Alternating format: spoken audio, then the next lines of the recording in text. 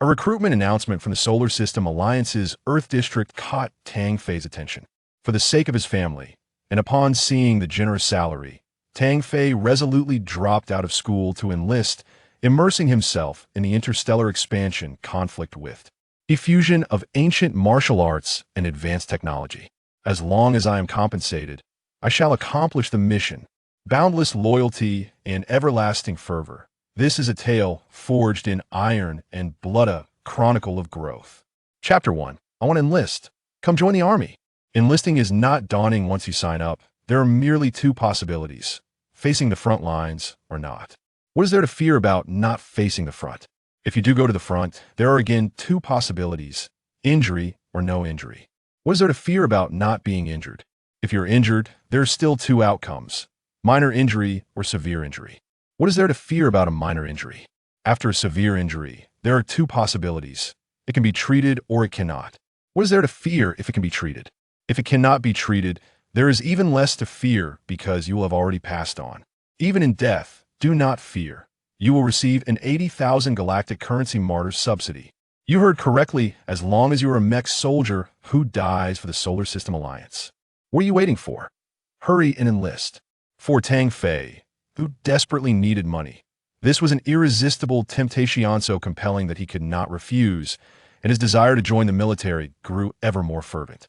As for the recruitment requirements, he dismissed them entirely if he could not pass. Who among men could?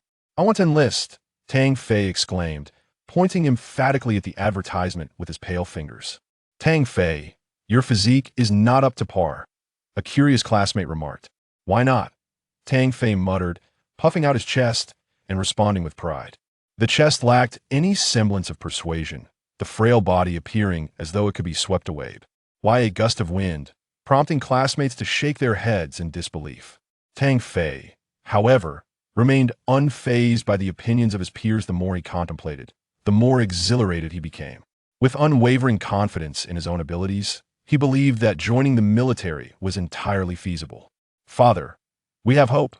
Amidst the varied gazes of his classmates, Tang Fei boarded the hover bus, his heart ablaze with fervent ambition.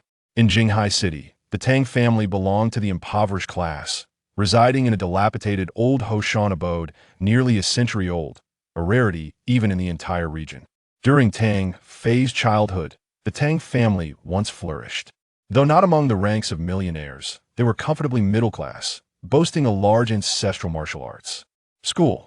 His father was well known throughout Jinghai City, teaching students and promoting ancient martial arts, earning the title of a master in his own right.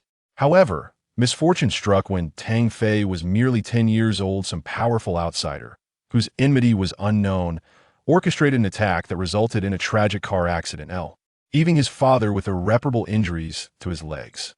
In a single night, the martial arts school was reduced to ashes, and to this day, the perpetrator remains unaccounted for. Tang Fei was unsure whether the lack of resolution stemmed from an inability to uncover the truth or from a fear of confronting it. For 8 long years, his father endured a half-life, with the family's financial burden resting solely on his mother, Feng Qi. Each time Tang Fei beheld his father's lifeless expression and his mother's weary, aged visage, his heart ached with profound sorrow. He despised himself for being unable to assist his family, and he harbored an even deeper hatred for the shadowy architect of their misfortune. Upon returning home, it was lunchtime: 2 dishes and a soup, simple yet unpretentious. I won't go. Mom, I need to check on Dad first, and I'll talk to you about something shortly, Tang Fei said as he entered the bedroom, where a middle-aged man lay on the bed. His square face was etched with worry, his brows furrowed deeply, and beneath his slightly plump emptiness lingered as he gazed at the ceiling, lost in thought. In the year 2320, the wealthy were plentiful, yet so were the impoverished. For families in poverty, this disparity was nothing short of astronomical. Father, rest assured, I will earn enough to heal you. Mom, I have made up my mind to enlist. The sudden declaration startled Feng Qi, prompting her to immediately check her child's forehead for fever, her expression rife with concern. Fei, why would you want to join the military? You have just been accepted into the best university. How can you consider such a path? Mom, given our current situation, we can hardly afford tuition. I have grown up, I wish to earn money, to provide for your comfort, and to heal Dad's leg. Tang Fei's eyes glistened with unshed tears. He had always been mature for his age, consistently achieving top marks in school and accumulating countless accolades. Yet, what value did these accomplishments hold without financial means? Setting aside the expenses of his father's medical needs, the cost of university was a tremendous burden for the family. Foolish child, even if you wish to go, your physique is simply unfit for it. The standards for enlistment are exceedingly high. Do not entertain such thoughts. You need not worry about tuition. Feng Qi gently stroked her child's hair, dismissing his words as mere jest. However, this time, Tang Fei was utterly earnest, exhibiting a seriousness never before seen. The military offers an annual salary of 50,000, along with various awards. With my skills, I am superior to those in the regular forces. Mother, in just a few years, my father's medical expenses will no longer be a concern. I understand that you, like me, do not wish to see my father despondent. I have grown up and must shoulder the responsibility. Feng Qi recognized her son's capabilities. He had always lacked determination, and hearing Tang Fei's declaration left her momentarily speechless. Tang Fei, sensing her hesitation, clenched his teeth and asserted, "Mother, this is not a matter for discussion. I have already enlisted. As for my military service, you need not concern yourself with it. This decision is final. Each month, I shall transfer the money to your Skynet account. And please, do not inform father." As Tang Fei observed the tears welling in his mother's eyes, he, too, felt a mist of emotion creeping in. Looking at her son's slender frame, not particularly tall, with a pair of crystal-clear eyes and striking features radiating a certain gallantry, Feng Qi realized her son had truly matured. After spending 2 days at home with his parents, on the third day, Tang Fei departed without bidding farewell. Dressed in a t-shirt, jeans, and sneakers, he donned a pair of sunglasses, embodying the quintessential neighborhood boy. A blue, ring-shaped bracelet adorned his wrist. This was Skynet, the all-encompassing communication device of this era.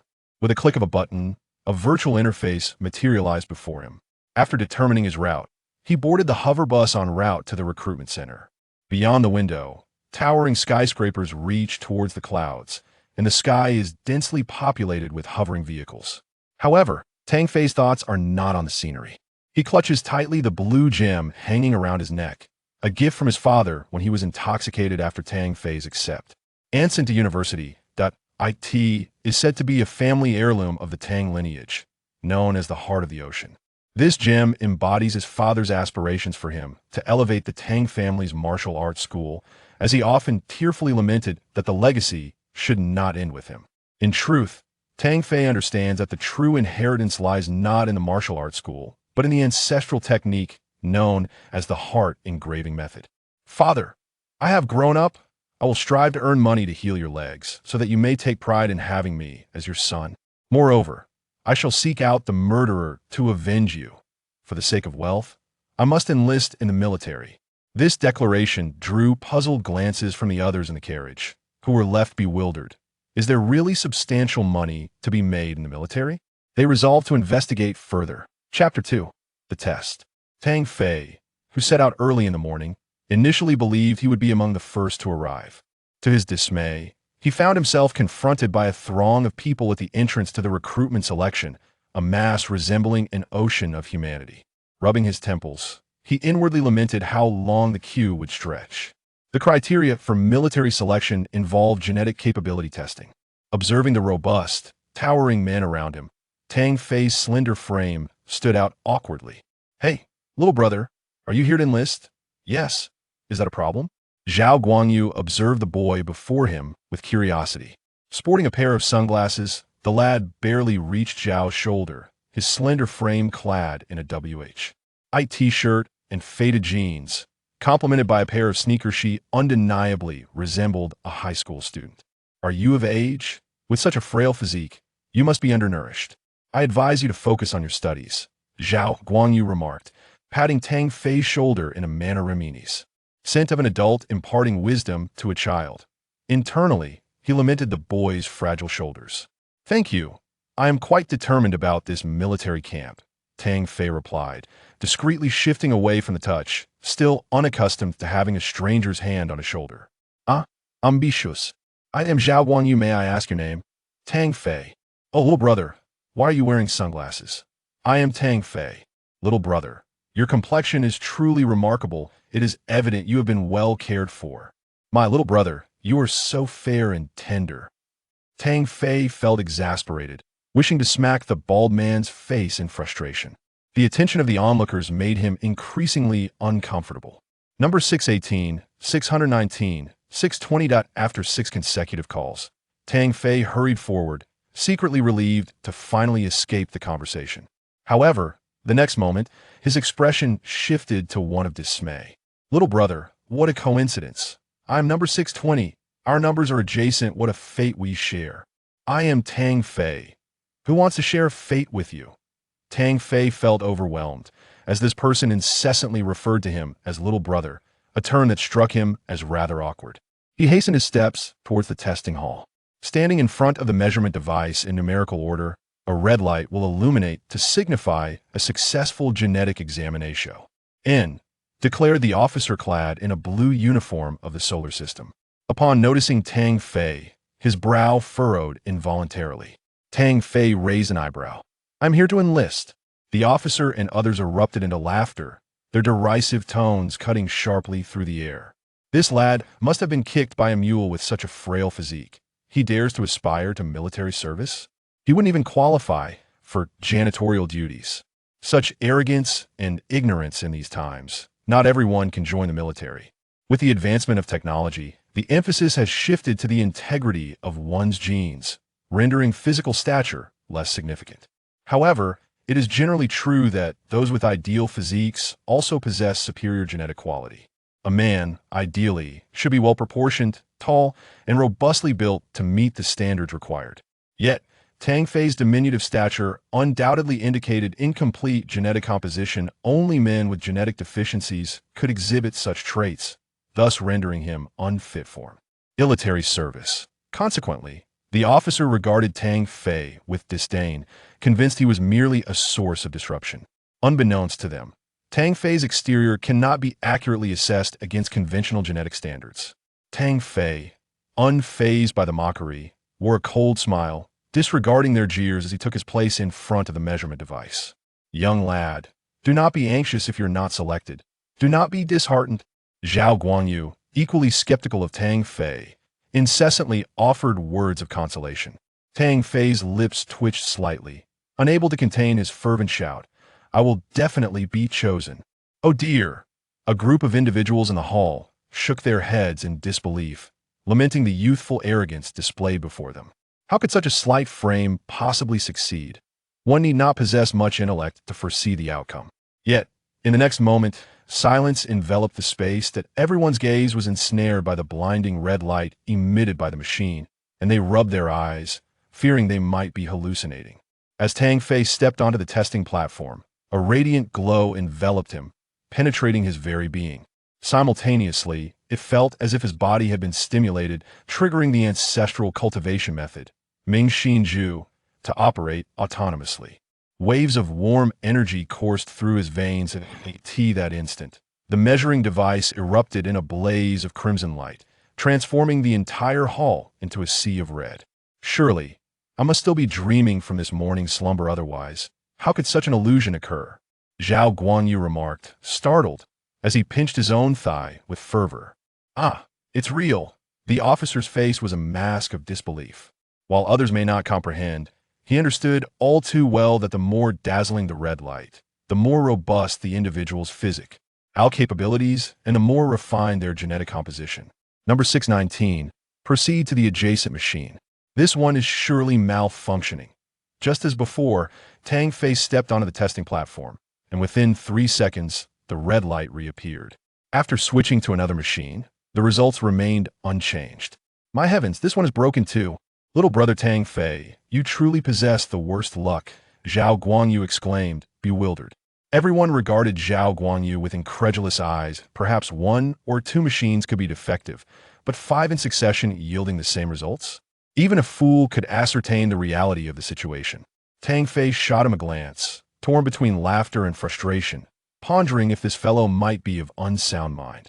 At this moment, Zhao Guanyu came to a realization. Heavens! How could this be possible? Tang Fei retorted with irritation. Everything is possible, there's no need for such astonishment. Tang Fei couldn't help but reflect on how ignorance often accompanies baldness. Truth be told, he too was quite astonished, aware that all of this was linked to the ancestral technique. The Mingxin, yet such matters are best kept private. The officer's expression darkened considerably, as Tang Fei had undoubtedly dealt him a harsh blow. In response, Tang Fei merely smiled faintly and, amidst the peculiar gazes of the onlookers, departed from the testing hall. Watching Tang Fei's retreating figure, Zhao Guanyu stroked his head in curiosity, utterly perplexed by how such a frail boy had passed the test. He was acutely aware of the significance of the red light, and he had a premonition that the two would cross paths again soon. The criteria for military enlistment required only successful testing for formal selection. After completing numerous tedious procedures, Tang Fei made his way to the dormitory area. Each successful candidate would be recorded in the Skynet system. Upon selection, Tang Fei's first act was to send a message to his mother via Skynet, reassuring her not to worry and to take care of his father. Having conveyed his safe report, he recalled the unusual physical sensations he experienced during the test. He had long known that the family's inherited technique was extraordinary, but in his mind, it was merely for strengthening the body.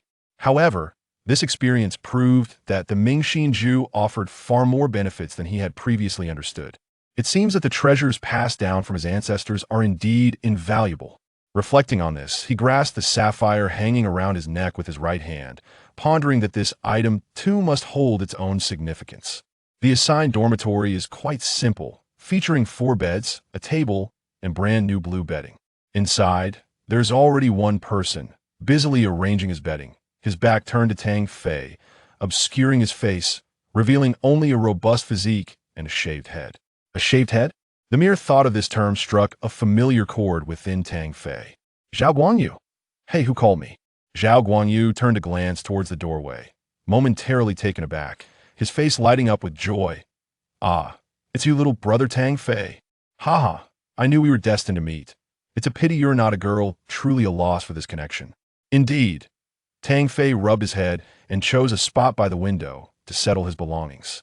From the time they met before the selection, through the selection process, to finally being assigned to the same dormitory, Tang Fei couldn't help but feel that he had certainly encountered a fair share of mishaps. That little brother Tang Fei, TSK, I must say, your genetic capabilities are impressively formidable.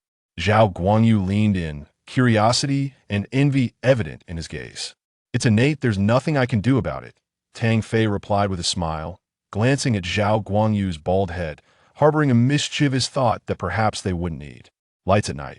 This dormitory is temporary. I just heard that we will be dispatched to the Asian military district base for training tomorrow. Prior to his arrival, Tang Fei had diligently studied a wealth of military information, and with his remarkable memory, he had retained much of the knowledge. The Asian military district base is located within the Malay mountains of Xinjiang, housing over 100,000 troops. He found himself looking forward to the life that awaited him. Chapter 3. The Asian Military District. At that moment, the door swung open, revealing 2 imposing figures, burly men of remarkable stature. One was clad in a gray shirt, exuding an air of menace, while the other dragged 2 suitcases behind him, appearing rather daft. Tang Fei was consumed by a singular thought. How much money could he earn from this military venture? Lost in his musings, he neglected to greet them. However, trouble often seems to seek one out unbidden. Hey, kid, move aside. I'm taking this bed. The booming voice of the burly man resonated in Tang Fei's ear, leaving him momentarily bewildered. There are still 2 other beds available. He frowned, showing no inclination to rise. I prefer the bed by the window. Get up now. The man barked, his threatening demeanor evident. Tang Fei, finding the situation absurd, retorted with a smile laced with irritation. First come, first served. Why should I yield to you? Are you out of your mind? How dare you insult me? You're courting death. Look at your frail frame. Do you really believe I couldn't squash you with a single slap? My brother wants you to vacate the bed, so you better comply. The dim-witted giant beside him grunted, rolling up his sleeves as if ready for a confrontation. Had this been a matter of simple courtesy regarding the bed, Tang Fei would have easily acquiesced, willing to switch beds without a fuss. Yet, the current situation, with the man's incessant use of I and my, repulsed him. He had no desire to instigate trouble, but he was not one to shy away from it either. "Excuse me. You two are being rather tyrannical," Zhao Guangyu interjected. Unable to watch the scene unfold any longer, he pushed past the menacing figure, indignation evident in his voice. "And who are you to meddle in my affairs? I am Zhao Guangyu, nicknamed Baldfish. If you bully him, then I will certainly intervene." Zhao Guangyu subtly signaled to Tang Fei to remain at ease, as he could not abide by the arrogant demeanor displayed by the other party. "You two possess audacity. Do you dare provoke my elder brother? Do you know who he is? Lu Wenshan, also known as Mountain Brother, a man with a past as a mercenary." The flattery from the younger brother caused Lu Wenshan to unconsciously raise his chin, casting a sidelong glance at Tang Fei. "Did you hear that? A mercenary, do you comprehend? He is the kind of individual who can take on 10 of you." Zhao Guangyu's hand trembled slightly. He coughed, admitting that he was indeed intimidated. Mercenaries were notorious for their ferocity. Yet, his sense of justice compelled him not to retreat. In an instant, the atmosphere in the room grew tense, breaths quickened, and a palpable sense of impending conflict loomed. At that moment, a patrolling officer fortuitously entered, immediately sensing the discordant ambience and reprimanding the group. Lu Wenshan sneered a few times, gesturing towards Zhao Guangyu and Tang Fei. "Well then, be cautious from now on. I am Lu Wenshan. You will come to regret this." With an officer present, none dared to make a move, for the consequences of expulsion would leave them with nowhere to lament. As the confrontation dissipated, Zhao Guangyu, unfazed by Lu Wenshan's threats, chuckled while patting Tang Fei on the shoulder. "Do not fear. These thugs only bully the weak and fear the strong. We must not show cowardice." Tang Fei wished to retort. He was afraid. Yet, recognizing Zhao Guangyu's willingness to stand by him, he smiled and replied, regardless of the outcome, "I appreciate your support." As for Lu Wenshan's threats, Tang Fei honestly did not take them to heart. Despite his seemingly frail physique, he possesses an undeniable prowess that keeps even the mightiest of men at bay. As the president of the Martial Arts Society at school, he has become a renowned figure within the campus, a reputation intricately linked to the family's ancestral techniques. At the break of dawn, precisely at 5 o'clock, the sound of the assembly whistle pierced the morning air, prompting everyone to gather their belongings and board the military transport airship. The airship, a colossal vessel measuring an impressive 130 meters in length and over 30 meters in width, was capable of accommodating an entire regiment of soldiers. The recruitment quota for Jinghai City stood at 900 personnel, equivalent to one regiment. As the airship ascended, Tang Fei gazed at the diminishing silhouette of Jinghai City. The Malaysian mountains, perched at the zenith of Asia with an average elevation of 860 meters, lie at the very heart of the continent. Housing one of the 5 major military districts of the Solar Alliance in the Earth region, the Asian Military District. After 2 hours of flight, traversing thousands of miles, a magnificent metropolis of steel emerged over the Gobi Desert. Spanning several dozen kilometers, its towering steel walls, standing approximately 20 meters high, resembled a mighty dragon, with laser artillery installations erected every 100 meters, instilling a sense of awe in all who beheld it. Although Tang Fei had previously researched this place, witnessing it with his own eyes left him utterly astonished. It was a behemoth, a veritable war machine. The transport airship descended onto the expansive airfield, where countless similar vessels were visible. All team members, form ranks, commanded an officer. Tang Fei aligned himself with the others, taking his place in the perfectly arranged formation. The entire airport was a sea of regimented blocks. Reports indicated that this year, the new military recruitment would exceed 100,000, suggesting that the alliance was preparing for significant undertakings. At an unknown moment, Zhao Guangyu stood quietly to Tang Fei's right and whispered softly. To his astonishment, Tang Fei scrutinized the bald-headed soldier, marveling at his uncanny ability to gather information. Under the guidance of their respective officers, the troops commenced their march toward the new military training zone. With the advancement of technology, humanity has ventured into the cosmos, embarking on interstellar expansion. Earth, once the cradle of humankind, has receded from its central position. Following the second wave of interstellar expansion, it has been relegated to a peripheral region. In the eyes of outsiders, Earth epitomizes obsolescence, savagery, and poverty. Belonging to the Solar System Alliance, Earth's largest military district is the Asian Military District, which boasts a standing army of over 100,000 regular troops. The base is meticulously segmented into various zones, mech units, warship sections, regular army barracks, command centers, and technology research facilities. Among these, the new military training area is but an insignificant and inconspicuous section located in the northern expanse of the base, adjacent to the desolate Gobi Desert. The lengthy briefing stretched for an hour before the supreme commander of the new military addressed the assembly. You are the fledgling eagles of the Asian military district, poised to soar into the skies, he proclaimed. In 3 months, there will be a Mecha King competition for new forces in the Earth District, and some among you will have the opportunity to represent the Asian new forces and vie for glory. This announcement elicited a sparse but enthusiastic round of applause, which Tang Fei scarcely acknowledged. However, the subsequent revelation sent a wave of excitement through the crowd. The champion of the competition would be awarded 500,000 galactic credits, and all soldiers participating would gain crucial leverage for their future evaluations. Moreover, outstanding individuals might even ascend to officer positions within the Solar System Alliance. The atmosphere ignited with fervor, driven by motives of honor, ambition, and, for some like Tang Fei, the allure of the substantial monetary reward. The title of Mecha King, indeed. I must participate. At the outset, Tang Fei set a resolute goal for himself. He needed this money to treat his father's health. Once accommodations were arranged, he announced the conclusion of the day's events, as tomorrow would herald the commencement of formal training. Tang Fei found himself sharing a dormitory with Bald Fish, and he felt a strong affinity for Zhao Guanyu, whose character resonated well with him. He admired Zhao's sense of justice, his optimistic demeanor, and of course, his shining bald head. As night fell, Tang Fei ventured alone to the expansive training ground for the new recruits. He selected a secluded spot, settled into a cross-legged position, and closed his eyes, gradually attuning his breath. With each passing moment, his breathing slowed, and after 5 minutes, one would have to listen intently to discern whether he had ceased to breathe altogether. Each inhalation and exhalation spanned 3 minutes. Such a state would surely astonish an ordinary person, leaving them agape. This was the foundational breathing technique of the Tang family's ancestral skill, the hard inscription method. Chapter 4. The Cafeteria Conflict. Initially, Tang Fei perceived this practice as mere deception. Yet upon reaching the age of 15, he gradually discerned its profound efficacy. Although its principles were enigmatic and ineffable, he recognized its remarkable power. As for the extent of its capabilities upon reaching the 9th level, he remained uncertain. However, he was acutely aware that since embarking on the 1st level, he had never fallen ill, his memory sharpened to near photographic precision. Furthermore, he possessed great strength, effortlessly completing 100 or 200 push-ups.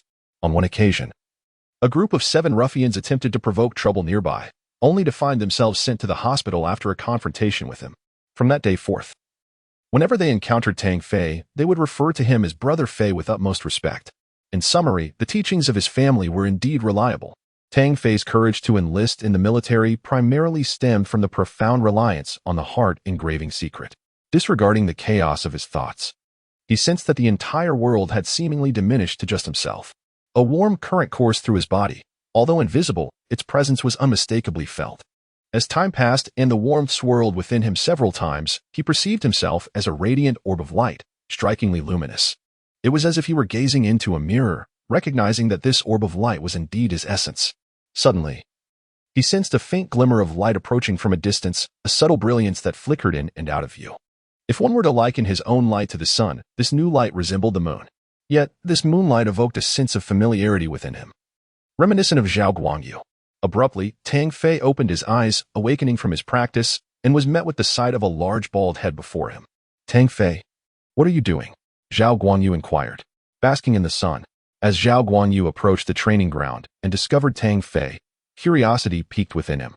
However, Tang Fei's retort preempted any further inquiry. Is it really possible to sunbathe at such an hour? Hey, I want to yield. Zhao Guanyu tightened his grip, shielding his chest with both hands. With a sigh, Tang Fei, unable to contain himself, slapped Zhao Guanyu's bald head and chided. What nonsense are you thinking? Hurry on ahead and illuminate the path. From the following day onward, training commenced in earnest. Rising at 5:30 in the morning, the squads were organized, each consisting of 30 individuals for training. Tang Fei and Zhao Guanyu were placed in the same unit, while Lu Weishan, with whom Tang Fei had previously clashed, along with the towering figure, was assigned to an adjacent squad, both belonging to the same company.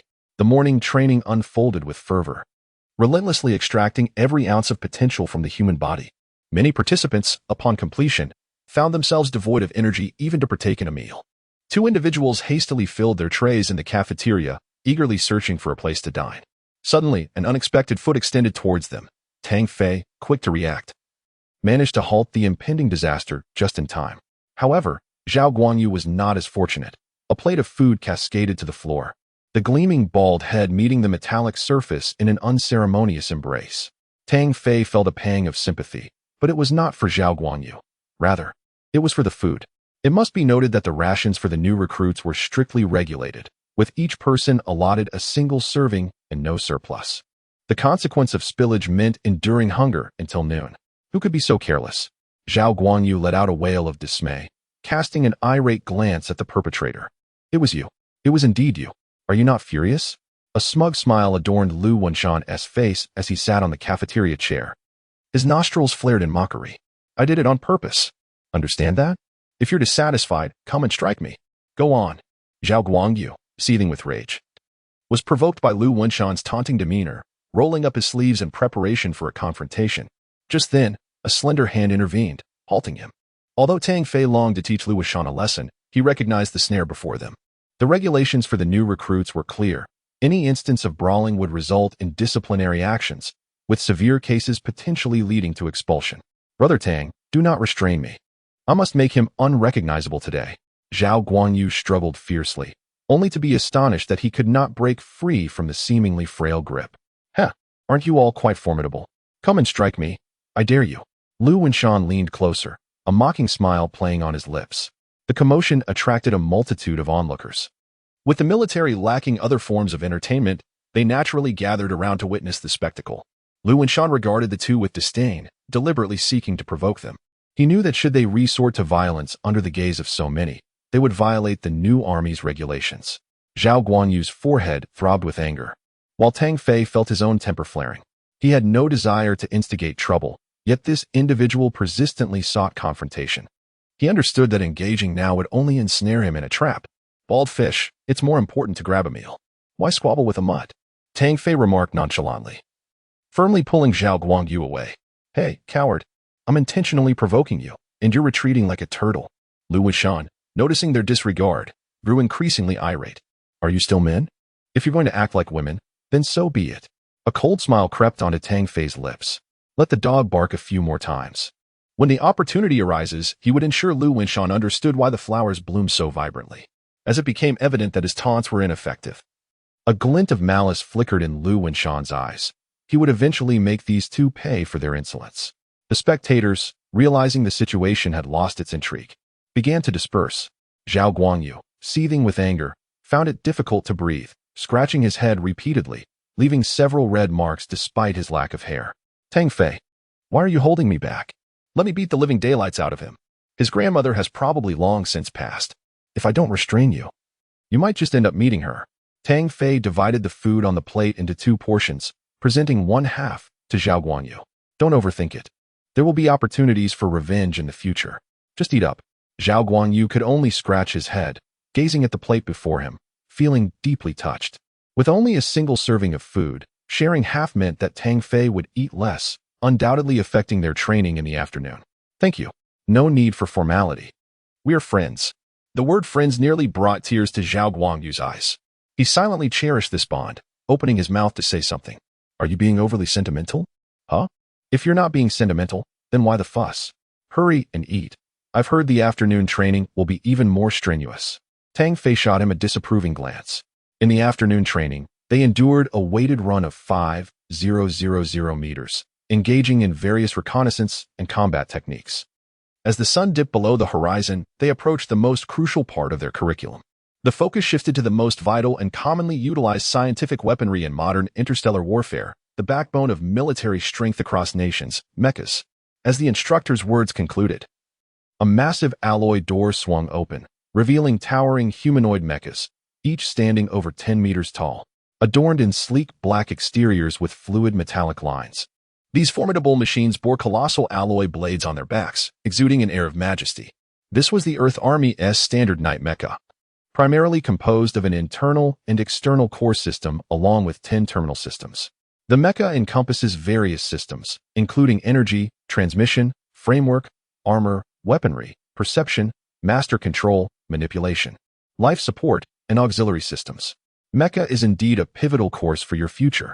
The instructor's elaborate exposition captivated everyone profoundly. Upon the first sight of the mecha, Tang Fei felt as though his very blood was igniting. Hearing about the mecha's history and its battles, he longed to take the controls immediately. However, there is one crucial point to note. A smile flickered across the instructor's dark visage. You are about to participate in the Mecha Warrior Championship, where mecha combat is the predominant competition. Thus, to reach the finals, you must become proficient in operating the mecha. With clenched fists, Tang Fei fixed his gaze upon the mecha. The allure of the championship prize was immense. Securing the first place would grant him over 300,000 galactic coins, more than enough to cover a third of his father's medical expenses. This opportunity was not to be squandered. 3 months from now would belong to me, Tang Fei. The training process is monotonous and tedious. Each day, from dawn till dusk, one must study and practice physical fitness, combat, mecha operation, and vast knowledge. In the face of such rigorous training, many would find solace during their leisure. Yet, within the new military training camp, there exists a frail figure in Team 36 who relentlessly trains without pause, seemingly impervious to fatigue or limits. As the team member completed a 5,000-meter run, he pushed himself to cover 10,000 meters. While the team member performed 100 push-ups, he executed 200. And when the team member trained in mecha for an hour, he extended his training to 2 hours. Gradually, the name Tang the Madman spread through the 36th team and beyond, and everyone became aware of this remarkable individual. Indeed, he is Tang Fei.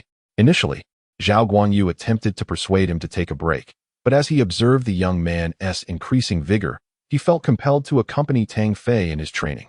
It was at this juncture that Zhao Guanyu began to grasp the extent of Tang Fei's fervor, and his admiration for him grew, leading to a natural alteration in his manner of address. He no longer referred to him as a junior. Tang Fei was taken aback to find that his relentless training had liberated him from the label of junior. Unbeknownst to them, a month had slipped by. As the end of the month arrived, the results were announced, revealing that the top 3 performers would receive monetary rewards.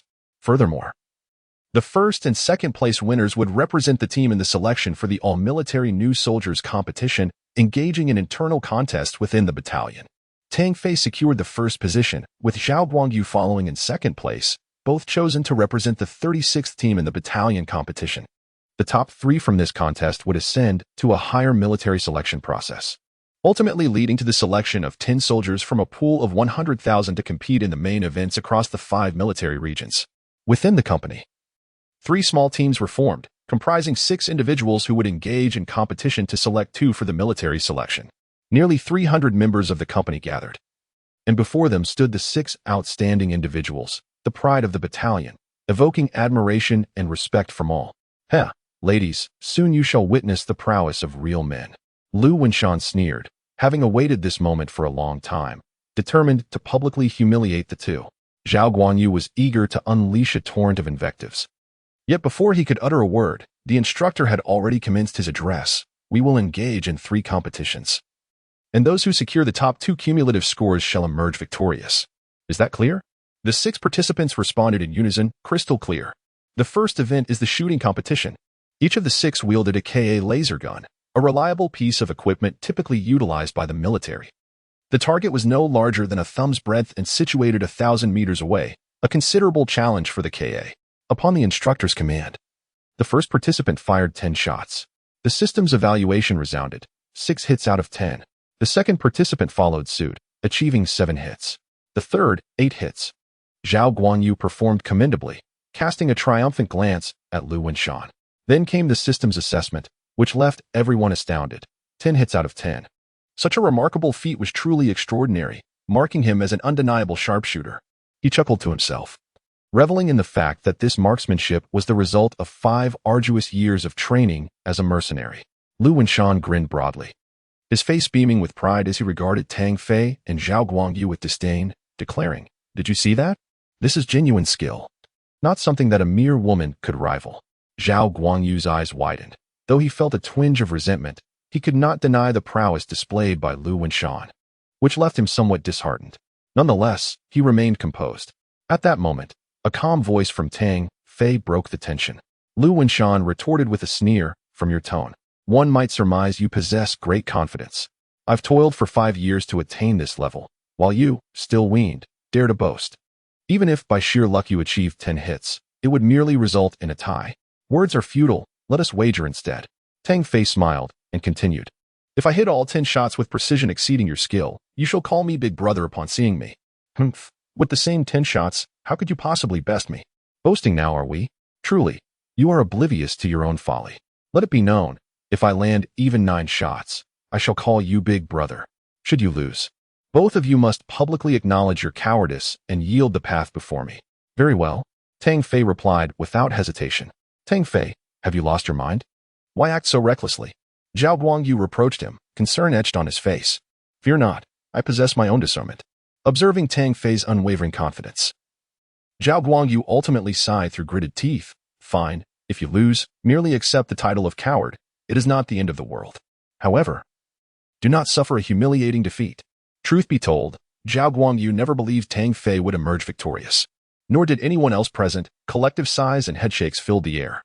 With no one willing to place faith in Tang Fei, the instructor refrained from intervening in their wager, as it did not breach any regulations and, in fact, served to ignite the warrior's competitive spirit. Good lad, straightforward indeed. Let the contest commence.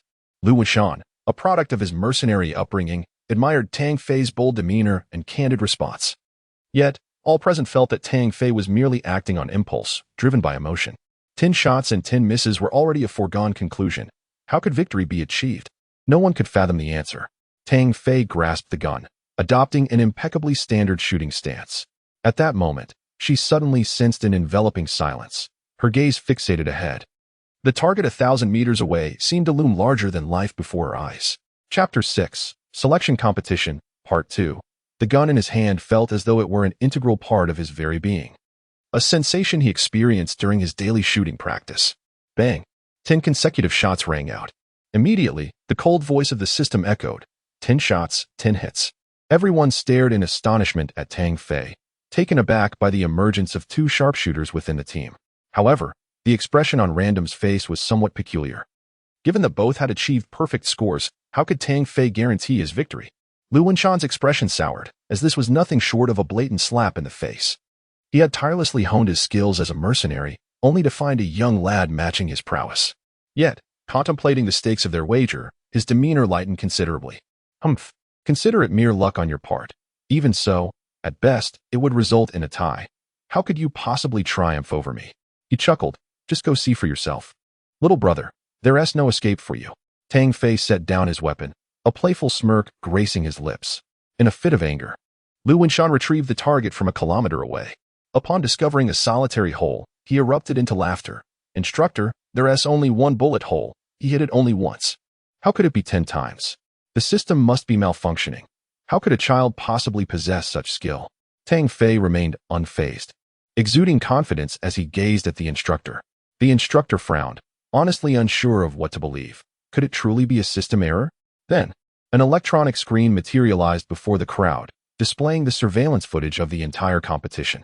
The scene of Tang Fei's shooting was found, and the playback slowed to 1/20th of its original speed. The bullet's trajectory towards the target unfolded before their eyes. After the initial hit, the subsequent shots, right up to the final one, astonishingly passed through the same bullet hole. The crowd gasped in awe as the truth unfolded before their eyes. Their gazes shifted towards the frail boy in sunglasses, now filled with admiration and reverence. In that moment, it became clear to all that Lu Wenshan had indeed lost, and his defeat was entirely justified. As the results were announced, Zhao Guangyu broke into an excited smile, exclaiming, Tang Fei, you are extraordinary. I never expected you to be so remarkable. Unbeknownst to him, the title of little brother had vanished, replaced by a newfound respect. Tang Fei smiled modestly, refraining from arrogance. For after all, this was merely a minor achievement. If Zhao Guangyu were to learn that this was merely a small feat, who knows how he would react? A sharpshooter, yet considered a minor player. How pretentious. Under Tang Fei's watchful gaze, Lu Wenshan awkwardly called out Big Brother, before retreating into the distance, his dignity thoroughly tarnished. The second competition was a speed trial, spanning a distance of 10,000 meters with 6 competitors racing against one another. Ultimately, Tang Fei, with unwavering composure, secured first place. followed closely by Lu Wenshan in second and Zhao Guangyu in third, their times remarkably similar. The remaining 3 competitors lagged significantly behind, clearly not of the same caliber. The third event turned out to be a written examination. Just as Zhao Guangyu thought he had no chance, he discovered it was a theoretical test on mecha. While he might lack practical experience, in the realm of academia, Zhao Guangyu was undeniably a top scholar. It must be said that in terms of written assessments, even Tang Fei regarded Zhao Guangyu with newfound admiration, epitomizing the ancient adage of unparalleled intelligence. Truly, Zhao Guangyu was a prodigy, embodying the essence of brilliance. Tang Fei is undoubtedly exceptional. He has always placed learning at the forefront of his priorities. Moreover, he harbors an inexplicable fondness for mechas, resulting in his diligent efforts. In stark contrast to their elation, Lu Wenshan wore a long face, for this was his greatest fear. As anticipated, Tang Fei secured the first position, closely followed by Zhao Guangyu in second place, while Lu Wenshan found himself relegated to fourth. Were it not for his extensive practical experience with mercenary mechas, he might have been driven to despair. After 3 rounds of competition, the instructor announced the names of the 2 selected individuals based on their cumulative scores, Tang Fei and Zhao Guangyu. Lu Wenshan seethed with indignation, particularly over the final written exam. Suddenly, he shouted, "Instructor, I contest this. The all-round new army competition primarily focuses on mechas. Selecting them based on this is unjust. As a written exam holds little significance, I request a mecha duel." The others, eager for entertainment, particularly resonated with his rationale and began to cheer. After careful consideration, the instructor eventually nodded in agreement. A smile crept onto Lu Wenshan's lips, radiating joy, yet he felt a twinge of irritation as he regarded Tang Fei's indifferent gaze. He taunted, "If you 2 are afraid, you can withdraw. You're the coward. Your entire family are cowards." Is it appropriate for a lackey to speak to his elder brother in such a manner? Zhao Guangyu loathed this derogatory label, especially after retreating in the cafeteria, where many teammates had referred to them in such a way. Tang Fei remained unfazed, as it bore no consequence to him, but Zhao Guangyu was utterly incensed. "Hey, bald fish, I'm giving you a chance. This time, in the mecha duel, you can confront me openly. I wonder if you have the courage." Lu Wenshan, feeling awkward, swiftly changed the topic. Zhao Guangyu's confidence waned significantly. After all, he had only piloted a mech a few times, and his familiarity with it was still questionable. Aware that Lu Wenshan had once been a mercenary and was quite adept at maneuvering mechs, he realized that if a match were to ensue, he would undoubtedly face defeat and suffer a considerable embarrassment. His expression fluctuated between anxiety and determination, yet he found himself unable to back down and prepared to acquiesce. Suddenly, Tang Fei interjected, "If a fight is to take place, I shall accompany you." He winked at Zhao Guangyu, signaling him to remain composed. His reasons for agreeing were twofold. Firstly, it provided an opportunity to engage in mech combat and acquire valuable experience. Secondly, he genuinely wished to confront someone. And since military regulations prohibited such actions in reality, he seized this chance to decisively triumph in an area where his opponent excelled. "No, Tang Fei, you are not his match. Allow me to take this on." "Huh, do not be selfish. I have longed to confront him for quite some time, and this rare opportunity is mine to seize." With that, Tang Fei disregarded Zhao Guangyu and strode into the simulated training arena. Observing Tang Fei's calm demeanor and self-assured smile, Zhao Guangyu suddenly felt a wave of reassurance wash over him, unexpectedly believing in Tang Fei's potential for victory. Lu Wenshan had initially intended to challenge Zhao Guangyu before turning his attention to Tang Fei. To Lu Wenshan, these 2 appeared almost like infants in the realm of mech combat.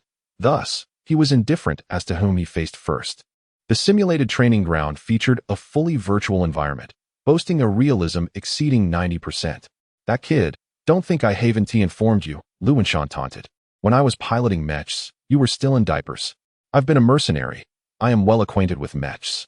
Don't weep when you get obliterated." The surrounding teammates engaged in fervent discussions, expressing their skepticism regarding Tang Fei's capabilities. Tang Fei merely smiled and confidently declared, "Rest assured, I will make you cry." He added with a playful tone, "Remember to call me big brother, for one must honor their bets." Lu Wenshan, initially eager to boast, found his words stifled. After all, he had indeed wagered a bet, and the thought of addressing a mere child as big brother was unappealing. He envisioned himself soon knocking this young contender to the ground, filling him with a sense of satisfaction. Chapter 7.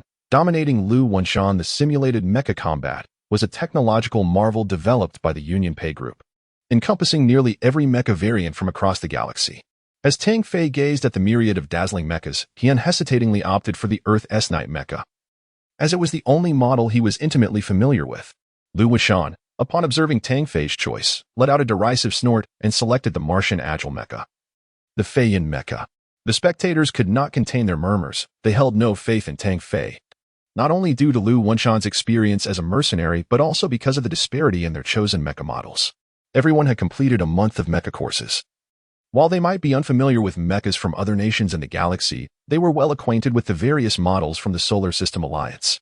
Particularly, the Feiyan Mecha was ranked among the top 3 agile mechas from Mars, known for its remarkable speed and formidable attack capabilities, albeit with relatively poor defense.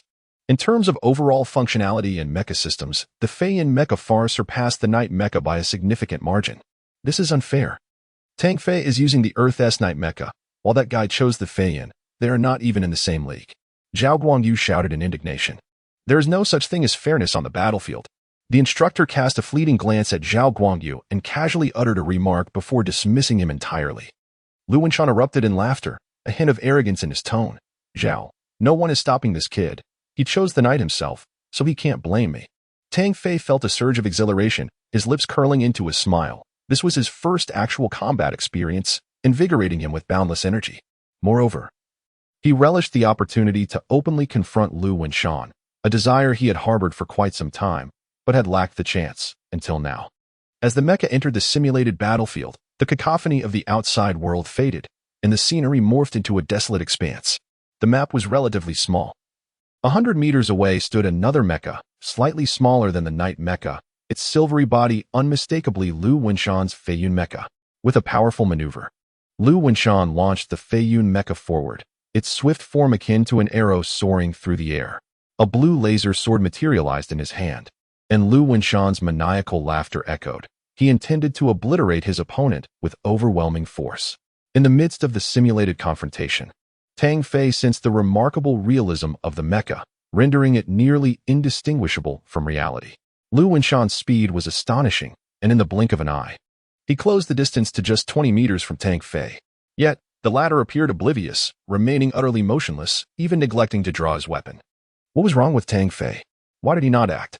Zhao Guangyu clenched his fists, perplexed by Tang Fei's inaction. The spectators shook their heads in disappointment.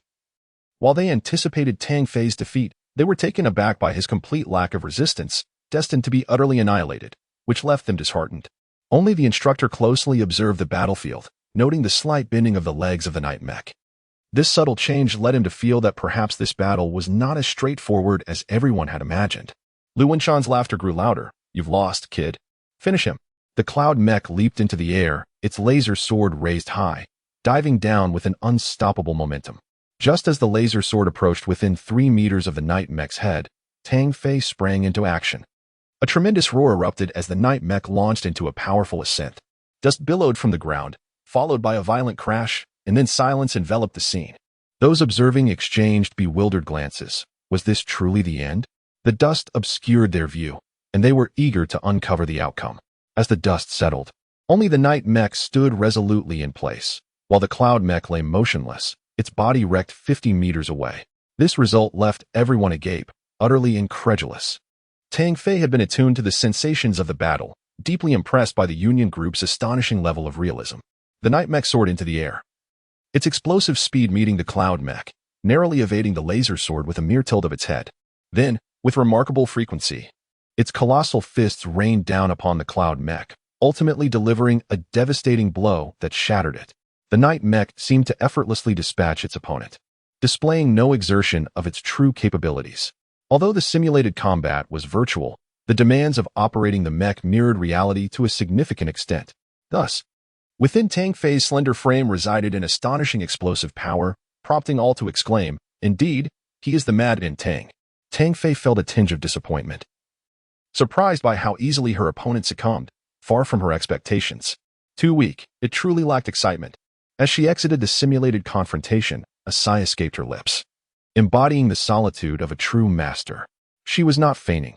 She genuinely believed her opponent's abilities were lacking, and simultaneously, she gained a newfound understanding of her own strength. No one dared to contradict this sentiment. Through the recent encounter, Tang Fei had already demonstrated her formidable prowess. In the military, possessing such power undeniably commands respect. To an outsider, the offensive maneuvers of the Feiyan mecha appeared swift, yet to Tang Fei, they seemed to unfold in slow motion. Every segment, every minute movement was vividly clear to her. Lu Wuxian emerged from the bout in disarray. His face betrayed a mix of humiliation and astonishment. In confronting Tang Fei, he had seen nothing but was swiftly overwhelmed. Such combat prowess, in his lifetime's experience, was only possessed by true warriors, those who had undergone rigorous and brutal training. Yet, this realization left him unable to reconcile with the youth before him. In that moment, he recognized the vast chasm between them, understanding that the seemingly delicate young man harbored extraordinary strength. Having come to this conclusion, Lu Wuxian's gaze upon Tang Fei shifted. With a sigh, he conceded, Lu Wuxian, yield. Major Tang, from now on, I shall follow your commands. As a mercenary by nature, he bore a light heart, harboring no deep-seated animosity towards Tang Fei. This defeat had earned Lu Wuxian's genuine respect. With a chuckle, he thought it best to let bygones be bygones. Given their shared battalion, Tang Fei responded with a subtle smile. The ultimate victors of the unit were Tang Fei and Zhao Guangyu. In terms of combat capability, Lu Wuxian surpassed Zhao Guangyu by a slight margin. However, when it comes to potential, Zhao Guangyu undoubtedly holds a significant advantage, a fact that Tang Fei does not dispute. She perceives that faint glimmer of light and senses that those who possess such illumination are anything but ordinary. Chapter 8, 1,000 Miles Leap, Part 1. The competition has concluded. Tomorrow, the two of them will be dispatched to the Legion to participate in the final selection.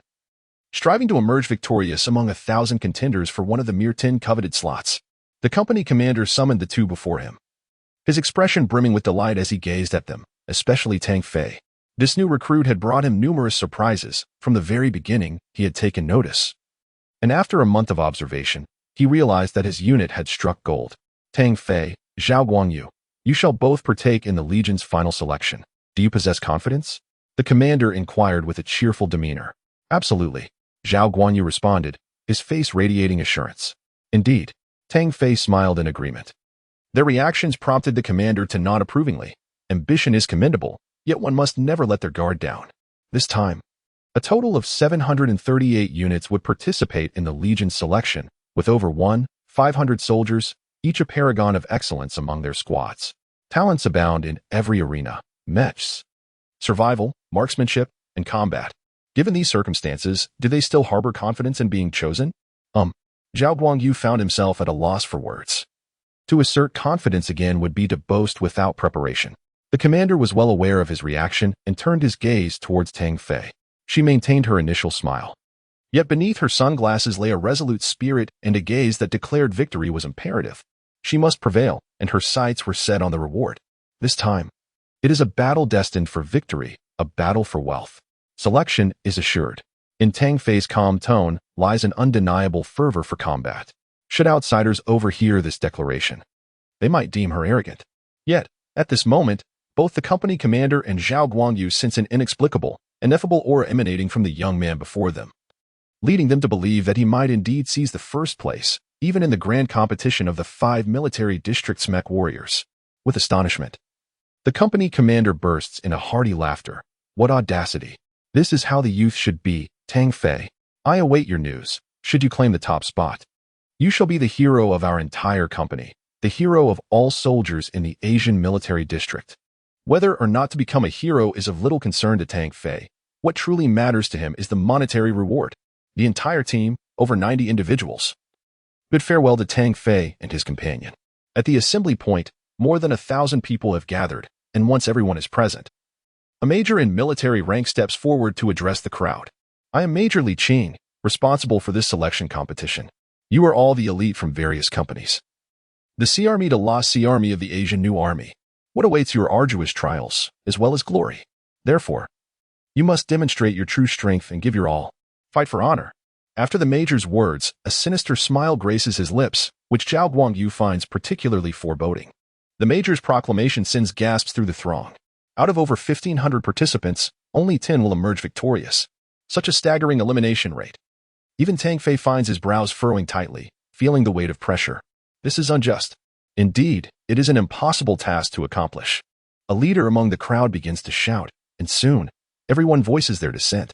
The major cast a cold smile at the recruits and exclaimed, "Novices, your only duty is to obey. The essence of a soldier is to follow orders.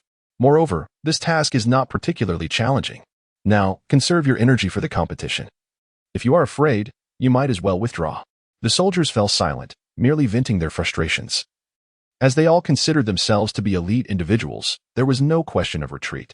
Over 1,500 personnel boarded the transport airship, bound for a region 1,000 kilometers away. Tang Fei, there are only 10 slots. That's far too few. Zhao Guangyu expressed his concern. With a selection rate of less than 1%, it was indeed daunting. Nonetheless, perhaps this was for the best. Victory was possible, though feeling the pressure. Tang Fei knew that such burdens would not deter him. "You are rather optimistic," Zhao Guangyu remarked with a wry smile, rubbing his bald head. 3 days' worth of food. Traversing 1,000 kilometers and besieged by regular troops, how can we possibly succeed? Alas, why dwell on such thoughts? As the old saying goes, where their essay will, their essay way. Tang Fei playfully patted Zhao Guangyu's shiny head. "Rest well and conserve your strength. The next 7 days will be arduous." With that, he crossed his arms and closed his eyes. Zhao Guangyu, dissatisfied, glared at Tang Fei and muttered, "Don't mess up my hairstyle." Tang Fei couldn't help but twitch at the corner of his mouth. Hearing such words from Zhao Guangyu was akin to a eunuch saying, "Don't touch my little brother," which was rather discomforting. And indeed, he felt a twinge of discomfort. After an hour, the transport airship arrived above a dense forest. For instance, if one were to leap from the airship, the body would descend rapidly, and upon reaching a certain altitude, adjusting the anti-gravity mechanism would slow the descent. As for parachutes and the like, they have long been obsolete for several centuries. After landing, Tang Fei and Zhao Guangyu cautiously scanned their surroundings. Upon realizing there were no anomalies, they proceeded to organize their gear. Together, they provided mutual support, and with their objectives not being overly apparent, this arrangement was most suitable. 3 days' worth of provisions and a single alloy dagger. How ruthless. Zhao Guangyu grumbled as he inspected the backpack. "Be grateful, at least you aren't setting out in the nude." Tang Fei sighed in resignation. The situation itself presented a formidable challenge, testing the soldiers' wilderness survival skills, high-intensity endurance, and physical prowess. Furthermore, there were regular troops encircling the area. It was said that 3 divisions, nearly 30,000 soldiers, were dispersed throughout this region. This significantly heightened the difficulty, and it was quite likely that a large number of participants would be eliminated. Success depended on a trifecta of strength, intelligence, and luck. Only possessing all 3 would provide a chance for completion. Tang Fei had heard that this area was also home to ferocious beasts. His brow furrowed tighter upon hearing this, and a headache began to form. Rubbing his temples, he recognized that this training was undoubtedly a matter of life and death. Many could lose their lives if things went awry. It seemed the military leaders were utterly indifferent to the dangers, solely focused on selecting exceptional warriors. "Have you heard anything else?" Tang Fei inquired, shouldering his backpack, his gaze fixed on Zhao Guangyu with a hint of hostility. This fellow seemed to possess a wealth of information, and yet it was rarely of any use. Additionally, cough, cough. A senior had revealed that such missions were not only to guard against regular troops and wild beasts but also against fellow new recruits. Zhao Guangyu hesitated for a moment, but ultimately voiced his thoughts. Upon hearing this, Tang Fei, with his keen intellect, immediately grasped the implication. After a long and arduous journey, marked by countless challenges, their ultimate goal was victory in the selection process. Along the way, they might encounter rivals, and it was entirely plausible that they would need to eliminate them. Conversely, in the face of scarce resources such as food and water, some might resort to lethal measures, a behavior tacitly accepted by the military during the competition. Regardless of the circumstances, nothing could deter Tang Fei's unwavering resolve to be selected. Chapter 9. A Leap Across Miles, Part 2. Tang Fei's first action was to activate the Sky Network. Predictably, there was no signal, all communications having been severed. Fortunately, each participant possessed an electronic map, which was quite rudimentary, displaying merely a red dot indicating the base's location and a white dot denoting their own position. Beyond this, they would have to navigate through exploration. Wasting no further time, the two chose a direction, with Tang Fei leading the way and Zhao Guanyu following closely behind as they swiftly advanced towards the red dot. No matter the obstacles ahead, their foremost priority was to make haste. As they wove through the endless woods, One might have thought they were in isolation were it not for Zhao Guangyu's occasional complaints and mutterings from behind. Along the journey, they encountered numerous wild beasts, which were particularly fierce in this era. Cheetahs, lions, and jackals frequently roamed this region.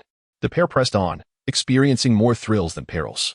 As night fell, they had a small meal and rested briefly before continuing their journey. With their stamina, they could cover nearly 30 miles per hour in such an environment. The night posed no hindrance to Tang Fei. He perceived this advantage as an opportunity to capitalize upon in the early stages of their journey. With relentless determination, he endeavored to traverse as far as possible, striving to maintain a lead. Another consideration weighed upon his mind: the sooner they reached their destination, the less they would need to fret over provisions. While sustenance could be managed, he could endure on leaves for a time. The real concern lay with fresh water. Without adequate hydration, sustaining their strength would be impossible, rendering them vulnerable to wild beasts, other soldiers, and the encirclement of their own troops. On the first day, they covered 153 kilometers. The second day unfolded without incident, though provisions were scarcer than anticipated, allowing them to traverse 289 kilometers. By the dawn of the third day, as sunlight broke, Tang Fei and Zhao Guangyu had journeyed more than a third of the total distance, yet their remaining food and water had been exhausted. At this rate, we'll arrive by the morning of the sixth day, Zhao Guangyu proclaimed with a hint of pride, having experienced no dangers over the past 2 days. Do not be complacent. It is not as easy as it seems, Tang Fei cautioned. As he spoke, he noticed a patch of wild fruit ahead and felt a surge of joy. Our luck is favorable. These fruits can replenish our hydration. Marvelous. I haven't had a drop of water all night, Zhao Guangyu exclaimed, rushing towards the fruit to pick one. However, Tang Fei's expression shifted dramatically as he shouted, "Get down."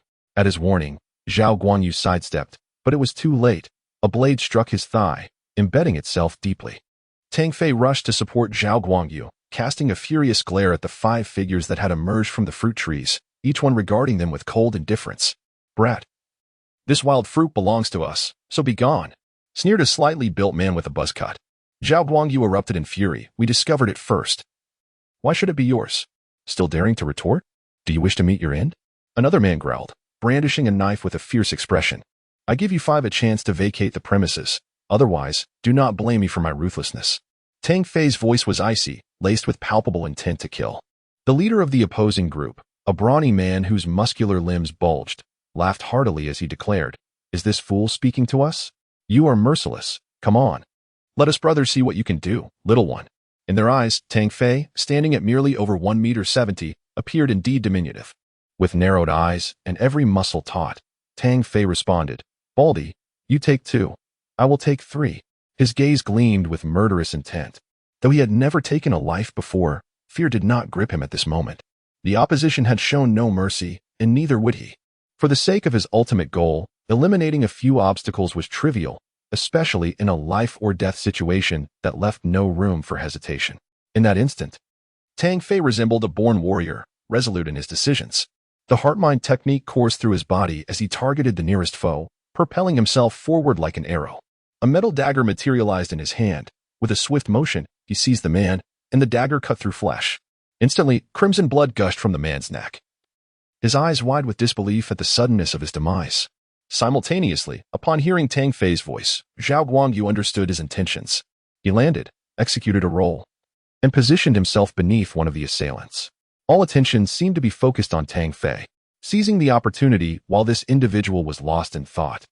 A metallic dagger struck twice in quick succession, severing the opponent's 2 femoral arteries. With 2 lives extinguished in an instant, the series of actions left the leader and the remaining 2 stunned. They had not anticipated that the 2 would initiate the assault so decisively, killing one and incapacitating another in the blink of an eye.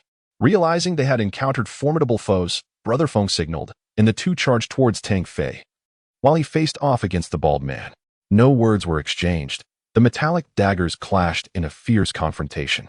Though Tang Fei's physique was slender, he had ascended to the second layer of his cultivation technique, endowing him with strength that far surpassed that of an ordinary person.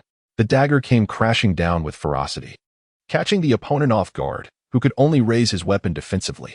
However, the strike, descending with tremendous force, sent the adversary's dagger flying as if confronting a human beast. With a powerful kick, Tang Fei sent the man sprawling 3 meters away against a tree. At that moment, Another adversary seized the opportunity to stab, timing his attack perfectly. Just as it seemed Tang Fei could not evade, his body contorted as if devoid of bones, executing a bridge maneuver, his dagger swept through, severing the opponent's grip on his weapon. Blood gushed forth. Without a moment's hesitation, Tang Fei retaliated with a precise thrust, piercing the heart. Zhao Guangyu struggled, his leg wounded and causing him considerable distress. Ultimately, Tang Fei arrived in time to slay the leader. "Are you all right?" Tang Fei inquired, his brow furrowed. A leg injury could prove troublesome, especially with more than half the journey ahead. "No, I'm fine." Zhao Guangyu gritted his teeth, rising to his feet. Though any exertion caused blood to flow profusely from his leg. "That's not possible. It will affect my schedule. Tang Fei, just forget about me and go quickly.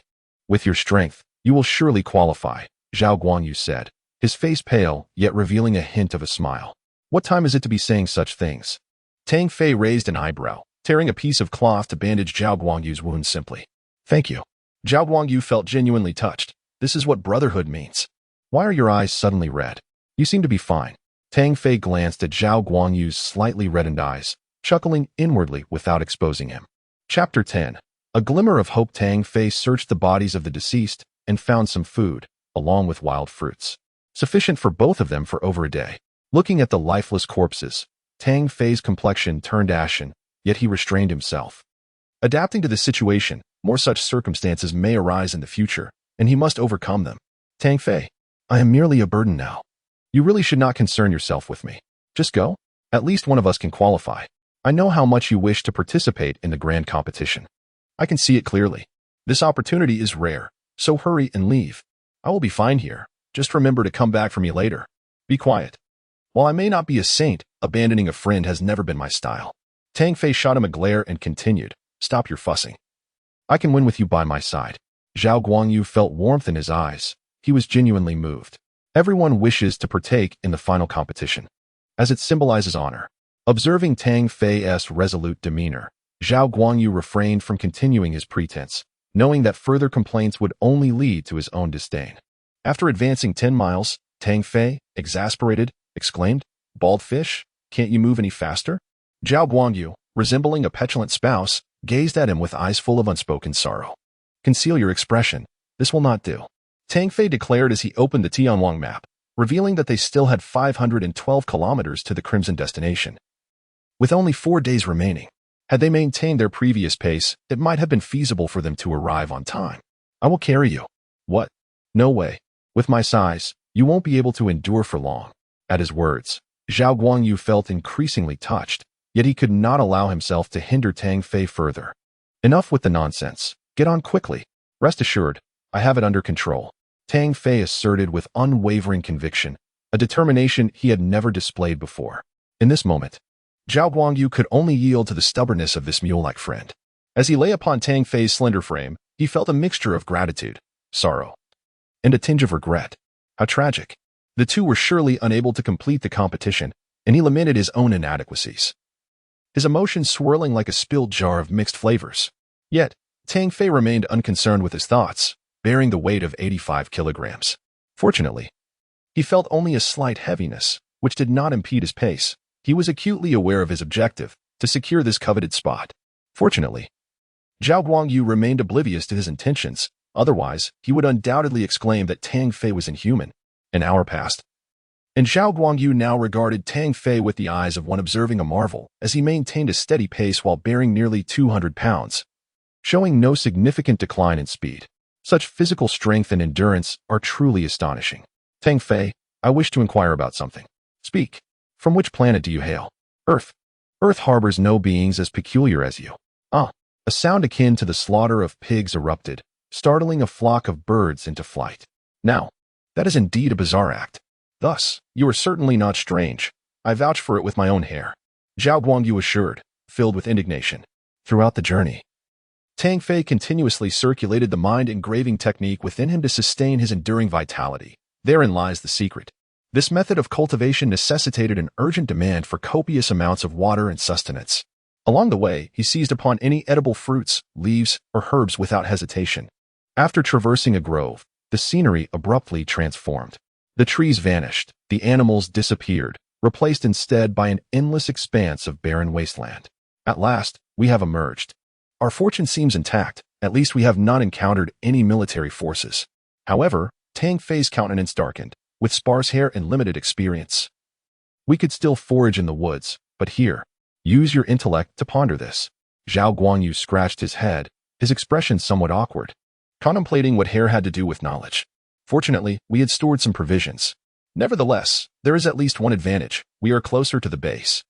The fierce winds on the desolate plain stirred up swirling sands, devoid of green flora or any fauna.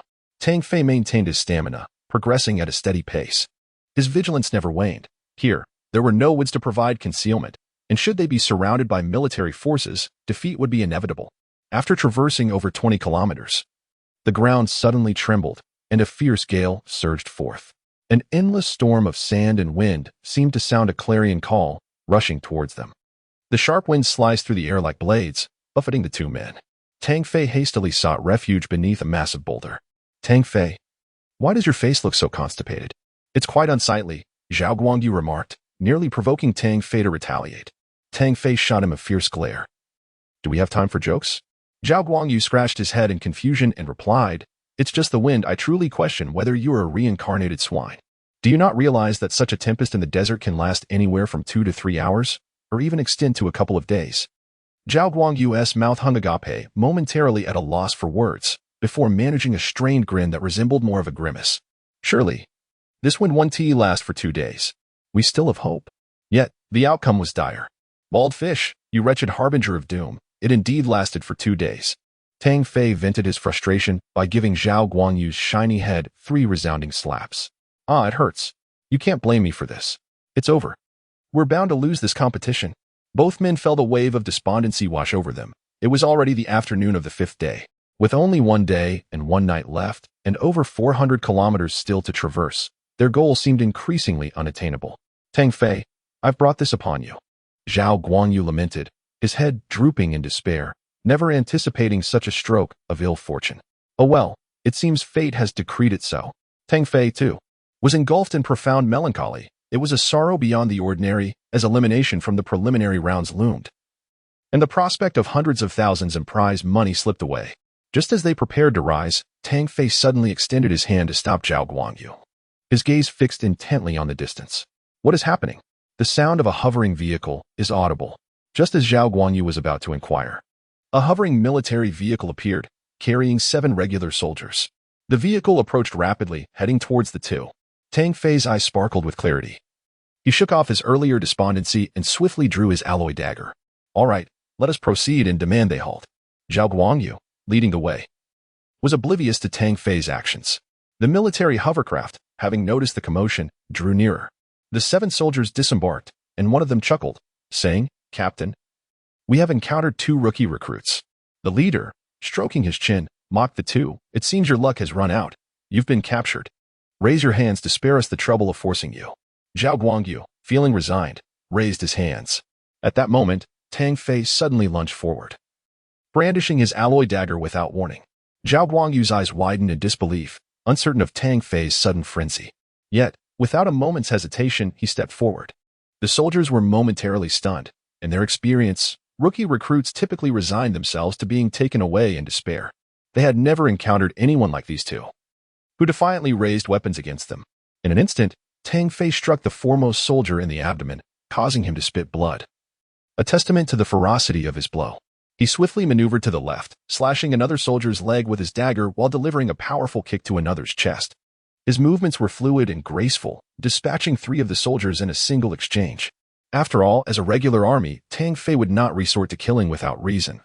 He merely incapacitated his opponents temporarily. What a bold lad to dare make a move. Brothers, let the rookies know the consequences. The furious captain, never having encountered new recruits who dared to retaliate, was taken aback by the audacity of these 2 brazen individuals. The captain launched a kick, but Tang Fei nimbly evaded it, appearing like a wraith before another soldier in an instant. With a single punch, he rendered the man unconscious, collapsing to the ground. Without pause, he followed up with a sweeping leg kick, sending another soldier tumbling down, his elbow crashing against his chest. Remarkably, within the blink of an eye, 2 combatants were neutralized. Zhao Guangyu limped forward, only to find that merely 2 members of the regular army remained standing. He rubbed his bald head, feeling a chill sweep over him. How ruthless. Seeking death. The captain's eyes burned with rage and humiliation at being bullied by a recruit. Just as he was about to unleash a torrent of curses, a kick came hurtling towards him, propelling him into the air, where he promptly lost consciousness. The final soldier, looking at Tang Fei, quickly waved his hands and exclaimed, "Enough. I won't resist, I'll faint myself." With that, he closed his eyes and collapsed to the ground. Tang Fei paid him no mind, beckoning Zhao Guangyu to board the hovering military vehicle as they departed. "Tang Fei, you truly startled me just now." Zhao Guangyu gazed at him with admiration. "All of this is your doing." "No, it was you who fought them. I claim no credit. You were the one who suggested hitching a ride." Zhao Guangyu's lips twitched, leaving him at a loss for words.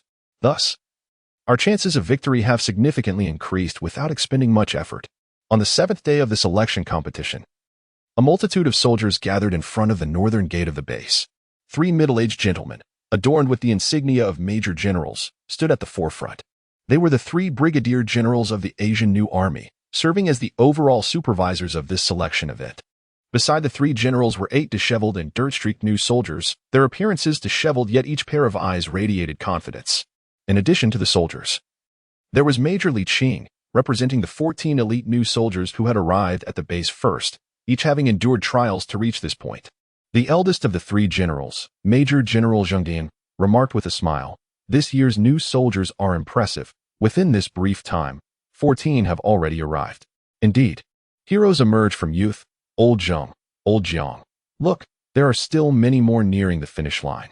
The quality of this cohort surpasses that of the previous one by a considerable margin, Major General Wang Shouren expressed with a sense of nostalgia. The trio's gazes turned toward the distant Gobi Desert, where they could faintly discern dozens of figures trudging forward, their sights set on the finish line. In previous years, it would have been commendable to have 2 or 3 arrive by this time. This year, however, the Mecha Soldier King competition in our Asian region will no longer be at the bottom. Known affectionately as Old Jiang, Jiang Xian felt a surge of excitement and enthusiasm. Historically, in the Mecha Soldier King competitions across the 4 major military districts of Earth, the Asian Military District had always finished last, leaving its soldiers with lowered heads. The presence of so many elite individuals this time has genuinely instilled hope in the hearts of the generals. Amidst the vast expanse of the Gobi Desert, soldiers, upon catching sight of the base's finish line, ignited their final surge of determination. Everyone awaited the final 2 coveted positions. Their gazes fixed upon the 2 frontrunners among the competitors. Clearly, they had conserved their strength, swiftly distancing themselves from the crowd behind, unleashing their potential as they raced towards the finish line. Barring any unforeseen events, the last spots were destined for them. Yet, miracles often unfold at critical moments. "Look! What is that?" a soldier exclaimed, pointing towards the cloud of dust several kilometers away. The 3 major generals exchanged glances, their brows furrowed. Nothing would disrupt the race's conclusion. Even the regular troops encircling the new army maintained a strict perimeter 30 kilometers from the finish, forbidden from encroaching upon the final stretch. In mere moments, the dust drew closer, and as the spectators discerned the hovering military vehicle a kilometer away, peculiar expressions adorned their faces. Upon recognizing the 2 figures aboard, jaws dropped in astonishment. Even the 3 major generals were left speechless. "Faster, bald fish. Overtake them," commanded Tang Fei, pointing towards the 2 soldiers ahead with exuberance. Having commandeered the vehicle just a night prior, they were on the verge of reaching the finish line. At that moment, an indescribable excitement and exhilaration surged within them. "Tang Fei, you were truly clever. Look at these fools outside, each one resembling a beggar, while we enjoy such ease," Zhao Guanyu remarked, sipping his drink. The provisions aboard the military vehicle were ample for their indulgence as they drove and dined, racing towards the finish line as if embarking on a leisurely journey. "We've taken the lead," Tang Fei called out to the 2 soldiers outside the vehicle. In a single moment, 2 soldiers, filled with excitement and fervor, found themselves crashing to the ground, their faces marred by sorrow and indignation, tears cascading down like rain. How could this be so deceitful? Despite participating in the same competition, the disparity was astoundingly vast. In that instant, both soldiers contemplated the unthinkable. This scene cast a heavy pall over everyone present. Upon reaching the finish line, Tang Fei and Zhao Guanyu were met with a multitude of scrutinizing gazes. Major Li Qing, his face a shade of fury, pointed at the duo. Rendered speechless for a prolonged moment, We have been selected? Haven't we? What position did we secure? First place, perhaps? Zhao Guangyu's face radiated with pride. Yet, in an instant, his smile froze. Expelled?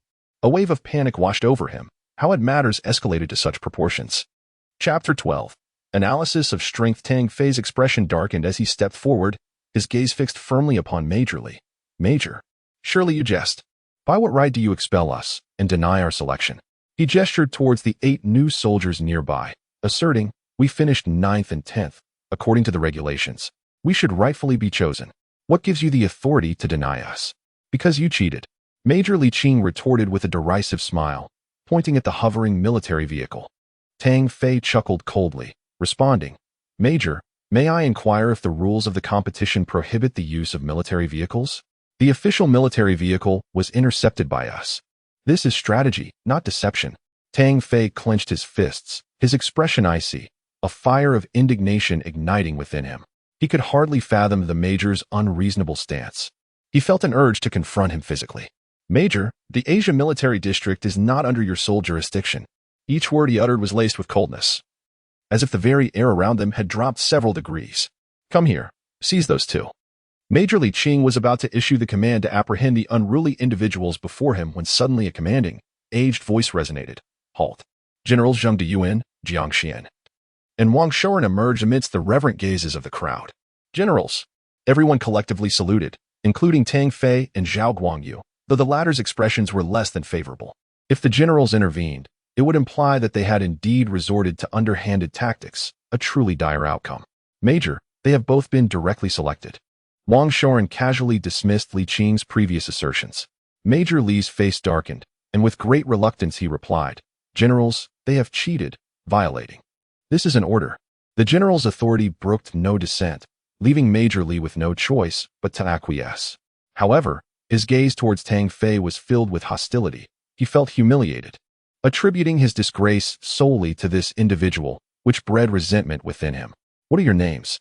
The 3 generals expressed great interest in the 2 new recruits who had dared to intercept a regular army vehicle during the competition. It was an unprecedented act, one that had never been seen before. Reporting General Tang Fei. Reporting General Zhao Guangyu. Initially apprehensive, the 2 felt a wave of exhilaration upon realizing the general's support for them. What did this signify? It meant their selection was confirmed, drawing them one step closer to their goal. Young men, do not be so restrained. Jiang Xian chuckled. Indeed. Heroes emerge from youth. You 2 have certainly impressed us old-timers. He regarded them with admiration. It was all my idea. I was responsible for driving. Zhao Guangyu excitedly pointed at Tang Fei. Tang Fei cast a glance at him, awkwardly smiling in the face of the attention from the major generals. You flatter me. Major General, we were left with no choice.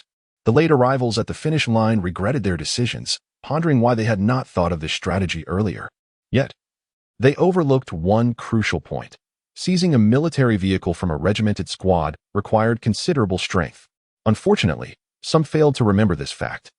After Major General Zhang Diyuan announced the list of selected candidates, they were to undergo a month of intensive trainings, after which these 10 individuals would represent the Asian military district in the Mecha King competition. As a result, Zhao Guangyu became thoroughly inebriated, and Tang Fei indulged as well. During this time, Lu Wuxian approached the 2, offering numerous apologies and expressing his utmost respect for Tang Fei, vowing that henceforth, Tang Fei would always be his elder brother. Ultimately, Tang Fei managed to escape once more. That evening, Tang Fei maintained his rigorous training regimen, seeking out a secluded spot in the training grounds to slowly practice his techniques. Through this competition, he recognized the advantages of his training.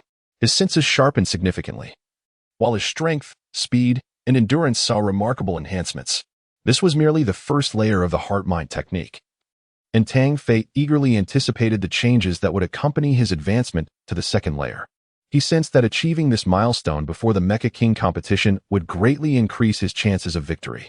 The following day, Tang Fei and Zhao Guangyu vacated the company dormitory and moved into specially arranged accommodations. They would engage in intensive training with the other 8 participants, preparing for the ultimate competition. The first session of this specialized training took place in the Special Operations Room. U-10 will be the pride of the new Asian Army, the honor of the Asia region. For pride and honor, this grand competition must be faced with unwavering determination. The training officer is a familiar face to all. Major Li Qing. Indeed, today's agenda will not involve any additional training. Instead, you will gain an early understanding of your opponents. As he spoke, a series of data appeared on the large screen ahead. The 5 military districts of the Earth are the Asian Military District, the European Military District, the African Military District, the North American Military District, and the South American Military District. Each military district has been meticulously introduced with details regarding its geographical location and history. The expressions of those present turned grave. Among them were individuals who had never taken a life, and this intangible pressure caused many to breathe heavily. Major Li Qing's gaze was fixed on Tang Fei, and observing his seemingly calm demeanor made him profoundly uncomfortable. He sneered inwardly, thinking, "Just wait, your facade will soon crumble." The African Military District is characterized by its wildness and brutality, with its members exhibiting remarkable resilience and strength. Among them, the standout this year is Robert Eli, who, according to intelligence, has fought a tiger barehanded. Do you know the outcome? Major Li Qing smiled as he watched the astonished expressions of the novice soldiers, relishing their shock. Tang Fei was momentarily taken aback, fighting a tiger without weapons. What immense combat prowess, courage, and audacity that requires. Ultimately, Robert Eli smashed the tiger's skull. The faces of everyone present paled. If one could crush a tiger's head, one could only imagine the fate of a human skull. In the European Military District, there were no particularly outstanding individuals among the other team members, save for one, Kevin Wright, who was worthy of note, skilled in travel writing and possessing remarkable marksmanship. Should one fail to breach close combat and find themselves ensnared from a distance, defeat awaits them. Chapter 13, Yamamoto Tengu? Lastly, we arrive at the North American Military District, a champion district for numerous consecutive terms. Reports indicate that this selection of 10 has traversed rivers of blood. Among them, one must particularly heed the presence of Rut John, who has emerged from the Navy SEALs. However, the utmost caution should be reserved for Lewis. The mere mention of this individual darkened Li Qing's expression considerably. In the preliminary rounds, Lewis was responsible for the deaths of over 100 warriors, a veritable 100-man slaughter. Anyone who dared to provoke him has already descended into the underworld. Hiss. A collective gasp escaped everyone. Even Tang Fei was visibly moved. The photograph revealed a 23-year-old youth. His pallid visage, blue eyes, and golden hair marked by an emotionless gaze. The final piece of news suggested that Lewis is likely an awakened one. The mere mention of this term rendered Tang Fei and his companions speechless, silencing their discussions. Li Qing, satisfied with their reactions, continued, "You have undoubtedly heard that the probability of encountering an awakened one is 1 in a million, a genetic awakening that grants mastery over enigmatic X abilities. Such warriors are extraordinarily formidable. According to reports, Lewis possesses a strength-based genetic awakening. His terrifying power could rival that of tigers and leopards." Tang Fei, do you have confidence in securing victory? Tang Fei paused momentarily before responding with a smile. Report, Major, whether or not I can win will only be revealed through battle. Instead of the anticipated despair or fear, a profound sense of combat fervor surged within him.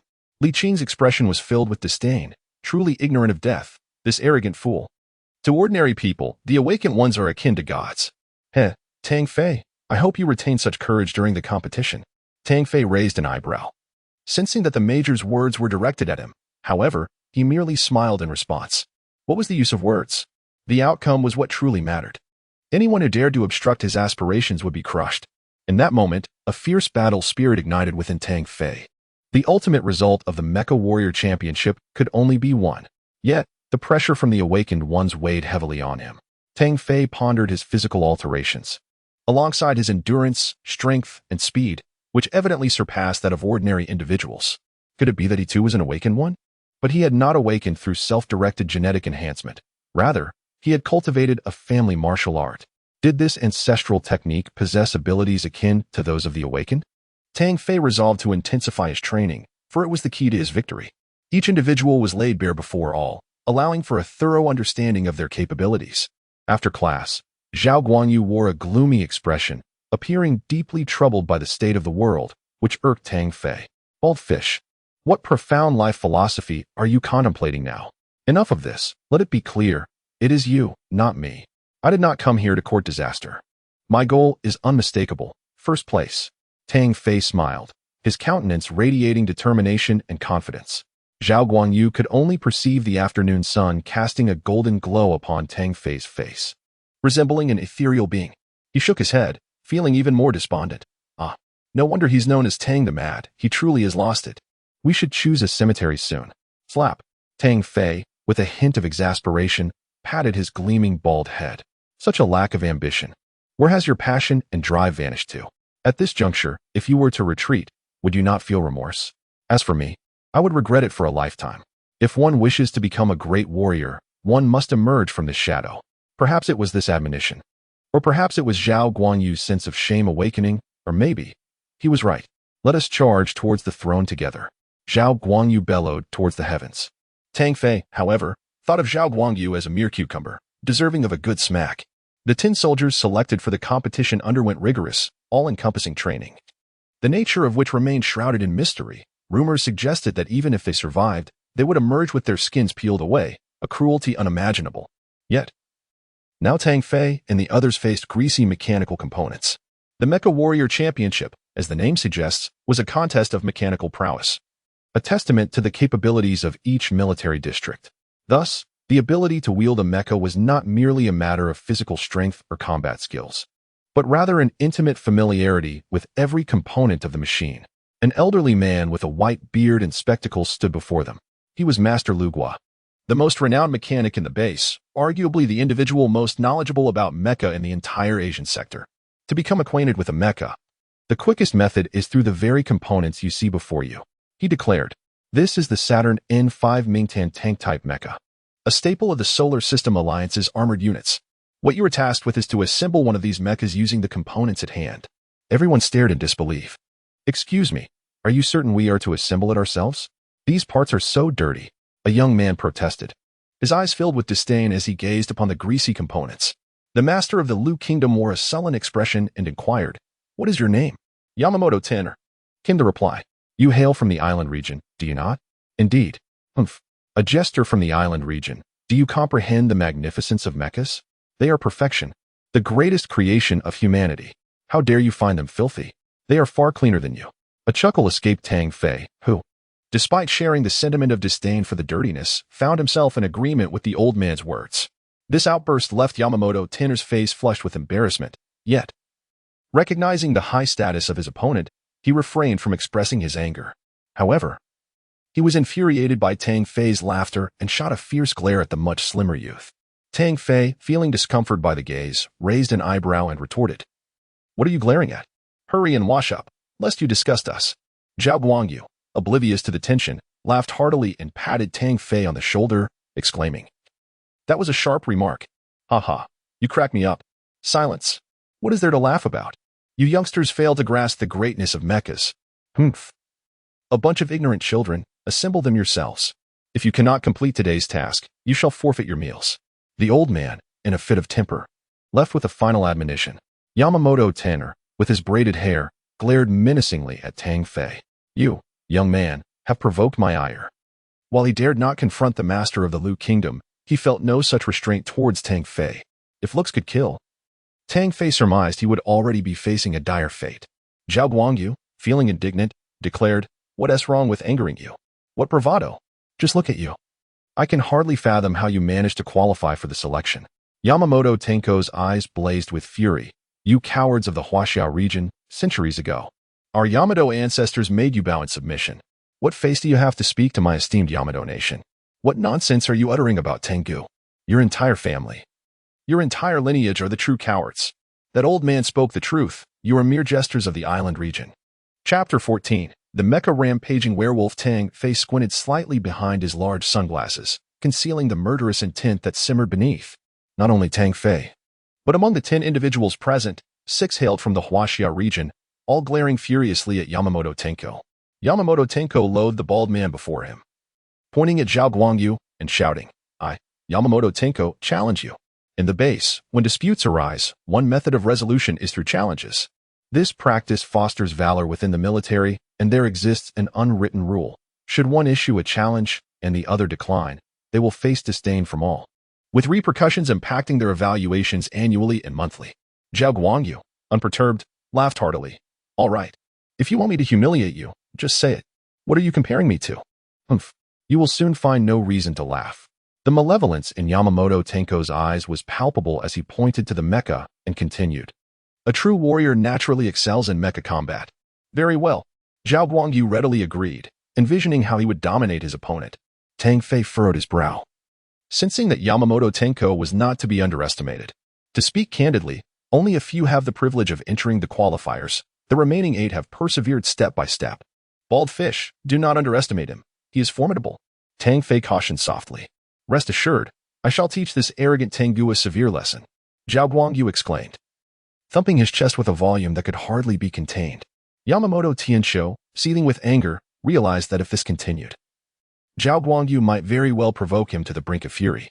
Tang Fei understood that his words had likely fallen on deaf ears. Had it not been for the challenger's inability to substitute, Zhao would have seized the opportunity long ago. The two then entered the simulated mech combat. Yamamoto Tianshou opted for a gray, beast-like mech known as the Rampant Wolf. This creation from Moon City was renowned for its high agility and devastating output. Equipped with sharp titanium claws measuring nearly a foot in length on each hand, Zhao Guangyu was momentarily taken aback by the myriad of mech designs, struggling to select a suitable one. Ultimately, he chose the Night Mech to take the stage. Wow, Bald Fish is truly imposing, facing the Rampant Wolf. He dares to enter with the Night Mech. Is this a display of contempt? Spectators murmured. They had heard of Yamamoto Tianshou's exceptional talent in mech control and formidable prowess. Would the Night Mech be able to withstand the onslaught? The onlookers were astonished by Zhao Guangyu's choice of the Earth Zone's universal Night Mech, particularly given that its capabilities starkly paled in comparison to those of the Rampant Wolf. If the Rampant Wolf were likened to a wolf, the Night Mech could only be compared to a cat. The former could dispatch the latter with a mere swipe of its paw. Tang Fei slapped his forehead, for he alone understood that Zhao Guangyu was only proficient in this particular type of mecha, utterly inept in others. The outcome was, therefore, predictable. I shall battle for the honor of the Yamato people, to demonstrate that the Huaxia are mere jesters, while we are truly great, he declared. If a fight is to be had, let it commence. There is no need for such idle chatter. It was Zhao Guangyu's inaugural confrontation, and he felt a surge of excitement. No sooner had he spoken than the Dark Knight Mecha surged forward, brandishing its alloy blade, executing a powerful strike aimed at the ferocious werewolf. The werewolf did not flinch, charging forward with its razor-sharp claws crossing to intercept the blow. Simultaneously, it thrust its powerful right leg, sending the Dark Knight Mecha hurtling backward at an even greater speed. You think you can contend with me? The Huaxia are utterly deluded. Yamamoto Tenku laughed boisterously, harboring a deep-seated disdain for the Huaxia people, a sentiment possibly inherited from centuries of historical enmity or perhaps bred into him. He wished nothing more than to bring the Huaxia man before him to his knees, to instill in him a recognition of the Yamato people's might. The Dark Knight Mecha righted itself after being struck. Though the blow had left its mark, Zhao Guangyu's fury ignited within him, propelling him forward once more. The ferocious werewolf leaped, its claws locking onto the arms of the Dark Knight Mecha. This type of mecha possessed strength and agility far superior to that of the Dark Knight, and upon seizing its grip, Yamamoto Tenku roared, a chilling crack resounding in the air. Amidst the astonished gazes of onlookers, the right arm of the Dark Knight Mecha was severed, the alloy blade spiraling away. Death Cross. The claws of the ferocious werewolf glinted ominously as they formed an X-shaped cross. Before the Dark Knight Mecha could react, it suffered a devastating blow to its head, obliterating it entirely. The ferocious werewolf emerged victorious. Zhao Guangyu, drenched in cold sweat, exited the simulation chamber, his face a canvas of anger and shame. Aha! The Huaxia people are nothing but this, weak and easily defeated. Yamamoto Tenku cast a derisive glance at Zhao Guangyu and the other 6 Huaxia soldiers. Noticing their furious expressions, he scoffed. If you are dissatisfied, continue to challenge. You are utterly unworthy of participating in the mecha competition. Zhao Guangyu seethed with rage, but found himself at a loss for words, for he had indeed suffered defeat. The other 4, having witnessed Yamamoto Tenku's formidable prowess, understood they were no match for him.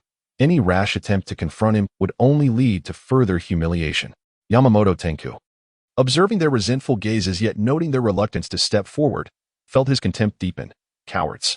When you encounter the Yamato people in the future, it would be wise to keep your tails tucked and behave like a good dog that knows how to wag its tail and please its master. Tang Fei's expression darkened. He had never harbored racial prejudices, But the presence of Yamamoto Tenku and the so-called Yamato people incensed him. "Shut your foul mouth. I had no intention of seeking trouble with you, but my mind has changed. I demand you kneel and sing conquer." Tang Fei's cold voice resonated with authority, drawing the attention of all to the slender youth before them, standing at a mere 7 meters tall. With skin as white as snow and large sunglasses adorning his face, he appeared quite peculiar among the soldiers. Yamamoto Tenku erupted into laughter, a glint of malice in his eyes, and sneered, "You, a mere slip of a boy, wish to battle me? Haha. I have a suggestion. Why not take our fight to the bed? With your delicate skin, I, Yamamoto Tenku, shall show mercy." Tang Fei trembled all over, overwhelmed by a wave of nausea, his anger igniting for the first time. "You disgust me. I demand that you kneel and apologize to each person here, and then clean my shoes with your tongue." His voice, devoid of any emotion, resonated like frigid ice. This is the military. Had it been outside, he might have resorted to lethal force. Yamamoto Tenku felt humiliated, forced by a frail youth to perform such a degrading act, which provoked a violent rage within him. "You insolent brat, I had intended to toy with you, but now my plans have changed. After your defeat, you shall not only clean my shoes, but also accompany me for a night." The audacity of his words sent shivers down the spines of all present.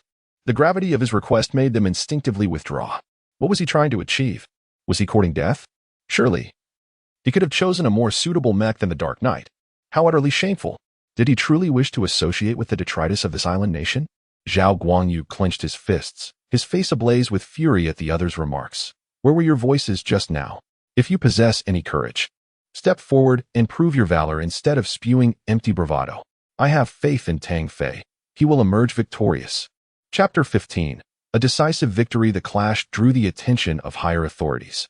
In a conference room, 3 major generals sat before an immense screen displaying the confrontation between Tang Fei's Dark Knight mech and Yamamoto Tenku's frenzied werewolf form. The youth of today certainly possess a fiery spirit. One of the generals, Zhang Dian, remarked, "Now this is what it means to be a soldier.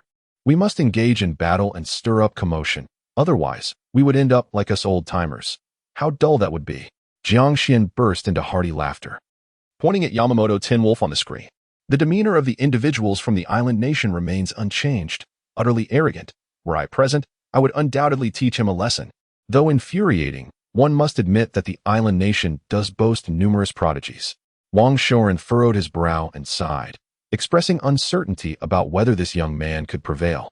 As Yamamoto Tenwolf hails from the esteemed Yamamoto family and possesses considerable strength, "Chief, that brash young man has chosen the Nightfall mech, while his opponent wields the Rabid Wolf. He is certainly doomed to failure. What a foolhardy choice." Li Qing, positioned behind the 3 leaders, could not suppress a cold chuckle upon seeing Tang Fei. Zhang Dian frowned slightly, disapproving of Li Qing's tone, yet acknowledging the validity of his argument. Under equal circumstances, the Nightfall mech would undoubtedly be at a disadvantage. "I remember that young man. During the selection rounds, he hijacked a military vehicle to secure victory." "Haha, old Zhang. I recall it well. It was indeed this young man. I have high hopes for him." Wang Shoren laughed heartily, showing great interest in Tang Fei. Li Qing's expression darkened as he gazed at Tang Fei on the screen, silently wishing for the young man from the island nation to deliver a severe beating to Tang Fei. Unbeknownst to Tang Fei, the ongoing battle had already garnered the attention of higher-ups. Upon entering the simulated battlefield, he was filled with a fervor for combat. Each skirmish ignited a boiling excitement within his veins. Am I, deep within, a battle fanatic? The agile Rabid Wolf mech surged forward with astonishing speed, its explosive roar akin to a cannonball hurtling through the air, its razor-sharp claws glinting ominously. "Die, that's cross." Yamamoto Tenwolf let out a sinister laugh, bellowing with fervor, employing the same technique as before, crossing X, imbued with formidable control. The Dark Knight mecha's performance paled in comparison to that of the rampaging werewolf. Tang Fei stepped forward, his right foot advancing, drawing forth his alloy blade to shield his head. The clash of metal resonated as claws met the blade, sparking a dazzling display. The violence intensified. The rampaging werewolf thrust its arms forward, unleashing the inherent might of the mecha, amplifying its strength exponentially. The simulated landscape was set in a desolate desert. As the Dark Knight mecha staggered back 3 steps, its legs sinking into the sand. "Get away from me." The Dark Knight mecha exhibited remarkable agility, wielding the alloy blade with dexterous precision, flinging the claws away. Despite its inferior performance, Under Tang Fei's deft control, the mecha moved with incredible grace, as if it were an extension of his own body.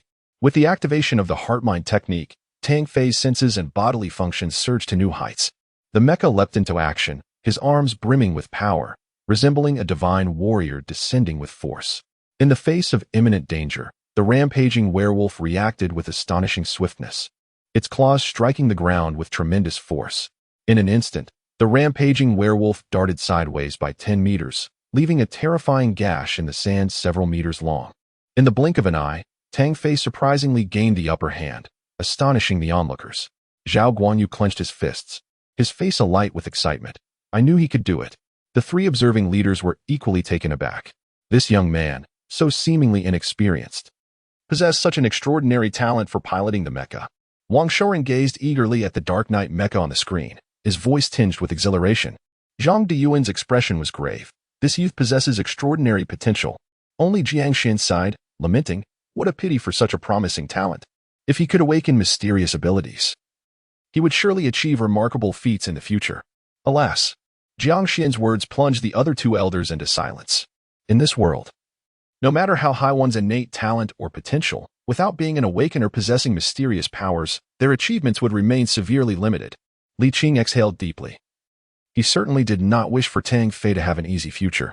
In the simulated battlefield, Yamamoto Tenka discarded his previous disdain. He had not anticipated that within this frail boy lay such formidable explosive power. You are far superior to the coward from earlier. However, such qualities alone cannot defeat me. Should you fall to my next move, it will be counted as your honor. Tang Fei, filled with fighting spirit, boldly declared, unleash any technique you wish. Just do not resort to excuses should you find yourself defeated. Yamamoto Tenku snorted coldly. Bang! The speed of the rampant hunter surged by 30% compared to before, darting forward with swift ferocity. Its claws attacked with relentless frequency, and before Tang Fei, a tempest of sharp talons descended upon him, with a roar that echoed like thunder. In claws that struck like blades, Tang Fei's demeanor solidified. Channeling his energy, he shouted, come at me with all you've got. The alloy blade followed closely after, as the Dark Knight mecha's agile hands continuously wove intricate patterns of blade light. Amazingly, the rampant werewolf's rapid assaults were intercepted by the dancing blade light, the sound of metal clashing resonating throughout. After 57 consecutive strikes, all were deftly caught by the alloy blade of the Dark Knight mecha, leaving it unscathed. This is impossible. Yamamoto's pupils dilated in sheer astonishment. He was confident that this move would annihilate the boy before him. Yet, the outcome was beyond his belief. He had not even grazed his opponent. An ancient Chinese proverb states that anything is possible.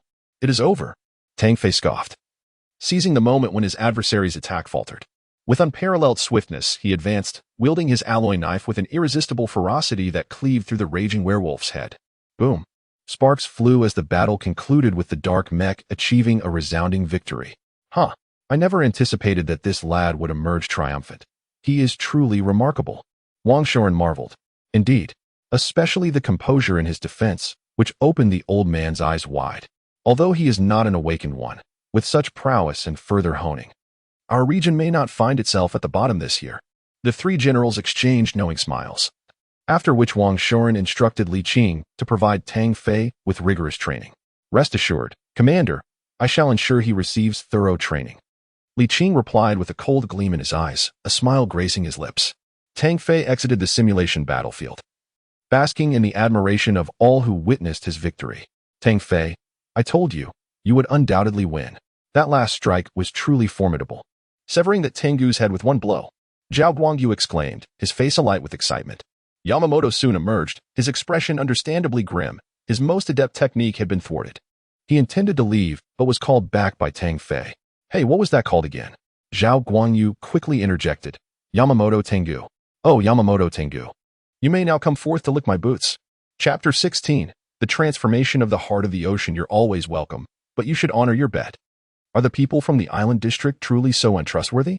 Tang Fei remarked with a cold smirk, dripping with sarcasm. Are you even a man? Speaking as if it's just idle chatter.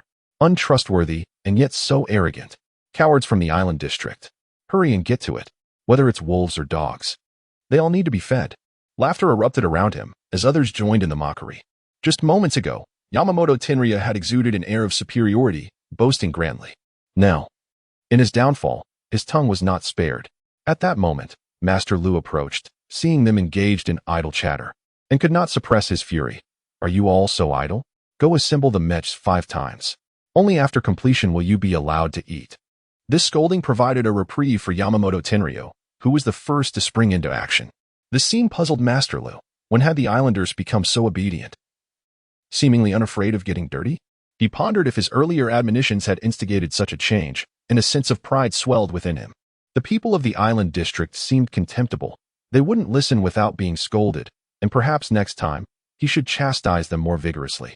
With this thought, Master Lu felt a twinge of self-satisfaction. Unbeknownst to Yamamoto Tenryo, this very action led to a torrent of reprimands from Master Lu thereafter. Tang Fei chose not to pursue the matter further, holding a deep respect for Master Lu. Observing that both leaders had begun their tasks, the others hastily followed suit. Understanding that failing to complete the mech assembly would lead to dire consequences at dinner. Ultimately, all worked tirelessly to finish assembling the mechs, emerging covered in grease and grime. Yet at that moment, no one complained about the dirt. After 5 consecutive disassemblies and assemblies, Tang Fei has developed a profound understanding of the Saturn N5 Mington mech. He approached each assembly with utmost seriousness, driven not only by his ambition to secure victory in the mech competition, but also by an ever-deepening affection for the mechs themselves. As night descended, Tang Fei found himself in a secluded spot beneath the starry sky, practicing his heart method. A gentle warmth coursed through his body, filling him with an enigmatic power.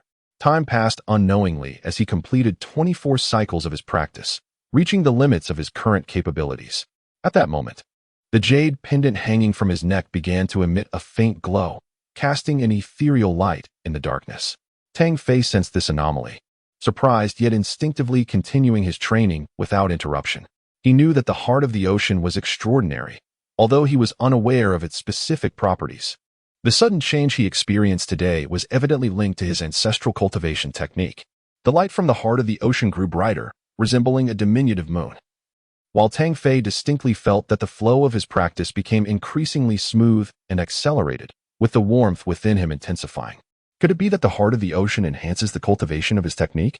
Tang Fei pondered, astonished. If this were true, it would greatly alleviate the effort required for his training. Moreover, after the heart of the ocean began to glow, he felt the presence of wind. It was as if he were enveloped in a gentle breeze, an invisible current embracing him with remarkable intimacy. This session of cultivation extended unusually long, and upon completing 48 cycles, Tang Fei clearly felt the pain in his meridians, his body pushed to its utmost limits. He exhaled deeply. Tang Fei exhaled deeply, a smile involuntarily gracing his lips. The gains from this endeavor were substantial. He had doubled his previous capacity of operating at 24 cycles. The cultivation of his family's ancestral techniques revolved around harnessing internal energy, refining his bones and veins, and augmenting his vitality. This, of course, pertained to the internal aspect. Externally, he needed to continuously enhance his physical capabilities and strength. Only through the simultaneous advancement of both could he elevate his practice to greater heights. Tang Fei understood that a higher level signified a more vigorous vitality and, consequently, a more formidable power. According to the records of the techniques, reaching the pinnacle of cultivation would enable one to stir the winds and clouds with a mere gesture, to overturn mountains with a flick of the wrist. Akin to a deity. In his childhood, he had regarded such tales as mere myths. However, a flicker of belief had ignited within him now, his heart ablaze with ambition. He realized that, adhering to this trajectory, while he might not attain the exaggerated feats chronicled in books, he would undoubtedly transcend the realm of the ordinary, far surpassing the so-called awakened ones. The heart of the ocean exhibited peculiar reactions, and Tang Fei concluded that only by transcending his limits would transformations occur. In his previous training, upon reaching his limits, he had never pushed further, which led him to discover the extraordinary nature of the heart of the ocean only today. A month swiftly passed. Tang Fei and the other 10 selected warriors underwent grueling, hellish training daily, each making remarkable progress, a stark contrast to their initial states. Particularly for Tang Fei, who honed his physique by day and practiced his techniques by night, his strength underwent a profound transformation under the strain of intense training. Though his exterior had only slightly bulked up, compared to others, he still appeared relatively slender. His expression resembled that of a carefree youth next door. Yet those around him were acutely aware that beneath Tang Fei's perpetual smile lay a terrifying power. Almost everyone present had faced him in combat, resulting in utter defeat, with Yamamoto Tianlang suffering the most. The most vexed of all was Major Li Qing. He consistently assigned Tang Fei double the training tasks, hoping to exhaust him and force his retreat. Yet, the outcome only amplified the notoriety of the madman Tang. I refuse to believe you can continue this rampage forever. Li Qing vowed inwardly, casting a glance at the 10 individuals before him, a smile gracing his lips, especially when it lingered upon Tang Fei, where a glint of severity flickered. This month's performance had met expectations. Although they had all exerted considerable effort, one crucial aspect still eluded them. True warriors, particularly mecha warriors, emerged from countless perils and rivers of blood, while at present, they were merely sheltered blossoms, incapable of significant impact. Li Qing paused, then bellowed, "Thus, for the coming month, you shall truly descend into hell." The 10 selected candidates displayed no fear. Rather, their faces radiated exhilaration. They were elites, handpicked from among the masses. Li Qing's smile broadened as he slowly uttered 2 words, "Kill." The atmosphere instantly hushed, and aside from a few, the expressions on their faces grew grim. They could easily surmise that the forthcoming events would be anything but pleasant.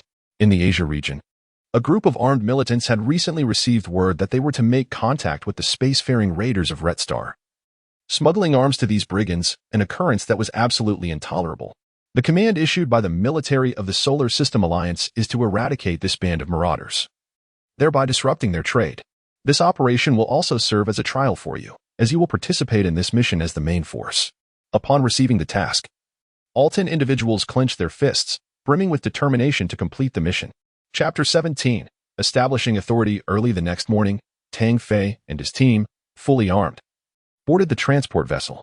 The military designated the operation with the codename Absolute Kill, with Tang Fei as the captain and an Indian named Maroto as the vice captain. Kuvara, situated on the eastern edge of the Nafu Desert in the Arabian Peninsula, is a medium-sized town near the Kaiwei port. It serves as a crucial passage connecting the port to the desert, resulting in a significant population of over 30,000 residents. For this operation, a total of 10 squads, comprising 100 warriors, were mobilized, with Tang Fei's team designated as the frontline vanguard. The transport vessel deployed the personnel approximately 30 miles away from the town of Kuvara, in desolate areas to the north, south, east, and west. After landing in the northwestern region, everyone crouched down, holding their laser guns, vigilantly surveying their surroundings. Upon discovering a barren landscape devoid of any signs of life, they gathered together. According to the intelligence reports, this transaction involves dragon elephant mechas and demon hunter mechas, along with a substantial cache of military arms. The Red Star Interstellar Pirate Group is extraordinarily formidable, managing to survive despite multiple encirclements by the Solar System Alliance, which speaks volumes about their strength. Furthermore, it is certain that the adversary possesses a considerable number of mecha warriors. As we intend to execute a surprise attack and annihilation, we must refrain from deploying mechas in the initial stages of the operation. Consequently, this mission is exceedingly arduous, and we must exercise utmost caution, avoiding any reckless actions. Tang Fei furrowed her brows and focused her gaze, simultaneously accessing the information map of the Skynet. What caution? To me, they are merely a troop of clowns. With so many of our warriors launching a surprise attack, and with our informants in place, what is there to fear? Yamamoto Tenku scoffed disdainfully, remarking, "Captain Tang, we were sent here to eliminate targets and hone our skills. Why waste breath? Let us charge forth. The one who claims the most kills shall be the victor." "Fool," Tang Fei retorted coldly. "Watch your tongue, Tang Fei. How dare you insult me?" Yamamoto Tenku's face flushed with humiliation at Tang Fei's unrelenting words. "To call you a fool is to bestow upon you an honor. This mission is not a contest of victories or defeats, but rather the execution of our tasks.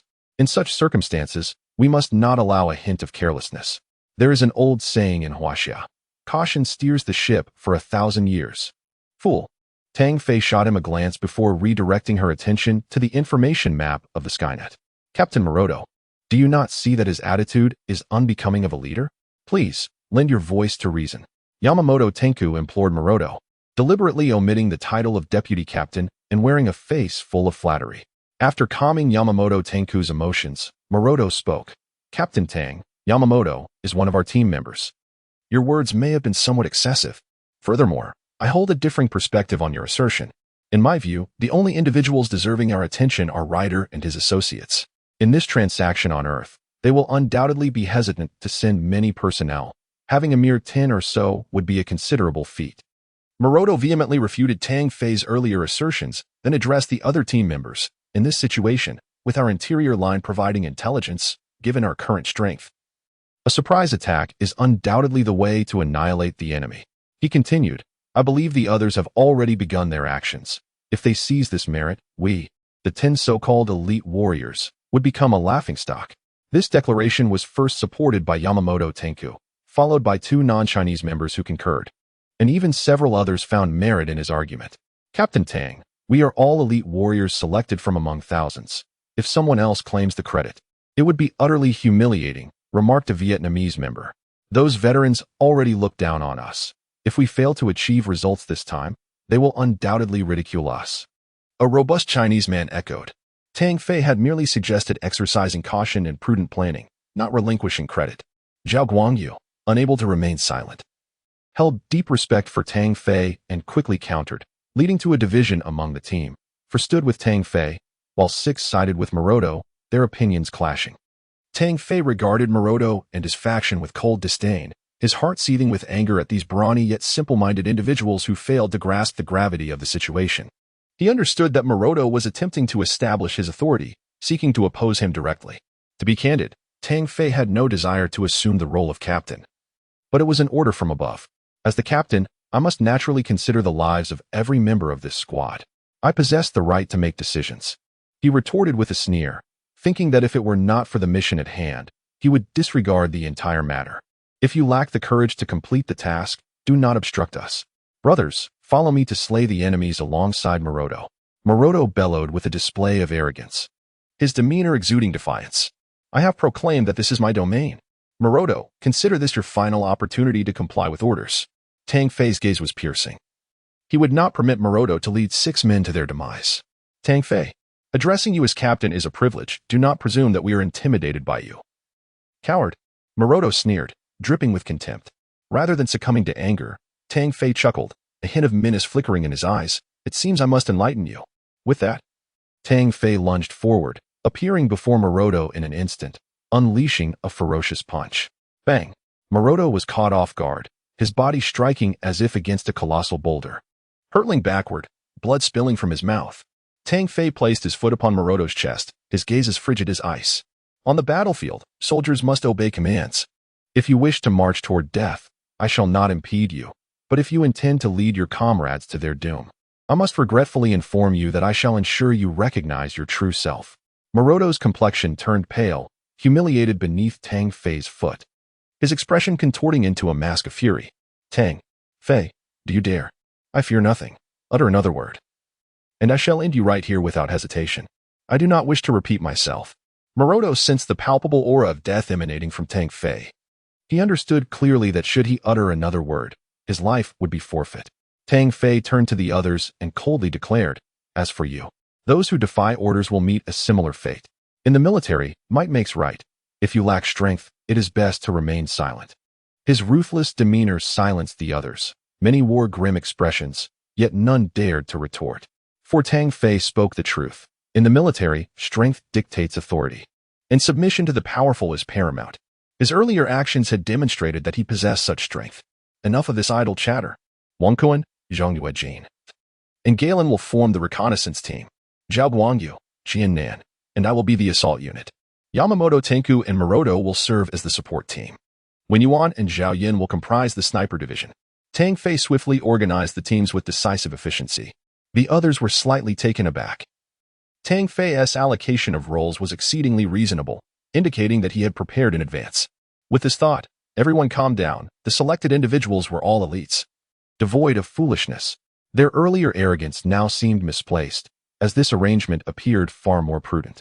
Chapter 18. The seizure of Mech. Tang Fei and his group were over 30 miles from Kavera, dangerously close to the enemy, which necessitated a cautious pace. The reconnaissance team reported regularly from the front. Maroto, having sustained injuries, harbored a deep-seated hatred for Tang Fei. He remained close to Yamamoto Tenku, frequently exchanging words while casting glances filled with animosity at Tang Fei's retreating figure. Initially, the reconnaissance team had scorned Tang Fei's meticulous arrangements. But as they approached within 10 miles of the town, they began to comprehend the significance of his strategy. Reporting to the captain, "This is Wang Kuan. A large number of armed personnel have appeared ahead." Wang Kuan spoke softly into the comms. Continuing to observe, "We are almost there." Approximately 5 minutes later, Tang Fei arrived at a depression, where he beheld a checkpoint ahead. 2 high-speed laser cannons, a heavy TP armored vehicle, and a waiting mech were stationed there.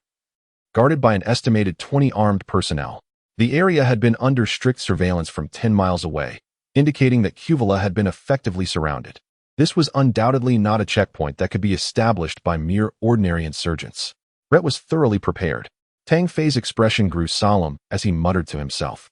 The others wore somber expressions. Considering this checkpoint, had they attempted a direct assault as before, they would likely have been annihilated before even approaching. The mech was no mere ornament. In the face of such formidable instruments of war, humanity appeared as insignificant as ants. Maroto's face turned ashen, sensing the condescending gazes of others, and he realized that his authority had been irrevocably undermined. He did not attribute this to his own shortcomings. Instead, Maroto directed all his resentment towards Tang Fei, blaming the young man from Huaxia for his current predicament. Yamamoto Tenku observed everything with a smirk, his eyes glimmering with uncertainty, as if he were plotting something. "Tang Fei, charge ahead," Zhao Guangyu exclaimed, his eyes sparkling with excitement. "What's wrong?" Zhao Guangyu scratched his head in confusion. Beside him, Wang Kuan scoffed. "Bald fish, you are as sharp as a tack, yet you cannot see this? The mech opposite us is more than capable of exterminating us all. Are we seeking death?" Zhao Guangyu's face flushed red. He chuckled awkwardly and then inquired, "So what shall we do? Shall we simply stand by and watch?" All eyes were fixed on Tang Fei. Following recent events, the majority had come to endorse his decision. Gazing at the darkening sky, Tang Fei declared, "Once night falls, we shall commence our operation." With that, he unfurled a map and rubbed his temples, before reiterating, "Everyone, replenish your energy and rest. As soon as darkness envelopes the land, we will move." In truth, this was a favorable turn of events, for at least they had managed to secure a mecha. The group huddled together, producing a capsule, the 3C energy capsule. One such capsule was sufficient to sustain a human for half a day, eliminating the need for water or food. An essential item on the battlefield. After an hour, night descended, the sky bereft of moonlight and stars, shrouding the earth in darkness. Only the forward sentry post shone brightly, illuminating the area within a kilometer with its immense lights.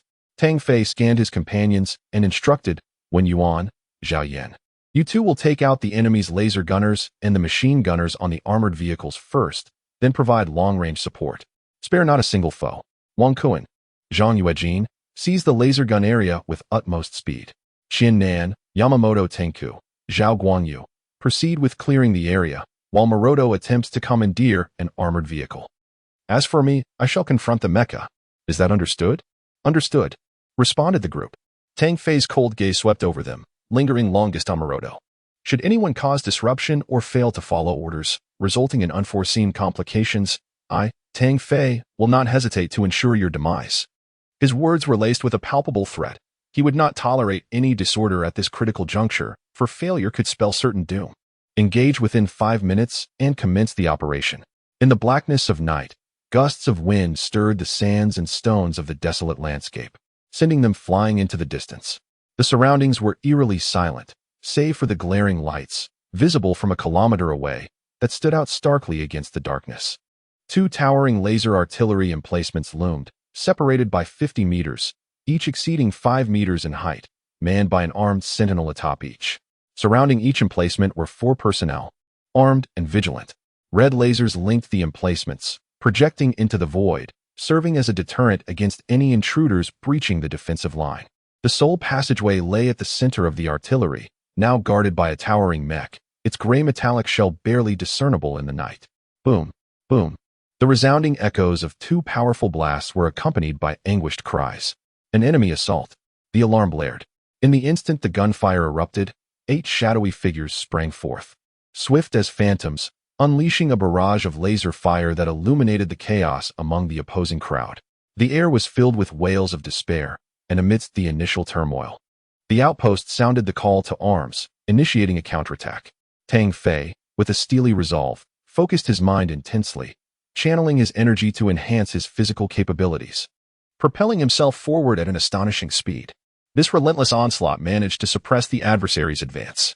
As Tang Fei surged ahead, the environment around him slowed. Perceived through his heightened senses. Suddenly, he sensed impending danger ahead and without hesitation, shifted his body laterally. In that moment, 2 laser beams whizzed past him. Unfazed, Tang Fei's sole focus remained on the mech that lay ahead. The most formidable threat at the entire outpost was the towering mech. Tang Fei knew he had to seize control before it was activated. Otherwise, facing the mech's onslaught with mere flesh and blood would spell certain doom for them. He deftly dodged 7 or 8 beams of laser fire and darted to the front of the mech. There, he witnessed an enemy preparing to board and activate it. With a roar akin to that of a wild beast, Tang Fei stomped the ground, causing the earth to crack and a cloud of dust to rise. In a single bound, he ascended onto the mech, moving with the agility of a monkey, and swiftly reached the cockpit. Inside, an armed adversary stared at Tang Fei in terror, perceiving him as a harbinger of doom. The mech had yet to power up, and in a panic, the enemy drew a laser pistol. However, awaiting him was a solid fist. Without a hint of mercy, Tang Fei wrested the weapon from his grasp, fired a shot into the air, and then unceremoniously hurled the man aside. This flurry of actions, though seemingly intricate, transpired in merely a matter of seconds. Once he commandeered the mech, the true carnage began. Chapter 19. Intelligence. The remaining 7 members proceeded according to their prearranged tactics, typically overshadowed by Tang Fei's brilliance. They were nonetheless elite warriors chosen from among thousands, and they showed no leniency in dealing with the armed assailants.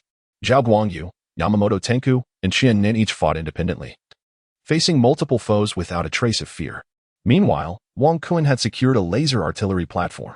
However, on the other side, Zhang Yuejin had been struck by a bullet in his arm, diminishing his combat effectiveness. Consequently, he failed to seize the laser artillery in time, allowing an enemy combatant to take control of it. The high-speed laser cannon possessed devastating firepower, one that no mere human body could withstand. An enemy soldier is poised to launch an attack, targeting Zhang Yuejin. Zhang Yuejin dodged. Tang Fei bellowed through the comms, resolutely piloting his mech. Soaring upwards with an imposing stature of 10 meters, akin to a giant descending from the heavens, and with a single powerful stomp, he crushed the artillery platform beneath him. Without the slightest hesitation, Zhang Yuejin propelled himself forward several meters, only to be met with a deafening roar from behind. The laser artillery collapsed, and the mech's foot obliterated 3 enemy combatants. Having seized control of the mech and the laser platform, the situation was now clear. All that remained was to mop up the remnants. 3 minutes elapsed, and under the relentless assault of all present, 24 armed personnel were dispatched. 3 captives were intentionally spared by Tang Fei, aiming to extract intelligence from them. The battle was resolved in under 5 minutes, leaving everyone in disbelief. This engagement had been perilous. Yet, remarkably, it concluded with 0 casualties. Particularly commendable was Tang Fei, who, through his singular valor, charged to the forefront, swiftly commandeering the mech. It could be asserted that had he not seized the mech, the entire team might have perished under the onslaught of laser fire. At that moment, the team members' gazes transformed. Except for Yamamoto Tenku and Moriroto, the rest exhibited profound respect. From this point onward, Tang Fei truly earned the honor of captain. After some considerable exertion, the 3 armed personnel divulged critical intelligence. Kuvara had been seized by the militants, numbering over 3,000. 1,000 had been scattered to the outskirts to establish checkpoints, effectively sealing off the town for miles. Within the town, 2,000 individuals remained, supplemented by over 30 reinforcements from Ret. The primary items of trade included 3 nuclear energy shells, 200,000 armor-piercing rounds, 3,000 energy rifles, and 10,000 high-explosive laser munitions, among other Grade 3 military equipment. Not only Tang Fei, but everyone inhaled sharply. Were Ret and his group planning to seize a planet? It was utterly terrifying. These armed factions were despicable, daring to traffic in nuclear energy projectiles. It was inconceivable. This intelligence was of paramount importance. Should it detonate, it could spell devastation for all of Asia. The current situation transcended mere smuggling operations. Nuclear energy projectiles were primarily housed on colossal interstellar carriers. A single nuclear energy projectile possessed the capacity to annihilate a third of a moon's size. The thought was chilling, as such weapons were classified as military grade, level 3.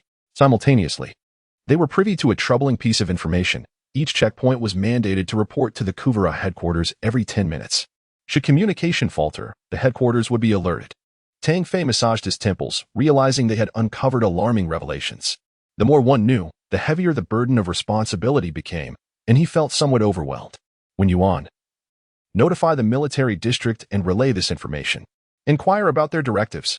Furthermore, everyone should rest quickly. I anticipate the forthcoming battles will be arduous.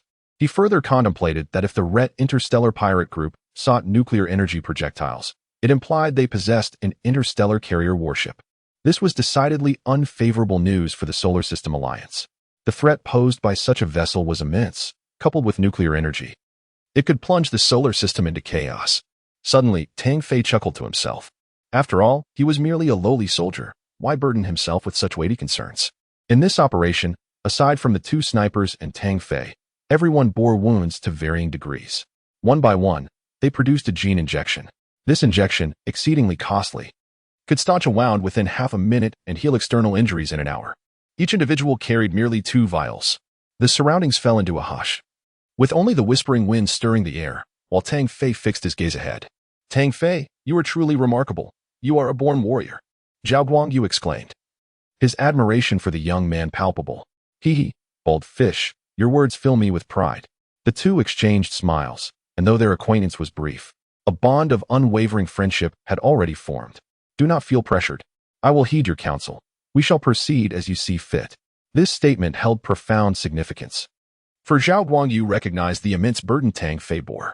As the captain, the lives of his comrades rested in his hands. Despite occasional discord among a few, the rest were brothers forged in the crucible of the military. Faced with the current predicament, every step required utmost caution. Thank you, Tang Fei replied with a smile. His heart unburdened, filled solely with a fiery resolve. He firmly believed in himself. Having prepared mentally, he refrained from excessive complaints. It was evident that the enemy had sensed the situation and would swiftly respond. A challenging battle awaited them. As we all can see, we have but one objective now: to obstruct them, preventing the completion of their transaction. We must hold out until the main force arrives to finish the job. Moreover, the enemy is surely aware of our presence and will dispatch forces to eliminate us, intensifying their defenses. Thus, we must unite as one, advancing and retreating together, to survive and fulfill our mission. Tang Fei spoke calmly, suggesting that they could find a place to hide and disregard this perilous mission. Setting aside the fact that this would strip away their essence as soldiers, it was inevitable that the military district would learn of their actions, potentially leading to a trial in the interstellar military court. The impetus for Tang Fei's willingness to risk his life lay in the substantial reward promised, 100,000 galactic coins, which amounted to several years of his earnings. With such compensation, he felt compelled to give it his all. Moreover, even if they wished to retreat, the armed factions would not permit it. Tang Fei sensed an impending crisis. No one contradicted his words. Morrow seemed ready to speak but ultimately remained silent. Everyone understood that this was not the time for internal strife, and Tang Fei's prior display of valor had already won over most of the group. In 10 minutes, we depart. Life or death, it all hinges on this half hour. Chapter 20. Carradine. Ultimately, Tang Fei resolved not to retreat, but to advance boldly towards Kuvala.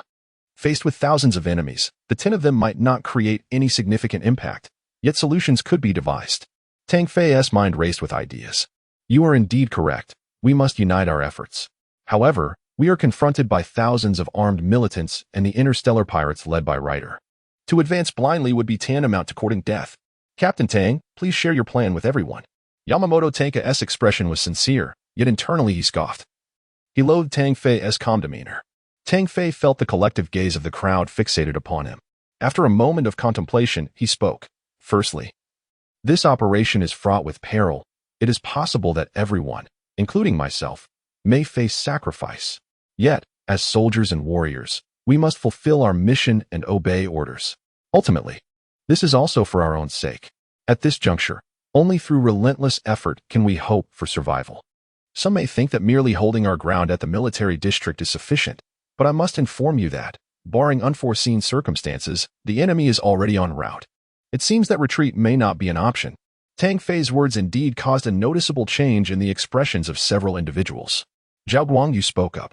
Tang Fei, I trust you. Whatever you decide, I will follow.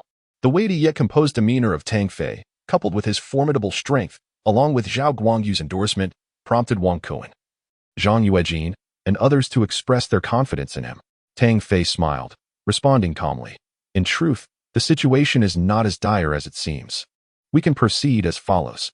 As 10 individuals gathered closely, listening intently, when Tang Fei concluded, laughter erupted among them, dispelling the earlier tension, clearly demonstrating their respect for his plan. Very well. Let us proceed, prepare swiftly, and embark. In the inky blackness of the night, devoid of moonlight or stars, it resembled a vast, dark shroud enveloping the sky. On the expansive desert, a rustling sound emerged, the wind stirring up the grains of sand, with scarcely a few green plants visible within a kilometer. Shortly thereafter, the ground trembled, and a resounding roar echoed throughout the area. The immense searchlight illuminated the surroundings as brightly as day for kilometers. A fully armed armored vehicle approached slowly, flanked by towering mechs, followed by a multitude of hovering battle vehicles carrying dozens of armed personnel. Inside the armored vehicle sat a middle-aged man clad in black, facing a massive screen. He was Carradine, the leader of this squad. Hurry and investigate. We must find out what's happening. Damn it, how dare they disrupt us? What is going on with the Asian military district? If they provoke us, we will retaliate. Carradine was exceedingly displeased. Just 5 minutes prior, he had been entwined with his lover, only to be summoned in the dead of night for this mission. He loathed these troublemakers.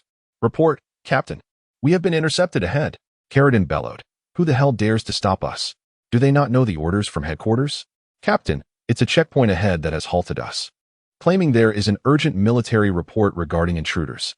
Upon hearing this, Carradine struck the soldier on the head with a sharp slap, exclaiming furiously, Does this even require a report? Just bring them here directly. Yes, sir. Carradine was furious. How could he have such foolish subordinates? Shortly thereafter, the soldier returned with 4 individuals. The foremost man, bald and imposing, entered, casting furtive glances around. Behind him were 3 other burly men, their faces coated in dust, making their features indistinguishable, their expressions tense. Speak. What intelligence do you possess? Carradine inquired, reclining in his black leather chair, crossing his legs as he sipped a glass of red wine. The bald man was none other than Zhao Guangyu, accompanied by 3 others, Wang Kuan, Zhang Yuejin, and Gai Luan. Tang Fei's original plan was quite straightforward: disguise himself as an armed soldier and infiltrate Cuvala. However, upon encountering this small team and witnessing 2 complete mechas, Tang Fei's thoughts took a new turn. Consequently, the scene unfolded as it did. Tang Fei had intended to execute the plan personally, but his physique was so unconventional that it would be conspicuous within the army, making it easy to expose him. Reluctantly, he entrusted Zhao Guangyu and the others to delve into the armored command vehicle. Zhao Guangyu, with a worried expression and a hint of apprehension, reported, Captain, we have enemies infiltrating our ranks in our uniforms. At this proclamation, Carlo-Dan, who had been sipping red wine, spluttered it out in shock. Rising to his feet, Carlo-Dan fixed his gaze on Zhao Guangyu, demanding, Are you serious? The thought of his squad being annihilated and the prospect of his own demise sent chills down his spine. However, the notion of potentially exposing the enemy without any loss of life ignited a fervor within him. With this realization, Carlo-Dan felt a surge of adrenaline and bellowed, Gather everyone. Not a single soul can be absent. He was the first to stride out, his heart racing with excitement. In the darkness, the area was illuminated, revealing a gathering of over 100 individuals, standing loosely. It was only when Carlo-Dan appeared before them that their formation became somewhat orderly. You bunch of useless fools. You allowed the enemy to infiltrate our ranks without detection. What purpose do you serve? Carlo-Dan bellowed in frustration. Quickly, check for any infiltrators. A group of individuals gasped in astonishment, realizing that an enemy had infiltrated their ranks. Each person remained vigilant, casting wary glances at those around them. In that very moment, however, no one noticed 2 figures approaching the mech stationed nearby, slipping into the cockpits. Shadows also flickered around several hovering battle vehicles, and 2 of the 3 companions behind Zhao Guangyu had mysteriously vanished, yet this went unnoticed by anyone. Captain, they are all our people, no enemies detected. Several team leaders approached Kaladin, whispering urgently. Kaladin raised an eyebrow. Did you conduct a thorough check? Captain, we verified the head count meticulously. Everything is accounted for. Not a single unfamiliar face. Please, calm down. Here's the situation. Zhao Guangyu stepped closer to Kaladin, suddenly producing a dagger. swiftly seizing Kaladin and pressing the blade against his throat. What? What are you trying to do? Are you staging a rebellion? Kaladin exclaimed, filled with indignation and fear. I merely require your protection for my safety. Zhao Guangyu chuckled sinisterly. That is no issue. Just release me. And I assure you that no one will dare to harm you. Kaladin, beads of sweat forming on his brow, hastily promised. Do you think I am a fool? Releasing you would spell doom for my comrades. Zhao Guangyu tightened his grip, his tone menacing. Please, please, calm down.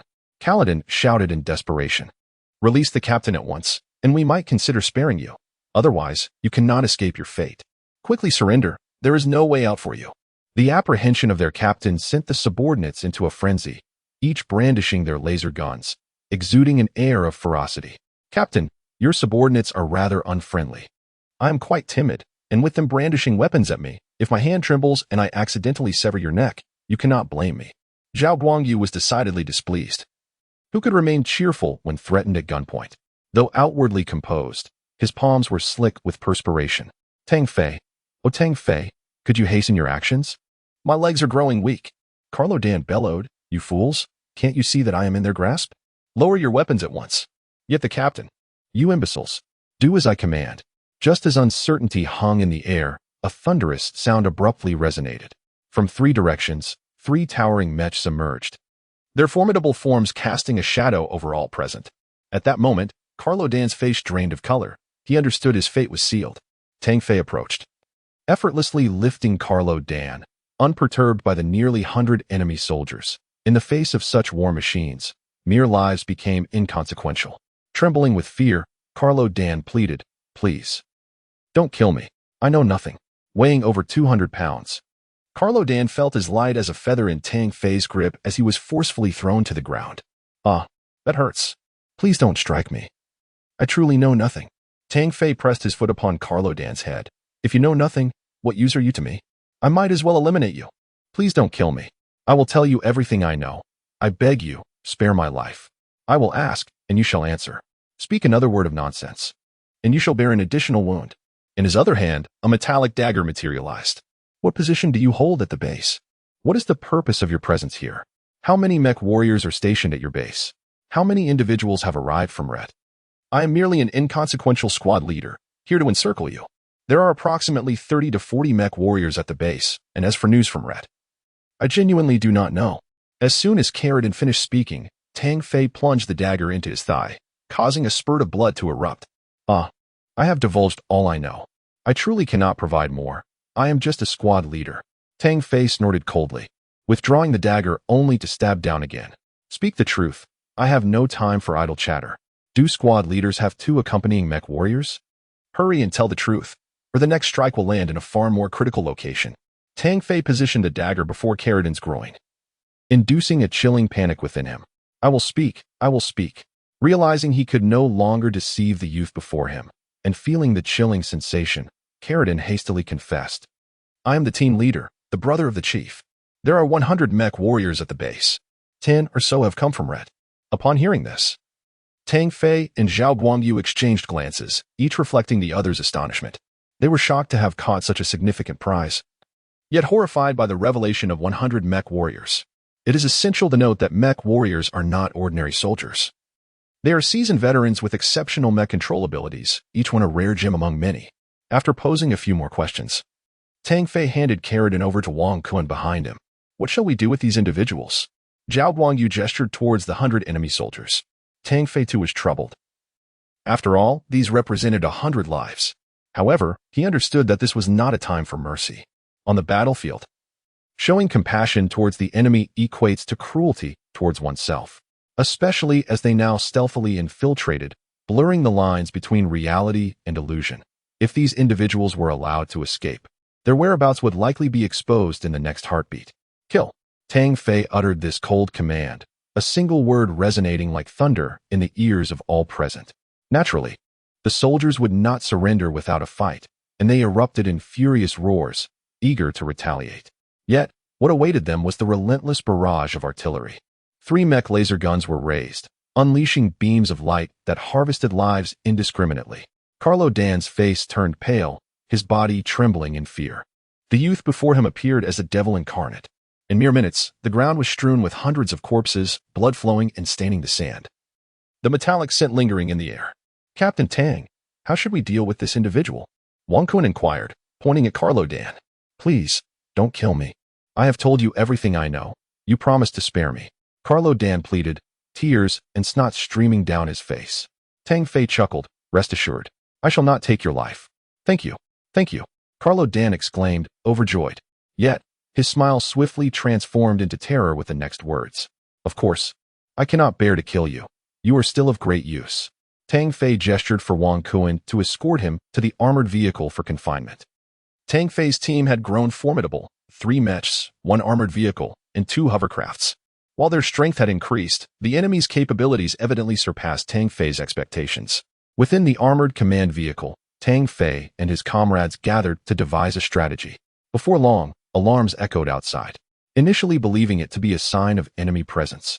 It turned out to be another squad of soldiers from the military district, causing a mix of relief and surprise.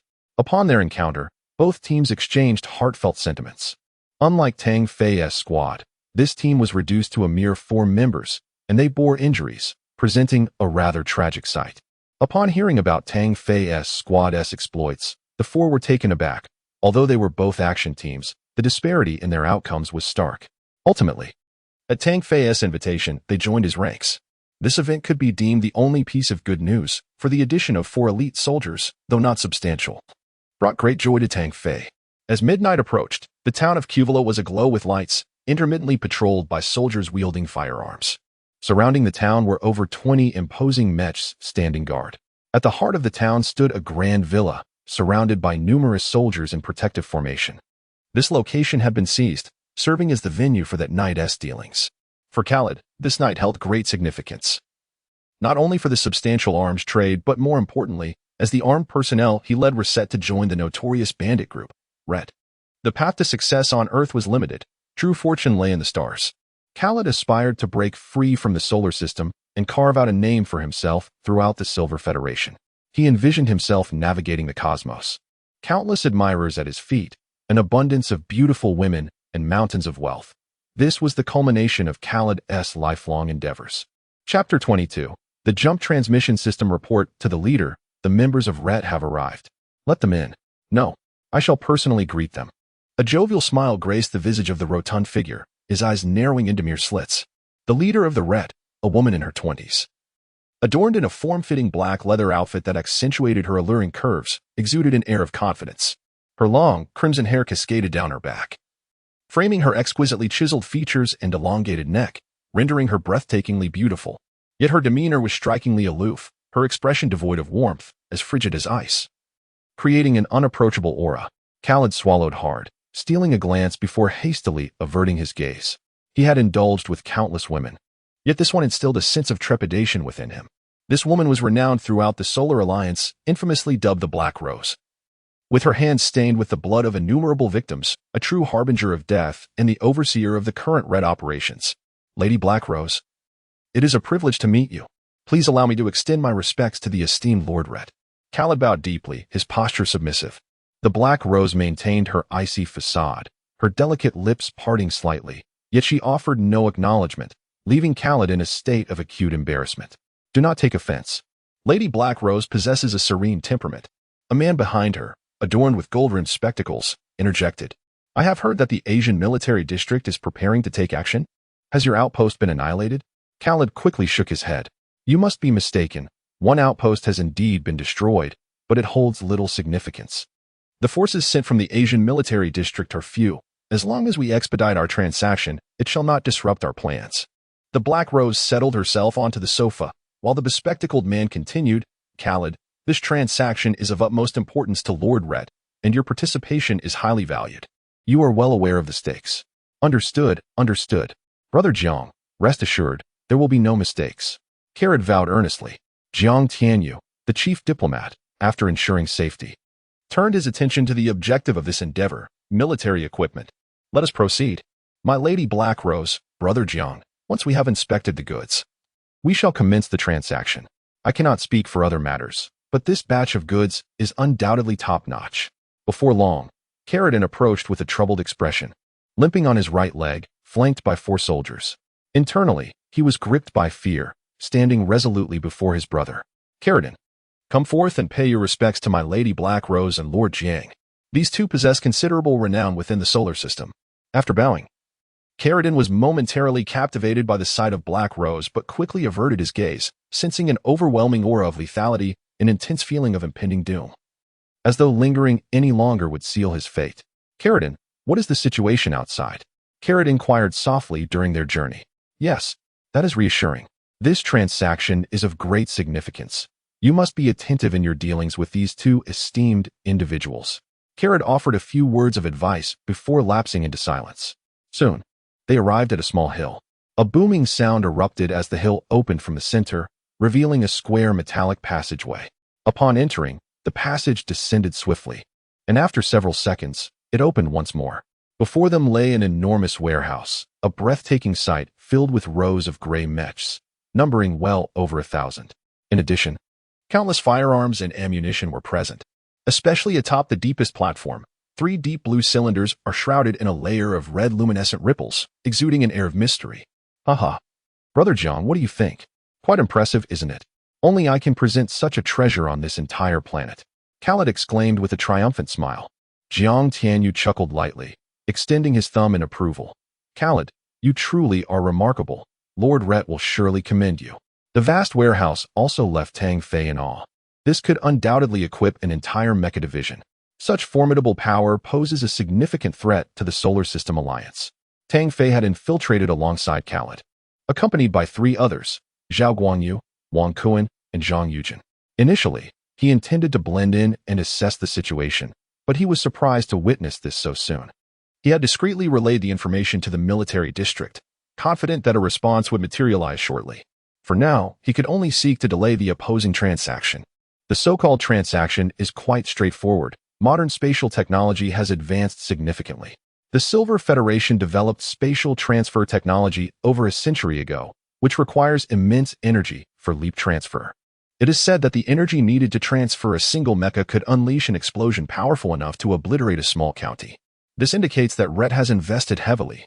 If it were merely about the mecha, he wouldn't go to such lengths. The primary objective lies in the nuclear energy shells. Tang Fei, what should we do? Zhao Guangyu inquired softly. We wait for the right moment. Once we commence our operation, everyone will pilot their mechas while I retrieve the nuclear energy shells. And then we will charge out together. Once we reach the surface, we will signal for extraction. Tang Fei chuckled, taking a deep breath before continuing, this time. We truly risk our lives. I hope everyone can make it out alive. At that moment, the 4 of them were devoid of fear, embodying a spirit of unwavering determination. Could you please release me for a moment? Kaladin pleaded, nearly paralyzed with terror at the audacity of these individuals. He longed to scream. Yet the miniature laser gun pressed against his heart by Tang Fei rendered him motionless. Suddenly, a tremendous energy erupted from the teleportation system, unleashing a colossal whirlwind within the warehouse. Following closely, a black vortex appeared above the teleportation device, from which the whirlwind was emanating. You're about to make your move. Please let me go. Kaladin whispered in desperation. Fear not, we will release you, replied Tang Fei, swiftly delivering a precise chop to Kaladin's neck, causing him to lose consciousness without surprise. The teleportation system activated, leaving only a minute to act. Split up, commanded Tang Fei. The group gathered in a corner, unnoticed by anyone, as the attention of all was drawn to the ominous black hole above. Chapter 23, Super Mecha. The energy expended by the teleportation system was beyond imagination. It resembled a spatial conduit. Like a sheet of paper folded in half, a slit opened in the middle, connecting both sides. The black vortex loomed above, immense and formidable, akin to a legendary beast that instilled dread. Tang Fei stealthily approached the nuclear energy artillery, discovering a uniquely designed mecha ahead of him. Its silver exterior was exquisitely crafted, radiating aesthetic beauty. To his astonishment, it was the Super Mecha Swift Star Shuttle from Mercury. He never anticipated its existence here. Tang Fei was astonished. The Super Mecha was undoubtedly the ultimate weapon of a nation, and it would never be disseminated beyond the national military. However, one was present here, indicating that a formidable force from Mercury had established connections with this place. The Swift Star Shuttle, which Tang Fei had previously utilized in simulated combat, was an agile mecha primarily focused on rapid displacement. Moreover, it was equipped with a special crystal shield that charged quickly and could completely deflect ordinary attacks. Without hesitation, Tang Fei entered the mecha. With the Swift Star Shuttle at his disposal, he finally felt a surge of confidence. Are we all ready? Ready. The voices of Zhao Guanyu and his companions echoed through the Skynet. They too had selected a mecha. All right, everyone, coordinate effectively. 3, 2, 1, commence. As Tang Fei's words fell, the Swift Star Shuttle shot forth like a meteor, positioning itself beside the nuclear energy projectile. The mecha's massive hand grasped the 3 cylindrical objects. The pre-prepared alloy ropes secured the nuclear energy projectile onto the mecha's back. Simultaneously, the 3 mechas surged towards the exit, clearing a path as they advanced. The expression on the face of Black Rose shifted for the first time. She coldly regarded the mecha warriors seizing the nuclear energy projectile. What is happening? Jiang Tianyu bellowed, infuriated by the sudden turn of events. Carrot, quickly intercept them. If the nuclear energy projectile is lost, Lord Leite will be extremely displeased. Carrot, equally enraged, responded, Brother Jiang, rest assured, I do not believe these few can cause any upheaval in Kuvara.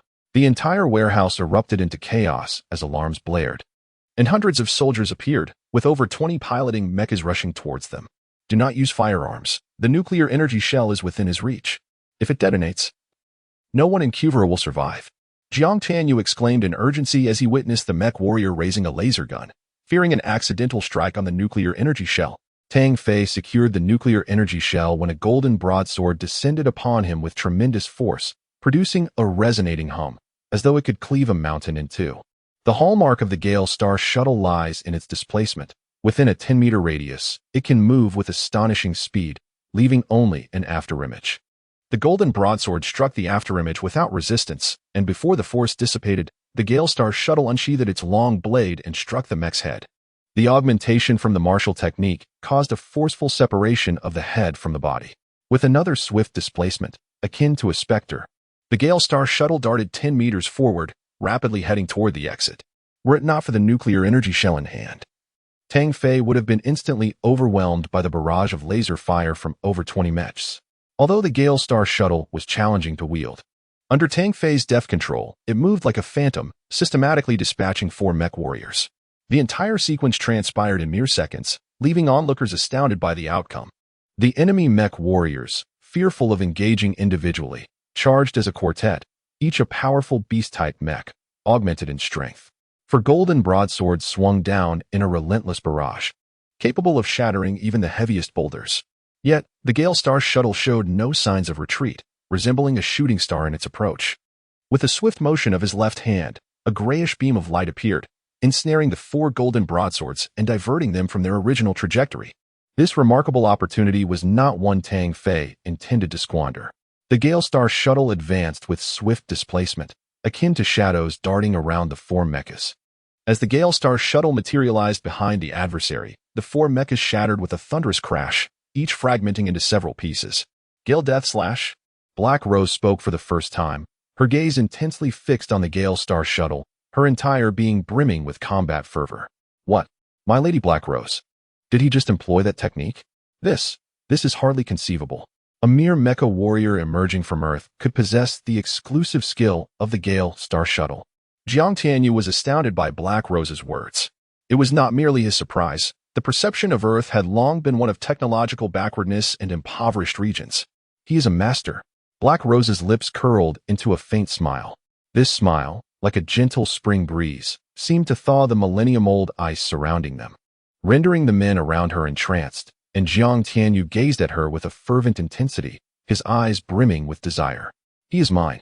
After declaring this, Black Rose strode toward the nearest black mecha. My Lady Black Rose, with your esteemed stature, how can you engage directly? This cannot be. Carrot hastily exclaimed. Carrot, no need to fret. Upon encountering a master, Black Rose cannot resist the urge to take action. Rest assured, with her presence, this battle should pose no issues. Jiang Tianyu displayed a reassuring smile. Carrot hesitated, having not witnessed Black Rose in action. Brother Jiang, the adversary is wielding the Super Mecha Gale Star Shuttle that I intended to present to Lord Ret. Meanwhile, Lady Black Rose is utilizing the Earth E-type mecha. Haha. Carrot, put your mind at ease. Allow me to inform you that Lady Black Rose is indeed an awakened one. This proclamation brought a radiant smile to Khaled's face. The term Awakened One signifies extraordinary prowess, possessing the enigmatic X-abilities akin to that of a superhero, seamlessly merging with mechanized armor to unleash terrifying might, far beyond the capabilities of an ordinary mech warrior to withstand. Meanwhile, Zhao Guanyu and his companions valiantly defended the exit.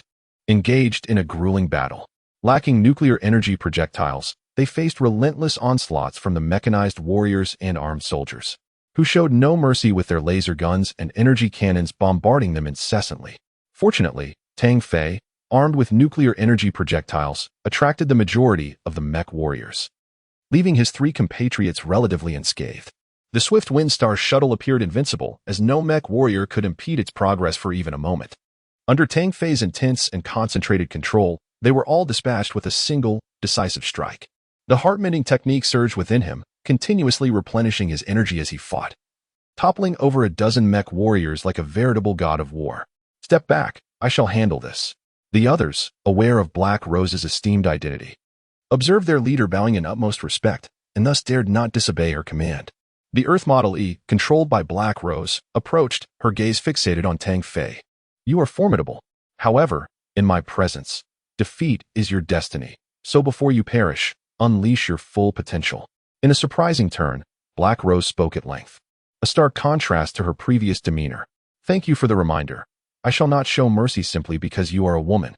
The one destined to perish here is you."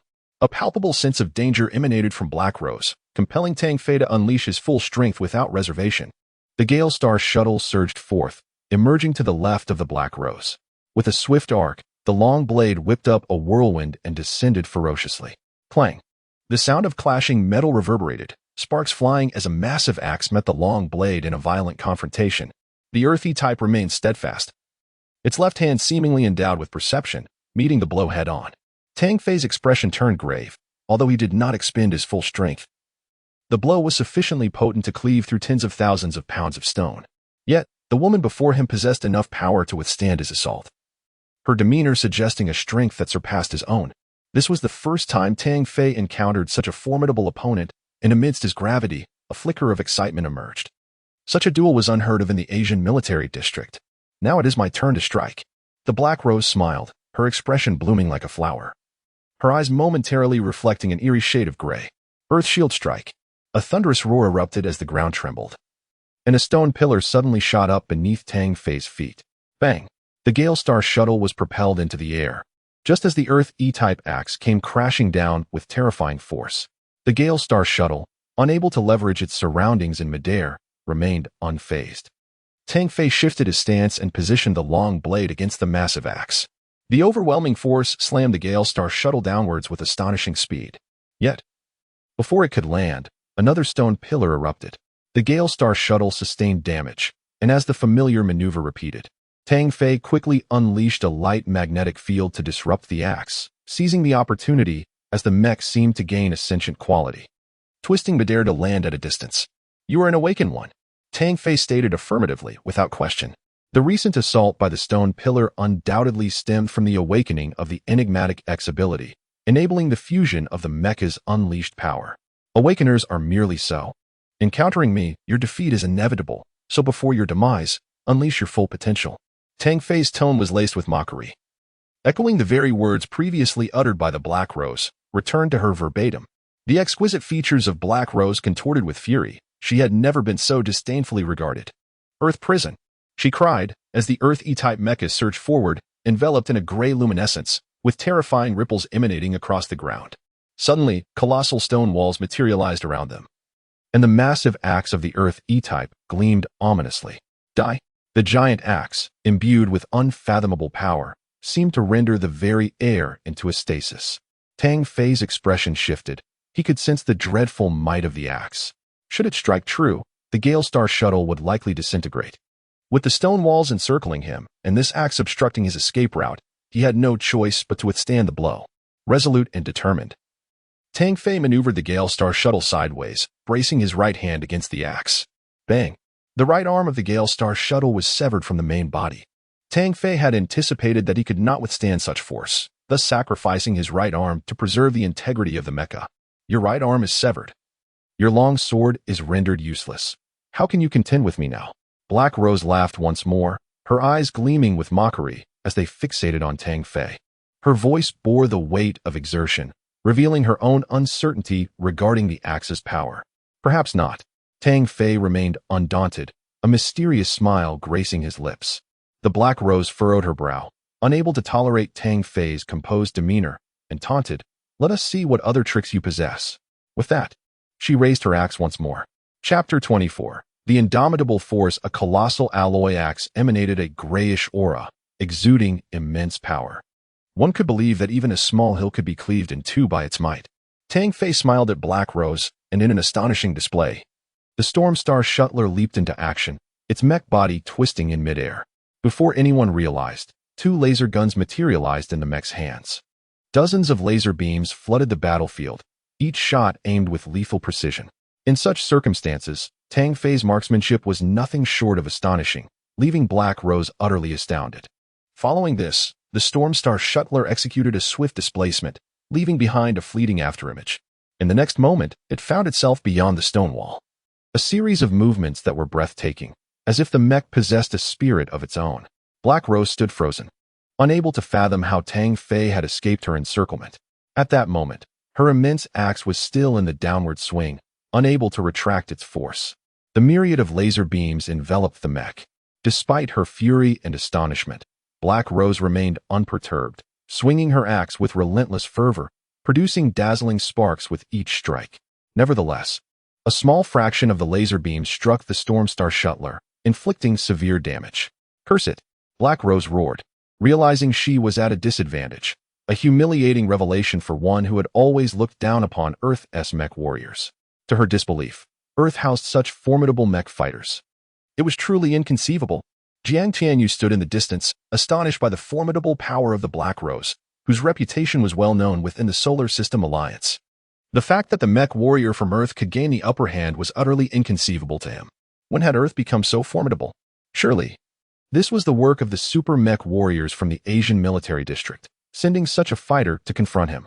Carrot was equally filled with a mixture of shock and rage. Fortunately, there was only this one super warrior. Tang Fei did not flee. Instead, he seized the moment of Black Rose's fury, utilizing his skillful displacement to execute the Gale of Death strike once more.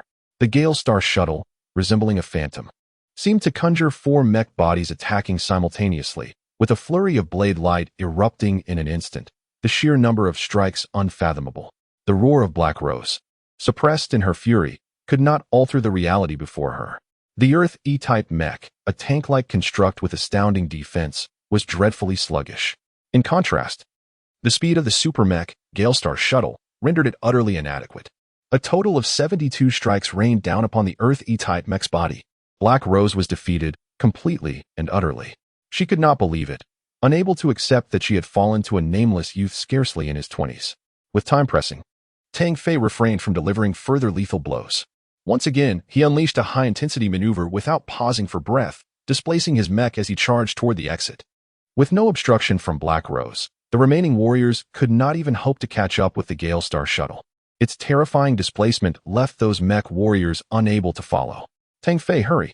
Zhao Guangyu shouted, as his own mech was already riddled with scars, the exhaustion overwhelming. The three of them lacked the prowess of Tang Fei, struggling to contend with the multitude of assaults. Suddenly, Tang Fei executed two swift displacements, cleaving through three mechs, and positioned himself before the passageway. "Stand aside," he bellowed, delivering a powerful kick that sent the mech attacking Zhao Guangyu flying, followed by a decisive slash that resulted in a spectacular explosion. "You take the equipment, I will hold the rear. Signal for extraction. Hurry." Tang Fei entrusted the three cylindrical devices strapped to his mech's back to Zhao Guangyu. Without hesitation, Zhao Guangyu accepted them, gravely advising, "Be careful." With that, Zhao Guangyu, Wang Kuan, and Zhang Yuejin activated the passageway and departed. "Stop them." Khaled's expression shifted drastically. The four newcomers were formidable, managing to evade the onslaught of attackers. Alone at the entrance of the passageway, Tang Fei refused to let a single adversary escape, facing the relentless assault of numerous mechs. In this confined space, he could only evade with rapid displacements, yet even so, the Stormstar Shuttle suffered considerable damage. With his right arm severed in combat against the Black Rose, Tang Fei wielded his blade in his left hand, continuously sweeping to deflect laser beams. His techniques reached their pinnacle, the power from the second tier enabling him to maintain formidable combat strength. His concentration intensified, amplifying his senses and heightening his reflexes to extraordinary levels. In that moment, Tang Fei's focus was solely on battle, devoid of any distractions, his entire being functioning at peak capacity. A frenzied barrage ensued. This was the essence of mech combat skills. Tang Fei harnessed the Stormstar Shuttle's displacements to unleash a torrent of brutal strikes. 81 strikes in total, a cascade of blade shadows enveloped a 10-meter radius ahead. Boom. Consecutive explosions erupted as several mechs suffered catastrophic damage. 81 blades of ferocious assault represented the pinnacle of Tang Fei's current state. He breathed lightly, standing guard at the entrance of the passage like a war god, eternally formidable, instilling fear in the hearts of a multitude. The Black Rose was taken aback. The mech warrior before her was astonishingly formidable. The rampage of 81 blades, which she could only unleash at her peak, would not possess such formidable power, nor would it be executed with such ease. One man holding the gate, 10,000 men cannot pass. Truly, it was an invincible force. Tang Fei's fierce aura, terrifying control, and formidable combat prowess intimidated all. In the eyes of his foes, he was a harbinger of death, akin to the legendary super mech warriors. Of course, Tang Fei had yet to reach that level. True super mech warriors were the treasures of every nation, embodying the true strength of a country. Each one was exceedingly precious, capable of single-handedly standing against millions. At that moment, the voice of Zhao Guangyu echoed through the network. Tang Fei, I've emerged above ground. The signal has been dispatched. Tang Fei exhaled in relief. With the signal sent, the remaining forces would create chaos and then launch an assault. Success was within reach. Quickly break through, he commanded, channeling his energy once more for another fierce attack. Subsequently, he opened the passage and laughed heartily as he ascended. Stop him at once. You worthless fools. How could you let one man escape with so many of you? Karad roared, his face contorted in rage, mobilizing all of Kuvara's forces to intercept. The Black Rose activated another mech, disregarding her injuries, determined to pursue, but was halted by Jiang Tianyu. My Lady Black Rose, you cannot go. It is too perilous. Are you implying that I cannot defeat him? The Black Rose's expression darkened, her beautiful eyes glinting with icy disdain as she gazed at him. Black Rose, I speak for your own good. Do not put yourself in peril. Humph. Who do you think you are to meddle in my affairs? Begone. The Black Rose's tone was decidedly ungracious. She had always harbored a strong aversion towards Jiang Tianyu, and her demeanor reflected that animosity. With that, she strode down the corridor, pursuing her path. Jiang Tianyu, his face shadowed with anger, seethed. Black Rose, one day I shall have my way with you. And then we shall see if you still maintain this haughty demeanor. Chapter 25, Perilous Abyss. Kuvara was engulfed in chaos, with the flames of war spreading in every direction. Gunfire resounding incessantly amidst the acrid smoke. Nearly 30,000 indigenous inhabitants of the town suffered persecution. This upheaval ensnared many innocent lives. Scenes of women being brutally assaulted, the elderly and children falling victim to violence, and countless homes ablaze were rampant. The dark night was illuminated by the flames, with corpses strewn across the ground and rivers of blood flowing, transforming the land into a veritable hell on earth. Dozens of mechanized warriors from Kuvara pursued Zhao Guangyu and his companions, yet their possession of nuclear energy projectiles rendered the enemies hesitant to fire a single shot, complicating their attempts at interception. The 3 intercepted mechs, along with armored vehicles and laser cannons, remained in the hands of the few survivors. Yet now, not a soul could be seen, and Zhao Guangyu sensed something amiss. Where had they vanished? Why did they not reveal themselves? Had they fled? Wang Kuan and Zhang Yujin shared in the frustration. The meticulously devised plan had faltered at the critical moment, leaving them disheartened. Damn it! It is undoubtedly Maroto and Yamamoto who are hindering us. Zhao Guangyu instinctively believed that these two were up to no good, as they were the only ones in the team who had conflicts with Tang Fei. What should we do, bald fish? Zhang Yuejin asked anxiously, as over 40 mecha warriors were pursuing them, each capable of reducing the 3 of them to mere fragments with a single blow. I have no good ideas either. Without Maroto and the others to support us, we can only rely on ourselves. Zhao Guangyu replied helplessly. Suddenly, a thunderous roar erupted, akin to a clap of thunder, as 3 mechas descended from the sky. With their metallic wings spread wide, they resembled colossal golden phoenixes, their size imposing. The giant winged angels. The three exclaimed in astonishment. This was an advanced lunar mecha, possessing aerial flight capabilities along with formidable speed and strength. With the path ahead blocked and enemies on their heels, Zhao Guangyu and his companions found themselves in dire straits. We can only rely on ourselves. Bald fish, Wang Kuan, you must flee. I will hold them off. If I perish, tell my father that his son did not bring shame upon him. I hope you can find time to visit him often. Zhang Yuejin shouted. As the mecha soared into the air, charging towards the enemy, tears streamed down Zhao Guangyu's face. While men seldom shed tears, Zhang Yuejin's actions truly pierced their hearts with grief. We cannot let Yuejin die in vain, Zhao Guangyu urged Wang Kuan as they ran in another direction.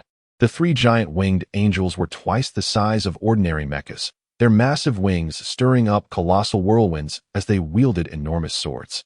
Hurricane slash. Die. Zhang Yuejin maneuvered his mech to leap into the air, wielding blades in both hands, creating a tempest of steel that enveloped the mech in a dazzling array of light as he charged forward. Some skill, yet still lacking.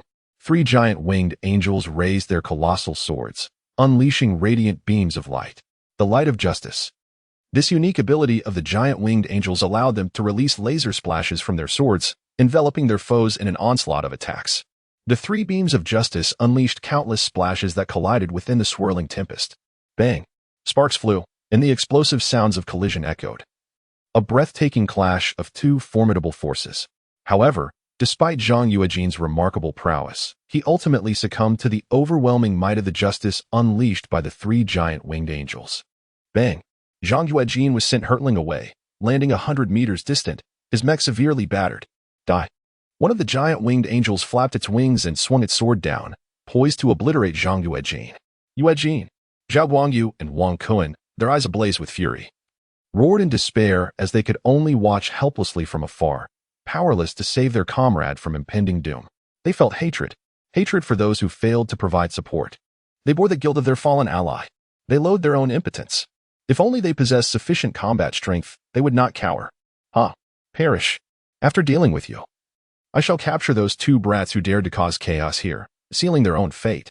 The colossal sword of the giant winged angel descended, but suddenly, a figure darted forth, wielding a metallic blade imbued with terrifying force, striking at the giant winged angel. Boom. Thanks to this individual's swift reflexes, they narrowly avoided a fatal blow, yet still suffered the loss of half a wing. Who dares to ambush me? The colossal winged angels, filled with rage, were renowned warriors under Khaled's command. Unyielding in battle and invincible in assault, they piloted advanced mechas, yet found themselves ambushed, igniting their fury. The one who seeks your life. Tang Fei sneered as he emerged to witness the scene, hastening to save Zhang Yuejin's life at a critical moment. The light of justice. The lasers, each splashing forth with formidable force, hurtled towards them. With a swift motion, Tang Fei brandished his longsword, utilizing the Gale Star shuttle to reposition behind the adversary, and struck. Bang! The colossal winged angel was cleaved in two. Thank you, Tang Fei. Zhang Yuejin, having narrowly escaped death, was astonished to find himself alive. I should be the one expressing gratitude. You accomplished what many dared not attempt. Tang Fei helped Zhang Yuejin to his feet. Such a man was worthy of respect. You brat, prepare to meet your end, roared the other two colossal winged angels, brandishing their massive swords in attack. If you seek my life, you are not worthy. Through his battle with the Black Rose, Tang Fei gained profound insight into the Gale Star shuttle. With successive displacements and longsword strikes, he moved with astonishing speed. Although the colossal winged angels possessed extraordinary velocity, they were still no match for him. In a flurry of 7 rapid displacements, 2 colossal winged angels were obliterated. This exemplified the terror of super mechas. Each unit possessed formidable advantages that ordinary mechas could not withstand. However, the colossal winged angels' interception had allowed enemy mecha warriors to encircle them. In the northwestern corner of Kuvara, near the edge of the small town, over 40 mecha warriors converged. You cannot escape. Surrender the nuclear energy shells, and I may spare your lives. Carrot appeared, flanked by Jiang Tianyu and the Black Rose. Tang Fei sighed. He had been engaged in continuous combat, particularly the fierce confrontation with the Black Rose.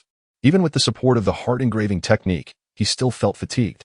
Let us fight, Tang Fei said indifferently, his 2 words reflecting his resolve. Foolishness. Eliminate them. Carrot commanded darkly, gesturing with a mighty hand as mechanized warriors surged forth. You too. Protect Zhang Yuejing. Hold on a little longer. The military district reinforcements should arrive soon. Tang Fei spoke softly, his laser gun manifesting as he fired precise shots, obliterating a mechanized unit. Kill. As the enemy closed in, Tang Fei discarded his laser gun, swinging his long sword and dashing forward. With a flurry of strikes, he unleashed the Gale's deadly slash, creating an invincible offensive. Tang Fei exhibited no defense. He fought relentlessly, understanding that only through annihilation could he grasp a glimmer of hope for victory. Boom, boom, boom. The successive explosions of mechanized units quelled the enemy's spirits, as if Tang Fei were an indomitable deity, instilling fear with his fearsome longsword. Both sides were locked in a brutal melee, blinded by bloodlust. In a single minute, Tang Fei had destroyed 5 enemy mechanized units, an astonishing feat despite his best efforts to evade. The Gale Star shuttle bore numerous scars, though none were fatal, and the energy consumption was significant. As a metallic blade swung toward him, Tang Fei raised his sword to deflect it, but another mechanized unit unleashed a laser attack. He forcefully maneuvered to evade, only to find 2 more attacks looming overhead. A crystalline shield materialized, shattering with a resounding crash yet successfully absorbing the onslaught. Seizing the moment, Tang Fei retaliated with a powerful series of strikes, resulting in the destruction of 3 more mechanized units. In that fleeting moment of pause, a long blade struck his back, carving a deep gash. If this continues, my mech warriors shall face annihilation. Carrot, unwilling to concede, felt the overwhelming power of the Gale Star shuttle, which inflicted grievous damage upon his forces. At this juncture, Black Rose refrained from engaging. She possessed her own pride. Tang Fei was now a formidable force, about drawn to its utmost tension. Any action taken now would be to exploit another S vulnerability. Black Rose sought to defeat Tang Fei under fair circumstances. Meanwhile, Zhao Guangyu's side was in utter disarray. The 3 of them had narrowly escaped death, and at this moment, they simply aimed to delay the inevitable. Their steadfast will to survive rendered their combat prowess undiminished. Battle. Tang Fei's Heart of the Ocean pulsed with brilliance, while the mind-heart technique operated beyond the limits of ordinary cultivation. Unbeknownst to him, layers of swirling winds materialized around him. Gale execution. Once more, he unleashed the ultimate technique of the Gale Star shuttle, yet this time was different. The spiraling winds coalesced around the blade, and a tempest arose. The rapid strikes of the mech resembled a flurry of wind blades, both magnificent and terrifying. The sound of mech explosions echoed incessantly. This battle would undoubtedly instill dread in Kuvara's mech warriors. They could scarcely fathom that, in such dire straits, such terrifying might could still be unleashed. Awakened once, Black Rose's lips formed a new astonishment. Only she understood the profound significance of Tang Fei's recent assault. As an awakened one herself, she felt acutely the mysterious X ability Tang Fei had wielded, specifically the wind attribute. The term awakened ones bore a weighty distinction. It symbolized strength and invincibility, an entity revered by ordinary individuals. The recent assault resulted in the obliteration of 9 mechas, leaving an indelible impression on all present. A visceral shock that resonated deeply within them. Following this maneuver, Tang Fei felt utterly exhausted, both physically and mentally. Eliminate him. He must not be spared. Carrot sensed a profound fear. Facing an awakened being was undeniably terrifying. Suddenly, a thunderous roar erupted from the heavens as numerous colossal airships emerged, shrouding the sky above Cuvala. From amidst the flames, one could discern mechas descending in a dramatic leap. This was dire. It was the forces of the Asian military district. Fear gripped Carrot. He could scarcely consider the nuclear energy projectiles or thoughts of taking lives. His sole desire was to flee. A smile crept across Tang Fei's face. Reinforcements had arrived at the last moment.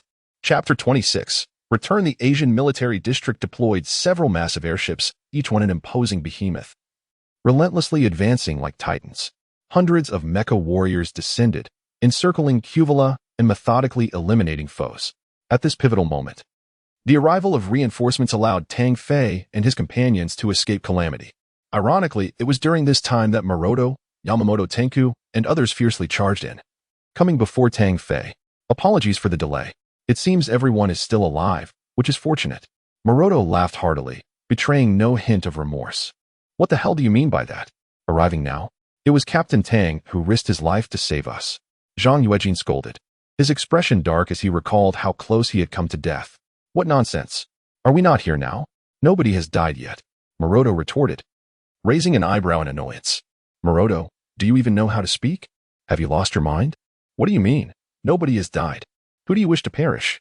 Zhao Guangyu, with reddened eyes, shouted vehemently. Not only Zhao Guangyu, but also Zhang Duejin and Wang Kuan rose to their feet, their gazes fixed on Maroto, brimming with indignation.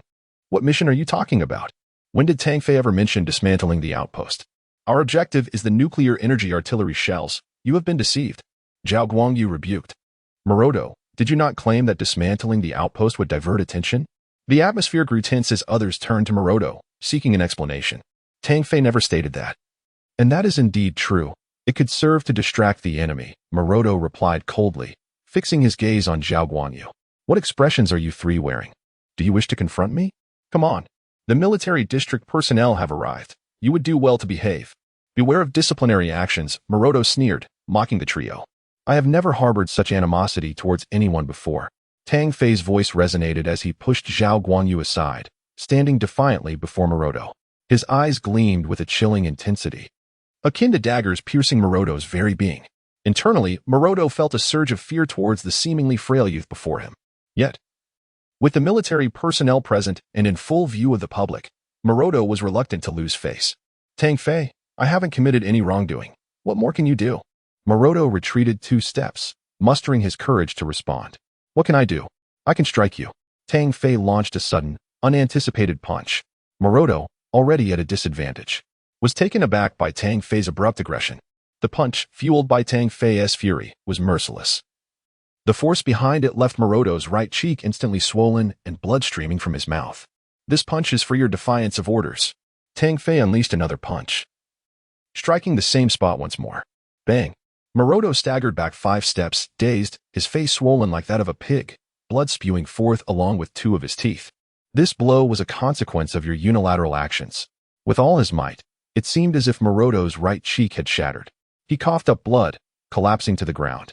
At this moment, Maroto was jolted awake, his eyes bloodshot and filled with a deep-seated malice as he glared at Tang Fei, incoherently shouting, You dare to hit me? Tang Fei. You? What of it? Watch as I strike you. This punch is because you arrived late with your support. Tang Fei remained steadfast, targeting Maroto's right cheek once again. Maroto's eyes were barely visible, his face drenched in blood. Howling in agony, a sight too harrowing to behold. You still dare to hit me? Maroto quivered in fear, staring at Tang Fei in terror. The others, too, wore varied expressions, none coming to Maroto's defense. After the exchanges, everyone understood the gravity of the situation. Maroto had nearly caused the death of a teammate, placing everyone in jeopardy, and even if he were to be killed, not a single word of sympathy would be uttered. You scoundrel! You nearly led to Zhang Yuejin's demise. Your selfishness almost jeopardized everything. Hitting you is too lenient. Tang Fei rebuked him, his expression seething with rage. His final punch struck like a cannonball, slicing through the air and crashing into Maroto's abdomen. Crack! Were it not for the protection of the military, Tang Fei would have surely killed him. He detests such betrayal. The treachery of a teammate stabbing them in the back at a crucial moment. This time, had the military district not arrived in time, it is likely that none of them would have survived. The support troops, comprising an entire division, swiftly stabilized the situation with their formidable strength within a mere 10 minutes. When Tang Fei awoke once more, he found himself in a high-level medical facility within the Asian military district. Oh, you are finally awake, exclaimed a girl clad in a pink nurse's uniform, her sweet smile illuminating the room. Upon opening his eyes to the sight of such beauty, Tang Fei felt an immediate surge of joy. Where am I? In a hospital? You are in a first-class military hospital. I've heard you are quite remarkable. Having accomplished an extraordinary mission, the girl, with her delicate oval face adorned in white lace stockings, possessed eyes that sparkled warmly, instilling a sense of familiarity. Really? I suppose I was just lucky. Tang Fei chuckled, scratching his head in amusement. Oh right, now that you're awake, I must inform those 3 old men. Otherwise, they will surely start shouting. The girl wrinkled her petite nose, seemingly displeased with the aforementioned 3 old men. With wide eyes, she continued, My name is Jiang Xinyu, but you can call me Xiaoyu. What is your name? Tang Fei, the Tang of the Tang dynasty, and Fei as an airplane, he replied. Tang Fei held a favorable impression of Jiang Xinyu. Her sweet appearance and role as a nurse were undeniably captivating, as the allure of a uniform remains irresistible to many men. Tang Fei, next time, you must share tales from the battlefield. I adore stories. With a cheerful wave, Jiang Xinyu announced her departure to fetch the three old men. Tang Fei shook his head with a wry smile, reflecting that one should not judge based solely on appearances. The girl seemed gentle and demure, yet she had a penchant for the violent. However, who were those three old men she mentioned? Tang Fei felt perplexed, unable to recall anyone among his acquaintances who could be referred to as an old man. Who could it possibly be? After pondering for quite some time without arriving at a conclusion, he chuckled to himself. Regardless of the identity, he would soon discover it upon their meeting. However, when the door to the hospital room swung open and three imposing elderly gentlemen entered, Tang Fei was taken aback. "Ha, young lad, did I startle you?" Wang Shouren remarked, observing the expression on Tang Fei's face with amusement. "I told you this kid is remarkable. See, he bravely ventured into the tiger's den all alone." Jiang Xian laughed heartily, scrutinizing Tang Fei from head to toe, nodding in approval. Such an exceptional youth was indeed a rarity. Chapter 27. The delicate young nurse Tang Fei quickly rose to his feet, urging the three major generals to take a seat. "Well then, our esteemed benefactor, you should lie down. Your health is of utmost importance," Zheng Deyuan said gently. "Major General, I never anticipated that the three esteemed elders would come to see me. Rest assured, my health has fully recovered. I am ready to return to duty at any moment," Tang Fei asserted, thumping his chest emphatically to demonstrate his vigor. "Let us dispense with the formalities of Major General. You're about the same age as my granddaughter. Just call me Grandpa Jiang." Jiang Xian replied warmly, his demeanor kind. "Indeed, simply calling us Grandpa will suffice."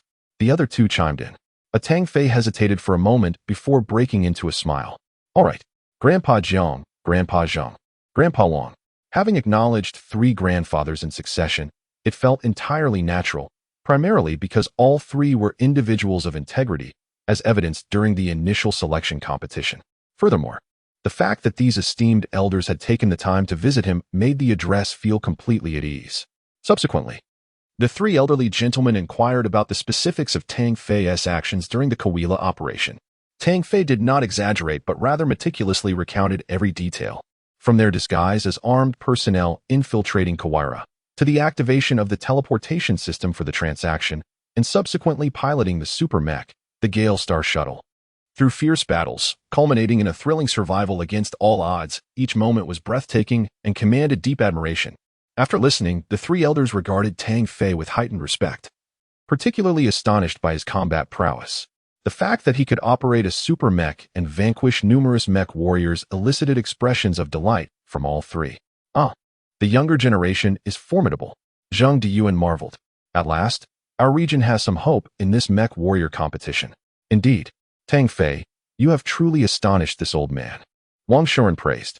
Tang Fei refrained from elaborating on the matter of Maroto, not out of protection, but rather disdain for excessive discussion. He intended to seek retribution against someone like Maroto in due time. Having provoked him, the adversary should prepare for despair, rather than merely facing reprimands and penalties after the leaders are informed. "Yes, Grandpa Jiang." With a break approaching, Tang Fei was naturally pleased. Then, recalling something, he felt a slight flush on his face and shyly inquired, "When will the reward of 100,000 galactic coins be bestowed upon me?" "Haha, so you are concerned about this matter. The military district has already transferred the funds to your Skynet account at the earliest opportunity. You may check it at your leisure." As the three leaders departed, Tang Fei swiftly activated the surveillance system, revealing the account page of the Interstellar Alliance Bank on the electronic screen. Upon inspection, he discovered that what had previously been a mere zero had transformed into a six-figure sum. A broad smile spread across Tang Fei's face, overflowing with joy. This marked his first substantial financial gain, a sum significant enough to cover 2 years of his salary. Without hesitation, Tang Fei transferred the funds to his mother's account and subsequently initiated a video call. "Mom, I just sent you a sum of money, 100,000 galactic coins. Make sure to save it well. I believe it won't be long before Dad's leg is healed." He beamed with an innocent expression, one that would surely leave Zhao Guangyu and the others utterly astounded. It was a rare sight to witness such a demeanor from the usually reckless Tang Fei. "My goodness. Dear child, we must not engage in any wrongdoing. Where did you acquire such a large sum? Speak the truth," Feng Qi exclaimed, her voice tinged with apprehension. For this amount was staggering to her. "Mom, there's no need to worry. I earned this money," Tang Fei replied, exasperated as he rubbed his forehead. "Child, you must be joking. How could a soldier possibly earn such a fortune?" Feng Qi remained skeptical. It's my reward for completing a mission. After much persuasion, Tang Fei finally convinced his mother of his words. Child, being a soldier is arduous, isn't it? Such a substantial reward suggests great danger. Do not act recklessly. Money can be earned gradually. Concern etched across Feng Qi's face. Mom, please rest assured. There is no danger. After exchanging pleasantries and inquiring about his father's condition, he ended the video call. Tang Fei then rose from his bed, moved about for a while, and settled down in a lotus position to practice his meditation technique. Feeling the warm currents flowing through his body, he examined his wounds, which had largely healed. After the fierce battle, he discovered that his inner warmth had grown significantly stronger, and his mind engraving technique had also advanced. It seemed that combat greatly contributed to enhancing one's abilities. Tang Fei mused softly, recalling the final move he had employed against Kavera, imbued with an unparalleled force of wind. What kind of power was that? Why did he not feel it now? Tang Fei sought to recapture that sensation, yet ultimately found himself empty-handed. Hey, what are you doing? Suddenly, a sweet voice interrupted Tang Fei's thoughts. A girl, exquisitely doll-like, appeared before him. She appeared to be around 17 or 18, her eyes sparkling with intelligence. It's you. I was lost in thought, Tang Fei replied, his expression brightening at the sight of her. A 3-day holiday was quite delightful, especially with a beautiful companion. If Bald Fish were to find out, he would surely exclaim in astonishment. With that thought, Tang Fei couldn't help but chuckle heartily. In that moment, any man would be captivated, let alone Tang Fei, a boy who seldom interacted with the opposite sex and had low emotional intelligence. It took a long while for his nosebleed to cease. Hey, great hero. Tell me about your experience in this battle. Jiang Xinyu pulled up a chair, her large eyes sparkling as they gazed at Tang Fei, to divert his attention. Tang Fei began recounting his tale, which was quite similar to what the 3 major generals had shared. However, the listener's reaction was immensely enthusiastic. Jiang Xinyu gasped in excitement. Her small face flushed crimson like an apple, prompting Tang Fei to feel an overwhelming urge to take a bite. In moments of concern, her little hands gripped his arm tightly, leaving bruises in their wake. In moments of joy, with tiny fists raised in excitement. Unbeknownst to them, night had fallen, and Tang Fei had finally finished his tale. At that moment, Jiang Xinyu gazed at him with eyes sparkling like stars, her hands clasped over her heart, filled with admiration. Tang Fei, you were simply remarkable. That was exhilarating. Jiang Xinyu trembled with excitement, imploring, if there are more thrilling adventures in the future, could you possibly take me along? What is the big deal? I'm a nurse. I can look after you all. Jiang Xinyu pouted, her pink lips forming an unhappy expression. Tang Fei mused to himself that as long as she didn't create chaos, everything would be fine. He realized with certainty that this girl was undeniably one who adored excitement and was imbued with a spirited intensity. I absolutely adore mech warriors. They are incredibly dashing. Jiang Xinyu exclaimed, resembling a love-struck schoolgirl at that moment. I am quite handsome myself, ahem, but I must remain modest. The two engaged in lengthy conversation, akin to long-lost friends reunited. Jiang Xinyu was warm-hearted and kind, taking excellent care of Tang Fei, though he attempted to assure her that he was well. She would not hear of it, thus he had no choice but to play the role of a patient. Over the next 2 days, Jiang Xinyu visited daily, as she was assigned to this ward, and looking after Tang Fei was her duty. In her mind, patients in premium wards invariably suffered from significant ailments. Consequently, regardless of how well Tang Fei insisted he felt over those 2 days, Jiang Xinyu remained resolute. She ruled over his fate like a queen. As a result, the two spent 3 consecutive days together. Surprisingly, Tang Fei harbored no objections. Instead, he found great comfort in her company. Their time together fostered an intimacy akin to that of longtime friends, filled with playful banter. The holiday has come to a satisfying conclusion, and I must depart shortly. Tang Fei remarked with a gentle smile. So soon? Have you recovered from your ailment? Jiang Xinyu inquired with concern. Tang Fei found himself at a loss for words. His mind filled with frustration, he had repeated this answer countless times. Oh, by the way, Brother Tang, if the opportunity arises, please take me to the battlefield, remember. Tang Fei remained speechless, as the young nurse seemed to yearn for the battlefield, her violent enthusiasm causing him a headache. Jiang Xinyu continued to speak, seemingly with an endless stream of thoughts. For some reason, a sense of reluctance and sadness tugged at her heart. After a while, she appeared to recall something. Brother Tang, I almost forgot to tell you this. I will be going to the large hospital on Mars to study in a few days. If you have the chance to visit Mars, be sure to come find me. Of course, I will. Ultimately, Tang Fei departed from the hospital, cherishing the fond memories of the past 3 days. Chapter 28. Cultivating martial skills. Tang Fei's reputation resonated throughout the new army. In the military, strength is paramount, and no one dared to underestimate this seemingly frail youth. Maroto remained hospitalized, nursing his injuries, as Tang Fei had shown no mercy and had fought with all his might. Were it not for the military, Maroto would have perished. However, his current injuries would take months to heal. Clearly, he would miss the upcoming Mecha Soldier King competition, and due to the absence of several months of training, he had strayed from the elite warrior circle. Consequently, a fortunate individual had been selected to fill the vacancy, along with 9 others. Yet, the higher-ups seemed indifferent to this matter and had no intention of delving deeper. This revelation made Li Qing realize that targeting Tang Fei was futile. Within the team, Tang Fei had undeniably emerged as the leader, earning the admiration of all. Bolstered by his formidable strength, his words carried immense weight. Life resumed its previous tranquility, characterized by relentless training to fortify their bodies and enhance their knowledge of mechas. Naturally, the cultivation of martial arts was an indispensable part of their daily routine. Following the recent battle, Tang Fei found himself grappling with numerous uncertainties in his martial arts practice, all of which he sought to clarify, ultimately gaining a profound understanding of the heart-mind technique. He also became acutely aware of the power of the wind, an ability believed to be possessed solely by those who have awakened their extraordinary potential. Upon returning, Tang Fei endeavored to reconnect with the sensation of the wind he had previously experienced, yet it eluded him. Nevertheless, his efforts were not in vain. He gained considerable insights into the nature of the wind. The second level of the heart-mind technique had stabilized, allowing Tang Fei to practice 3 sets of martial skills: the Demon Elephant Fist, the Ethereal Step, and the Lone Dragon Drill. Mastery of these advanced techniques required reaching the second level, a goal Tang Fei had long yearned for. The very names of these techniques hinted at their exceptional nature.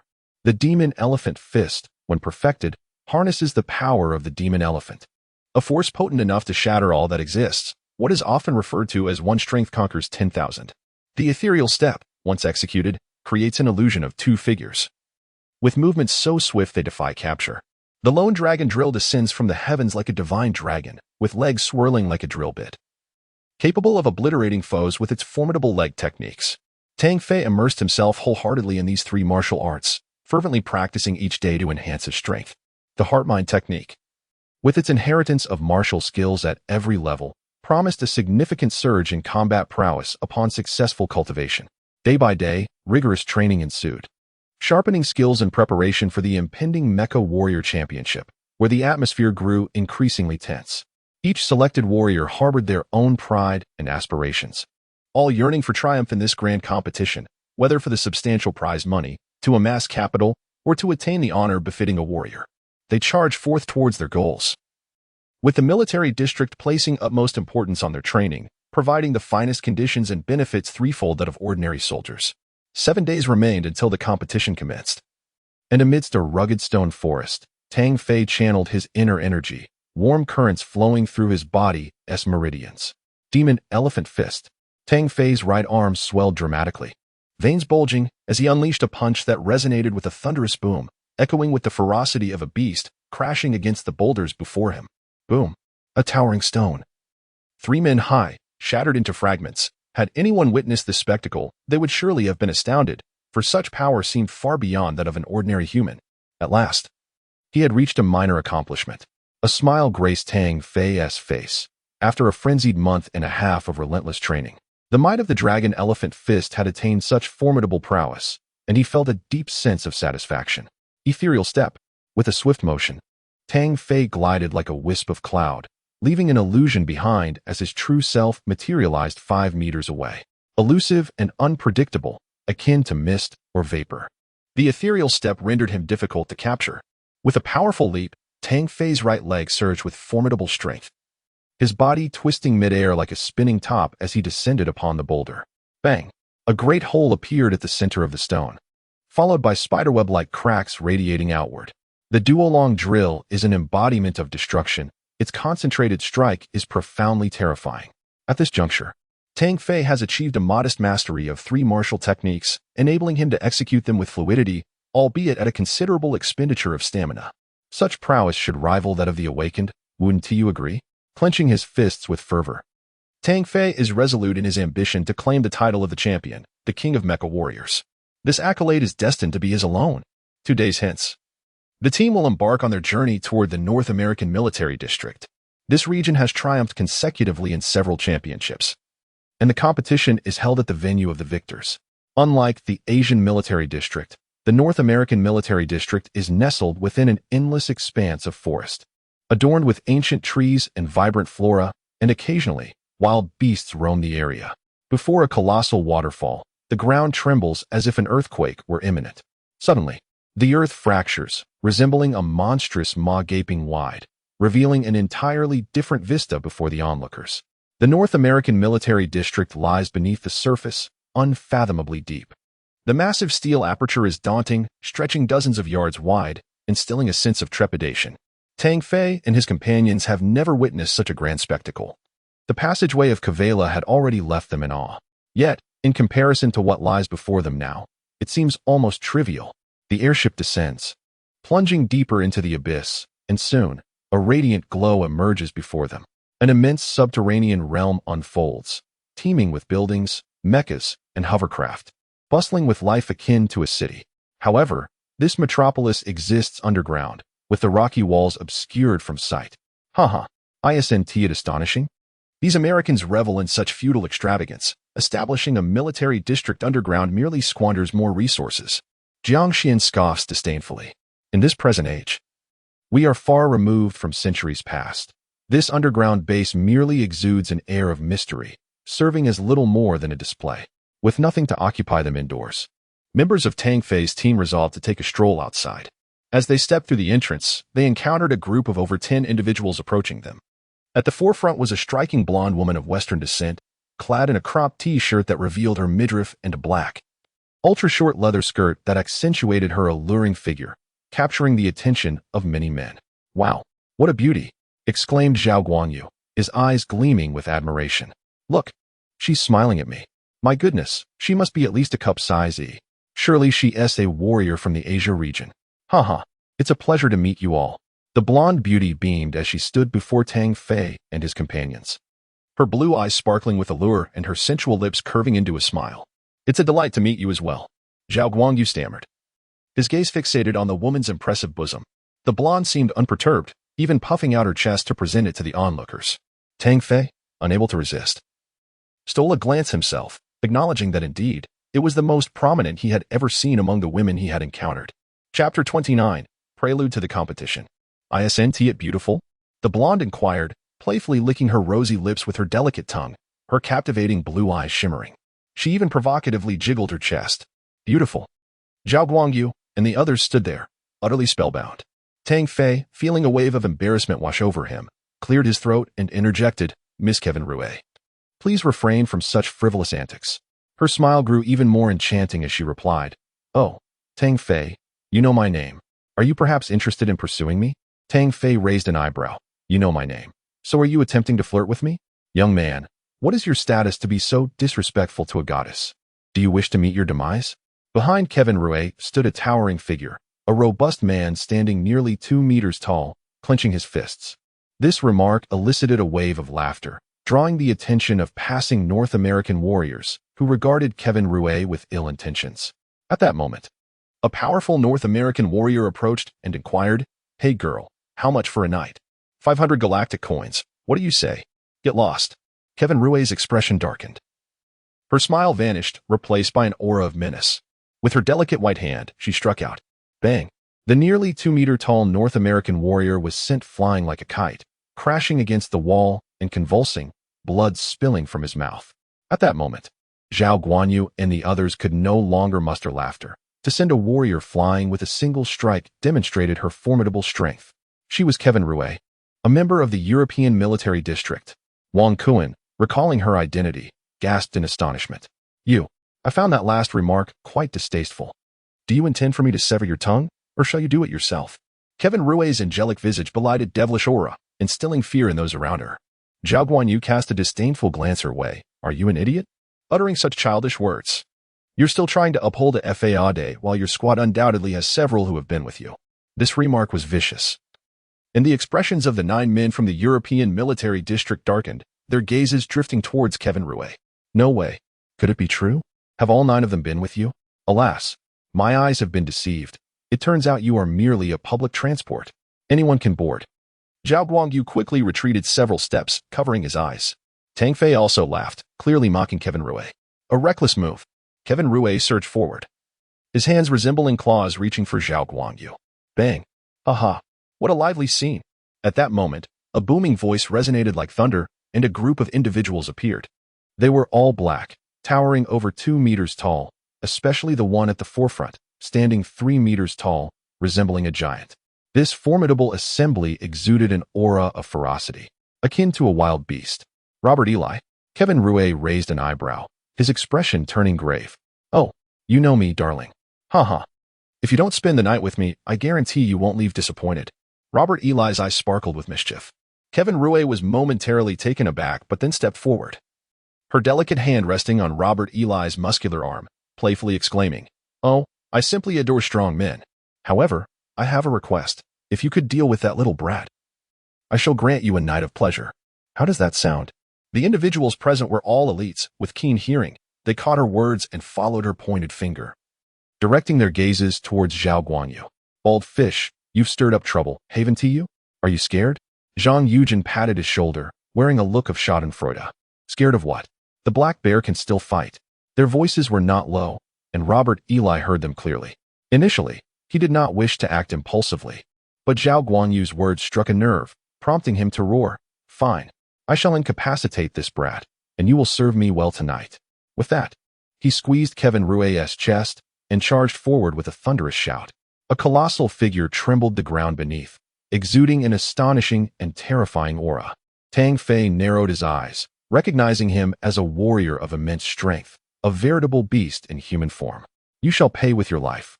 With each step Robert Eli took, deep footprints marred the steel surface, instilling fear in those who beheld it. Tang Fei contemplated intervening, but Zhao Guangyu swiftly interposed, declaring, "This is a black bear. Allow me to handle it." As the two were on the verge of colliding, Zhao Guangyu suddenly pivoted, slipping past from the side, and unleashed a powerful kick. Thud! His foot struck as if against a steel plate, and Robert Eli regarded him with a sinister grin. "Little monkey, are you merely tickling me? I shall tear you apart." 2 massive hands descended, each strike bearing the potential to shatter an ordinary warrior. Zhao Guangyu, agile and nimble, narrowly evaded several blows, the danger palpable. His occasional counterattacks proved futile, merely as ineffective as scratching an itch, just as his opponent had claimed. "I refuse to believe it. Your entire body is so solid." Frustration surged within Zhao Guangyu as he bent his body forward, his gaze fixed on Robert Eli's lower region. Seizing the opportunity, he propelled a decisive kick with all his strength. "Ah!" Robert Eli's eyes reddened, unleashing a frenzied roar as he swung his left hand, sending Zhao Guanyu sprawling. Witnessing the fury on his face, a chill ran down the spines of onlookers, for a strike in such a sensitive area could spell catastrophe. Cough, cough. "You great black bear, let us see how arrogant you remain." Zhao Guanyu coughed blood, yet grinned defiantly. The final blow from Robert Eli had inflicted significant damage upon his lungs. Everyone was struck with terror at the sight of the colossal humanoid beast. What immense power it must possess. "I will kill you." Robert Eli bellowed, accelerating towards his target with a fearsome punch. Tang Fei sprang into action, eager to gauge the extent of his opponent's strength. Enough. Demon Elephant Fist. In an instant, Tang Fei's right arm swelled to twice its size, his clothing tearing apart, veins bulging like miniature dragons. With a thunderous crash, their fists collided, unleashing a terrifying force that sent shockwaves rippling through the air. Robert Eli staggered backward for more than 10 paces before regaining his footing, while Tang Fei merely retreated 3 steps, firmly anchoring himself in place. The outcome of this clash left onlookers utterly flabbergasted. Warriors from the North American, European, and African military districts, as well as those from the Asian district, were all in disbelief. How could such a seemingly frail youth harbor such formidable power? What divine force enabled him to achieve this? Was he perhaps a humanoid beast? The fact that Robert had been defeated was utterly terrifying. When did the warriors from the Asian district become so monstrous? The soldiers from the various military districts erupted in astonished exclamations, particularly the African soldiers, who were most affected. Robert Eli was undeniably one of the most powerful warriors in the history of the African military district, his strength enough to obliterate any adversary. Yet here he was, vanquished by a slender youth from the Asian district. This left those who had always looked down upon the Asian district in utter disbelief, roaring in fury. Robert Ely knew all too well the dreadful power contained within the young man before him. This force was capable of annihilating him. Robert Ely's complexion was naturally dark, rendering his expression indiscernible. He uttered not a word before departing. "Huh. The great black bear has fled. I had assumed the Major's analytical prowess was formidable. Yet upon witnessing it today, I find it rather unimpressive. Indeed, it is Tang Fei who is the concealed Grandmaster." Wang Kuan and his companions erupted into laughter, brimming with pride, for their utmost admiration lay with Tang Fei. Kevin Rue's countenance turned ashen. She too dared not linger, hastily making her exit. This news is truly astonishing. This year's competition presents such a formidable adversary from the Asian region, which bodes ill for the other military districts. Naturally, further intelligence must be gathered for study. The scene at the entrance soon spread throughout the North American military district, and the name Tang Fei became widely known. All 4 military regions began to collect information on Tang Fei, and snippets of his background emerged. Most notably was his battle against Kavara, where he piloted a super mech and achieved a series of victories. In a gravity training facility within the North American military district, Lewis said, "Have you heard? A monkey from the Asian region has defeated Robert Ely." John exclaimed in astonishment. In the gravity chamber, a pallid, blue-eyed, golden-haired youth was performing push-ups, sweat cascading down like rain. This was Lewis, a favored contender for the champion of the Soldier King competition. Without lifting his head, Lewis replied coolly, "John, there is no need for such dramatics. No one can impede my stride. Robert Ely is merely a black bear. I have never regarded him as a rival." John was the sole friend of Lewis within the team, and thus, despite his aloof demeanor, he did not withhold his words. John furrowed his brow, exclaiming, "But this Tang Fei is quite formidable. Yet, no matter how impressive he may be, he is merely an obstacle, easily cast aside." This statement was brimming with arrogance. Yet he possessed the merit to utter it, for he was an awakened one. In the South American military district's quarters, a middle-aged man clad in a general's uniform spoke darkly. "The emergence of such a figure from the bottom-ranked Asian district has introduced an element of uncertainty into this session." Among 10 team members, only one reclined on the sofa, long hair obscuring half of his face, rendering his features indistinct. His pale fingers deftly toyed with a dagger. "Cobra, what is your perspective?"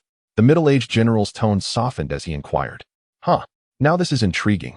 The long-haired man, known as Cobra, emanated an aura of chill, resembling a venomous serpent poised to strike. All 5 military districts were present, none venturing outside, engrossed in strategizing against their opponents from the other districts, preparing meticulously. The arrival of Tang Fei drew numerous gazes. The Mecha Warrior Championship was on the horizon, and Tang Fei remained oblivious to the machinations of the other military districts. His blood surged with fervor. He yearned for battle, anticipating confrontation with formidable foes. "Come, let us fight." Chapter 30, The Tournament, Part 1. The long-anticipated Mecha Warrior Championship for the Earth District had arrived. Marking an era of grandeur, a summit for the 5 great military districts of Earth. This event served as a testament to the combat prowess of each district, with the victorious side reaping immense honor and resources.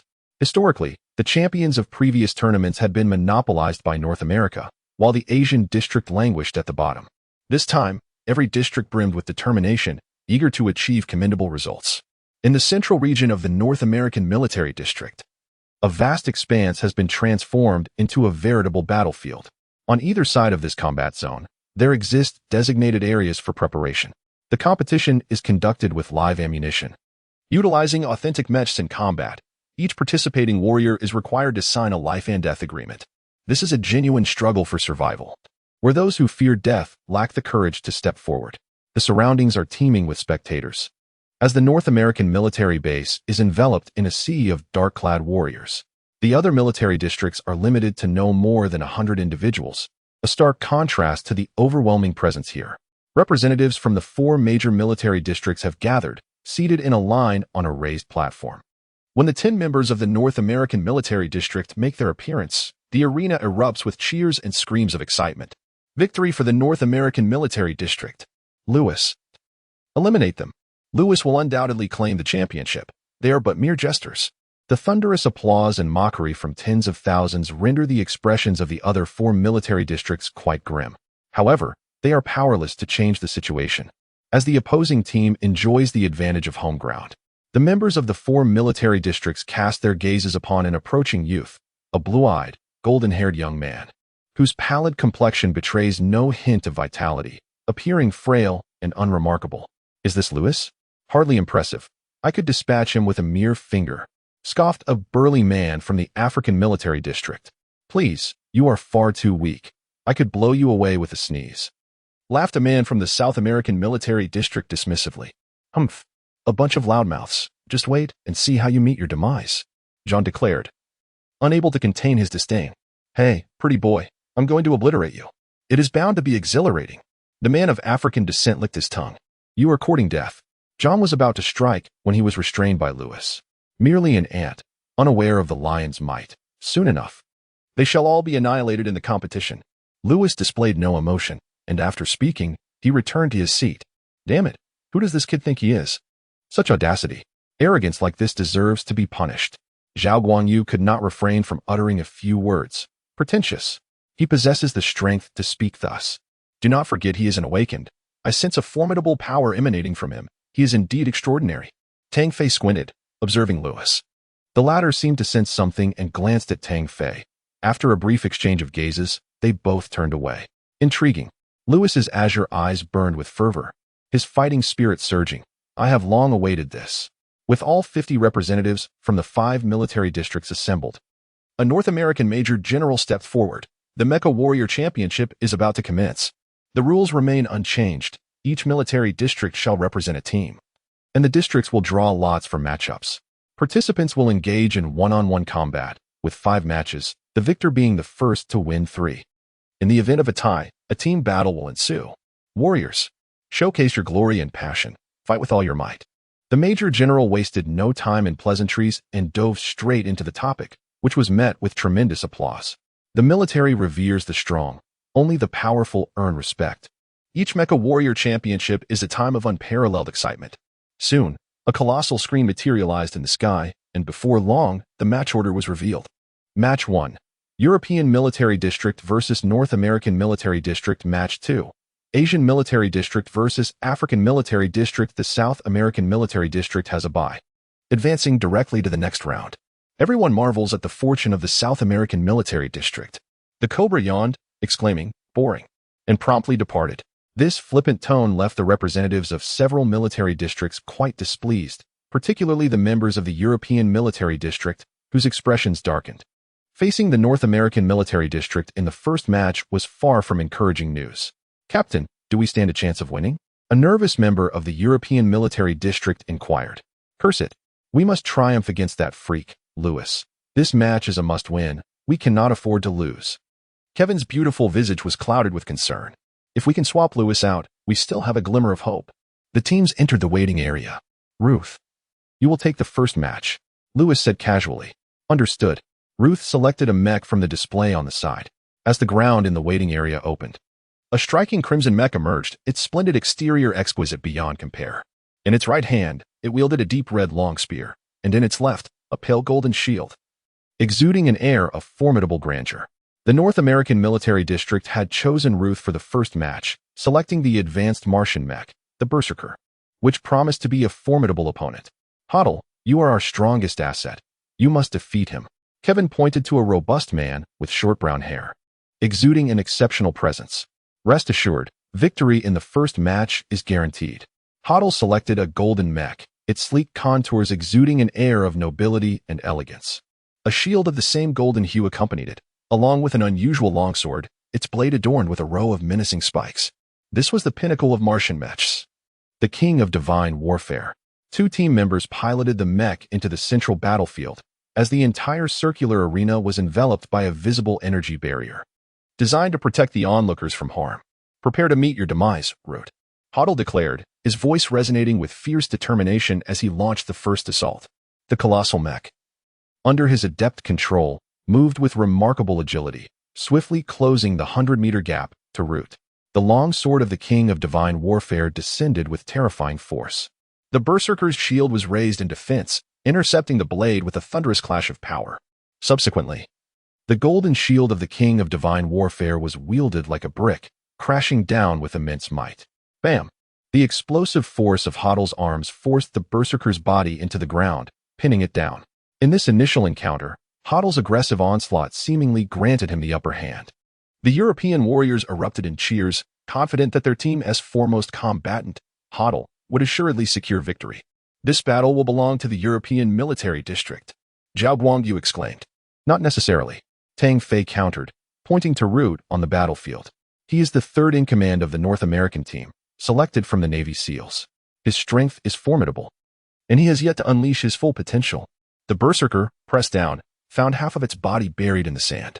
"Root, surrender, or I shall shatter your very essence," Hoddle bellowed arrogantly, feeling that he had been overly serious. The opponent's strength was utterly insignificant. Chapter 31. The Competition, Part 2. Hoddle, if this is the extent of your combat prowess, your demise is imminent, Lute remarked with a sinister smile, shouting, "Falling sky strike." The berserker's frame surged with terrifying power, suddenly erupting from the ground and soaring into the sky with a mighty leap. "Retreat." Kevin realized the gravity of the situation and called out urgently. The king of divine warfare, gripped by fear, instinctively began to withdraw upon hearing Kevin's warning. However, the berserker immediately unleashed two unique skills. Heavenly Escape Strike. Berserker Spear. The pale golden shield whirled forth like a frisbee, striking the king of divine warfare's legs. With his leg injured, his speed was severely impaired. Yet, in the subsequent attack, the berserker's spear radiated a crimson glow, charging with energy, akin to a divine weapon hurled forth. Boom! A thunderous sound reverberated through the air as the king of divine warfare was pierced through the chest by a single thrust. Hoddle was directly slain within his mecha, likely leaving no trace of his body. The final strike was overwhelmingly powerful, shocking everyone present. The sheer force was chilling. The warriors of the European region wore expressions of terror, unable to believe that Hoddle, who had just held the upper hand, had perished in the blink of an eye. Victory belonged to Lute of the North American military zone. The first match had been decisively claimed by North America, an ominous omen for Kevin and his companions. They had originally hoped for Hoddle to secure the first victory and bolster their morale, but now, with Hoddle's abrupt demise, their spirits had plummeted even further. "We still have a chance." As the crowd rallied their spirits, Kevin Rue remarked that there were only two formidable opponents, suggesting that if they could be defeated, victory was still within reach. He cast a glance over the assembly and instructed, "Pavatu, you shall take the next stage, focusing solely on defense and refrain from offense." Pavatu, the most imposing figure in the European region, stood over 2 meters tall and opted for the Saturn high-end mech, the Rock Giant. This formidable defensive mech, towering at 20 meters, resembled a colossus sculpted from stone. In contrast, the North American contingent featured John, a bright and youthful individual piloting the high-end lunar mech. The Crystal Scorpion. The mech emanated a radiant blue glow, its crystalline structure mimicking the shape of a scorpion, complete with a large, crystalline blue tail armed with a formidable stinger. Both mechs, being beast-like in design, exuded an air of intimidation and ferocity. The Rock Giant was renowned for its defense, boasting a robust physique that rendered it nearly impervious to damage, though its significant drawback was a sluggish pace. Conversely, John's Crystal Scorpion was characterized by its swift mobility and rapid attack frequency. As the battle unfolded, a dynamic interplay of offense and defense ensued, drawing cheers from the North American warriors, their morale soaring. Pavatu, initially maintaining his composure, found his patience waning under relentless harassment. "Boy, do you dare to confront me head-on? Coward, all you do is evade," John retorted with a mocking smile, halting the Crystal Scorpion and beckoning with a finger. "As you wish. Prepare to witness what true invincibility looks like." Pavata laughed heartily, his menacing visage illuminated by the metallic gleam of his mech as he pounded his chest and bellowed, "Come on, kid." With that, the colossal mech took a step forward, stirring up clouds of dust like a demon from the abyss. "Skyward fist." John smirked, the immense tail spike of his crystal shoes swaying ominously. In the instant the rock behemoth charged, he unleashed a sudden strike. The attack was executed with remarkable speed, leaving the rock monstrosity no chance to react. Bang! The tail spike plunged into the creature's head, halting its massive fist mid-swing, causing the mech to sway violently. Once the tail spike was withdrawn, the behemoth collapsed with a thunderous crash, having been felled in a single blow. John emerged victorious for the North American Military District. Cheers erupted instantaneously, the name North American Military District resonating far and wide. Meanwhile, the faces of the European military district personnel turned ashen, their morale plummeting to new lows. The terrifying prowess of the North American forces was overwhelming, beyond the capacity of mere mortals to withstand. The members of the European military district exchanged glances with Kevin Ray, their resolve waning. Victory seemed unattainable. Perhaps surrender was the only option? One team member muttered to himself, "No, we cannot surrender. There is still a chance." Kevin Ray roared defiantly. A member of the elite special operations team, she was not a mere soldier.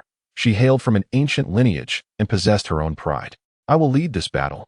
Kevin Ray entered the combat zone, selecting a high-end lunar mech known as the Enforcer. This agile mech was equipped with a unique weapon, the explosive gun. Lewis rose to his feet. With the opposing captain entering the fray, he could not falter. Incredibly, the enemy's mech was a standard model from the Earth District, the Nightfall mech. Lewis stood resolute. The warriors in North America erupted into screams. Kevin Rouet's countenance darkened, his heart ablaze with fury, as it was evident that his adversaries held him in contempt. His wounded pride nearly caused his lungs to burst with indignation. "Your arrogance shall bear consequences," he declared, raising his explosive firearm, a colossal green beam erupting forth in an instant. Boom! Lu Wei-Si had vanished from sight, leaving a 1-meter-wide black void in his wake. The night mecha functioned smoothly, devoid of any distinctive features, rather unremarkable. However, in Lu Wei-Si's hands, it transformed into a fearsome predator, unleashing its capabilities at 200% efficiency. As Kevin Rouet maneuvered, his weapon discharged incessantly, beams of light shooting out from various angles, each strike sealing off any avenue of escape. Lu Wei-Si wielded his alloy knife, parrying the incoming light with precision. The Enforcer's gun barrel expanded, unleashing a massive crimson beam, as thick as a stone pillar, sweeping across the battlefield. "Die!" Kevin Rouet shouted, his attack encompassing a vast area, leaving the night mecha with no means of evasion. Yet, Lu Wei-Si roared, and astonishingly, the night mecha leapt into the air, twisting with incredible force, defying gravity as it propelled itself towards Kevin Rouet. Sky-splitting net. As the crimson beam diminished, a colossal electric net burst forth, radiating brilliance. Suddenly, the night mecha vanished, leaving the sky-splitting net grasping at nothing. How is this possible? Kevin Rouet gasped in terror, bewildered by the sudden disappearance of the mecha. It was crucial to note that the night mecha was an ordinary machine, devoid of any extraordinary abilities. Louis certainly did not vanish into thin air. He is an awakened one, possessing the ability to accelerate his speed to over 5 times that of a normal human. On the battlefield, when he strikes unexpectedly, it resembles teleportation, making it exceedingly difficult to guard against. Without uttering a single word, Louis appeared behind Kevin Rouet, delivering a swift blow that cleaved the mech in twain.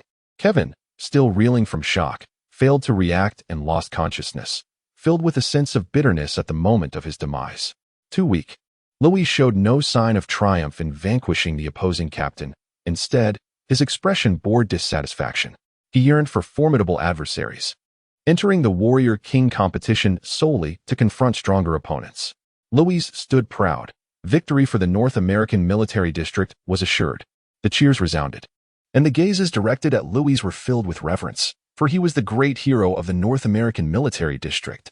The European military district, paralyzed by fear, was utterly horrified. Their captain had been brutally cleaved in half, leaving them questioning how to continue the competition.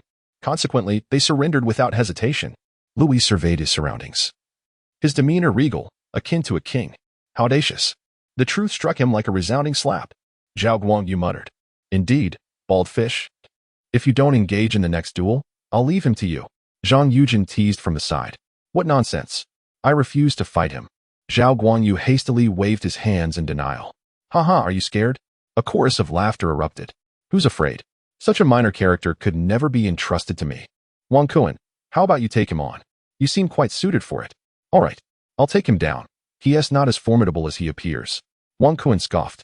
Tang Fei gazed intently at Lu Wei-Si on the battlefield, a smile gracing his lips as he calmly remarked, "I must admit, he is indeed a formidable opponent. In this battle, he likely did not exert his full power. You few are no match for him." This statement left those around him in utter shock. What? He cleaved through Kevin Rouet, yet has not revealed his true strength? How terrifying! Gasps of disbelief filled the air. Such immense power, and still not at his limit. Are the awakened truly that formidable? How does one even hope to prevail? I eagerly anticipate a confrontation with you. On the battlefield, Lu Weici raised his alloy blade, directing it toward the audience where Tang Fei stood. The two locked eyes, a palpable intensity of battle spirit emanating from both. Onlookers stared in astonishment, particularly those unfamiliar with Tang Fei, who began to inquire about his background, wondering what had earned him such regard from Lu Weici. Upon learning that he hails from the Asian military district, they could not help but scoff. Ah, so he is one of those monkeys consistently at the bottom each year. What notable figure could emerge from such a group? Lu Weici certainly overestimates them. One swift strike should suffice to vanquish them. Yet, some defended Tang Fei, asserting that he was no ordinary individual, having held his own against the black bear of the African district, even gaining the upper hand. Indeed, it is said that this year's Asian district is on the rise. Lu Weici departed, leaving behind an aura of arrogance and strength. TCH, Tang Fei. You must teach this young man a severe lesson. Zhao Guangyu held great faith in Tang Fei. In this battle, the North American military district decisively triumphed over the European district with a resounding score of 3-0. Before the competition, Jiang Xian addressed Tang Fei and others, urging them not to feel overwhelmed by pressure and to simply showcase their best combat abilities. His tone, though encouraging, lacked fervor, as years of underwhelming results weighed heavily on his mind. This time, perhaps the Asian military district held some hope, but it was merely a flicker of expectation. Rest assured, Major General, we shall strive with all our might. The two teams entered the waiting area. You little rascal, last time was merely a moment of carelessness. This time, I will ensure your utter defeat. Robert Eli bellowed in anger. What bravado! Last time, it was someone else who fled in disgrace. Wang Kuan retorted. A war of words ensued, with both sides exchanging barbs, eliciting laughter from the spectators. Enough of this idle chatter. Let actions speak. Tang Fei sighed, rubbing his temples. Feeling exasperated, Zhao Guangyu was simply too quick with his tongue. He felt uneasy unless he had spoken up. The African military district was the first to send forth a representative, a towering, muscular black man who chose a high-end Saturn mech, the Divine Axe.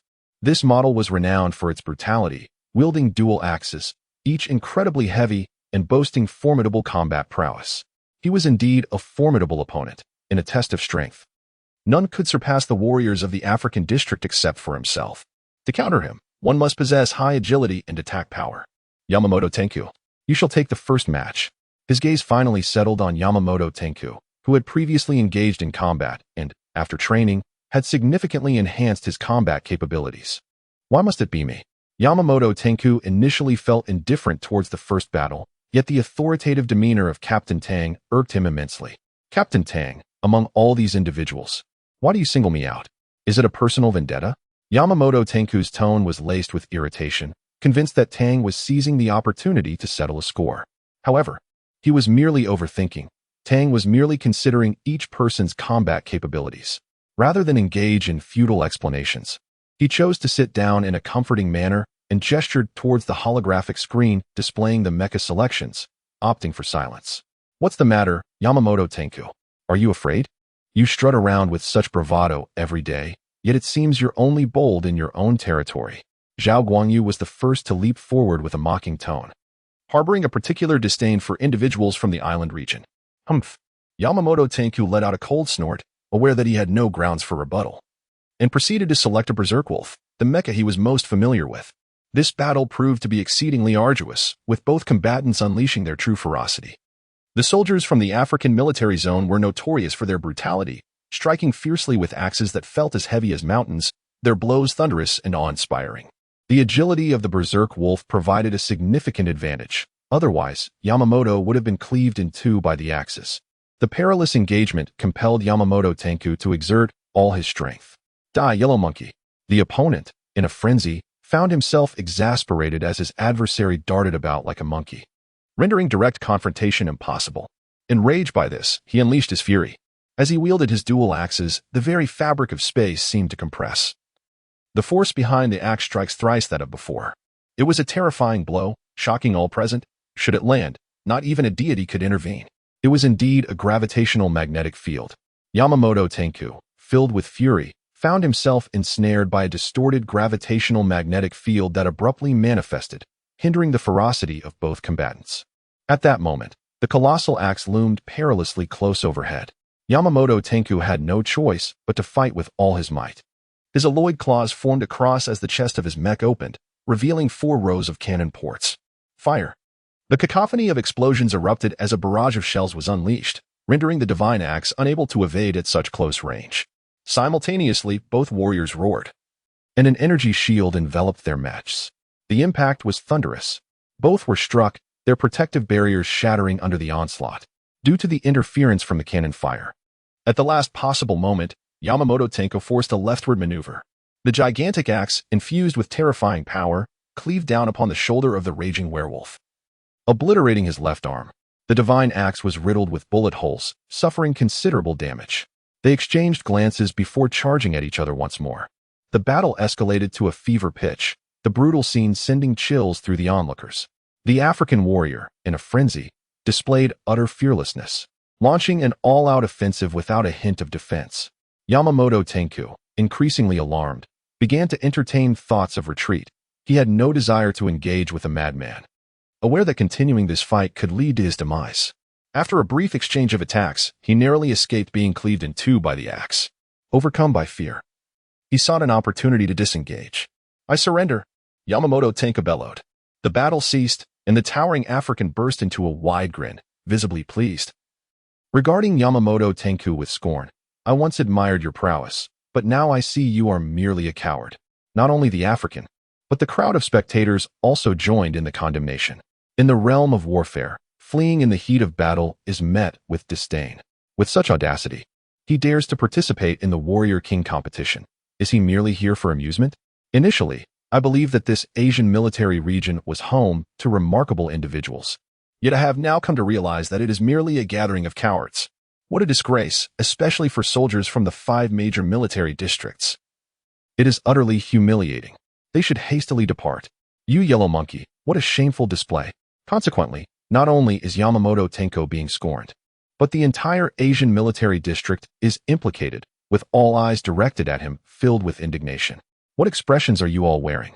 Did you not witness how close I was to death? That black man is formidable. I have exerted all my efforts just to stand here now. Continuing this charade would only lead to a futile demise. What purpose does that serve? Yamamoto Tenko was profoundly dissatisfied with the expressions of the crowd, harboring deep resentment towards Tang Fei. If it were not for him compelling me to participate in this match, how could I possibly be subjected to such public derision? Some individuals are like this, failing to introspect and instead placing the blame for their failures on others. Zhao Guanyu scoffed. "I can't believe you utter such words. Do you take us for blind? You had a chance to win, and yet you relinquished it. If you truly could not withstand the challenge, surrender would be understandable. But the reality is you still had an opportunity to triumph." Others echoed his sentiments, denouncing Yamamoto Tenko. "I am on the battlefield. I know what to do without your guidance. Feeling formidable, why didn't you act earlier?" Yamamoto Tenko's countenance darkened. He cast a glance at Tang Fei, filled with venomous resentment. "Tang Fei, it was you who compelled me to participate in the first match, and I have now failed. This is also your responsibility. Everyone, be silent." Tang Fei spoke with a hint of disdain. "You excel at shirking responsibility. The demeanor of the island district has always been thus." Yamamoto Tenku, his eyes reddened with emotion, retorted, "It's all your fault. Had you not compelled me to engage in this match, would the outcome have been this dire? Humph. Had it been anyone else, they would have perished long ago." He continued, "Well, your involvement here is now over. A jester shall forever remain a jester." Tang Fei, unwilling to waste further words, recognized that from the outset, Yamamoto Tenku would neither be his friend nor foe. Neither party possessed the merit for such titles. The first match in the Asian district was lost, and worse still, it was a defeat of spirit. In all honesty, Tang Fei had not anticipated Yamamoto Tenku to be so feeble, reduced to fleeing the battlefield in fear. This confrontation had propelled the morale of the African district's team to unprecedented heights, and Robert Eli had taken the field, a formidable warrior of great renown. With the captain in battle, Tang Fei naturally joined the fray as well. Robert Eli opted for the advanced mech, the Divine Axe, evidently a machine they had trained with extensively. However, Tang Fei's choice elicited gasps, accompanied by mockery and derision. To their astonishment, he had selected the Night Mech, an ordinary mech from the Earth District. Chapter 33, The Great Match, Part 4. Such audacity. To emulate Lewis by using the Night Mech, Does he truly believe himself invincible? The North American warriors laughed incessantly. Lewis was their divine warrior, and Tang Fei's choice of the Night Mech was a blatant affront to their champion. Kid, I recognize your prowess, but if you intend to confront us with that pathetic mech, you shall only find a path to demise. Robert Eli bellowed. How could one know without attempting? Tang Fei retorted. Tang Fei chuckled softly. In truth, the mech he utilized most during his training was this very model. He had no intention of seeking the limelight, yet he chose not to elaborate, for true strength is always substantiated by prowess. Boom.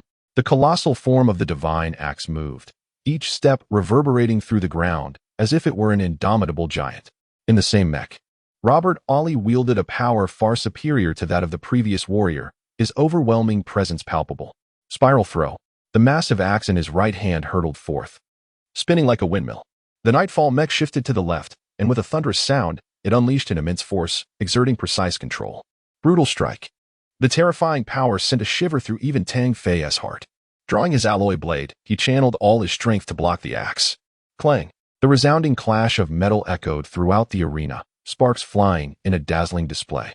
In an instant, the Nightfall mech was forced back over 10 meters. Astonishingly withstanding the blow, Robert Ollie's pupils constricted sharply. He was acutely aware of Tang Fei's formidable nature. Yet, he had not anticipated such an extent of terror. With the divine axe in hand, Robert Ollie's strength had reached a nightmarish level. How could his opponent, wielding merely a standard mech, possess such overwhelming power? Realization struck Robert Ollie with a jolt. The youth before him was truly fearsome. Once more, Tang Fei's fighting spirit ignited, feeling his blood surge with fervor. The heart-mind technique activated involuntarily, filling him with vigor. Defying the overwhelming strength of the divine axe, Tang Fei advanced rather than retreating, prepared to clash head-on. Stimulated by Tang Fei's fervor, Robert Ollie cast aside his trepidations and roared, "Come." The twin axes launched a relentless assault, each strike imbued with formidable power. Those observing could almost sense that a single blow could shatter a hill. Yet, to everyone's astonishment, the Night Mech showed no sign of retreat. Its alloy blade swung with the grace of a celestial weapon, continuously clashing with the massive axes. The metallic clang resonated deafeningly, igniting the primal instincts of all present. Kill. A reckless strike. The dual axes whirled, the divine axe spinning forth like a top, exuding an unstoppable force. The Night Mech wielded its long blade with precision, neutralizing the opponent's strength with each calculated blow. Countless collisions stirred up clouds of dust, as two titanic forces clashed like gods and demons. The exhilaration was palpable. In the midst of battle, Tang Fei laughed heartily, his overwhelming battle spirit elevating him to a divine stature, exuding elegance and an extraordinary presence, akin to a grand figure. Robert Eli, increasingly alarmed, unleashed numerous abilities, only to have them effortlessly deflected by his adversary. The Night Mech, under its controller's command, reached its utmost potential. I refuse to believe that this wretched contraption can withstand my divine axe. It ends here, the wrath of the gods. Robert Eli lost his composure, driven into a frenzy, determined to engage in a fierce struggle. At this moment, he could not fathom being bested by an Asian monkey. The divine axe expanded, a faint crimson hue blossoming, reflecting in the sky as if blood were cascading down. The dual axes absorbed this essence, a formidable force radiating outward as though steeped in divine blood, exuding an overwhelming aura of slaughter. A roar erupted, reverberating in all directions, akin to the wrath of celestial beings. As the twin axes descended, even the mere pressure of their presence caused the ground to sink. This was the gravitational force of their energy. Tang Fei's pupils constricted, and for the first time, his expression turned grave. The gravitational force he faced was more than 5 times the usual, compounded by the explosive power of the mecha, resulting in an overwhelming force tenfold. This transcended the capabilities of an ordinary individual. Even an awakened one might struggle to harness such power. The mecha's gravitational apparatus, combined with the surge of strength, rendered Robert Eli a terrifying figure, akin to a monstrous beast. With a ghostly stride, he evaded the initial strike. The massive axe struck the ground, creating a vast fissure. The demon elephant fist. This marked Tang Fei's inaugural application of martial arts in a mecha combat scenario, a synthesis of ancient martial wisdom and advanced technology. The colossal right arm of the Night Mecha grew weighty, as if thickening with an ominous energy brewing within. I shall see whether your wrath of the gods is more formidable or if my demon elephant fist prevails. Tang Fei's audacity remained undiminished, boldly opting for brute force against brute force. Heavens, has he lost his senses? To confront the wrath of the gods head-on is utterly unfeasible. Gasps of disbelief echoed around him. To them, Robert Eli had transformed into a beast, hardly distinguishable from an awakened one. Major General Jiang Xian tugged at his beard. This young man could secure victory through speed. Why engage in a direct confrontation? Alas, it's over. We are destined to finish last. A few team members wore expressions of despair, realizing that they had forfeited their chance before even competing. No. I have faith in Tang Fei. He will emerge victorious. Zhao Guangyu clenched his fists, resolutely choosing to believe in Tang Fei once more. Confident that this enigmatic youth would conjure yet another miracle. The warriors of the African region erupted in cheers, their excitement palpable. Captain, eliminate the yellow monkey. Crush him. Make his head explode. Not just the one above, but the one below as well. Let us crush them all. Laughter erupted among the group. They were aware that once their leader unleashed this tactic, victory was assured. Except for a select few, no one held any faith in Tang Fei. This skepticism stemmed primarily from the astonishing combat prowess unleashed by the divine giant axe under Robert Eli's command. With a thunderous crash, the demon elephant fist collided with the two massive axes, igniting a brilliant explosion of light. A visible shockwave radiated outward, only to be contained by a crimson protective barrier, sparing the outside world from its fury. The barrier trembled under the force of the shockwave, and all present could feel the terrifying power at play. The two axes of the divine giant axe were sent flying, crashing into the ground far away and creating enormous craters. Meanwhile, the mech lay smoldering several dozen meters away, seemingly stripped of its combat capabilities. On the other side, the knight mech knelt on one knee, its body marred by multiple damages, yet miraculously devoid of any critical injuries. The outcome was striking. In this fierce clash, the knight mech emerged victorious. A profound silence enveloped the arena as spectators gaped in disbelief, their jaws nearly dropping. Good heavens! What have I just witnessed? A miracle? Some prayed, uncertain if they were ensnared in an illusion. Others from different military districts felt a sense of dread. This contender was formidable. Yet, each person understood that Luvis had found a rival. I knew Tang Fei wouldn't disappoint me. Did you see that? He won. Zhao Guangyu exclaimed, his joy genuine and unbridled. The team members cheered, embracing one another. The victory in this battle rekindled their hopes. Jiang Xian felt a twinge of pain from his beard being tugged, yet he laughed heartily, sensing that this edition of the tournament might herald a shift for the Asian region from its previous position at the bottom. While some rejoiced, others were burdened with sorrow. The warriors from the African region had fallen silent, their spirits heavy. In the next match, the opponent once again deployed the God-S Great Axe, while Zhao Guangyu piloted a high-end Mercury mech equipped with a massive cannon. The cannon was diminutive, merely one-third the size of the God-S Great Axe. Yet it wielded an enormous barrel. This mech was designed for long-range combat, agile and swift, albeit with a notable weakness in defense. Zhao Guangyu was evidently well prepared. He had no intention of mimicking Tang Fei's flamboyant style, for bravado must be backed by strength. The two mechs appeared comical in their size disparity, resembling an adult beside a child. Employing guerrilla tactics, Zhao Guangyu relentlessly wore down his opponent. Each time the enormous barrel charged its energy for an attack, it inflicted substantial damage upon the God-S Great Axe, showcasing its formidable lethality. As the God-S Great Axe pursued, the cannon evaded, and in this expansive arena, it proved impossible for the God-S Great Axe to catch up. You coward, come and fight. The African warrior shouted in frustration, having failed to land even a single hit on his opponent after several minutes of combat. Truly a vexing situation. Are you a fool? Why rush when this is so delightful? Just keep firing and relish the moment. Zhao Guangyu continued his bombardment with the cannon, a situation that became increasingly ironic. Infuriated, the African warrior hurled insults. Yet Zhao Guangyu remained undeterred, steadfast in his strategy. Ultimately, as the energy of the God-S Great Axe was utterly depleted, a single blast from the cannon sent it flying.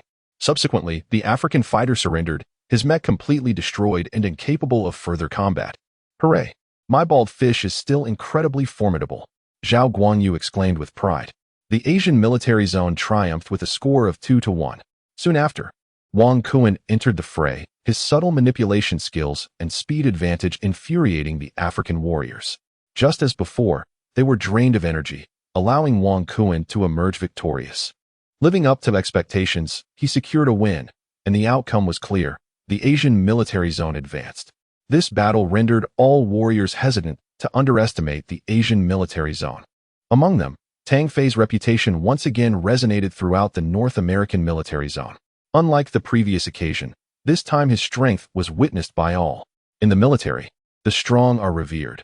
Only the powerful earn respect. As the first day drew to a close, the battle footage swiftly reached the hands of leaders across the various military zones. Particularly for the advancing Asian military zone, North American military zone, and South American military zone. They needed to analyze their opponents to achieve a comprehensive understanding of both themselves and their adversaries. The forthcoming battle rules were set to change, transitioning from 3 to 2, a shift that promised to be merciless. Chapter 34. The Island of Otherworldly Spirits. On the following day, the members of the 3 advancing military zones were transported to a vast island near Antarctica.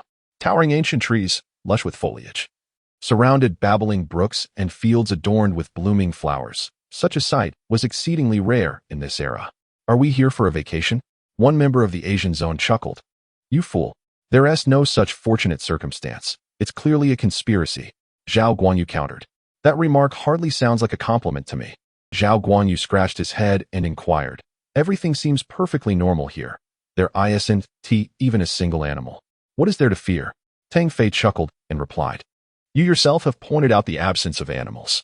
The most terrifying aspect of this place is precisely that, a vast island where living creatures are a rarity, which speaks volumes." This remark jolted everyone into realization. Indeed, when circumstances appear abnormal, something sinister lurks beneath. At that moment, as the group gazed upon the enchanting island, they felt as if a dreadful beast lay hidden beneath its splendid facade. They were led to the heart of the island, with the airship hovering above without descending. At that juncture, each team member received a video transmission from the Major General overseeing the operation. The island was named Spirit Island, aptly reflecting the presence of otherworldly beings. These peculiar life forms, existing within the cosmos, exhibited formidable vitality, with certain mature specimens capable of contending against mech warriors, displaying remarkable ferocity. Some of these entities preferred to swarm in packs, reveling in bloodshed. In their eyes, you are merely sustenance, and you shall endure here for 3 days. After a sinister smile, the Major General continued, "Warriors. Within these otherworldly beings resides a substance known as spirit crystal.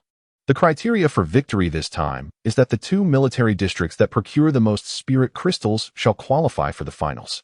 Young warriors, I wish you all the best." During humanity's initial foray into interstellar expansion, various life forms had already posed challenges. Humanity categorized interstellar life into 2 types, civilized life and otherworldly life.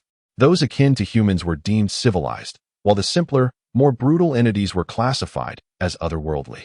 Regarding the life forms that exist in this universe, Tang Fei possessed a modicum of understanding. Throughout the annals of human history, there have been 3 interstellar wars, 2 of which were fought against these terrifying extraterrestrial entities. To survive in this hellish place for 3 days armed only with a laser gun and a knife? Moreover, to hunt down these aberrations. Is this not a summons to our demise? Someone exclaimed. Yet, it was evident that they had no alternative. Tang Fei, however, harbored a curiosity about the true nature of these alien beings and what made them so fearsome. Given that this was a competition, it was apparent that the organizers would not wish for them to meet their end, as long as one possessed sufficient strength and exercised caution. The prospect of victory remained attainable. The prize of 500,000 galactic coins was indeed a gamble for one's life. Tang Fei mused, his resolve intensifying. Should he triumph in the contest and secure the reward, there would be hope for his father's recovery. 3 squads were deployed in a triangular formation upon the island, carefully avoiding collision. On this isle, they had to remain vigilant against the alien threats, while also being wary of ambushes from rival teams. The location where Tang Fei and his companions descended was near the ocean. Once the 10 of them landed, they swiftly congregated, maintaining a cautious watch over their surroundings. Only after confirming the absence of danger did they lower their guard. A bunch of cowards. Yamamoto Tenku, an anomaly within the team, regarded their cautious demeanor with disdain. How utterly laughable. Yamamoto Tengu, among this group, You are the least qualified to utter such words. Zhao Guanyu jested with a mocking gesture. One could only wonder who, during the competition, would be the first to cower and surrender. Wang Kuan chimed in with a sarcastic tone, eliciting laughter from the crowd. Yamamoto Tenku scowled, his expression one of haughty arrogance. Ignorant Huaxia people. As tensions began to rise once more, Tang Fei interjected, casting a cold gaze upon Yamamoto Tenku. Valiant warrior of the island nation, you may choose to act alone. Yamamoto Tenku's expression shifted, and with a light cough, he replied, for the victory of the Asia region. I am willing to fight side by side. Humph, even without you, we will surely prevail. If you wish to remain, you must heed my commands and behave accordingly. Tang Fei's demeanor was assertive, his words devoid of compassion. Frankly speaking, such a person is a treacherous presence, lurking in the shadows, a potential menace to society. Were it not for the necessity of Yamamoto Tenku's strength in this competition, Tang Fei would have relished the opportunity to eliminate him. Sensing the latent threat emanating from Tang Fei, Yamamoto Tenku fell silent, becoming compliant. He resolved to one day repay the humiliation inflicted by Tang Fei. This competition was fraught with peril. Only through unity could their team hope to survive against the brutal otherworldly beings. In a distant North American military base, a vast screen measuring hundreds of meters appeared in the sky, displaying the status of the three teams. Nost, it seems once again that your North American forces are poised to seize victory, remarked a black officer of the rank of Major General. Indeed, Luvis is undoubtedly an unparalleled force among this year's new recruits. With his current prowess, he is more than capable of entering the X-Academy. Interjected a middle-aged woman from the European military district, also holding the rank of Major General. One of the North American military district's leaders for this competition, Lester, proudly declared, Haha, that is inevitable. At last, we have a formidable talent emerging from our Earth district. After speaking, he turned his gaze towards Jiang Xian, smilingly remarking, the lad from the Asia region is quite impressive. At last, you have produced a formidable character, haha. Though this statement appeared to be a compliment, it reeked of arrogance. Indeed, that lad is commendable, yet he is not an awakened one and cannot step into the realm of the mysterious. A major general from South America interjected, in this round, the only one capable of contending with Lewis is my Cobra from the South American military district.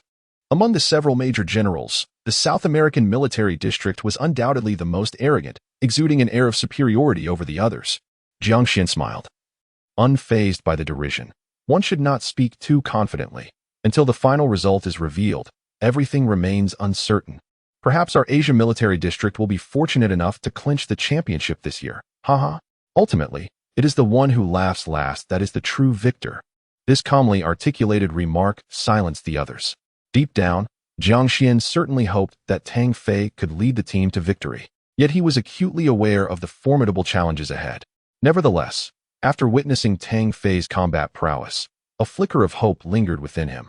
Envisioning the Asia military district seizing the championship, the leaders from the European and African military districts appeared to be the most relaxed, feeling no pressure as they watched the spectacle on the grand screen.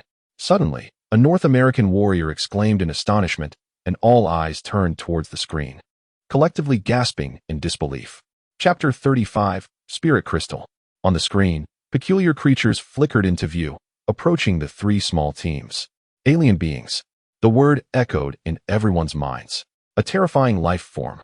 At this moment, on Alien Island, the sky gradually darkened, and silence enveloped the surroundings. In a realm inhabited by otherworldly beings, the existence of any other living creatures becomes impossible.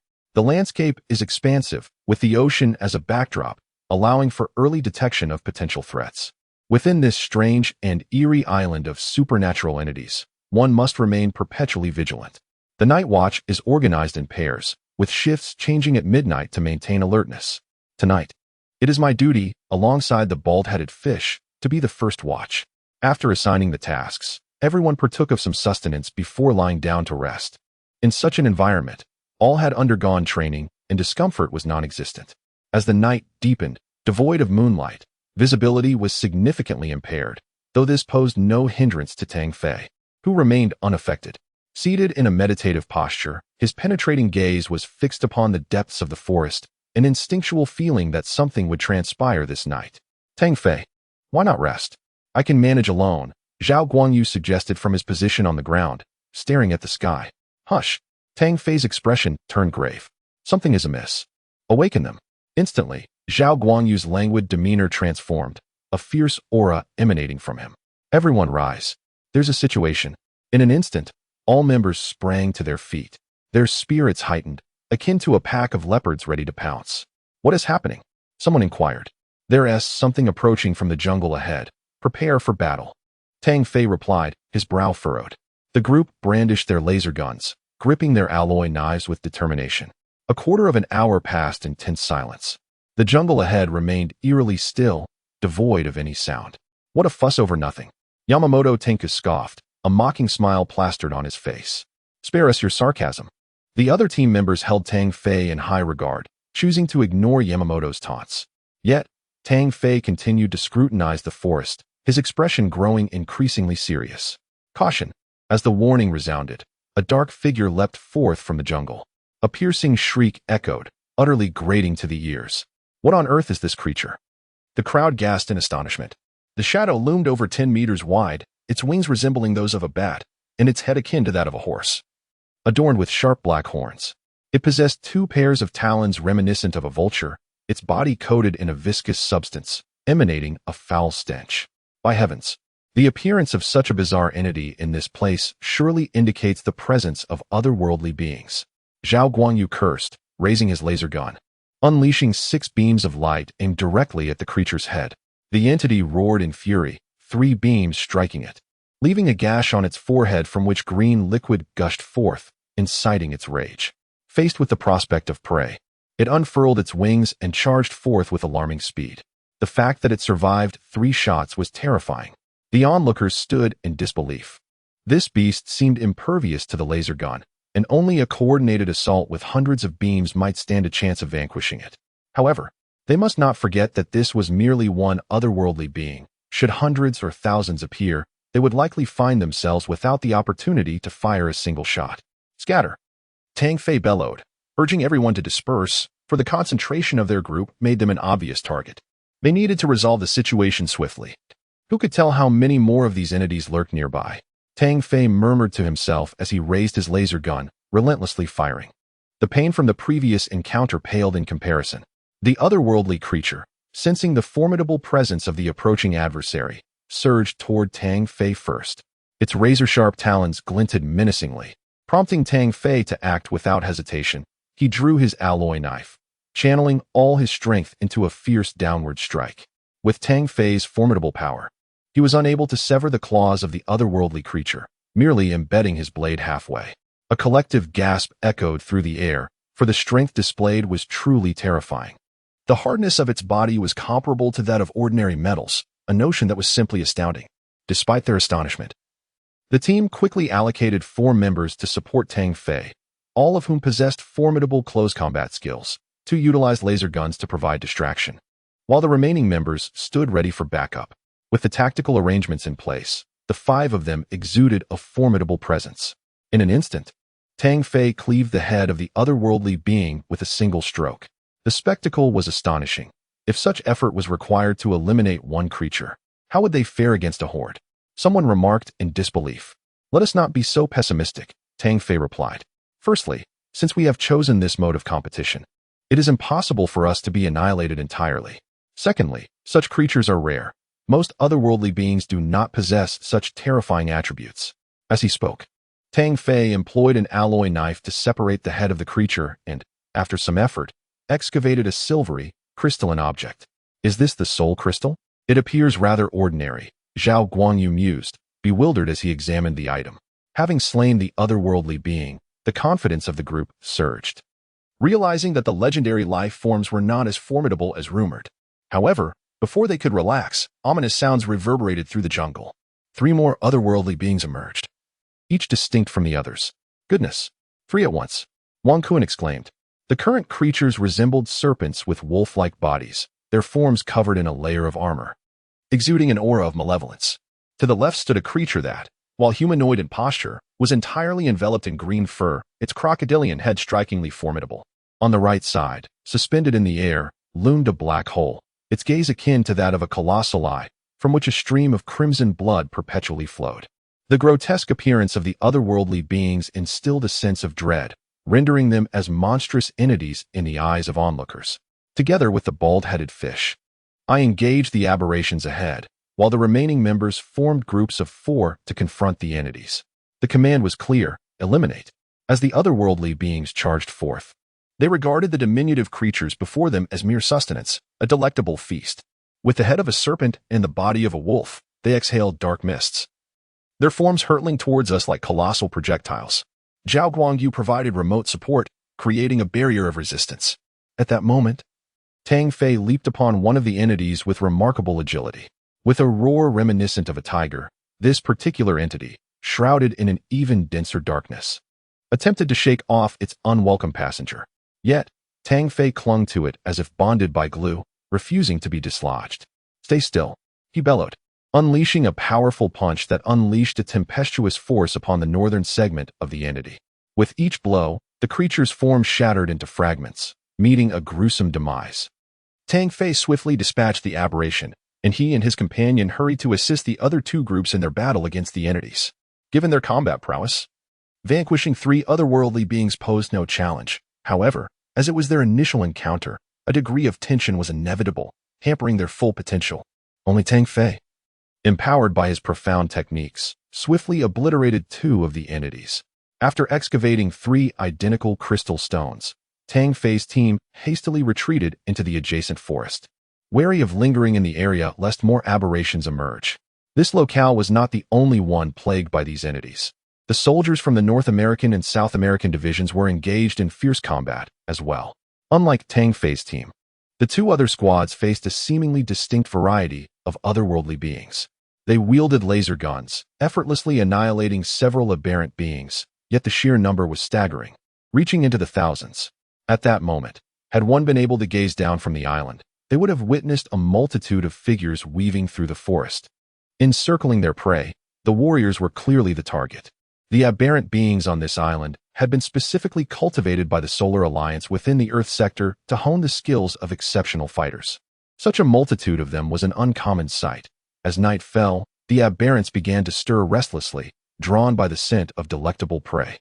The Tang Fei squad advanced stealthily, fortunate that the island was sufficiently expansive, for the aberrants lacked unified command, allowing Tang Fei to continue his relentless slaying. The aberrants were grotesque and varied, each exhibiting a unique form.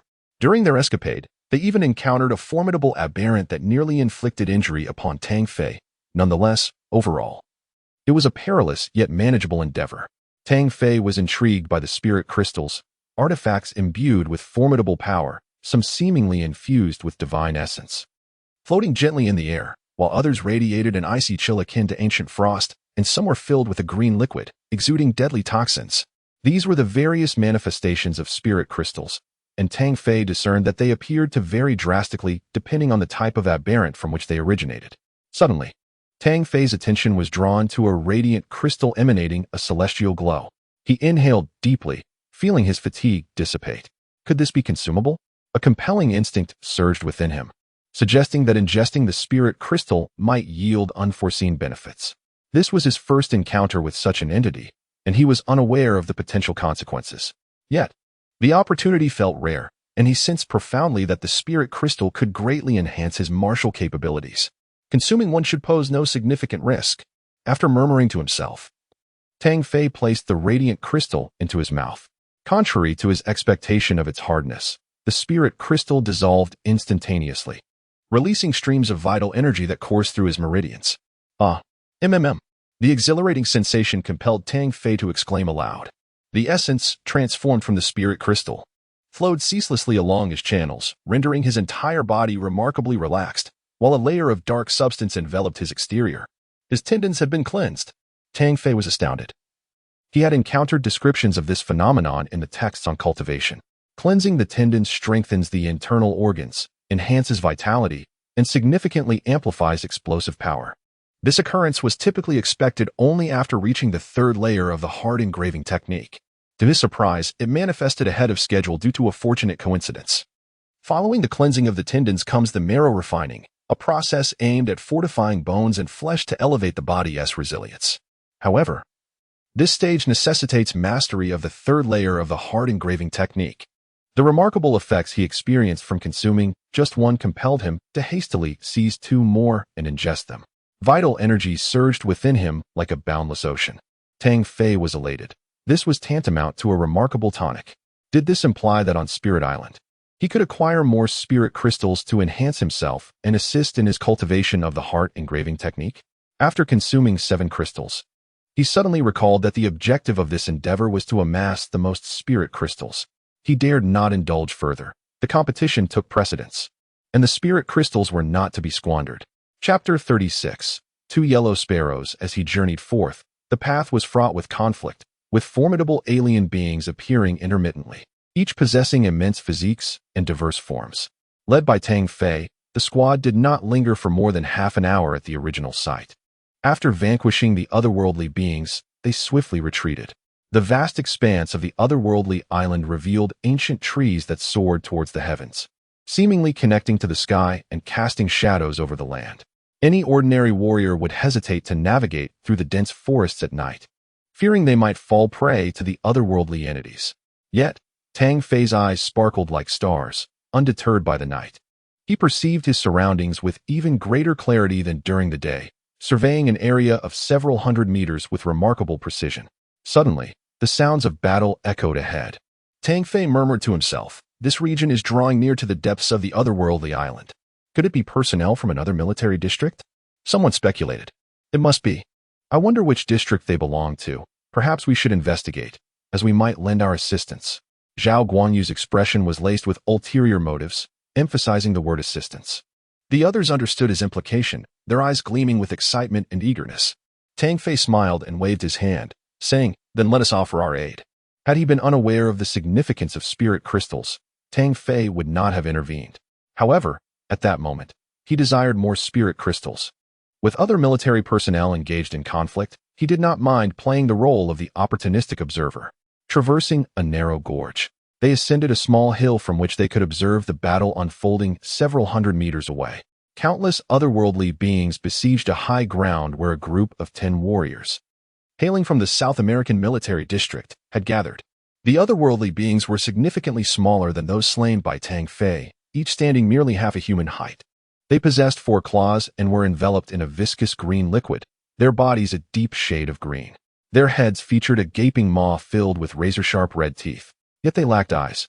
5 warriors from South America formed a protective circle, while 3 others within the circle provided continuous fire support with laser guns. The remaining 2 warriors were tasked with substituting those exhausted from combat, ensuring the circle's integrity. This strategic arrangement was remarkably comprehensive, with relentless attacks leading to a multitude of fallen otherworldly beings. Despite this, nearly every member, aside from the captain, Cobra, bore injuries. Nonetheless, no one faltered. They exerted themselves fully, engaged in ceaseless slaughter. The sheer number of otherworldly beings was overwhelming, seemingly emerging from nowhere, attacking with frenzied abandon, a sight that evoked dread. Tang Fei could not help but admire the South American commander, who remained composed even in such dire circumstances. Their prowess was undeniable, having dispatched countless otherworldly beings. Their combat capability was indeed formidable. Zhao Guangyu was astounded, considering the effort it took them to defeat a single otherworldly being, while their adversaries seemed to harvest them effortlessly. "It's not that terrifying. These beings differ from those we've encountered," Tang Fei remarked calmly, then smiled. "It appears we are not the only ones here. I didn't expect the 3 major military districts to converge so swiftly." The other team members were astonished, unsure how the captain had made such a discovery, as they had noticed nothing amiss. "Have the North American military district arrived as well? How come we haven't seen them?" Zhao Guanyu queried. "They are located approximately 130 meters to our right." Tang Fei narrowed his eyes and said, "Do not make a sound. Let us observe the unfolding events. Let us see who will emerge as the final victor." Fearing the appearance of otherworldly beings, Tang Fei and his companions ascended the ancient tree, gazing towards the distant battlefield. The soldiers of the South American military district, well trained, fought with relentless fervor. After a quarter of an hour, the otherworldly beings began to dwindle. When the cobra shot and shattered the skull of one such being, a sigh of relief escaped the lips of the South American soldiers. "Humph! How long do you intend to hide? Come out." The cobra, with a face full of murderous intent, declared ominously. The soldiers of the South American military district instantly formed a tight formation, their atmosphere thick with hostility. This proclamation caught Tang Fei by surprise. Had he been discovered? Just as he pondered this uncertainty, 10 figures burst forth from the nearby underbrush, clad in blue combat uniforms. The soldiers of the North American military district. Louis, what is the meaning of this? The Cobra, his expression darkened, questioned the leader, Louis. Upon Louis's arrival, he exuded an air of arrogance and formidable presence. Regarding the opposition with palpable disdain, I have requisitioned these spirit crystals from the otherworldly beings. You should leave at once. Louis's tone was imperious and overwhelmingly forceful. Why should we relinquish the otherworldly beings we fought so hard to defeat? A South American soldier retorted angrily. By virtue of strength, the otherworldly beings remain. You should depart quickly. I can spare your lives. Louis's brazen words incited the Cobra's fury. Louis, do you seek death? The Cobra, a distinguished elite of the younger generation, possessed an unshakable confidence in his invincibility. Even in the face of the formidable Louis, he remained steadfast in his belief that he could overcome his adversary. My life and death are mine alone to command. No one else has the power to dictate otherwise. Louis slowly spoke, his eyes gleaming with intensity. Since you refuse to retreat, then stay. Upon finishing his statement, he stomped his feet firmly upon the ground, causing cracks to erupt with a resounding noise, and charged forth like a celestial warrior ready for battle. I am eager to witness the prowess of an awakened. The Cobra, slithering like a cunning serpent, darted forward in an S-shaped trajectory, unleashing a barrage of emerald green light aimed directly at Louis. With a thunderous stomp, Louis's foot collided with the vibrant beams, his form remaining unwavering as he channeled an overwhelming force downward. The Cobra's pupils constricted in alarm. There was no time for hesitation, and he swiftly evaded the impending strike. Let us see how long you can evade. Louis possessed a physique of remarkable strength and astonishing potential. Each punch he delivered seemed to resonate through the very fabric of space itself. The battleground was ablaze with fierce clashes, neither side yielding an inch. The abundance of ethereal crystals at stake ensured that one faction would undoubtedly emerge in a state of ruin. The cacophony of battle roared like thunder. This struggle proving to be even more arduous than the previous encounter with the otherworldly beings. It was a veritable dog-eat-dog scenario, with each participant feigning humility. Zhao Guangyu muttered under his breath, it would be best if they both suffered mutual destruction, then we could reap the benefits from the aftermath. Tang Fei was waiting, biding his time for an opportunity to strike, for Louis's combat prowess was formidable. In the span of mere moments, the Cobra's side had already suffered the loss of 2 members, while he himself was gravely injured, coughing up blood. Louis, your actions are excessive. Do you not fear retribution from the South American military district? The Cobra roared in fury. Retribution? I eagerly await it. Louis spoke calmly, gesturing with his arm, intending to eliminate the Cobra in one swift strike. Fortunately, the Cobra was swift enough to evade the blow. At this juncture, casualties had begun to mount, with only 5 remaining from the South American contingent, while the opposition had lost but 1. This disparity was glaring. Observing the unfolding chaos, Tang Fei finally nodded. Eliminate Miao. In that moment, Tang Fei resolved to take action. Chapter 37. The Awakening of the Combatants. Louis, you have provoked my wrath. The Cobra roared. From this point onward, we are destined to be mortal enemies. The Cobra's movements were exceedingly erratic, rendering him unpredictable as he once again struck down a North American warrior. The South American squad contemplated retreat. They were no match for the North Americans, particularly Louis at the helm, who had single-handedly felled those who had perished, an unstoppable force. It was absurd. The battlefield was a realm of life and death. The spiritual crystals within these aberrations belonged to me. Louis sneered, his heart ablaze with the knowledge of the crystal's significance, as they were a rapid means to enhance the mysterious abilities of the awakened. Apologies, but the crystals shall be ours. Unbeknownst to them, 10 figures had emerged beside the fallen aberrations, excavating the spiritual crystals. Amidst the fervent clash of combatants, and with the night enveloping the scene, they had failed to notice the activity occurring here. Each member of Tang Fei's group held a substantial handful of spiritual crystals. Though smaller in size, their abundance radiated a faint glow, illuminating the darkness. The monkeys from the Asia region are utterly despicable. How dare you attempt to seize them? The Cobra glared furiously at Tang Fei and his companions, who he had always looked down upon, astonished that they would dare to intervene. Hey, This item is what we found. It has nothing to do with you, Tang Fei remarked with a smile. Surprisingly, it was not the personnel from the South American military district who were the most enraged. Rather, it was Lu Wei-si, whose countenance was darkened, a tempest of fury raging within him. After their confrontation with the South American military district, the spoils they had anticipated had inexplicably vanished, which only intensified his anger. How dare you steal my spiritual crystal? Lu Wei-si bellowed, his eyes tinged with crimson veins. What nonsense theory is this? The spiritual crystal bears your name? Tang Fei sneered, clutching a handful of spiritual crystals and stowing them away in front of the gathered crowd. Foolish Asians, hand over the spiritual crystals, or not a single one of you shall escape. John thundered. Yellow Monkey, kneel and admit your fault. Produce the spiritual crystals. The ire of the North American warriors shifted towards Tang Fei. You wish for us to surrender the spiritual crystals? Tang Fei replied indifferently. Surrender them, bow an apology, and you may be forgiven. Humph, produce the crystals, then get lost, and we shall spare your lives. A group of yellow monkeys dared to oppose the North American warriors.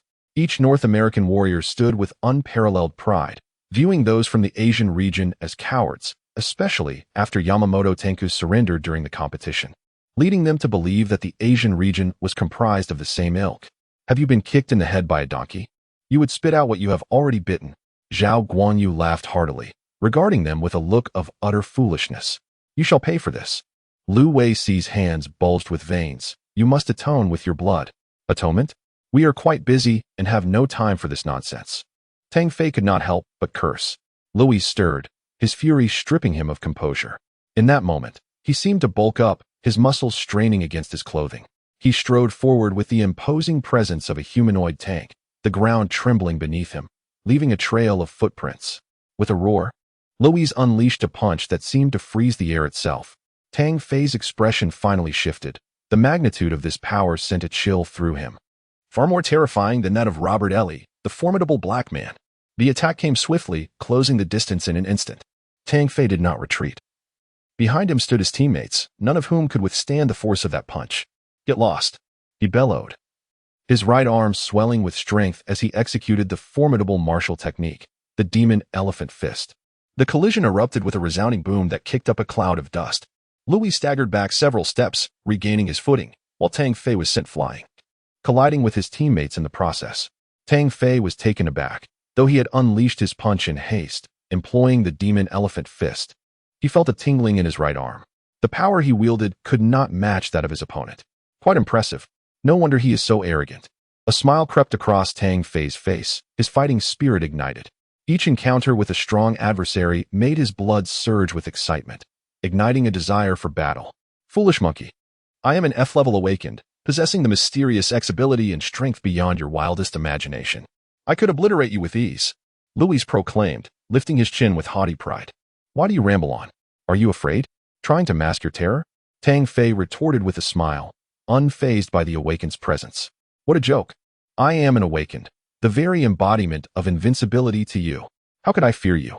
Louis, brimming with murderous intent, pointed at Tang Fei and proclaimed, to perish by my hand would indeed be a stroke of fortune for you. Fortune? You'll only understand after you've faced me, Tang Fei retorted, stepping forward with an ethereal grace, his movements akin to a fleeting dream. In an instant, he unleashed a palm strike, aiming to collide with raw physical power.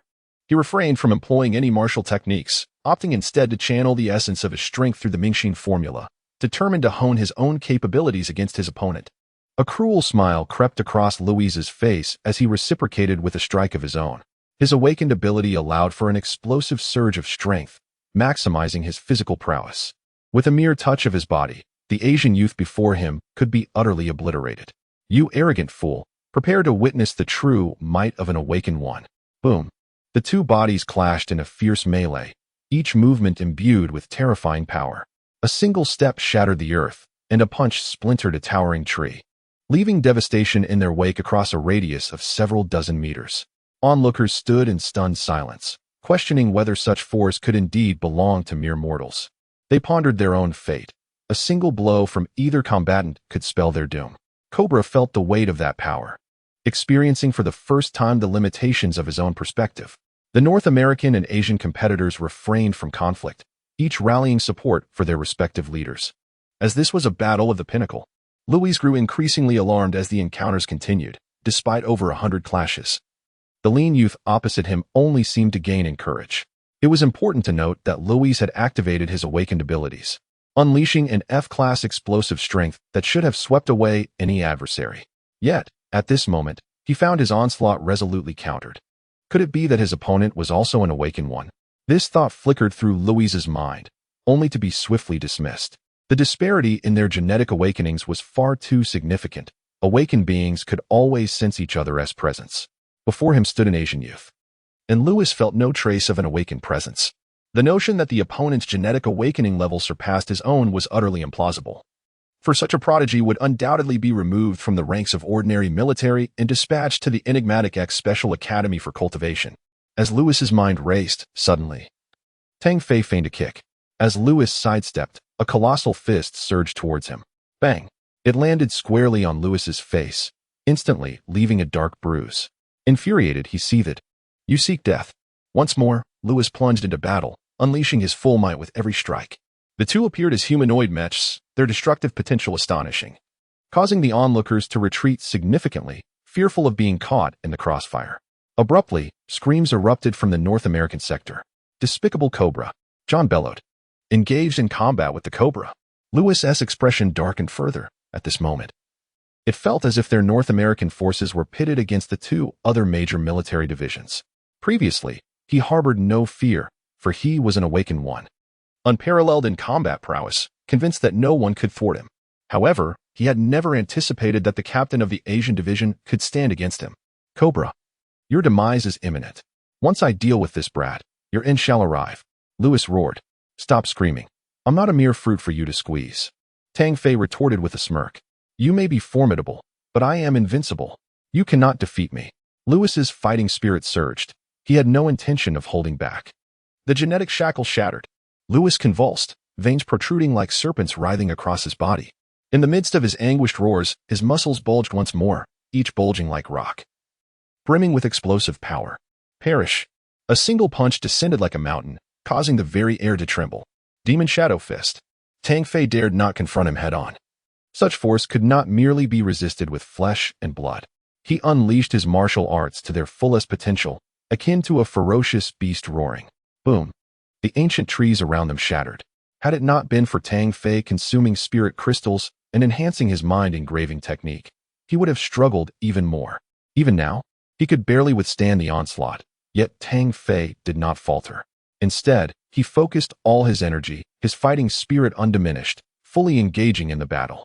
This fight was invaluable to him. From the initiation of his mind engraving technique until now, this was the most arduous battle he had faced. Simultaneously, it yielded immense rewards, deepening his understanding of the second layer and allowing for a more fluid execution of his three martial techniques. Is this all you are capable of? I expected the awakened to be far more formidable, yet here we are. Tang Fei scoffed as he continuously cycled through the three martial techniques, merging them with his physique, enhancing his combat prowess.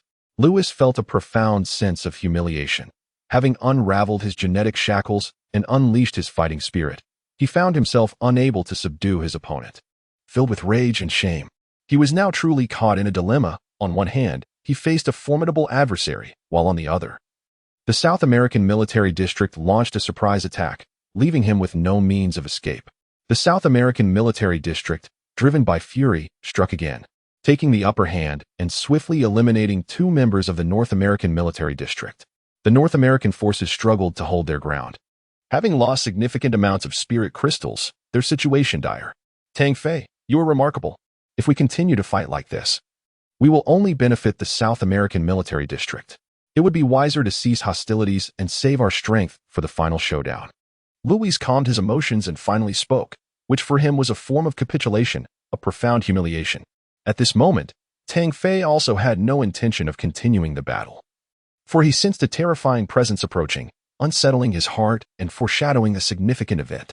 Moreover, given that he could not swiftly eradicate his opponent, he deemed it unnecessary to squander more time and thus acquiesced. However, he would not simply cease his actions. A smirk tugged at the corners of his mouth. Louis, I am quite eager to continue fighting. The Cobra is not targeting the personnel of my Asian military district. What concern is that to me? Humph. After dealing with our North American team, the next will surely be you. Tang Fei scoffed. Do you truly believe that their remaining forces can contend with me? You overestimate him greatly. Haha, when the North American district dares to make a move, I will be poised to handle them. If we persist in this conflict without a clear victor, what will it take for you to relent? I have no desire to cease. Let us continue the fight. Chapter 38. The otherworldly sovereign Tang Fei, do not force my hand. Should I lose control, I will drag you into oblivion with me. Without your presence. The Asian team is not but a flock of sheep. Louise roared ferociously. Tang Fei laughed derisively for a moment before responding. Stopping is not out of the question. However, what? However, the time wasted earlier has led to a significant depletion of my spiritual crystals. Tang Fei sighed, feigning regret. Louise could not fail to grasp the implication, and as he observed the South American team pressing closer, with his own members on the brink of defeat, he could not help but grow furious. You are quite ruthless. The spiritual crystals will suffice to compensate you. I hope you honor your promise. Rest assured. The credibility is guaranteed. Lu Weici tossed over a small parcel, revealing a collection of several of varying sizes within. A smile spread across Tang Fei's face as he accepted the package, choosing not to impose further difficulties. Did Tang Fei truly let them off the hook? No attempts for further gains? Zhao Guangyu inquired softly. Once they are worn down, it will be simpler to settle the aftermath. Lu Weici is formidable. I lack the confidence to confront him, and I sense a dreadful presence drawing near. Tang Fei's expression grew grave. Unable to defeat Lu Weici, one must seek an excuse. Yamamoto Tianlang murmured. Yamamoto Tianlang, when next you encounter the North American team, Lu Weici will be your responsibility. Tang Fei chuckled lightly. The people from the island district are notoriously troublesome and in need of discipline. Suddenly, a piercing howl echoed, an excruciating sound that unsettled everyone, causing the weaker individuals to falter. The noise was terrifying. Could it be a manifestation of the? Panic ensued as combatants halted, eyes fixed toward the north. In the next moment, a chill coursed through each person, their faces drained of color, beads of sweat trickling down. Enormous trees crashed to the ground, the earth trembled, and an enormous creature emerged into view. Towering at over Tinzhong, with a striking crimson exterior, it was conspicuous against the night. Its head bore 4 horns, each sharp and luminous, as if ablaze. A single immense eye occupied a significant portion of its head, blood-red and eerily terrifying. Its upper body boasted 4 gigantic arms wielding a massive rock club, while its lower body sported feet enveloped in layers of scales, radiating an oppressive wave of heat in all directions. The crowd swallowed hard, for they had never encountered such a creature before. It resembled an apocalyptic beast, its formidable presence nearly causing their hearts to burst. With a ferocious roar, the otherworldly being raised a colossal rock club and brought it crashing down. The immense weapon spanned 100 meters, and one unfortunate warrior, unable to escape in time, was flattened into a mere puddle of flesh. The entity appeared to be in a frenzied rage, raising the stone club once more, this time targeting Tang Fei. Run! Tang Fei bellowed, his voice a clarion call for all to flee. Instinctively, each individual took flight, with Tang Fei initially at the rear, employing his ethereal steps to leap several meters ahead in an instant. The massive rock club grazed the edge of his garment as it struck the ground, sending plumes of dust into the air. The shockwave from the impact hurled him and a fellow comrade into the air. A heaviness settled in Tang Fei's chest, and blood trickled from the corner of his mouth. Unfortunately, his companion was not as fortunate. His physical constitution was weak, and he fell far short of Tang Fei's prowess. After being tossed aside, he collided with a massive tree dozens of meters away, shattering countless bones and perishing instantly. At that moment, there was no time for sorrow. The sudden emergence of the powerful entity seemed to drive it into a frenzy as it relentlessly swung its rock club again and again. The personnel from the 3 military districts were all caught in its path, each one desperately racing forward, knowing that should that club fall, none would survive. Tang Fei, along with Zhang Yujin and Wang Kuan, found themselves on the same path, while the others had been scattered in the chaos. The towering being's strides were immense, allowing it to cover great distances effortlessly. Shadows of fleeing figures surrounded them, and the creature, not fixated on a single direction, pursued without relent. If it had chosen to chase one specific target, none would have escaped. All would meet a tragic end here. Tang Fei lamented to himself, pondering whether even a mechanized suit could triumph in battle against such a formidable foe. This creature must surely be the sovereign of this island. Perhaps it was due to our excessive slaying of the otherworldly beings tonight that their king has resorted to violence. Zhang Yuejin's assertion seemed quite reasonable. Tang Fei rubbed his temples, sensing that the situation was far more complex than it appeared. It likely wasn't merely the number of beings we had dispatched. His demeanor suggested he was merely attempting to drive us away from that particular region. Indeed, they did not pursue us. Could there be something of great value at stake? Zhao Guangyu's eyes sparkled with intrigue as Tang Fei pieced together the circumstances. A flicker of realization dawned upon him. I once encountered in a book that formidable beings from the cosmos, prior to spawning, would concentrate a highly precious substance. When the eggs are nearing formation, this substance is infused within, allowing the eggs to mature swiftly and undergo genetic transformation, thereby becoming exceedingly powerful. This explains the rapid and formidable reproduction of these beings. Captain, you are truly learned. Wang Kun exclaimed in admiration. You simply read too little. Zhao Guangyu retorted with disdain. Tang Fei, does this imply that this particular being is in the process of gathering that substance and preparing to lay eggs? Judging by the behavior of this otherworldly entity, it seemed unlikely to be mistaken. Tang Fei nodded. Then there is no cause for alarm. We need not run for our lives. Zhao Guangyu declared as he plopped down onto the ground, still shaken by fear. Surely you do not mean to. The three swallowed hard, gazing at Tang Fei in astonishment. What a splendid opportunity. It would be a pity to let it slip away. We must seize that substance. Tang Fei's eyes burned with fervor and seriousness, affirming that he was not jesting. The three were left agape, and after a moment, Zhao Guanyu spoke. Tang Fei, this is a matter of life and death. Let us proceed to gather the spirit crystals. They serve no purpose when left unused. Their utility is immense, setting aside the enhancement of physical capabilities. Tang Fei's gaze burned with fervor. You must all understand that an awakened one is essentially an individual whose genes have reached a certain level of perfection, thereby unlocking latent abilities. This substance can facilitate the refinement of genetic structures. Do you grasp the significance of this? The three listened, their hearts racing, gazing at Tang Fei in disbelief. Zhao Guanyu stammered, It means, we could become awakened ones. Correct. The awakened. A powerful epithet in this world, inhabit a realm of mystery and are revered by the ordinary populace. The greater the number of awakened ones, the more formidable the super mech warriors, naturally signifying the strength of the nation. Its importance is self-evident. Chapter 39, Essence of Spirit. So, does this imply that we all have the potential to become awakened ones? Zhao Guangyu could hardly fathom that these once distant words could now feel within reach. Wang Kun and Zhang Yujin were rendered speechless, their eyes fixed intently upon Tang Fei. Indeed, the texts state that awakened ones are not born but can be attained through various means of transcending limits. Tang Fei affirmed. My heavens, becoming an awakened one. I actually have a chance. Wang Kun exclaimed, only to be silenced by Zhao Guangyu's hand over his mouth. Do you wish for everyone to be informed? Zhao Guanyu looked at Tang Fei, filled with hope. Tang Fei, let us embark on a grand endeavor. Wang Kun and Zhang Yujin nodded in agreement. Are you no longer afraid? Tang Fei chuckled. For the awakened ones, for the sake of brotherhood, we are willing to risk our lives alongside you. Zhao Guanyu exclaimed, feigning seriousness. Enough of the jesting. Tang Fei reined in his smile. Although this endeavor is promising, one must be cautious of the perils that accompany it. We are genuinely venturing into the lion's den. Following this, Tang Fei offered a series of admonitions, urging them to exercise utmost caution. The quartet set forth, with Tang Fei leading the way, Zhao Guangyu and Wang Kun in the middle, and Zhang Yuejin bringing up the rear. They traversed the path forged by the otherworldly sovereign. This route was unmistakably evident, marked by toppled trees and colossal footprints, all directing them towards a singular destination. Along the way, they encountered several otherworldly beings, which they swiftly dispatched, striving to proceed with stealth.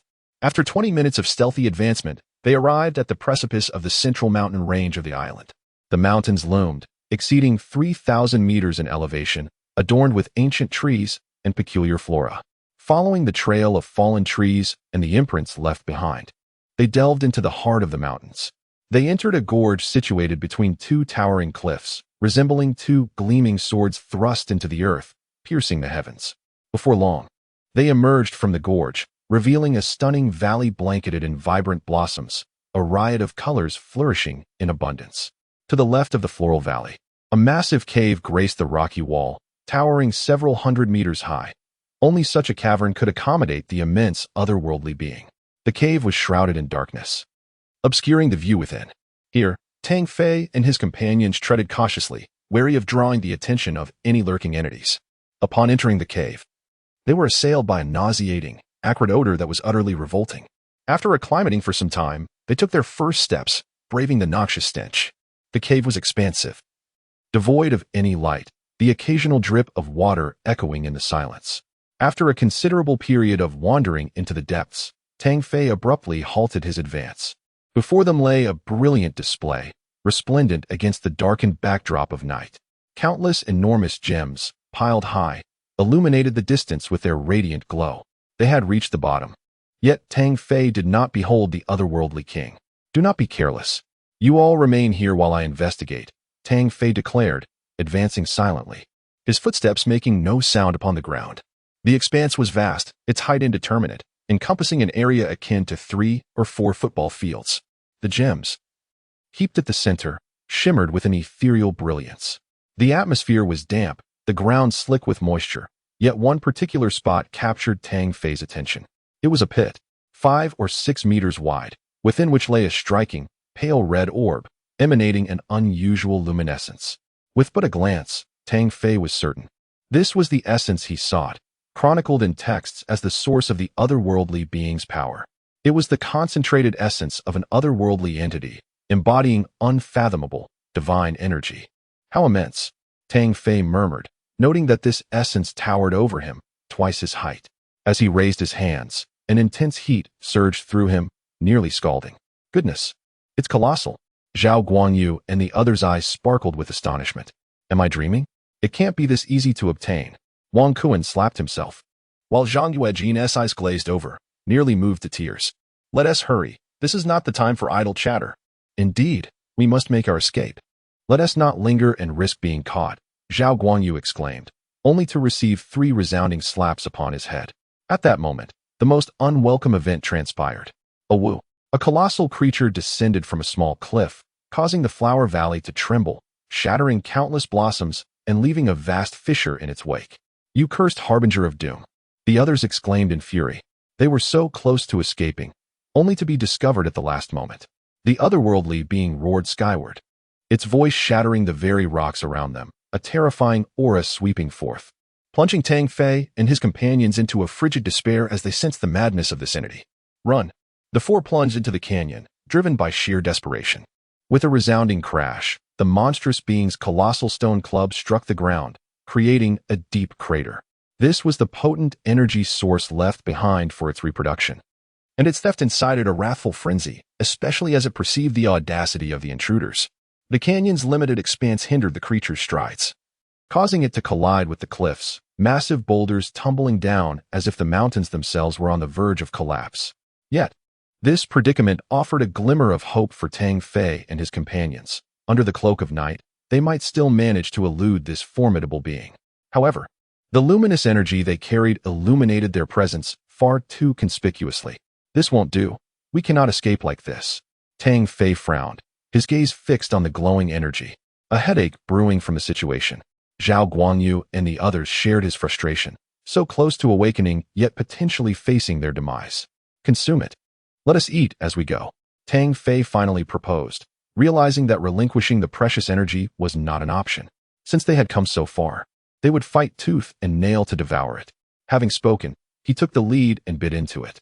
A radiant glow bursting forth as energy flowed into his mouth like a river, illuminating his face and rendering his flesh translucent. "How brutal!" Zhao Guangyu and the others exchanged glances, astonished and impressed. The audacity to consume it in front of the massive creature was beyond belief, surely driving the Spirit King to madness. As anticipated, upon witnessing this scene, the Spirit King erupted in furious roars, shattering rocks and obliterating trees in his wake, wielding his colossal stone club to annihilate the crawling pests before him. The 4 of them fled, intermittently taking bites from the source of energy. This essence was an enigmatic substance, seemingly a luminous liquid, shimmering with ethereal light and encapsulating a dreamlike quality. Wang Kuan and Zhang Yuejin could only manage 3 bites before feeling overwhelmed, while Zhao Guangyu consumed over 10, becoming enveloped in radiant light, unable to continue. Only Tang Fei persisted, steadily swallowing mouthful after mouthful, ultimately devouring the majority of the essence. At this moment, he was aglow, a faint rosy light emanating from his features. It was utterly astonishing. With just a small portion, we felt uncomfortably full, yet you managed to consume most of it. The eyes of Zhao Guangyu and the others sparkled with envy, but they could only lament their own inadequacy. Without hesitation, they decided it was best to disperse, especially since their weaker powers necessitated a transformation after consuming the essence, requiring them to seek a tranquil place. Be careful, they urged, before swiftly parting ways. Tang Fei, however, picked up a stone and hurled it at the Spirit King. Hey, big guy, this stuff is impressive. Do you have more? I'll come back for seconds. Provoked?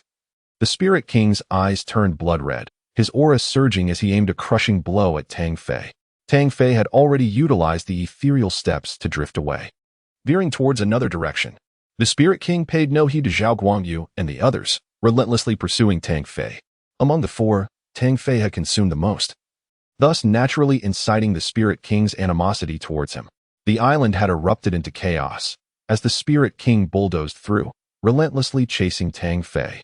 Its colossal form covered vast distances with each stride. The rock club in its grasp was akin to a divine weapon, cleaving through hills and boulders alike. Even the other spirits encountered along the way fell victim to the Spirit King's ferocity, dispatched with a single blow. Not far atop a hillside, a few members of the North American military district had gathered. Following the earlier battle, only 6 combatants remained. How has the Spirit King reemerged? John remarked. His expression darkened as he gazed at the gargantuan entity in the distance. It appears to be pursuing something, another team member speculated. They had hidden here, initially believing the Spirit King's path diverged from theirs. However, the sudden turn towards their location sent a chill of fear across their faces. Has it spotted us? One member exclaimed in terror. Impossible. Lewis countered, urging caution. Any rash movement could draw the Spirit King's attention, compelling it to pursue them anew. Yet, sometimes, trouble is inescapable. Tang Fei altered his course, as an unexpected three-dimensional dynamic image flickered in his mind, revealing individuals concealed to the left, their appearances and mannerisms vividly clear. The vision was fleeting, leaving him in a state of bewilderment. This was truly bizarre. Without further contemplation, Tang Fei redirected his path towards the location indicated in the vision, simultaneously calling out, "Comrades of the North American Military District, please lend your assistance." Comrades. The 6 members of the North American Military District erupted in fury. Lu Weixi's expression turned ashen. He recognized the voice. Tang Fei. Lu Weixi ground his teeth in rage, wishing he could tear his opponent apart. What help can I offer you? Just get lost. Lu Weixi, you are mistaken.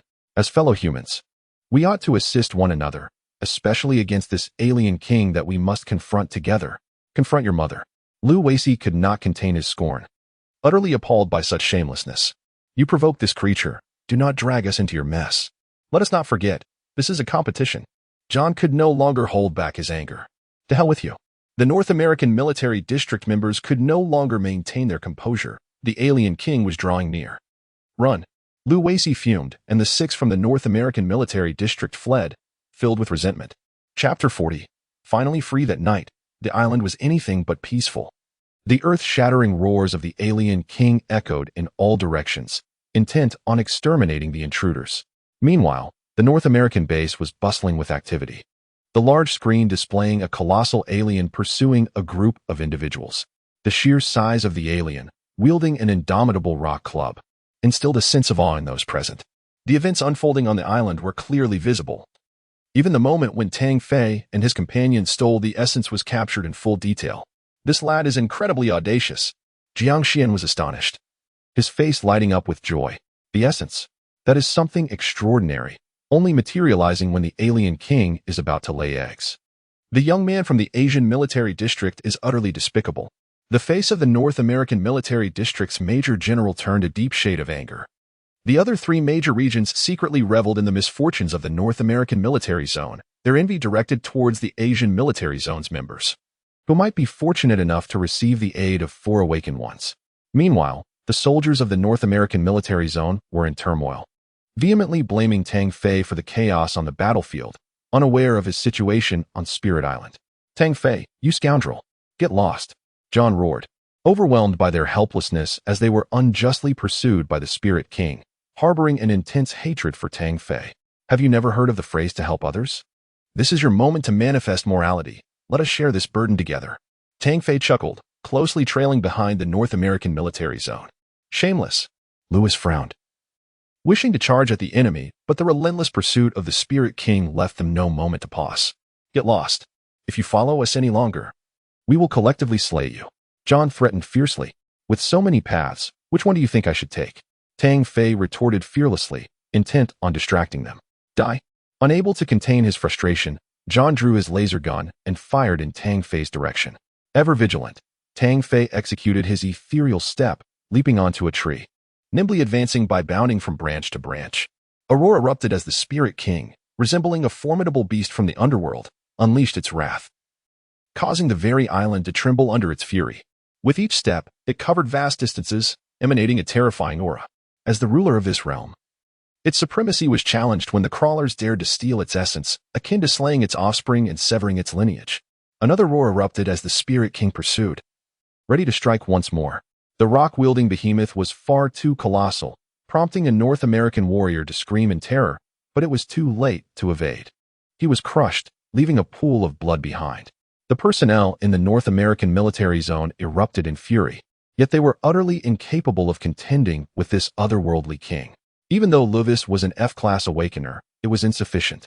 He estimated that at least a C-class entity would be needed to stand a chance.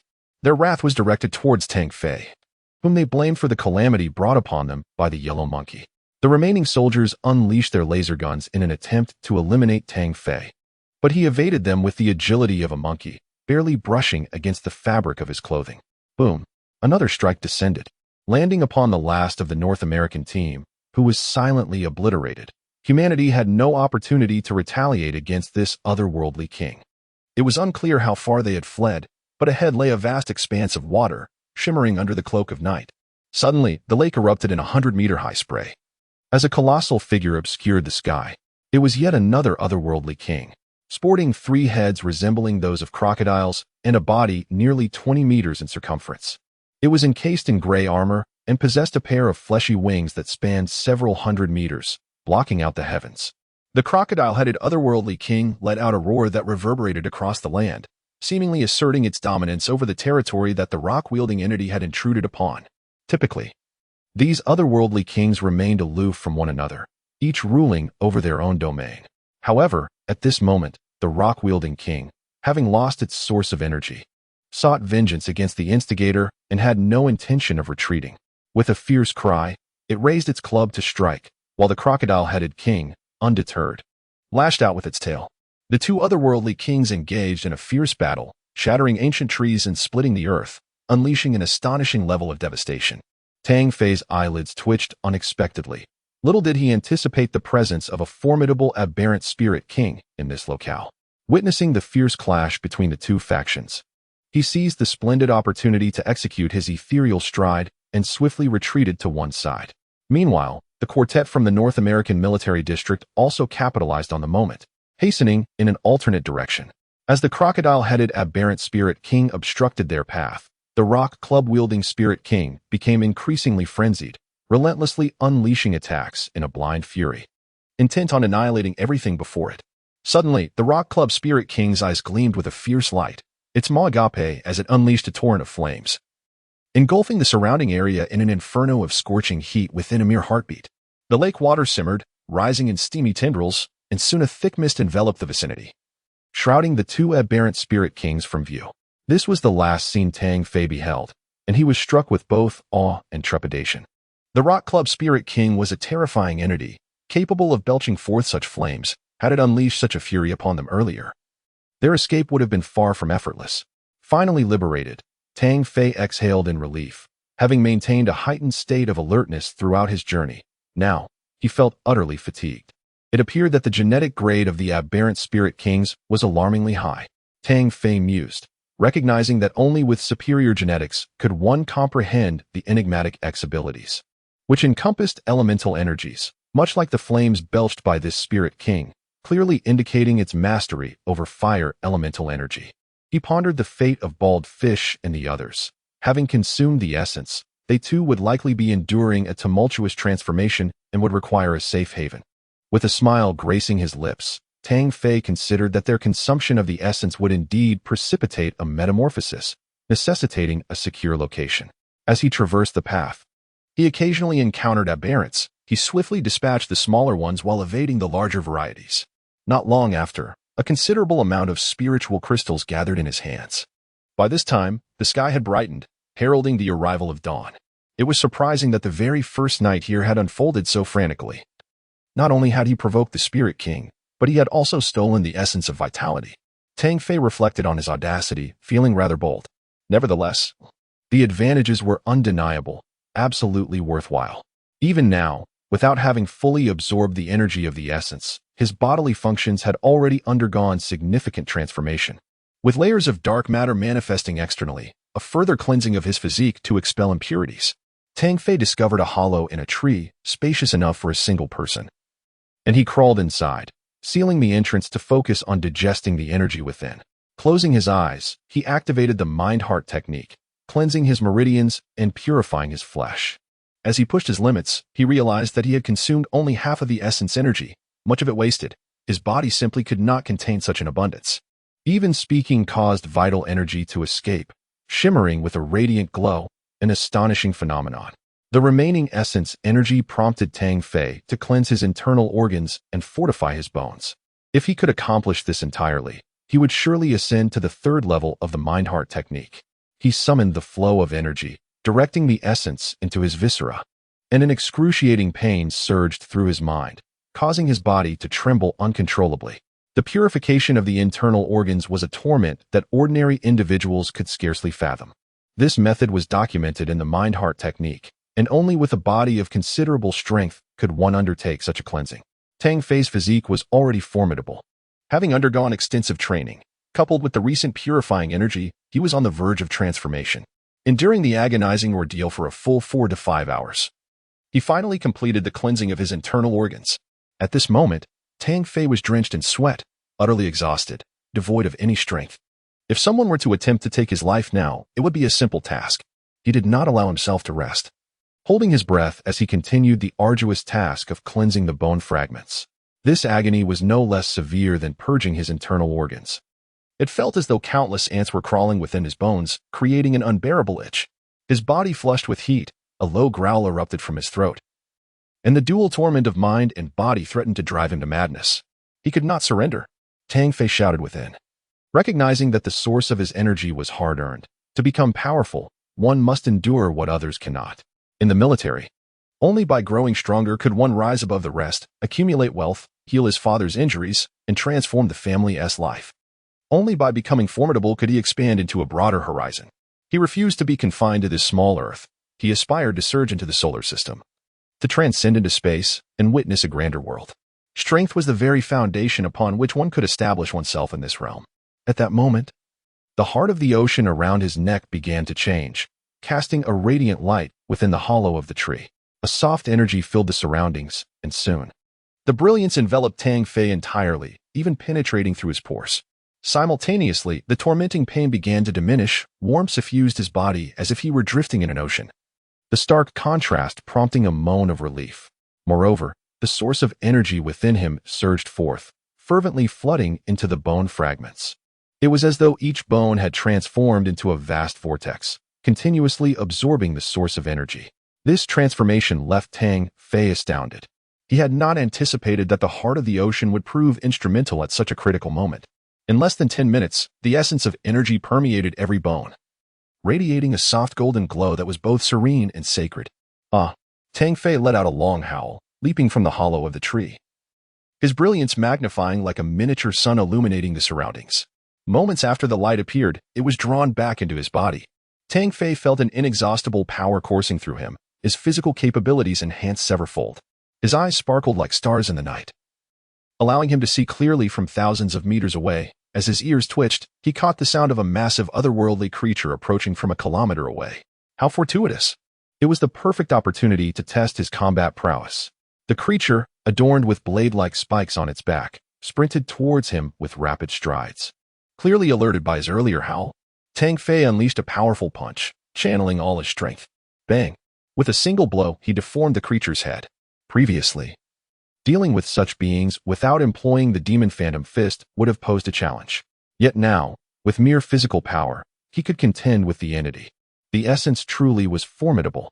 Tang Fei marveled, not holding back. His fists fell like cannonballs, and in an instant, the creature was obliterated. After extracting the spiritual crystal, he departed, determined to reunite with his team, unaware of their current circumstances. This island was vast, featuring mountains, lakes, rivers, and endless ancient woodlands, akin to a small continent. The existence of the Spirit Island was evidently designed to hone elite warriors, as only through genuine combat could one attain growth. Tang Fei relentlessly vanquished the otherworldly beings, excavating spirit crystals until his backpack was brimming. He periodically consumed the spirit crystals to augment the vital energy within him, thereby enhancing his martial prowess. At this juncture, as the sun began to rise, the island of otherworldly beings returned to a state of tranquility. Most of the entities seldom ventured out during daylight, save for a few formidable ones. By the seaside, Zhao Guangyu, Wang Kuan, and Zhang Yuejin found themselves encircled by troops from the South American military district. The South American forces had suffered significant casualties, leaving only 4 survivors. The Cobra was compelled to remain concealed, seeking an opportune moment to strike. Unfortunately, he stumbled upon the trio from the Asian region, which he regarded as fortuitous news. Having acquired the essence of the spirit, Zhao Guangyu and his companions had yet to find a suitable place to assimilate it. Misfortune befell them as they were cornered by the South American forces. Those from the Asian region dare to seize my spirit crystals. Humph. Cobra sneered, harboring deep resentment for the Asian faction that had audaciously claimed the spirit crystals they had painstakingly procured. Huh, we found them underground. How can you declare them yours? Your audacity is astounding, Zhao Guangyu retorted defiantly, though inwardly he pondered ways to extricate himself from the predicament. We are the ones who vanquished the otherworldly beings. Thus, the spirit crystals rightfully belong to us, scoffed a South American soldier. Zhao Guangyu gestured subtly, prompting Wang Kuan and Zhang Yuejin to nod in agreement. The trio believed that should it come to a confrontation, they might not necessarily be at a disadvantage. You were utterly humiliated by the North American forces. Where is your bravado now? Cobra's murderous intent surged forth at the memory of his defeat against the North American military, incited by Zhao Guangyu's words. He retorted with ire, strength is revered. We were indeed outmatched then, humph. Now, you find yourselves in a position of weakness, for the weak are destined to be preyed upon. The Cobra, uninterested in idle chatter, was about to give the command to engage and seize the spirit crystals, when unexpectedly, Zhao Guangyu acted before him. Brothers, let's eliminate this scoundrel. The trio unsheathed their daggers and charged forward, though they had yet to fully digest the essence. Their capabilities had gradually improved, granting them significantly greater strength. The Cobra was both astonished and infuriated, angered by the audacity of the 3 to confront him and astonished by the newfound prowess of the warriors from the Asian region. He dared not underestimate them and brandished his dagger as he plunged into the fray. His involvement tilted the battle overwhelmingly in his favor. As the captain of the South American military district, although not as formidable as Luvis or Tang Fei, he was far from weak, vastly superior to ordinary soldiers. His speed, in particular, was a formidable challenge, and within mere seconds, all 3 of Zhao Guangyu's companions bore wounds. Surrender the spirit crystals obediently, and I may allow you to leave in one piece. Otherwise, you shall regret ever stepping foot in this world. The Cobra licked the blood from his blade, resembling a cheetah in his swift movements, each slash painting the air with splatters of crimson. He sought to psychologically dismantle his opponents. Bald fish, you must flee and inform Captain Tang of our plight, so he may avenge us. Wang Kuan shouted, fighting with all his might against the enemy. None of you shall escape. The Cobra commanded his 3 subordinates to secure the perimeter. With a swift strike, he slashed Wang Kuan's thigh, unleashing a torrent of blood. And with another blow, nearly cleaved Zhang Yuejin's arm in 2. I will not abandon you. We shall fight our way out together. Zhao Guangyu roared, a fiery rage igniting within him. A stream of vital energy flowed from Zhao Guangyu's mouth, radiating with a luminous glow, a manifestation of the excess vitality within him. However, as this essence emerged, Zhao Guangyu instead concentrated it within his arms, forming a halo that enveloped him. Kill! Zhao Guangyu clashed with the Cobra's long blade, the immense force propelling the Cobra back 3 paces. What transpired? The Cobra's pupils constricted sharply as he sensed a formidable power awakening within his opponent, a terrifying realization. Wang Kuan and Zhang Yujin exchanged glances of elation, pondering whether Zhao Guangyu's genes were on the verge of awakening. The Cobra dared not hold back, fearing unforeseen complications. His advantages lay in speed and explosive power. Yet, when he truly unleashed his strength, Zhao Guangyu found himself unable to withstand it. In the blink of an eye, over 20 gashes erupted across his body, blood saturating him entirely. Despair washed over the three as they questioned if the heavens truly intended their demise. Die. The Cobra's face contorted into a grimace as his blade aimed for Zhao Guangyu's neck. He envisioned his opponent's head rolling to the ground, blood cascading forth. Bang! Who is there? Show yourself. The Cobra gritted his teeth, frustrated that an unexpected turn of events had interrupted his plans. It is I. Tang Fei leaped down from a tree, witnessing Zhao Guangyu drenched in blood, his eyes growing ever colder. Captain Tang. Wang Kuan and the others laughed, realizing their salvation was at hand. Tang Fei. The Cobra's pupils widened. He recognized the formidable prowess of his adversary and understood that victory was not guaranteed. It's all a misunderstanding. We shall take our leave now, he declared, summoning his three companions to retreat. I have yet to permit your departure. Tang Fei's voice was frigid, his anger palpable.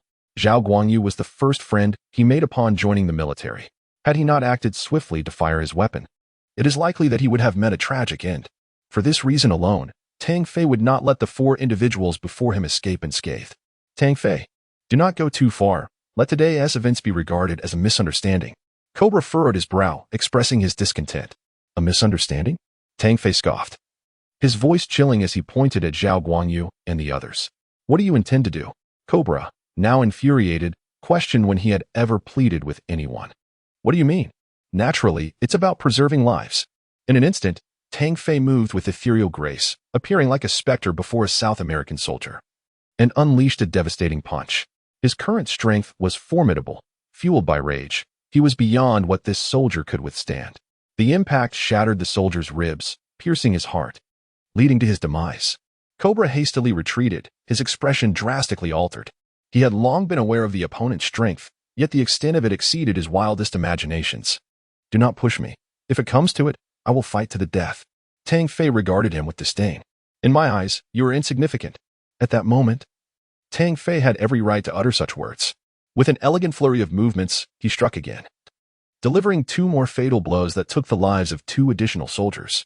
The scene was utterly breathtaking. The youth resembled a harbinger of death, each punch resulting in a life extinguished. Cobra, now gripped by fear, dared not confront him any longer. He summoned all his strength into his legs and fled, moving with unprecedented speed, like a whirlwind sweeping across the landscape. He had relinquished any thoughts of combat, yearning only to escape this place.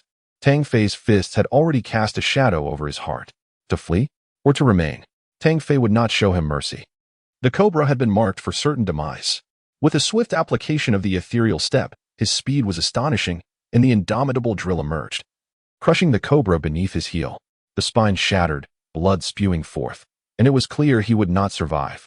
Chapter 42. The awakening of Zhao Guangyu through the transformation of essence. Tang Fei had become extraordinarily powerful, surpassing even elite warriors.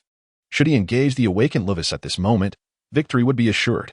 The North American military district was in disarray, with Luvis, John, Root, and a youth from Poseidon among their ranks. Tang Fei's emergence had incited discontent among all North American warriors. His actions on Spirit Island had drawn animosity, marking him as their greatest adversary in this generation. In response, Tang Fei adopted a nonchalant demeanor on the battlefield. It was a matter of either survival or demise. Compassionate hearts would only lead to self-destruction. Tang Fei discerned that the remarks were not meant as compliments. He frowned, unable to recall provoking the other. He was Major General Zivi of the South American Military District. Jiang Xian noted his confusion and offered a reminder. It was then that Tang Fei understood. Having obliterated the South American Military District, it was only natural that the other would bear ill will. Major General Zivi snorted derisively. At such a tender age, to be so ruthless, one wonders how your parents raised you. You are destined for an untimely end. Major General, how my parents chose to educate me is of no concern to you. At your advanced age, to utter such absurdities, are you not aware that the battlefield is devoid of mercy? Upon hearing the mention of his parents, Tang Fei's gaze turned icy. Zivi's complexion darkened, ready to speak, but was interrupted by Jiang Xian. You should rest well and prepare for the battle in 3 days. You've done well. Such a remark felt like a harsh slap to Zivy, compelling him to leave in a mix of shame and anger. In another hall, a brigadier general from the North American military district wore a grim expression. Louise, do you have confidence in winning this final battle? Louise, with a cold visage, recalled the fierce conflict on the Spirit Island and eventually shook his head, struggling to utter, I have no confidence. This admission was a disgrace to him. The pride of an awakened made it difficult to accept. Humph. The general was visibly displeased, his eyes dark as they bore down on him. Louise, this battle is not just your own affair. It concerns the honor of the North American military district. You cannot afford to lose, absolutely cannot lose. Louise raised an eyebrow, remaining silent. He understood he could not lose, yet deep within, he recognized the terrifying prowess of Tang Fei and realized his chances of victory were exceedingly slim. I understand your concerns. The reason I summoned you here is to present you with this. The general produced a glass case containing a single capsule. This is an E-grade genetic capsule acquired from the Silver Federation, which can unlock your second genetic lock, allowing you to wield power nearly equivalent to that of an E-grade awakened for a short duration. With this, victory is no longer a question. Louis accepted the capsule, but instead of joy, his expression grew even more somber. He was aware of the genetic capsule's value and its rarity in the market. Upon consumption, it could unleash unimaginable strength, unlocking the genetic shackles within the human body. However, every advantage comes with its drawbacks, which may result in significant repercussions in severe cases. It could lead to genetic collapse and even death. The general's approach seems tantamount to abandonment, prioritizing victory at any cost. Do not fret. A few lingering effects are inconsequential as long as you prevail.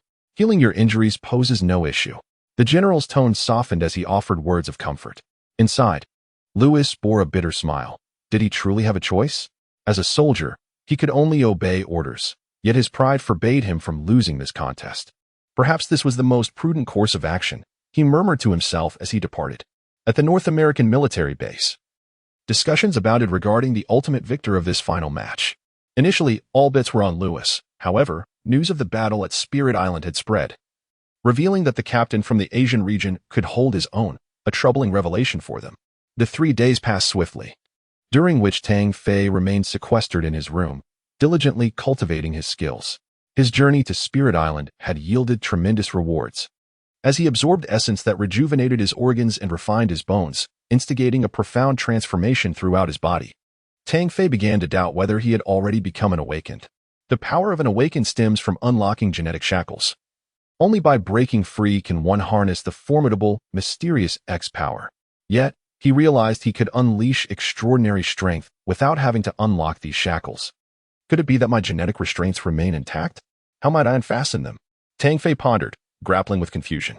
He contemplated that if he were to unlock his own shackles, his combat prowess would surely be unparalleled. After a day of reflection, he remained at a loss, his mind burdened with uncertainty. Suddenly, a loud explosion echoed through the air, startling Tang Fei. The sound emanated from the adjacent room. Upon stepping outside, he beheld the alloy walls contorted, marked by numerous fist imprints. Bang! Another imprint manifested itself. Jiang Xian, equally startled, exchanged a knowing smile with Tang Fei, both intuitively grasping the nature of the incident.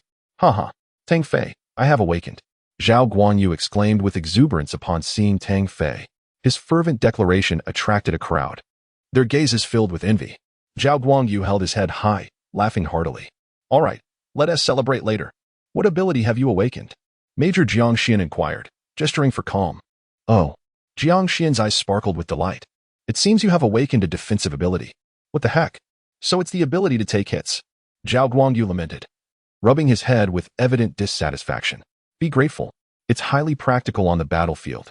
Jiang Xian advised him to ponder his newfound ability seriously before departing, leaving only Tang Fei behind. Chapter 43. The ultimate battle unleashed. Zhao Guanyu's genetic awakening granted him formidable power, and Tang Fei felt genuine joy for him. Bald fish, how did you trigger your awakening? Share your experience with me. Tang Fei inquired, eager to glean insights. I felt a sudden fluctuation of warmth and chill, a sense of drowsiness, and then in the darkness, a glimmer of light appeared. Upon rushing towards it, I awoke to find my body transformed into that of an awakened one. This account left Tang Fei deep in thought, as he seemed to have uncovered a crucial element. Yet, Zhao Guanyu's experience was merely a stroke of fortune, and he could offer no profound explanation, leaving the mysteries in Tang Fei's heart unresolved. He sought to inquire of Major General Jiang Xian how he could elucidate his remarkable combat prowess despite his lack of awakening. The ancestral martial arts passed down through his family were a closely guarded secret of Tang Fei, imparted by his father with explicit instructions to never divulge them to outsiders. The Mingxinju harbored profound mysteries that could not be revealed, even to Zhao Guanyu or Tang Fei. During the confrontation on Alien Spirit Island against Lu Weiss, it led everyone to believe that Tang Fei had indeed become an awakened being, without considering other possibilities. After all, the essence of martial arts is elusive and enigmatic. It seems the only recourse now is to navigate this path alone, Tang Fei mused. Finally, the day of the finals had arrived. This battle garnered immense attention. Broadcasted across numerous channels in the Earth District, serving as a form of military promotion, tens of thousands of North American warriors encircled the battlefield, transforming it into an expansive arena. This was the pinnacle clash of the Earth District Mecha Tournament, pitting the Asian military region against the North American military region. This confrontation would also follow a best-of-5 format, determining the ultimate victor.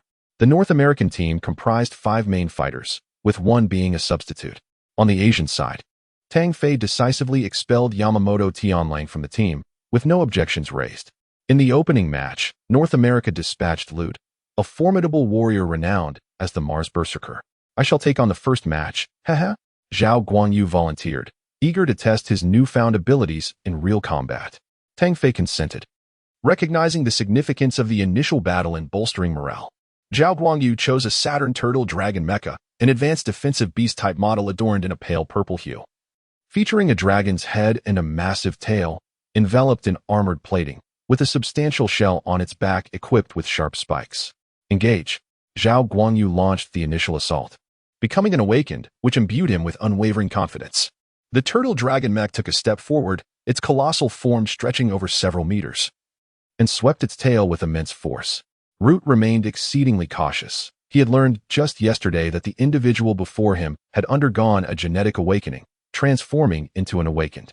The Berserker warrior raised his shield to block the sweeping tail, yet the overwhelming power behind it forced him back several meters. Subsequently, he charged his spear, unleashing the Berserker's lance. The turtle dragon mech retracted its body, leaving its shell exposed, emanating a faint purple aura. The impact of the strike resonated loudly, eliciting cheers from the North American warriors. However, in the next moment, their laughter faded. The turtle dragon mech merely exhibited a dimmer hue of purple, showing no signs of damage whatsoever. Root was astounded. He was acutely aware of the magnitude of his attack, which had previously been unstoppable against South American warriors. In this moment of astonishment, the turtle dragon mech lunged forward, its terrifying force sending the Berserker warrior flying, inflicting damage in several locations. Root's expression twisted in struggle as he retrieved a pale blue capsule. Observing the advancing turtle dragon mech, he hesitated no longer and swallowed it whole. With a roar, Root's eyes ignited with a crimson glow, his veins bulging, and faint streaks of blood appeared upon his skin's surface. Die! The Berserker warrior seemed to transform, unleashing a barrage of formidable techniques, relentlessly assaulting the turtle dragon mech, even shattering parts of its shell. Damn it! I will unleash my fury. Zhao Guanyu seethed with anger. He had intended to achieve a flawless victory, only to be taken aback by the sudden surge in his opponent's strength. Chains, release. Zhao Guanyu's physique began to alter, every muscle swelling, and in an instant, he grew taller and more imposing. His skin shimmered with a dusky golden hue, reminiscent of alloyed metal. Reinforced. Zhao Guanyu, along with his mech, radiated a faint dark golden glow. The spear of the Berserker warrior came charging forth, only to be repelled by the brilliance. Skyward strike. Spear of the Berserker. Lute, in a frenzy, unleashed all his might, striking relentlessly. With each blow, the soft golden light dimmed a fraction. He had consumed the F-grade gene capsule bestowed by the Major General, granting him the prowess of an F-grade awakened, all in pursuit of victory in the competition. Boom. With the final strike, both mechs were sent hurtling backward, their bodies marred with scars. This battle was unexpected. Zhao Guanyu, who should have triumphed, did not. The first match ended in a draw. The warriors from the North American military district were incredulous, yet they set aside their disbelief and erupted in cheers. Jiang Xian wore a troubled expression. He sensed something amiss, though he could not articulate the issue. especially considering the exorbitant cost of the gene capsules. He had not anticipated such a rare drug. Do not be disheartened. After all, you only awakened your abilities yesterday. Having such combat prowess is already formidable. Moreover, the opponent may not be as formidable as they seem. Tang Fei spoke with an implied meaning, sensing that today's duel would not be a walk in the park. In 3 consecutive matches, aside from the first draw, they had suffered 2 defeats. The Asian military district could afford no further losses.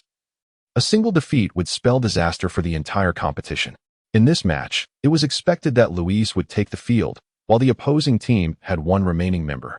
John, a powerful elite warrior. Tang sensed the scent of a conspiracy. Even if he emerged victorious in this round, his side was destined to lose. For Galen was no match for John. Everyone perceived the shift in the atmosphere. The North American warriors erupted in jubilant cheers, for they had glimpsed the taste of victory. Major General Wei of South America chuckled heartily, declaring, "The Asian military district is surely defeated. This battle belongs to the North American forces." Aha! His laughter was brimming with pride, as if they had already secured the championship. He recalled the humiliation from the last encounter and was determined not to see the Asian military district triumph. Jiang Xian scoffed, "The results are not yet in. Do not celebrate prematurely." A North American major general chimed in, "Confidence is commendable, but arrogance is folly. The outcome is evident." The North American contingent exhaled in relief, convinced that their victory was inevitable.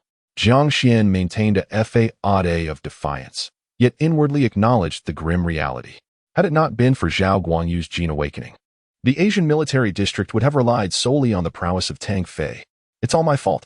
If it weren't for the tie, we might have had a glimmer of hope," Zhao Guanyu lamented, filled with regret over his own inadequacy. "Don't say that, bald fish. It's our fault for being ineffective. If we had utilized the essence and awakened our genes, we wouldn't have lost." The trio expressed their self-reproach, while the earnest Garen remained silent, consumed by shame. For he was the weakest among the 5. "Hey, weren't you all aiming for first place? You're all quite formidable, aren't you? Why falter at such a crucial moment?" Yamamoto Tenku remarked with a sardonic tone.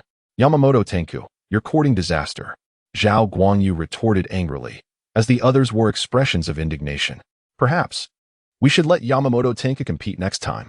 His strength surpasses mine. He might secure a victory," Garen suggested hesitantly. How could a mere insignificant figure like myself ever capture the attention of Captain Tang? Having been cast out from the ranks, I find myself utterly powerless. Suddenly, Tang Fei chuckled, seemingly unaffected by the circumstances of the match. "Beasts are inherently unreliable," he remarked with an air of indifference. "There is no need for you all to be anxious. We shall undoubtedly emerge victorious in this competition." Yamamoto Tenra glared at Tang Fei with palpable resentment, mocking him in response to his words. "Truly arrogant. Continue to chase your delusions of grandeur. The reality is evident. Tang Fei, your defeat is inevitable." "Not necessarily. How about we make a wager?" Tang Fei said, a smile gracing his visage as he gazed at Yamamoto Tenra. Yamamoto Tenra furrowed his brow, sensing something amiss, yet, confronted with the current predicament, he reluctantly inquired, "What shall we wager?" "If I win, you must prostrate yourself on the ground and bark like a dog thrice, followed by slapping your own face 100 times, Tang Fei proposed after a moment as contemplation. "And if you lose?" "Lose. I shall not suffer defeat. Unless I perish on the battlefield. Have you not yearned for my demise all along? Are you bold enough to accept the wager?" "Very well." Yamamoto Tenra, without hesitation, accepted the challenge, confident that the Asian military district was destined for failure. Many had overheard their wager, and none believed Tang Fei would triumph. "Tang Fei, are you brave enough to face me in battle?" Louis bellowed, his eyes ablaze with the fervor of combat as he turned his gaze toward Tang Fei. "What?" A wave of astonishment swept through the crowd. Expressions of confusion etched upon their faces, except for a few major generals who grasped the underlying significance.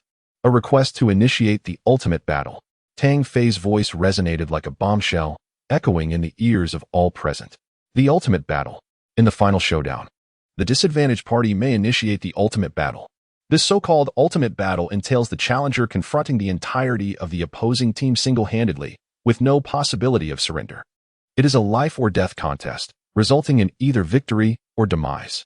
However, the prospect of one individual battling against 5 is nothing short of miraculous. Throughout history, there have been instances of ultimate battles, yet none have culminated in victory.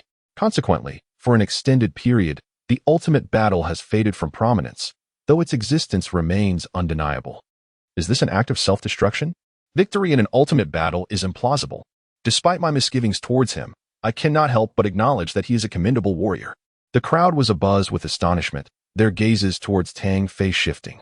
The initiation was confirmed. Tang Fei was resolute, his expression devoid of fear, radiating an air of calmness. Chapter 44. Overwhelming annihilation. Luozi regarded his opponent's composed demeanor, feeling a surge of respect for him. He was indeed a worthy adversary. Under the scrutiny of the onlookers, Tang Fei began to select his mech. Speculation ran rampant regarding the type of mech he would choose, yet the outcome left everyone once again astonished. The Dark Knight mech, a most ordinary foundational mech from the Earth District, with a defense value of 50, strength value of 50, agility value of 50, an energy value of 50, an utterly commonplace mech. Alas, it seems he has succumbed to despair, unwilling to make a final stand. Perhaps, he is simply most adept with the Dark Knight mech. Yet, what does proficiency matter? Against Luozi, he would undoubtedly be obliterated. While the crowd anticipated a climactic effort from Tang Fei, the reality was that he was merely offering himself as a sacrifice. Among those present, only Zhao Guanyu and Luozi held a different perspective. The former arises from the belief that he would not easily concede. The latter senses a conviction of strength, daring to embrace the night, either courting death or exuding confidence. Clearly, Luozi does not perceive Tang Fei as one who seeks demise. In the North American military district, there are 5 individuals, 2 power-type mechs, the Berserker, with a defense value of 70, strength value of 70, agility value of 60, and energy value of 60. 1 energy-type mech, the Fury of Thunder, with a defense value of 60, strength value of 60, agility value of 65, and energy value of 75, and 1 defense-type mech, the Rock Behemoth, boasting a defense value of 75, strength value of 55, agility value of 60, and energy value of 75. Surprisingly, Luozi ultimately chooses the Night mech. The combat power is mismatched, entirely at a different level. Given the Night mech's capabilities, one can surmise that a single round could obliterate the opposing team. Tang Fei, I concede your might, yet the truth remains that an individual's valor can never surpass that of a team. Luozi asserted. Tang Fei subtly adjusted his frame, calibrating his state. His expression remained tranquil, devoid of any tension. You speak the truth. However, it also depends on the opponent. Tang Fei, are you implying that our 5 are unworthy adversaries? Luozi gritted his teeth, his visage ashen. Indeed, your comprehension is commendable. Tang Fei smiled. Luozi, he merely engages in a war of words, fully aware of his impending demise. Hence his bravado. John remained unconvinced, skeptical of the adversary's formidable prowess. Very well, let you all advance together. Tang Fei stepped onto the battlefield, enveloped by a crimson barrier. They could not perceive the external circumstances, yet those outside could discern every detail within. 5 members of the Luozi team entered the battlefield, forming a crescent shape to encircle Tang Fei. They dared not be careless. During the battle on the island of the otherworldly beings, they had witnessed Tang Fei's formidable prowess. In this ultimate confrontation, any slip could tarnish their record. A flawless execution of their plan was essential. With a decisive motion, Luozi launched the first attack, unlocking his genetic restraints, allowing a surge of power to flood his body. In that instant, the Dark Mech's strength escalated dramatically, and as the alloy blade was drawn, it radiated an overwhelming aura.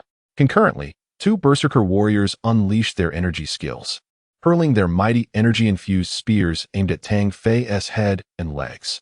A gash opened on the chest of thunderous fury, energy converging, and 2 beams of black light shot towards Tang Fei, effectively severing his escape route. From the onset, the North American team unleashed a formidable assault, intent on delivering a lethal blow. Witnessing this scene, Zhao Guangyu felt as if he might claw through his palm in anxiety. He believed in Tang Fei's strength, yet a sense of trepidation gnawed at him. The ferocity of the attack was overwhelming. While other mechs might withstand it, how could the Dark Mech possibly endure? The onlookers sighed in despair, foreseeing the imminent fall of a powerful warrior, while some scoffed, believing Tang Fei was courting his own demise. Jiang Xian lamented that a promising young talent, one capable of being nurtured into a super warrior, seemed destined to perish. We in the Asia region concede. Can we not halt this battle? Jiang Xian pleaded, unwilling to see Tang Fei meet his end, making one last desperate effort. Major General Siwei, grinning sinisterly, replied, Jiang Xian, have you lost your senses? Once the ultimate battle commences, it cannot be halted unless one side is annihilated.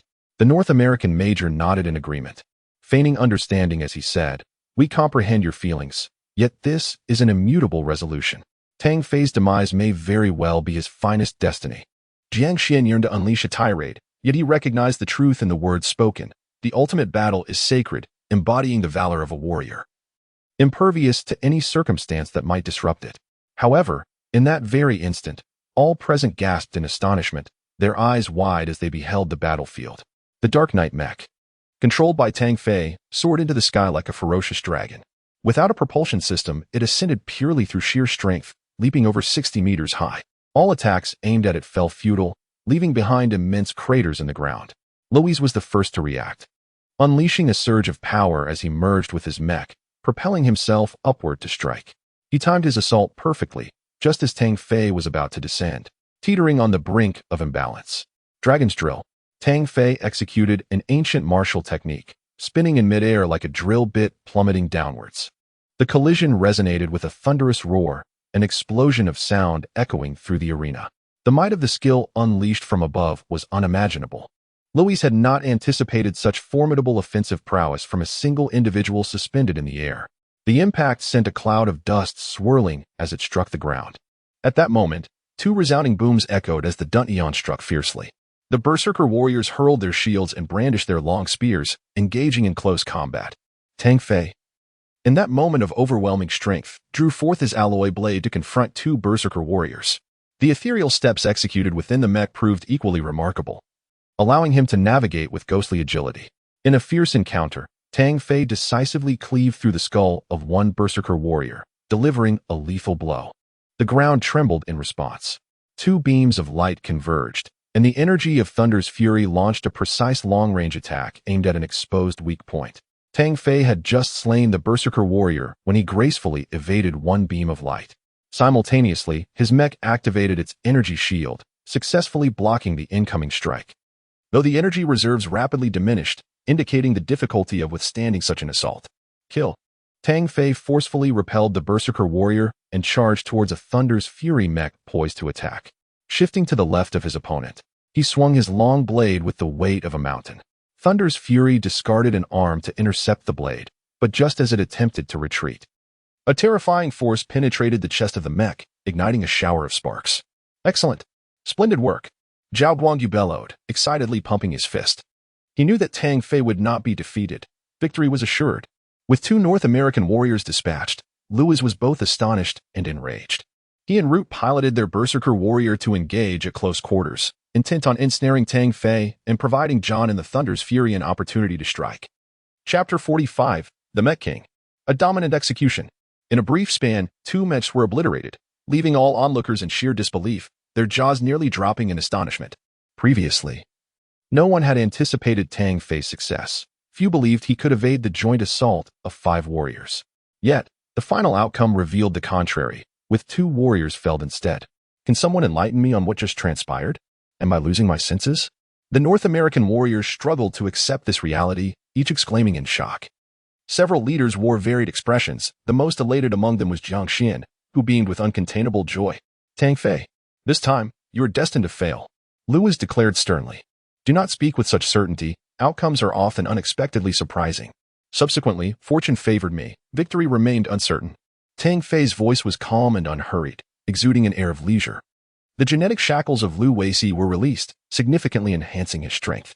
Yet, even in direct confrontation with Tang Fei, he found himself unable to prevail. Suffering from a series of 7 collisions that caused him to cough up blood. The spear of the Berserker. The Berserker warrior raised his long spear, once again unleashing his skill. Tang Fei swung his long knife, effortlessly sending the spear flying. It was not that Lu Weici and his companions were weak. Rather, Tang Fei was simply too formidable. The decision to initiate the ultimate battle and to select the Night Mecha was not born of arrogance or hubris, but rather stemmed from an unwavering belief in his own invincibility. The third layer of the heart-mind formula, coupled with the cleansing of his body by the essence, rendered his combat prowess unparalleled, at least for the present. he was confident in facing any F-grade awakened. The ranks of awakened beings ascended sequentially from F, E, D, C, B, A to S, with each tier exhibiting substantial differences in strength. Throughout the entire Earth sector, merely being an F-grade awakened commanded the attention of thousands. It was synonymous with power. In this moment, Tang Fei dominated the F-grade awakened, sweeping through elite warriors, becoming a legend among ordinary fighters. Were it not for the intermittent assaults of Thunder S Fury, Lu Weici and his companion would surely have been unable to withstand him. As the battle wore on, Lu Weici grew increasingly alarmed. He had pushed his strength to its limits, supported by 2 elite warriors piloting advanced mechas, yet he still found himself suppressed by the adversary. It was terrifying. Moreover, as time progressed, it seemed that the opponent's stamina was boundless. They grew ever more vigorous, and Lu Weici gradually found it increasingly difficult to cope. With a single slash, Tang Fei cleaved through the Berserker warrior and suddenly executed the ethereal step, darting 10 meters away. This scene made Luvis acutely aware of the dire situation. Block him.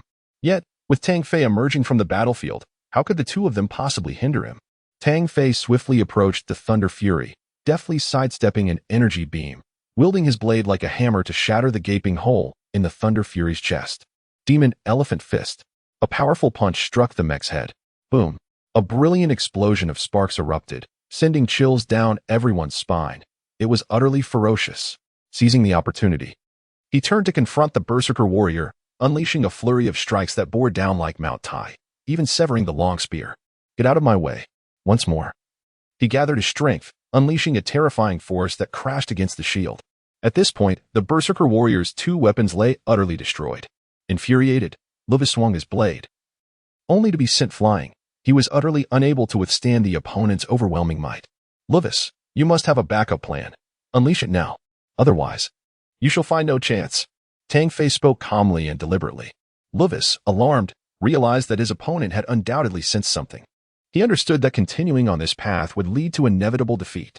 He heavily retrieved a green gene capsule, an E-grade genetic capsule, superior to the ones consumed by Lute and his companions, and without a moment's hesitation, swallowed it. Luvis, valiant. The North American military zone stands strong.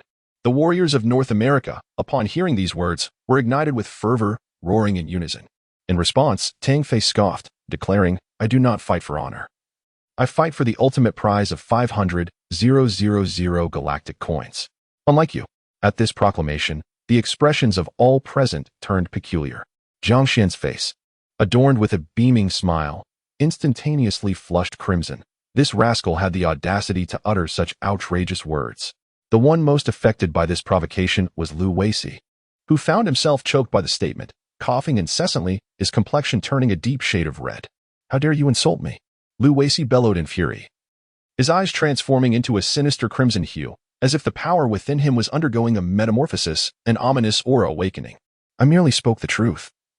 How does that constitute an insult to you? Tang Fei murmured, dissatisfaction evident in his voice, yet his demeanor shifted to one of solemnity. Sensing a hint of peril emanating from Lu Weici's burgeoning strength, the second layer of the genetic lock is unleashed. Lu Weici cried out in agony, sweat cascading down his body like rain, as he forcibly activated the second tier of his genetic lock using the energy from the Scarlet Pouch, unleashing the combat prowess of an E-rank awakener. With a thunderous roar, the mecha piloted by Lu Weici underwent a radical transformation, an overwhelming torrent of energy erupting forth. Even the mecha's eyes glowing a fierce red. The mecha charged forward, the ground splitting beneath it as if a colossal mountain were descending. The long blade akin to a divine weapon infused with tremendous energy. Tang Fei raised his long blade, bracing to counter the impending strike. The impact resonated with a thunderous crash, sending Tang Fei stumbling backward several paces, his expression grave. He was bewildered by the profound change in his opponent, whose newfound strength was terrifying. Although he had anticipated that the North American military district might have some hidden cards, he had not foreseen such overwhelming might. At that moment, Lu Weici's mind was in disarray. He had forgotten the contest, consumed solely by a desire to obliterate everything in his path. Both pilots maneuvered their Dark Knight mechas with extreme precision, their attack frequency so rapid that the actual state of battle was nearly indecipherable. With each strike, a terrifying force of destruction was unleashed, shattering the battleground and causing the crimson barriers to tremble. The spectators held their breath, fearful of disturbing the duel between the two combatants. This battle was destined to be etched into the annals of the Met competition's history, as the ferocity of their power surpassed all imagination, awakening many warriors to the formidable nature of the Awakened Ones for the first time. Explosive Nine Blades.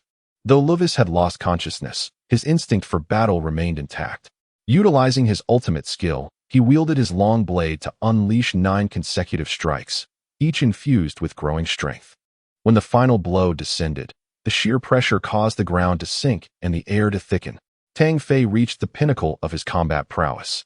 Refusing to yield as he engaged in a fierce clash, intent on honing his own skills through this confrontation. Bang! The force of the impact was immense, shattering both of their alloy blades, and Tang Fei was sent reeling, crashing into the ground several dozen meters away, creating a massive crater. Exhilarating. Again, it felt as though Tang Fei's blood was ablaze, the clash of mechs igniting an uncontainable excitement within him. That was your attack. Now it's my turn. He executed a spectral step, accompanied by a thunderous shout, as the right arm of his mech erupted with a deafening roar. Beastly Elephant Fist. This was the manifestation of an ancient martial arts technique. Although the skill was embodied by Tang Fei, the fusion of mech and human allowed its power to be unleashed in full. The two night mechs engaged in close-quarters combat, with Tang Fei continuously employing his ancient martial arts techniques, each strike yielding significant results. Particularly, the beastly Elephant Fist unleashed a devastating force that left Luvis at a severe disadvantage, as it seemed his arm might be rendered unusable. Indeed, Tang Fei was not faring much better. A gaping wound marred his chest, and had it not been for his swift evasion, he might have succumbed to a chilling fate. Meanwhile, a Warframe warrior attempted to rush to his aid, yet this battle was far beyond his capability to intervene, resulting in him being obliterated by a single punch. The atmosphere was charged with tension, and no one could ascertain who would ultimately emerge as the champion. The outcome was shrouded in uncertainty. Tang Fei ignited a fierce resolve, unleashing his full arsenal of techniques to vanquish his foes. At that moment, he sensed a decline in his opponent's energy. Seizing the opportunity, he unleashed a relentless barrage of his demon Elephant Fist, striking with ferocity over a dozen times. Ultimately, Lu Weici resembled a shattered kite, flailing aimlessly, his upper arm in ruins.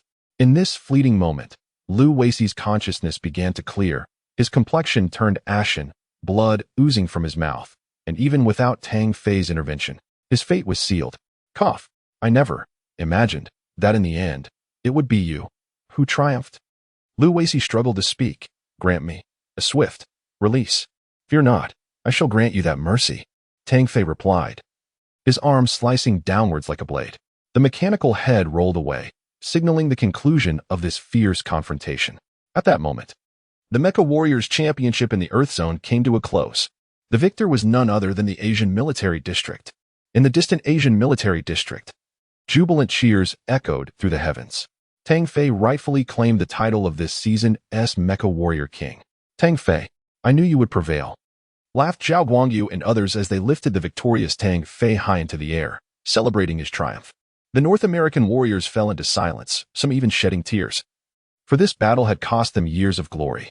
Others respectfully saluted Tang Fei, acknowledging his prowess, while some raged, cursing Lu Weici and Tang Fei. Each individual's emotions vary greatly. Silence, commanded the Major General of the North American Military District as he rose to preside over the final ceremony. I hereby declare that the champion of this competition is Tang Fei, the elite warrior from the Asian Military District. He is the Mecha King. These words carried immense weight. The Major General felt discomfort in his heart, but could not deny the extraordinary talent of this young man, surpassing all previous champions. The North American warriors erupted in cheers, brimming with fighting spirit. Tang Fei mused that the greatest allure of the military lies in this very spirit, an indomitable will to persevere, an undying resolve.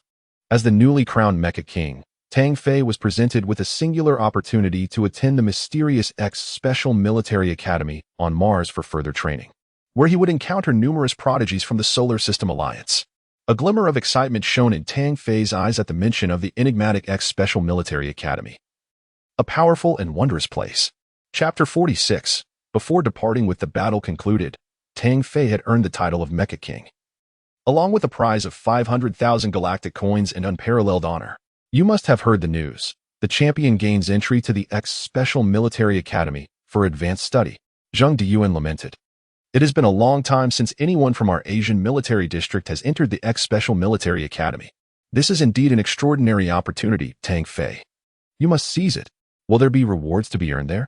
The three major generals initially expected Tang Fei to be elated, yet he surprisingly inquired with a seemingly trivial question, leaving the three of them befuddled. Jiang Xian, with a hint of annoyance, remarked, "How could you only just realize it? You are nothing but a money grubber." "That is not true, esteemed Major General," Tang Fei retorted. "I am merely inquiring about legitimate income. After all, I have a life to sustain." With a slight pout, he added, "If there is no money, then I shan't go. It would be a waste of time." "A waste of time?" Jiang Xian exclaimed incredulously. "You dare utter such words? Countless individuals outside have risked life and limb to gain entry, and here you stand, so nonchalant." Tang Fei's eyes gleamed with excitement. "Is that truly the case? Why would I deceive you?" Jiang Xian's expression darkened. "Then, esteemed Major General, I shall go," Tang Fei exclaimed. 3 times the amount. Does that not amount to at least 150,000 galactic coins annually? He quietly calculated in his mind, feeling optimistic about the future. The 3 elder men contemplated the urge to reprimand him, utterly perplexed by the thoughts swirling in this young man's mind. As for the so-called X-Special Military Academy, Tang Fei had only heard vague rumors. It was said to be extraordinary, a place where those who gained entry would surely soar to great heights and encounter tremendous opportunities. However, the specifics remained shrouded in mystery. This place was profoundly enigmatic. The information was beyond their purview to know or inquire about. Yet, one thing was clear. It was a gathering ground for awakened individuals, a sanctuary for the formidable. Each person emerging from it had an immeasurable future. A cradle for talent within the Solar System Alliance. Wang Shouren's words hinted at a revelation that caused Tang Fei's expression to shift subtly. The fact that even these 3 commanding officers, distinguished at the Major General level, were unaware of such a place underscored its uniqueness and power. The term Awakened Ones sparked a glimmer of realization in Tang Fei. He sensed that if he were to attend this so-called X-Special Academy, his life would undoubtedly become extraordinary. Upon returning, Tang Fei transferred 500,000 galactic coins into his mother's Tianmong account, subsequently initiating a video call. Once connected, the weary yet slightly aged voice of Feng Qi resonated through the device, her expression radiating immense joy at that moment. "Fei, how have you been? You must have endured many hardships in the army, right? Take good care of your health. Make sure to eat well to gain strength. Do you have enough clothes? If not, I will send you some." As the video began, his mother's continuous expressions of concern enveloped Tang Fei in warmth. He smiled, a pure and innocent grin that starkly contrasted with his usual composure. If the military personnel were to discover that their mech warrior possessed such a tender side, they would surely be taken aback. There exists a voice of unparalleled beauty in this world, and that is the love of a mother, often revealed in the most mundane and subtle ways, requiring no embellishment of poignant words. "Mom, I am well. Look, I have gained muscle," Tang Fei exclaimed, his joy untainted and sincere. "Oh, my child, you were always so thin since childhood," Feng Qi replied with a gentle laugh, the corners of her eyes crinkling with age and her hair having turned noticeably grayer. After exchanging a few more words, Tang Fei inquired, "Mom, how is Dad doing lately?" "Sigh, what can I say? He is the same as always," Feng Qi lamented. "Do not worry, Mom. I will earn the money soon to restore Dad's health." Tang Fei resolutely declared, "By the way, I have transferred a sum of money into your account, Mother. You and Father may choose whatever you desire to eat and purchase. Your son will earn a considerable fortune, and you shall no longer have to toil so hard. Foolish child, the expenses your father incurs are quite substantial. You must not resort to unethical means to make money. Though we may be impoverished, we possess unwavering ambition." Feng Qi admonished earnestly. "Rest assured, Mother, your son understands." He replied, "I am the most obedient son. Your father and I will not utilize this money. We will save it for your future bride." Feng Qi's smile widened. "Mother, that matter is still far off. Let us discuss it once Father has recovered. You may use the money freely. Our family will surely grow more prosperous in the days to come." The 3-day holiday swiftly came to an end, and the following day, orders were received to proceed to the enigmatic X Special Academy, located on Mars. That evening, Zhao Guangyu, Wang Kuan, Zhang Yuejin, Gai Luan, and Lu Wenshan from the original team gathered together. They drank heartily and feasted on meat, each of them reflecting on the past. Boss Tang, I once foolishly considered opposing you. Looking back now, it feels utterly ridiculous. Haha. Lu Wenchan exclaimed, his tongue slightly thickened from the drink. Let us toast, Boss Tang, he added. Having indulged in considerable libations, Tang Fei was also feeling the effects. With a laugh, he responded, Bald fish, I always knew you had a sharp tongue. You truly are quite the character. The two shared hearty laughter, having traversed the trials of life and death together, forming an unbreakable bond. True friends, true brothers. Tang Fei, you are bound for the X-Special Academy, while I have received orders to join the 9th Legion of the Solar System. It seems our paths must part, brother. Rest assured, I shall not relent. I aspire to become a formidable force to match your pace, and together we shall achieve renown throughout the galaxy. Zhao Guanyu exclaimed with fervor. Indeed, Tang Fei replied, brimming with enthusiasm. We, as brothers, shall leave our mark across the cosmos. The two erupted into joyous laughter, unaware that such a proclamation was not far from their grasp. That night was destined to be intoxicating. On the following dawn, Tang Fei chose not to awaken anyone, departing alone to avoid excessive sentimentality. Yet, upon boarding the spacecraft, he was met with a sea of faces, newly enlisted soldiers from the Asia-Pacific region, alongside numerous regular troops. The king of mech warriors. Safe travels, they shouted in unison, saluting him with respect. They had come of their own volition to bid farewell, for he was a hero who had brought honor and glory to their region, deserving of such tribute. Under the watchful eyes of the crowd, the spacecraft soared swiftly into the sky, vanishing into the atmosphere. Chapter 47. A casualty. While reclining, the Solar System Alliance comprises Earth, Saturn, Mars, Mercury, and over 100 space cities, teeming with humanity. Among them, Mars serves as the heart of the Alliance, a planet of remarkable prosperity, and it is here that the enigmatic X-Special Academy is situated. Mars, possessing only one-third the size of Earth, has a diameter of 800 kilometers, akin to the length of the Nile River. In terms of the planets within the solar system, it is only larger than Pluto and Mercury. During humanity's inaugural venture into interstellar expansion, Mars emerged as the first waypoint. Initially a desolate desert planet, characterized by sandy dunes and gravel, it was frequently beset by dust storms. Through extensive efforts over time, Mars has since been transformed, now adorned with verdant vegetation, rendering it exceedingly suitable for human habitation. Centuries of advancement have significantly altered the genetic makeup of the Martian natives. After a half-day journey, Tang Fei's spacecraft touched down on Satellite 1, from whence he boarded a space train to reach the Martian surface. He arrived in Taijiang City, a bustling urban center on Mars. Upon his arrival, Tang Fei distinctly felt the differences from Earth. The inhabitants here exuded an openness, with captivating Martian beauties gracing the streets, each possessing stunning physiques and unparalleled allure.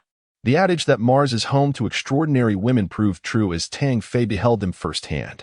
Hey, handsome, are you new to Mars? Care for a date? For just 300 galactic coins, you can enjoy a rendezvous with me. One striking individual, clad in a three-piece purple lace ensemble and knee-high socks that accentuated her flawless legs, provocatively licked her crimson lips as she greeted Tang Fei. He gulped, feeling a rush of blood to his cheeks. Despite his reputation as a formidable mech warrior, he was, after all, merely an 18-year-old with youthful fervor. Hastily, he made his escape. As Tang Fei traversed the city, his eyes were dazzled by the vibrant tapestry of this interstellar metropolis, where beings from all corners of the universe converged. Graceful lunar inhabitants, ethereal Mercurians, and robust Saturnians populated the streets. Tang Fei felt akin to a rural dweller stepping into the vastness of a city for the first time, utterly enthralled. Zhang Hanfeng, keep your distance. I will never accept you. On the bustling street, Tang Fei witnessed a striking young woman angrily addressing a tall young man. Yu Ping, I truly love you. Besides, our families are meant to unite, and you will soon be my fiancée. Zhang Hanfeng spoke gently, his expression brimming with affection. Observing this, Tang Fei shook his head. Such scenes of couples quarreling in public were commonplace. As he drew closer, he could finally discern the girl's features, a delicate oval face, large expressive eyes brimming with spirit, a petite, elegant nose, and soft, rosy lips that radiated youthful charm. Unlike the statuesque beauties of Mars, this girl stood at just over 1.60 meters. Yet her proportions were nothing short of perfect. Her skin was as smooth as water, fair and flawless. It was the first time Tang Fei had encountered such beauty. I have no desire to be your fiancée. My family has no control over my marital affairs. The young woman's words darkened Zhang Hanfeng's expression. You ping. I fail to comprehend your aversion. My qualifications are unparalleled. Few can compare. At X Academy, I possess boundless potential. What about me is unworthy? Upon hearing the young man's proclamation, Tang Fei couldn't help but glance at him again, surprised to encounter someone from the same academy in such a public setting. The young man was indeed handsome, with striking features and elegant gold-rimmed glasses that added a touch of sophistication. Standing over 1.90 meters, he was tall and robust, undeniably drawing the attention of women. Indeed. A stunning beauty approached him. Handsome, she doesn't fancy you. Why persist? What do you think of me?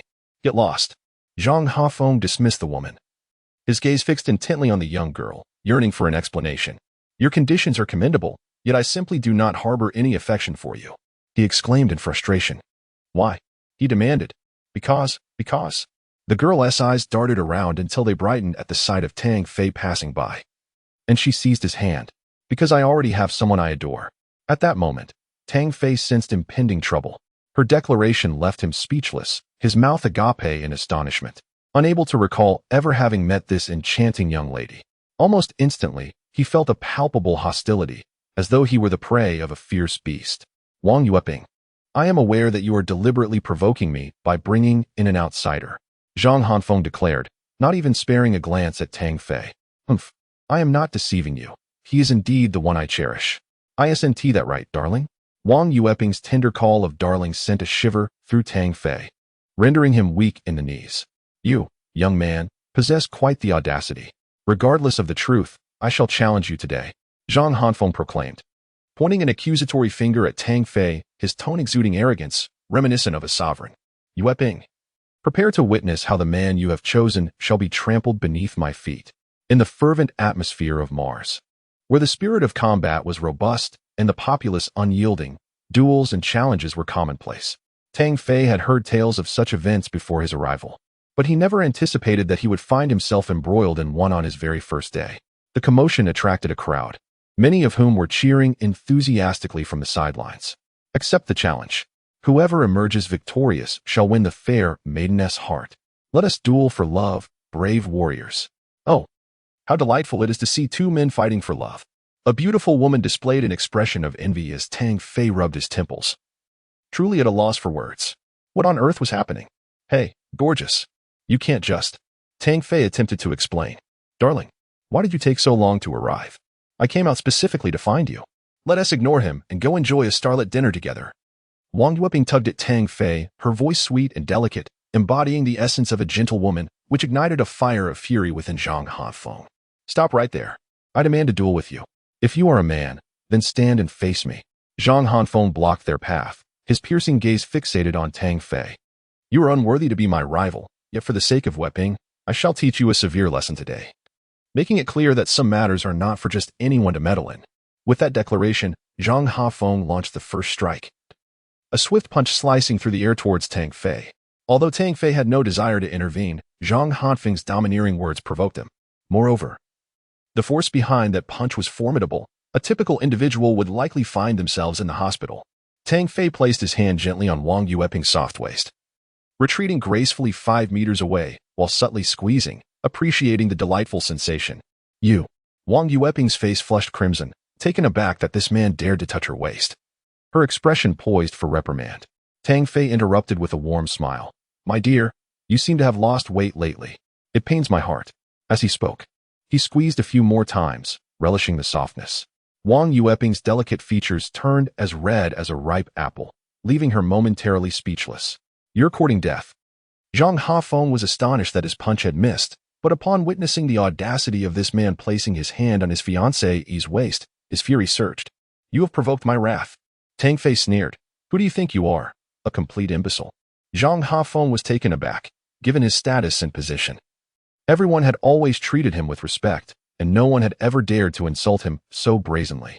You've made a grave mistake, Zhang Hanfeng roared, his figure moving like a fierce tiger, unleashing a torrent of violent energy towards Tang Fei. Tang Fei released Wang Yueping's slender waist, gently caressing her lovely face as he remarked, My dear, this loudmouth is too bothersome. I shall send this fool packing. Wang Yueping, disregarding his frivolous demeanor, exclaimed, Don't go. He is a first-year student from the X Special Academy, incredibly powerful, You are no match for him. But it was too late. Tang Fei swung his fist with equal ferocity, colliding head-on with his opponent. Bang! The two fists met, and both men staggered back a few steps, surprisingly evenly matched. Zhang Hanfeng's expression grew serious. The fact that his opponent could hold his ground was unexpected. Wang Yueping's delicate lips parted in disbelief as she rubbed her eyes, struggling to comprehend the scene before her. Only she understood the true strength of Zhang Hanfeng. He was the undisputed champion of this year's X Special Academy. Someone no one dared provoke, with power beyond question. Yet, the casual passerby she had inadvertently drawn into the fray could stand against Zhang Hanfeng. When had formidable warriors become so commonplace? Though surprised, Zhang Hanfeng remained self-assured in his might. The two commenced close-quarters combat, each punch and kick unleashing tremendous force, causing the very ground to tremble. The ferocity of their battle sent waves of excitement through the crowd of onlookers, eliciting continuous gasps of astonishment. In a fierce exchange, with blows landing heavily, the agile youth displayed a remarkable array of movements that seemed almost beyond imagination. At that moment, Zhang Hanfeng was convinced that this young man had disrupted the bond he shared with Wang Yueping. You, regardless of who you are, dare to oppose me. You shall not meet a favorable end. If you possess any sense, you should swiftly distance yourself. We could let bygones be bygones, but should you continue in this manner, you will surely come to regret it. Accustomed to dominance, Zhang Hanfeng's eyes gleamed with arrogance.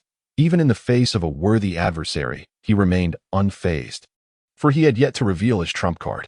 Tang Fei was particularly intolerant of such bravado. Had the approach been more conciliatory, he might have deemed the matter irrelevant and let it slide. However, this bullying attitude ignited his pride. Humph! Your verbal prowess pales in comparison to your physical abilities. I have never feared anyone. In my eyes, you are nothing. Tang Fei scoffed. Zhang Hanfeng's expression turned ashen, surrounded by a growing crowd. He wished to avoid becoming a subject of scandal, particularly given his considerable reputation. Additionally, in a bustling urban area, he refrained from recklessly playing his trump card, aware that it could lead to dire consequences. He resolved to seek another opportunity to teach the young man a lesson. Yueping, I will not let go of you. Just wait, Zhang Hanfeng declared to Wang Yueping, pointing at Tang Fei. I spare you today, but next time, luck will not be on your side. As Zhang Hanfeng departed, the crowd dispersed, leaving Tang Fei and Wang Yueping behind. Unless there is anything else, I shall take my leave. Wang Yueping smiled, preparing to depart. Alas, my dear, why the haste? Shall we not find a place to ponder the philosophies of life? Could hardly allow her to escape so easily. He grasped her delicate, pale arm. Hey, who is your wife? Don't speak nonsense. I don't even know you. Wang Yueping raised her charming face, presenting a defiant demeanor. Tang Fei was taken aback. Her audacity was truly remarkable. Was it not just moments ago that she affectionately referred to him as husband? Now, she seemed intent on burning the bridge behind her. Wang Yueping's cheeks flushed, for this predicament was of her own making. Adopting a cute expression, she remarked, Please don't speak so harshly. You witnessed it yourself. That man attempted to assault me, and in desperation, I had no choice but to resort to such measures. Now that I have extricated myself, I must thank you. You are fine. After all, nothing untoward happened. Isn't it the duty of gentlemen to assist a damsel in distress? Please let go of me. Your grip is painful. Her large eyes appeared to glisten with unshed tears. Tang Fei felt a surge of irritation. He bent her soft form slightly and delivered 3 light slaps to her pert dairy. The softness of her flesh stirred something within him, compelling him to deliver 2 additional playful smacks. You, Wang Yueping gasped, her eyes reddening. When had she ever been touched like this by a man? I will kill you. You rogue, you scoundrel. Her petite mouth incessantly hurled curses at Tang Fei. If her gaze could kill, he would have perished 1,000 times over. Without a second thought, she sank her teeth into his arm. Ah, you dog. Tang Fei glared at the row of bite marks on his skin, seething. Daring to touch me here? Biting is the least of your concerns. I shall retaliate. Wang Yueping's demeanor shifted dramatically, resembling a furious tigress ready to pounce. Tang Fei, unwilling to linger, swiftly employed the ethereal steps, vanishing into the distance in an instant. You are doomed.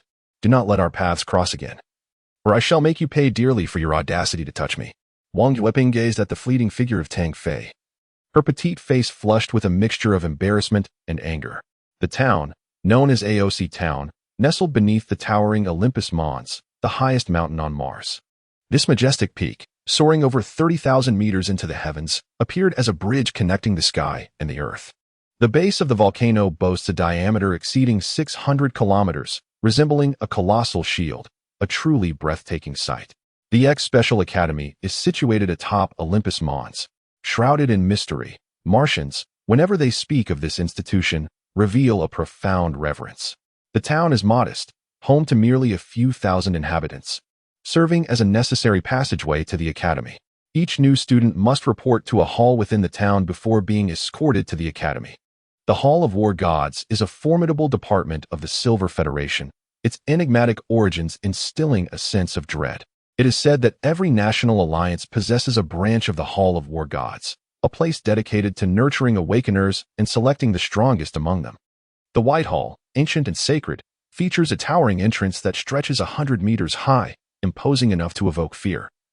Every visitor is struck by their own insignificance upon arrival. Stepping through the grand door, one seems to hear harmonious voices cleansing the spirit. The Hall of War Gods opens its doors once a year, admitting 100 students each time. While this may seem a considerable number, it is essential to note that the foremost requirement is to be an awakener. Furthermore, with tens of thousands of awakeners throughout the Solar System Alliance vying for selection, the competition is undeniably fierce. On this occasion, Tang Fei holds merely the status of an auditor, with a one-year term, not yet a formal student. Upon entering, the Grand Hall did not possess the vastness one might have envisioned. It was already filled with numerous young men and women, all there to register. After expending an hour, Tang Fei finally had his turn, verified his information through the Skynet, and was directed to the waiting area. At that moment, the hall was bustling with hundreds of individuals, seemingly divided into two distinct groups. On the left side, over 30 resplendent individuals garnered admiration. With 2 men and 2 women at the center being incessantly praised, their demeanor regal as if they were emperors. Conversely, the crowd on the right donned modest attire, many casting envious glances at the illustrious quartet. The youth wore an expression of realization. Earthlings, how rare. No wonder you are oblivious. The individuals across were distinguished scions of various families, while our side consisted of ordinary commoners. The disparity in social strata naturally dictated the separation. Tang Fei, upon hearing this, understood the situation stemmed from differing classes. Who were those 4 in the center? They appeared formidable. Tang Fei pointed towards the revered quartet. What significance could they possibly hold? He raised an eyebrow, somewhat skeptical. At this juncture, a tall youth nearby interjected. What significance? You would be astounded. The fair-skinned young man is named Su Huan. Hailing from the ancient Su family of Mars, the young man resembling a brown bear is Titan Yuto, as his name suggests, from the Titan family of Saturn. The strikingly beautiful woman, as cold as an iceberg, is Anastasia, the daughter of an elder from the Lunar Cross Society. And the one who smiles like a crescent moon is Wang Yueping, the cherished jewel of the Wang family from Mercury. Do not tell me you're unaware of this. Tang Fei touched his nose, feeling somewhat bewildered. With a shrug of his hands, he helplessly remarked, I truly have no idea. What Su family? What Wang family? I have never heard of them. He was genuinely unaware of their significance, but upon hearing the name Wang Yueping, he took a closer look and indeed recognized her as the same young lady from before. He had merely failed to see her clearly from the side. The surrounding onlookers regarded Tang Fei with expressions of incredulity. Are you really from the Solar System Alliance? How could you not know this? Hey, Earthling, is it really that backward there? I've heard you still have 4-wheeled vehicles that run on the ground. I wonder if that is true? Earthlings were a rare sight, and they were quite curious about how he had arrived. A throng of people found Tang Fei utterly fascinating, and soon the news spread that an Earthling had arrived. Tang Fei was taken aback by their reaction. It seemed they had never encountered an Earthling before, their gaze is akin to that of observing an exotic creature. Before long, another group became aware that an Earthling was present. Chapter 49. Descendants of the Su family. Hey, are those families truly that formidable? Tang Fei sought to learn more. Preparing to continue the conversation, the young man was incredulous. Even if the other party hailed from the primitive Earth, he ought to have heard of these families. In his mind, it was akin to being oblivious to the leaders of one's own nation. The powers behind these families had been inherited over hundreds or even thousands of years. One could assert that if the Solar System Alliance were to lose them, its strength would diminish by a third. It was a terrifying thought. One could hardly fathom the depth of their influence. The young man's expression was filled with reverence as he spoke of these matters. Ah, I see now. Tang Fei felt a sense of understanding, yet inwardly, he perceived that the youth was somewhat exaggerating. The young individuals hailing from ancient powers were undeniably dazzling, unrivaled among their peers. With each gene awakening sending tremors across the realm, Tang Fei had gleaned much information, possessing a rudimentary comprehension of these ancient factions.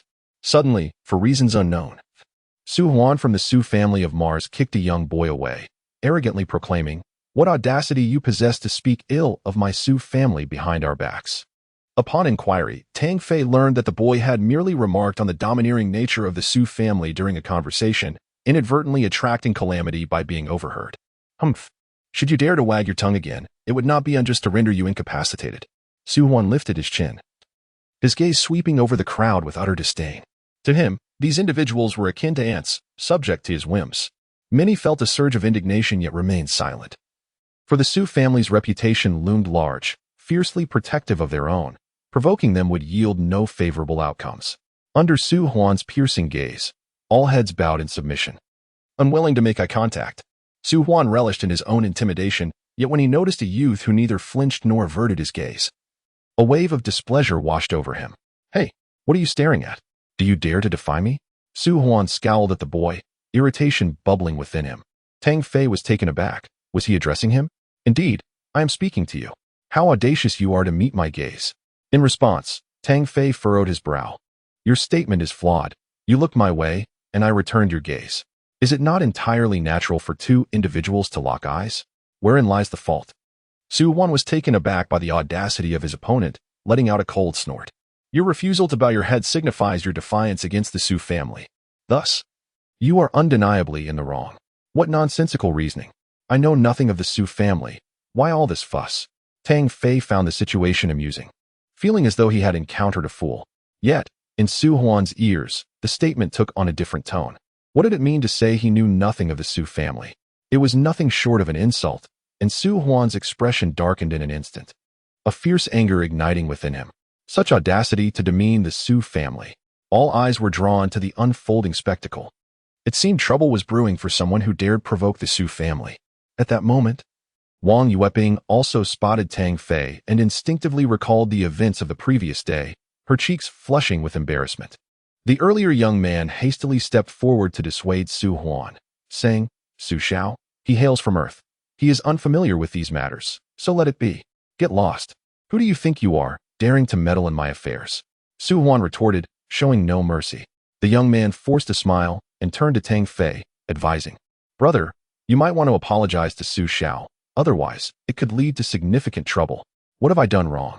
Tang Fei widened his eyes and replied with a grin, "Thank you for speaking on my behalf. I shall remember your kindness. Step aside. For I refuse to believe this brat can wield such power unchecked." Seeing this, the young man shook his head and walked away, thinking that the earthling was far too straightforward. Tang Fei's words further incensed Su Huan, who advanced with an imposing aura that intimidated the onlookers. "Is this a provocation directed at me?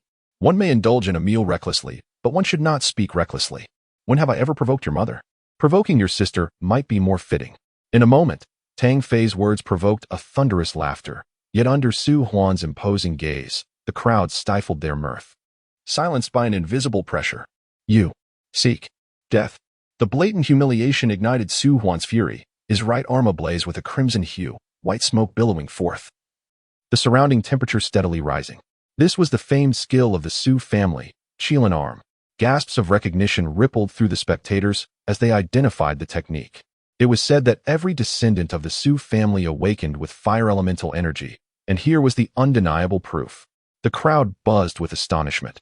Among the myriad awakened abilities, most manifested strength, defense, or speed, while only a select few exhibited elemental powers or other mysterious abilities, all of which were undoubtedly formidable beyond imagination.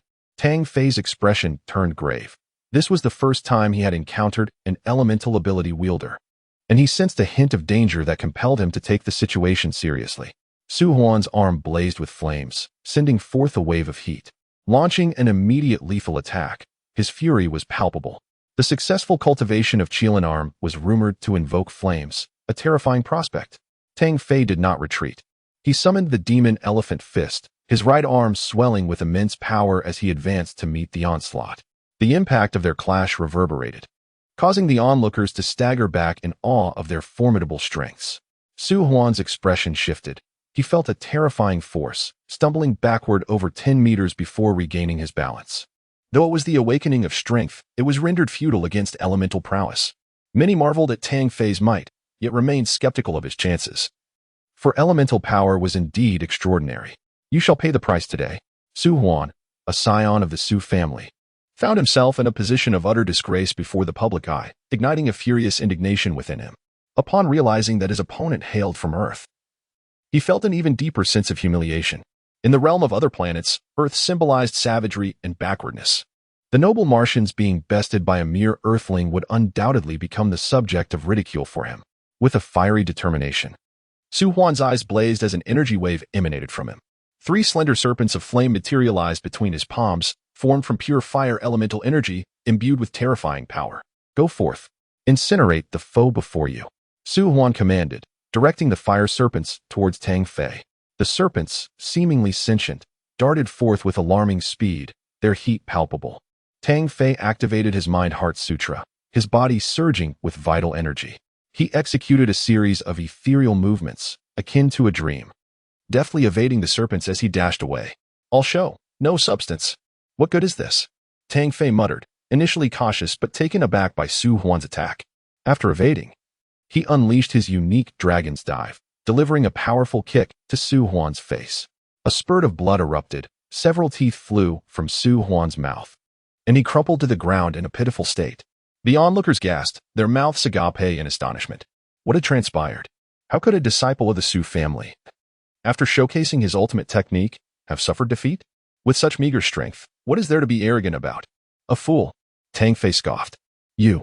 Su Huan spat another mouthful of blood, trembling with rage, unable to accept that the Earth boy he had scorned moments ago had so swiftly vanquished him. What do you want? Do you wish to be struck again? Get lost. Tang Fei raised his hand, poised to deliver another slap. Startled, Su Huan hastily scrambled to his feet and fled, casting a venomous glare back, exclaiming, You will regret this. The Su family will not spare you. Just wait. Tang Fei rolled his eyes, feeling utterly innocent. Hey, you all must bear witness. He struck me first. I was merely defending myself. The crowd distanced themselves from him, anxious to avoid any unnecessary trouble. Only the earlier supporter, a young man, sighed bitterly, Alas, Earthling, you have stirred up a hornet's nest. You ought to flee. The Su family is not to be trifled with. Tang Fei chuckled. Stop calling me Earthling. Just call me Tang Fei. As for the Su family, surely they wouldn't act irrationally. The situation is quite clear. If you doubt it, we're in an academy. They can't possibly misbehave here. By the way, thank you for your help earlier. What should I call you? The young man managed a wry smile. No need for thanks. My name is Li Yin, and I am from the moon. Just then, Wang Yueping approached, her expression grave. You are underestimating the situation. The Su family may not take direct action against you, but there are outstanding offspring of the Su family within the academy. They will undoubtedly seek retribution. Tang Fei grinned. Wife, I didn't expect you to be concerned for my safety.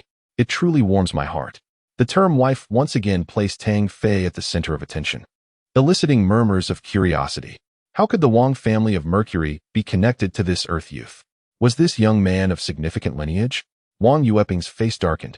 Her teeth clenched as she retorted, Who is your wife? Do not speak nonsense. How can I not? Just the other day, we were quite affectionate. And now you turn your back. Tang Fei pouted. Li Yin gaped in astonishment, discreetly giving Tang Fei a thumbs up, a sudden clarity washing over him. To be able to take Wang Jiamingzu as a wife is no small matter. It is no wonder he dares to offend the Su family. Not only Li Yin, but others also began to harbor similar thoughts, their gazes towards Tang Fei transforming. Wang Yueping clenched her teeth in frustration, regretting her decision to involve herself with him, wishing instead for the Su family to deal with him. Before long, a middle-aged man clad in a white-fitted robe, sporting a bushy beard, made his entrance. He was a guardian from the God of War temple. Li Yin, noticing Tang Fei's questioning look, began to elucidate. Everyone, remain silent and line up behind me. We are about to embark on our journey to the academy. 100 youths closely followed the burly man to a hovering transport vehicle. Once seated, a passageway opened ahead, illuminated by flickering flames. The hovering vehicle ventured inside, navigating countless twists and turns. Approximately a quarter of an hour later, as they burst forth from the tunnel, the spectacle before them left everyone awestruck. Within the expansive cavern, vast and magnificent, a colossal river of red lava flowed, encircling a piece of land. Numerous elegant pavilions and palaces adorned this land, exuding an ancient charm that was both striking and refined. To Tang Fei, these structures resembled the palatial architecture of a bygone era, nearly extinct in the present day. The number of pavilions sprawled across the land was incalculable, stretching beyond the horizon. Each edifice towered several dozen meters high, enveloped by the heat rising from the lava, creating an ethereal ambience. On the land before the hovering vehicle stood a grand gate, towering at a height of 100 meters, with the words X Academy emblazoned above, gleaming with a resplendent golden light that was almost blinding. This academy exuded an aura of dominance. Tang Fei could hardly contain his admiration. Chapter 50. Unwritten rules. The X Academy is divided into 3 grades, gathering the formidable awakened beings of the Solar Alliance, serving as a veritable haven for prodigies and a stronghold for the powerful. Upon entering the Academy's main gate, one is greeted by a throng of individuals, all clad in blue attire. In X Academy, white signifies first-year students, blue denotes second-year students, and purple represents third-year members. Ah, the newcomers this year. A few of the junior sisters are quite charming, exclaimed one. Ha, we have finally arrived. Let us make our presence known. Another chimed in. Take it easy. Don't frighten the junior brothers and sisters. Enjoy the moment. A group of second-year students, led by 3 individuals, beamed with enthusiasm, though their expressions bore an unsettling undertone. According to the unwritten rules of X Academy, lower-grade students must bow and pay their respects upon encountering senior students. The leading young man, handsome and smiling, continued, Dear junior brothers and sisters, do not hesitate to pay your respects to your seniors. The new students furrowed their brows, engaging in hushed conversations, seeking to ascertain the legitimacy of such a rule. It is worth noting that those who gain admission to X Academy either possess immense backing or are exceptionally talented youths, each harboring their own pride. Even in the presence of second-year seniors, they remained undaunted. I knew you would react this way. Every newcomer does. It seems you are in for a rude awakening, remarked another second-year student, with a shifty gaze. Dear seniors, by what right do you demand this of us? Since these are merely potential rules, they are not decreed by the Academy. It ultimately depends on individual will. When someone speaks up, naturally, there follows a chorus of accusations. Listen well. You bunch of young rascals, the X Academy reveres the strong. Our prowess surpasses yours, hence we enjoy such privileges.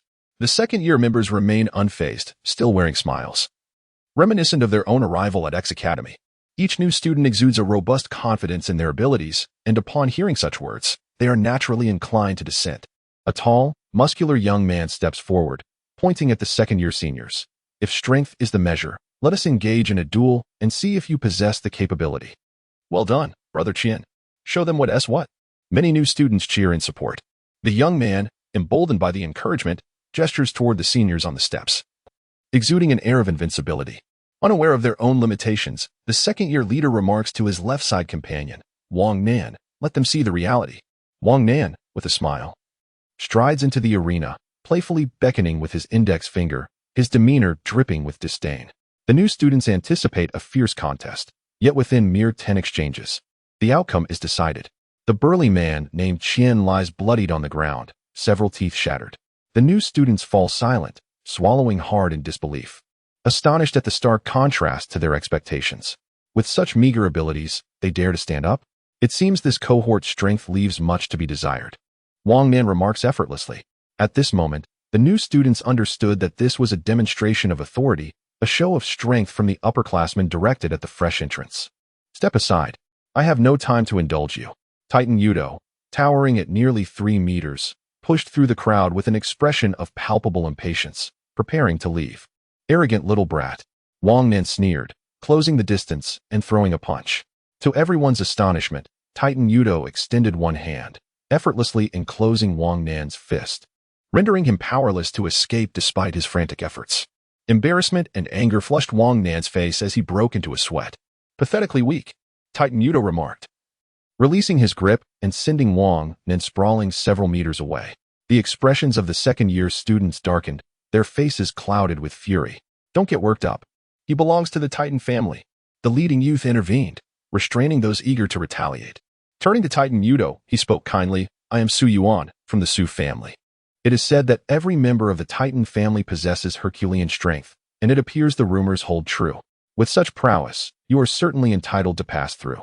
Consequently, a path was cleared, and Titan Yudo strode forward. This incited discontent among some. Why does he get to go through? Su Yuan retorted with a smirk. He has the strength. The speaker fell silent, as everyone recognized that it was not merely strength, but also the powerful influence backing him. Su Yuan, initially oblivious, now scrutinized each new student.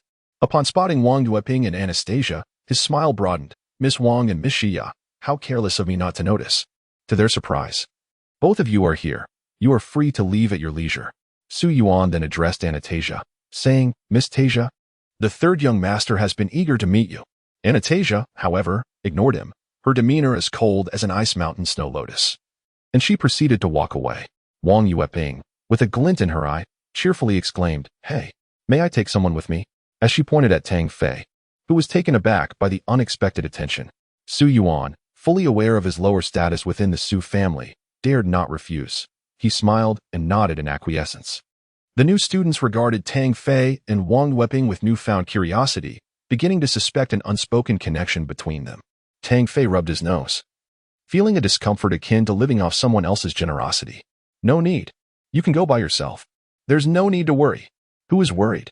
Wang Yueping's eyes widened in irritation, taken aback by his decisive rejection. Humph, as if I cared.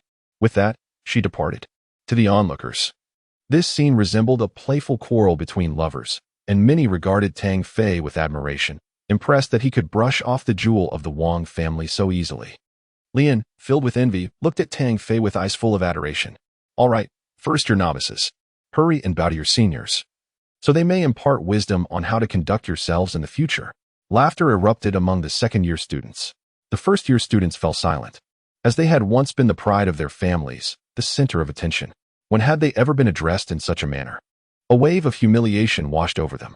Subsequently, many individuals initiated challenges, yet, without exception, all were vanquished. The prowess of this cohort, aside from a few signs of prominent families, is rather mediocre, significantly inferior to our own previous standards. It is perplexing how they were selected. The second-year students continuously mocked, possessing the strength to look down upon these newcomers. Su Yuan, is it truly you? In the distance, Su Huan's figure emerged, and upon spotting Tang Fei, his expression shifted dramatically. Chapter 51. The power of fire elements. Upon seeing Su Yuan, he intended to inquire about his elder brother's well-being, but unexpectedly encountered Tang Fei instead. As the youth beamed at him, Su Huan felt a scorching sensation on his face, overwhelmed by a sense of humiliation. Tang Fei, Su Huan seethed, his eyes burning with resentment as he glared at his adversary, fury igniting within him. Ah, what a delightful coincidence. To meet you here, Tang Fei mused, aware that trouble was imminent. Su Huan, do you know him? Su Yuan discerned the apparent discord between the two. Know him? That's an understatement. Su Huan's voice dripped with menace. Su Yuan, this brat has insulted the Su family and even inflicted injury upon me. His transgressions are utterly unforgivable. Hold on. Do not speak recklessly. I never insulted your family. As for the injury, you struck first. I merely acted in self-defense. Tang Fei retorted, raising an eyebrow. Is that so? Su Huan regarded him with a cold gaze, skepticism written all over his face.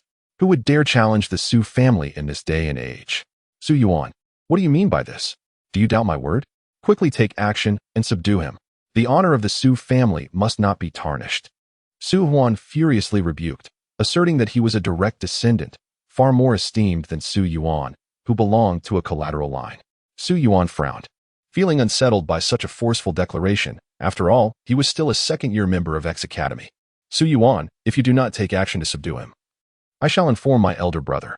Should he discover that someone has insulted the Su family while you stood idly by, prepare for the consequences. Su Huan threatened. Upon hearing this, Su Yuan was filled with rage yet felt a tinge of fear. Su Huan's elder brother was a formidable figure at X Academy, ranked among the top 10 on the Stormy rankings, and held an exalted position within the Su family, one he could not afford to offend. When did I ever say I would ignore this matter? Su Yuan relented, turning to Tang Fei. To insult the Su family cannot be easily forgiven. You must sever one of your own arms for this offense, and then the matter shall be considered settled. The new students gasped in shock, astounded by the ancient family's tyrannical nature, demanding self-mutilation based on mere words. Tang Fei, infuriated, laughed bitterly. Genuinely incensed. You would have me forfeit an arm based solely on his word? How utterly reckless and absurd. Su Huan would not speak falsely. If you truly insulted the Su family and were apprehended by their enforcers, it would not merely be the loss of an arm at stake, but perhaps your very life. Su Yuan replied coldly. By your reasoning, if I were to sever my arm, I should be grateful to you? Tang Fei retorted with a cold laugh, his gaze growing increasingly frigid.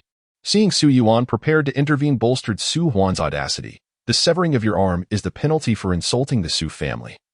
And since you have struck me, kneel and bow 3 times, and I shall spare you. Have you lost your minds? Su Huan's complexion flushed with anger as he shouted. Dare you insult me? What of it? Have I not struck you before? If I dare to strike once, I shall not hesitate to do so again. Tang Fei's fist resounded like thunder.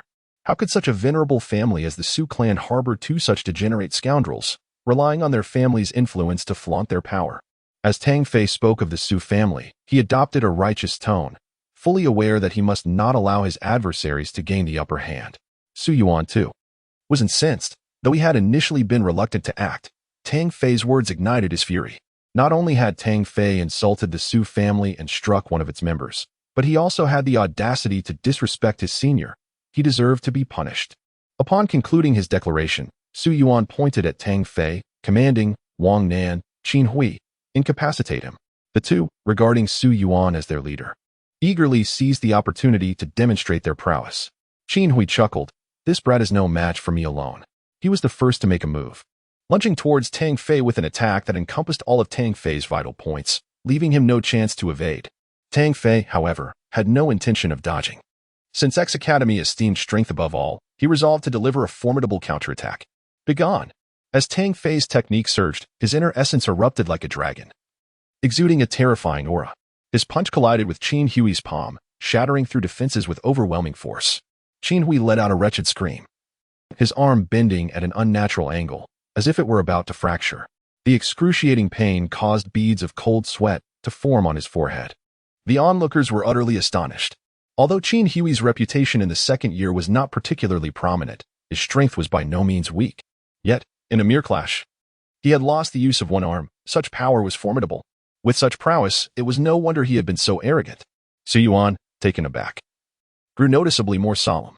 Wang Nan now found himself in a predicament, caught between retreat and advance. His abilities were on par with Qin Hui, but a single strike from his opponent could lead to his defeat, and engaging in close combat seemed futile.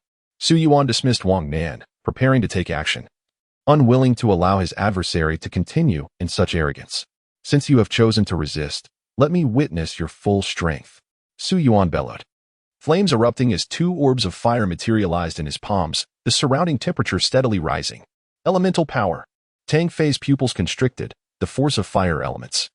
One of the 5 elemental forces was indeed rare among awakeners. This energy manifested after a genetic awakening, merging with nature and grasping its inherent power.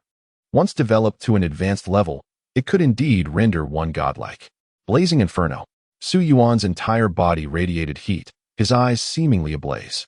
With a tremendous roar, he thrust his hands down towards Tang Fei. Boom! Tang Fei felt the ground instantaneously sear beneath him, a wave of heat enveloping his entire being. The earth erupted, spewing forth a torrent of magma. Sensing the imminent danger, Tang Fei wasted no time in employing the ethereal step, executing a strange lateral movement as the magma grazed his shoulder. Yet, this maneuver was far from simple. The earth was disturbed, and plumes of magma shot forth, forming pillars that reached skyward. 10 in succession, the terrifying heat threatened to incinerate the very air. Onlookers retreated in haste, distancing themselves by over 100 meters. Yet even at that range, the waves of heat were palpable. It was evident how arduous Tang Fei's struggle was amidst the chaos of battle.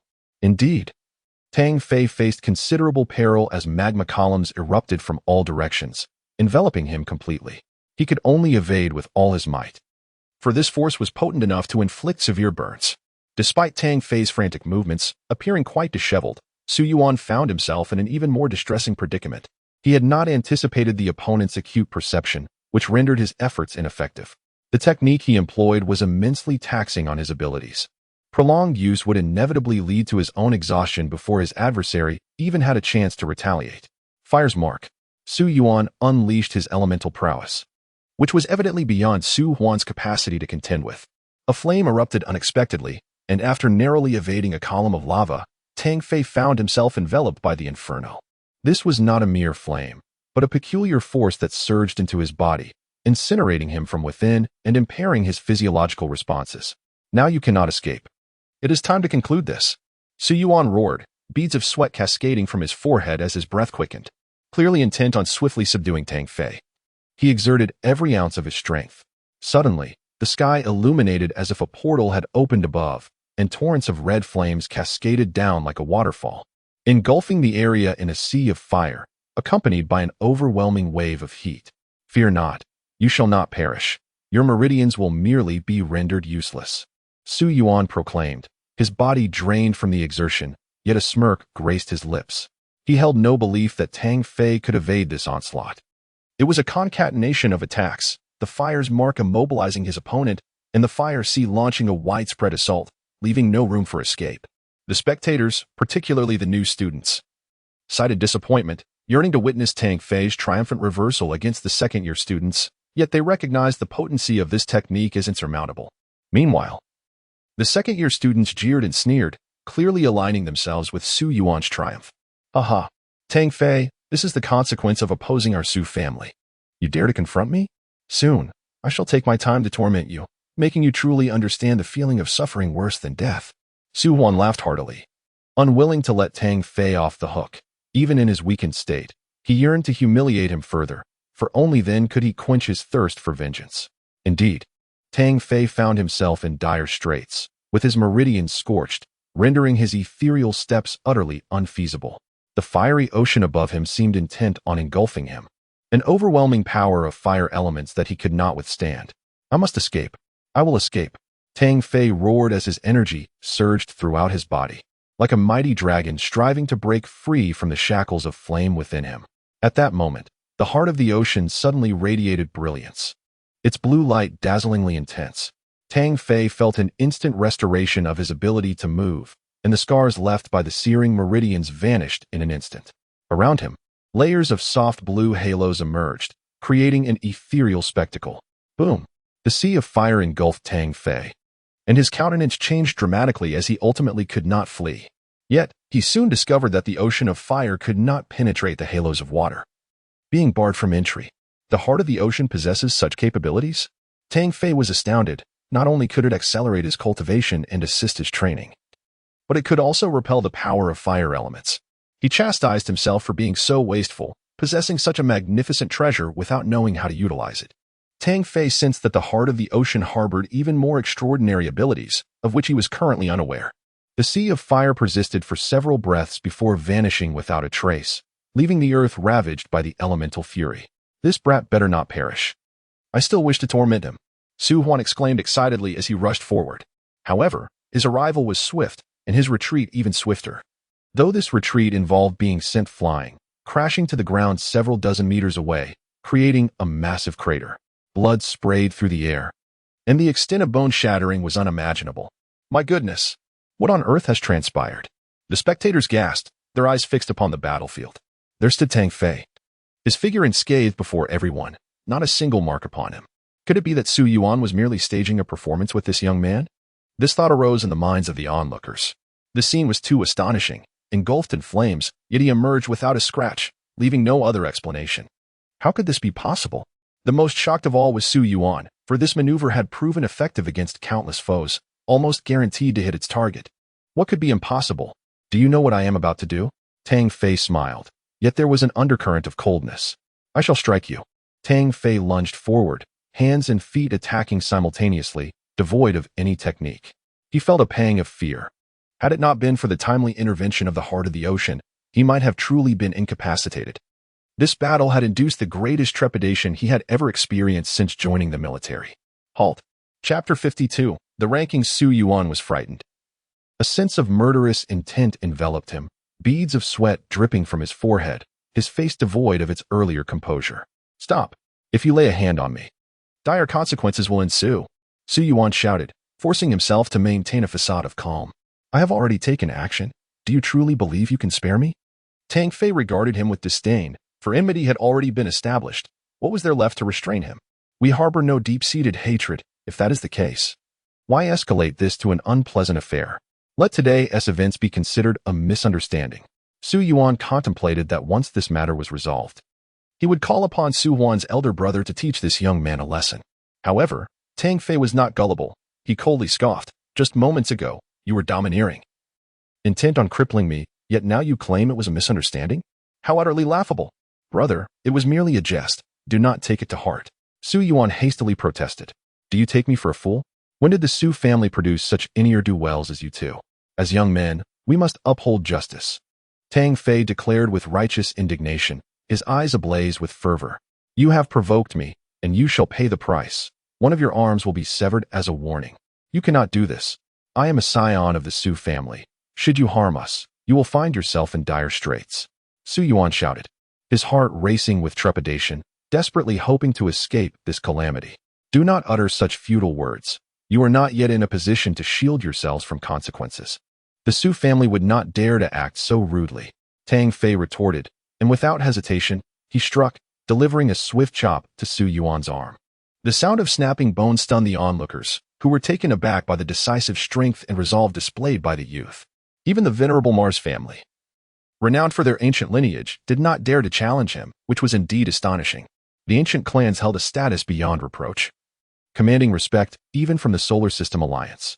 Their profound heritage was unfathomable, far beyond the reach of a mere boy.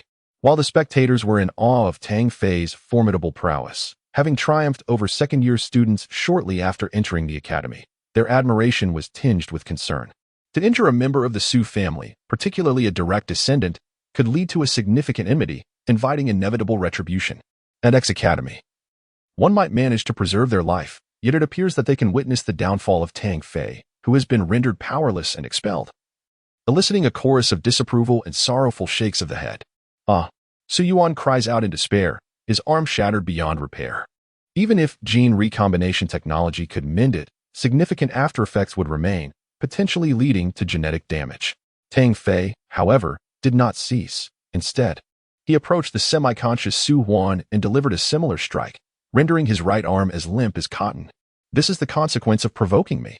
Tang Fei stood amidst the chaos, drenched in blood of his adversaries. The genius of the Su family will not let this go unpunished. Just wait and see. Su Yuan roared, only to receive a resounding slap in response. It seems your clan has only 2 individuals who could be deemed worthy opponents. I fear not. Tang Fei declared with formidable conviction. Had this been before, many might have scoffed at his audacity, yet now they seemed to believe that this youth possessed such extraordinary prowess. Nonetheless, there were still many who disagreed. The Su family boasted numerous prodigies, particularly within X Academy, where few dared to provoke them. Especially formidable was Su Huan's elder brother, the foremost scion of the Su family, whose strength was unparalleled among peers. Should such a figure intervene, they doubted the young man before them could withstand the onslaught. Previously, Tang Fei had worried that his brawl would attract the Academy's ire, only to find that no one seemed to care about the incident. Later, he learned that X Academy encourages students to engage in combat, provided that it does not result in death. The gaze of the second-year students towards Tang Fei transformed. This youth was undoubtedly a formidable force, capable of contending for supremacy on the leaderboard. You have defeated Su Yuan, which is indeed an impressive feat. However, Su Yuan merely occupies the lower ranks among the formidable. The road ahead will be fraught with challenges. One member remarked. Challenges? That is an understatement. Su's family boasts a prodigy who ranks among the top 10 on the storm rankings, wielding fire elemental powers capable of reshaping the very fabric of reality. It is truly terrifying. Another member spoke, his face a mask of reverence. Each mention of this remarkable individual from the Su family evoked expressions of admiration and fear, piquing Tang Fei's interest. Is he truly that formidable? And what is this storm rankings? Tang Fei inquired, curiosity evident in his tone. Indeed. He is formidable enough to suppress you with a mere flick of his fingers. Su Yuan retorted sharply, his eyes ablaze with animosity. How many are there? Tang Fei was taken aback by the mention of 100 ranked individuals. Despite the multitude, one must not underestimate the vastness of the Academy, which harbors over 10,000 members. The emergence of a single powerhouse among 100 is a rarity indeed. Another voice chimed in. The prodigy of the Su family is named Su Xian, The combat power among the top 10 is relatively similar, so rankings alone cannot determine strength. Su Xian holds the third position, his might beyond comprehension. He is known as the son of the fire god, and it is rumored that his genetic awakening has already reached D class. One individual can annihilate 100 ferocious otherworldly beings and stands undaunted against the lunar super soldiers, wielding fire elemental powers that seem to belong to myth and legend, employed with extraordinary finesse. Su Xian's reputation is immense. These second-year members can recount his exploits with ease. Upon hearing this, Tang Fei could not help but marvel. Truly, he is a dragon among men. These words instilled no fear in Tang Fei. Rather, they ignited within him an overwhelming desire for battle, as if his very blood were ablaze. How I yearn for a fight, Tang Fei murmured to himself. Many shook their heads, refraining from discouragement, for they held little hope for him, considering Su Xian's long-established reputation. One person, with good intentions, cautioned him, I advise you to retreat and focus on your cultivation. With your talent, you should be able to contend with him within a year. Not at all. If I were to hide away in fear of battle, I would lose the heart of a warrior, and what achievements would remain? Tang Fei declared with unwavering resolve. He was determined to showcase his strength through perseverance. Everyone regarded him with newfound respect, regardless of whether this young man could triumph. His spirit was commendable in itself. Before long, Tang Fei had befriended several individuals and gathered information. Time had slipped by considerably. His presence had resulted in the second-year students returning empty-handed, and the nearly 100 new members were spared from difficulty, all thanks to Tang Fei's fortuitous influence. What exactly did this unwritten rule entail? Tang Fei finally posed the question. A frown creased Tang Fei's forehead as he coldly remarked, Isn't this akin to banditry? The person scratched his head, awkwardly shrugging. This has been passed down from above. Heh. Chapter 53. The Gene Shackles. The X Academy was vast, its grand halls exuding an aura of antiquity. There were training buildings, gravity zones, and the trial bridge.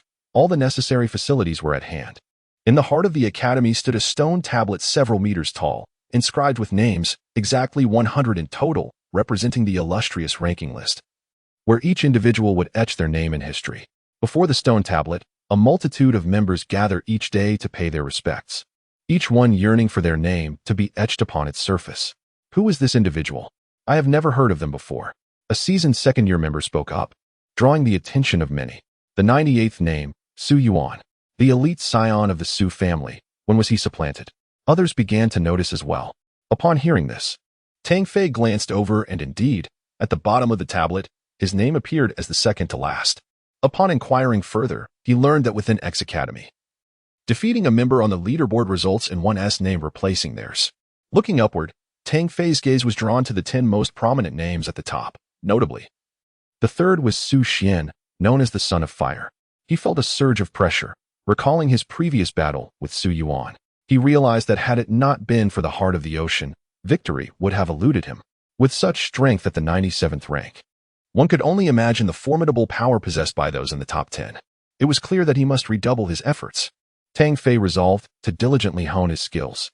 His aim was simple, to enhance his strength while amassing considerable wealth. As an external student, he did not possess the status of a full-fledged member. Aside from certain restricted areas, his experience was largely unaffected. Upon arriving at X Academy, Tang Fei truly grasped the magnitude of its prowess. Particularly, he gained a deeper understanding of the abilities of those who had awakened, whether in combat techniques, mechanized warfare, operational studies, or genetics. He left no subject untouched, immersing himself wholeheartedly in his studies with an insatiable fervor. External students were not bound by stringent regulations. They could attend any course they desired. Upon hearing the news that a renowned mentor would be delivering a lecture on the awakening, Tang Fei swiftly exited the library and made his way to a grand hall, where the class was already in session. Arriving somewhat late, he intended to find a seat in the last row. Suddenly, an object was towards him, and to his astonishment, he found himself unable to evade it.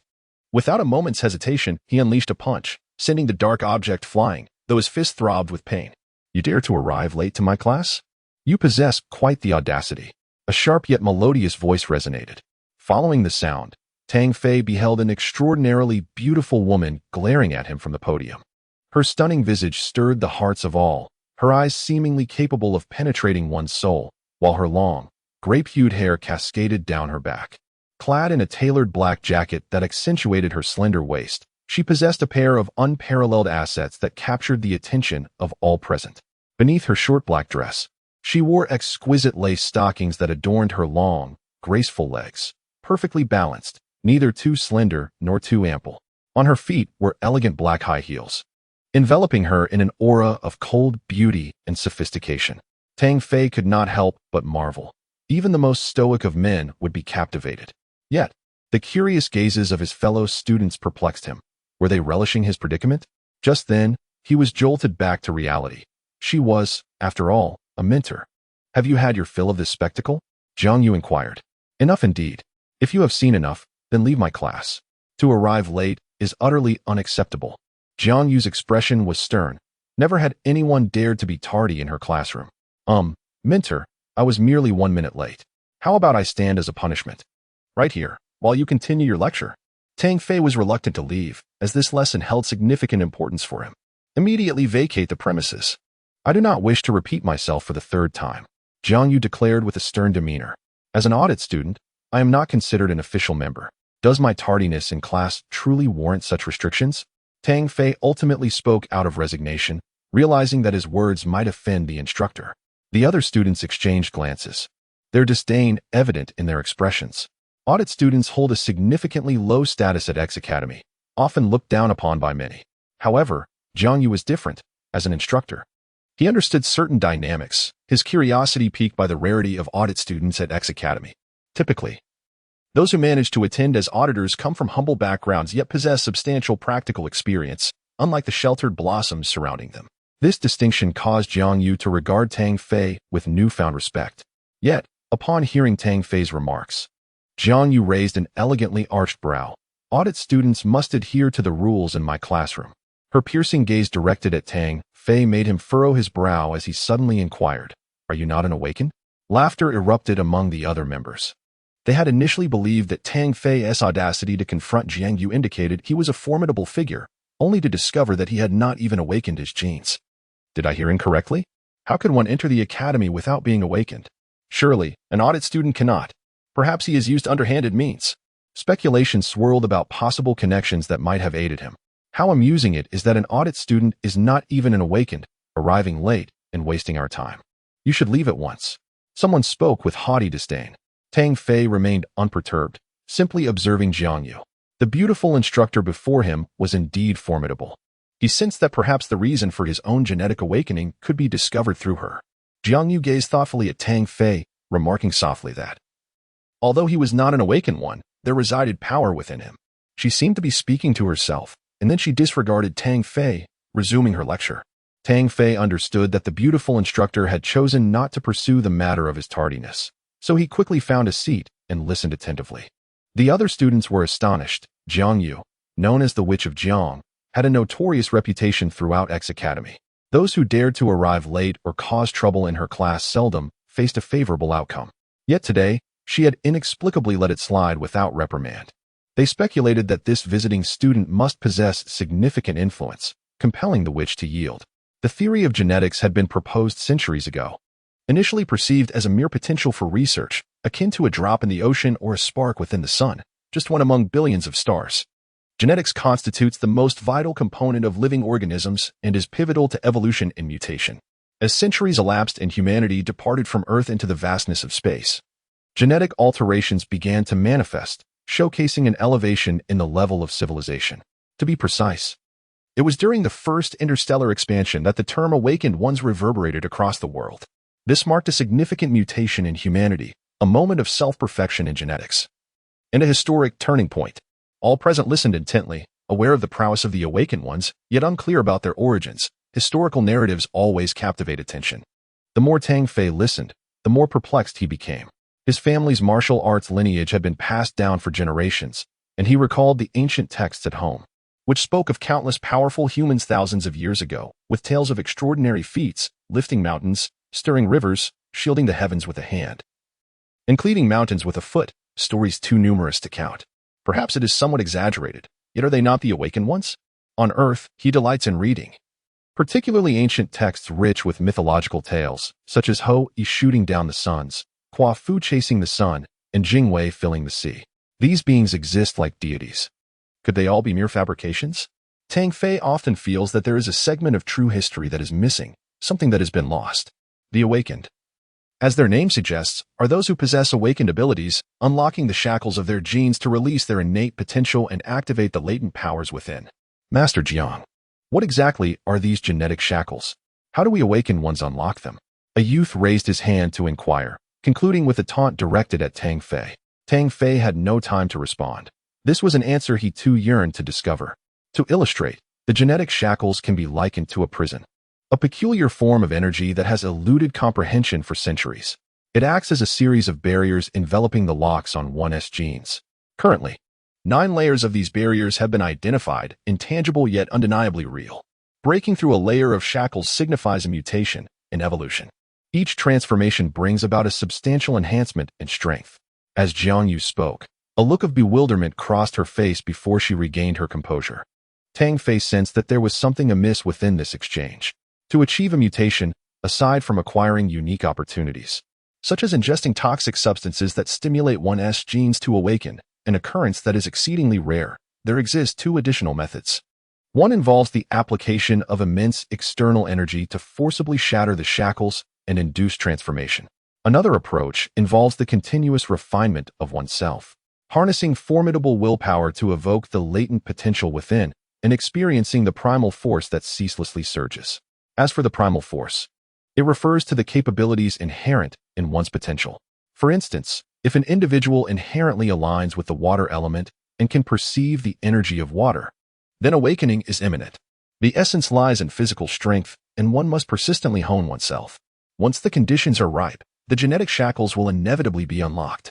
Upon hearing this, Tang Fei fell into contemplation. He sensed the energy of the wind element, yet had been unable to break through. Was it simply a matter of timing?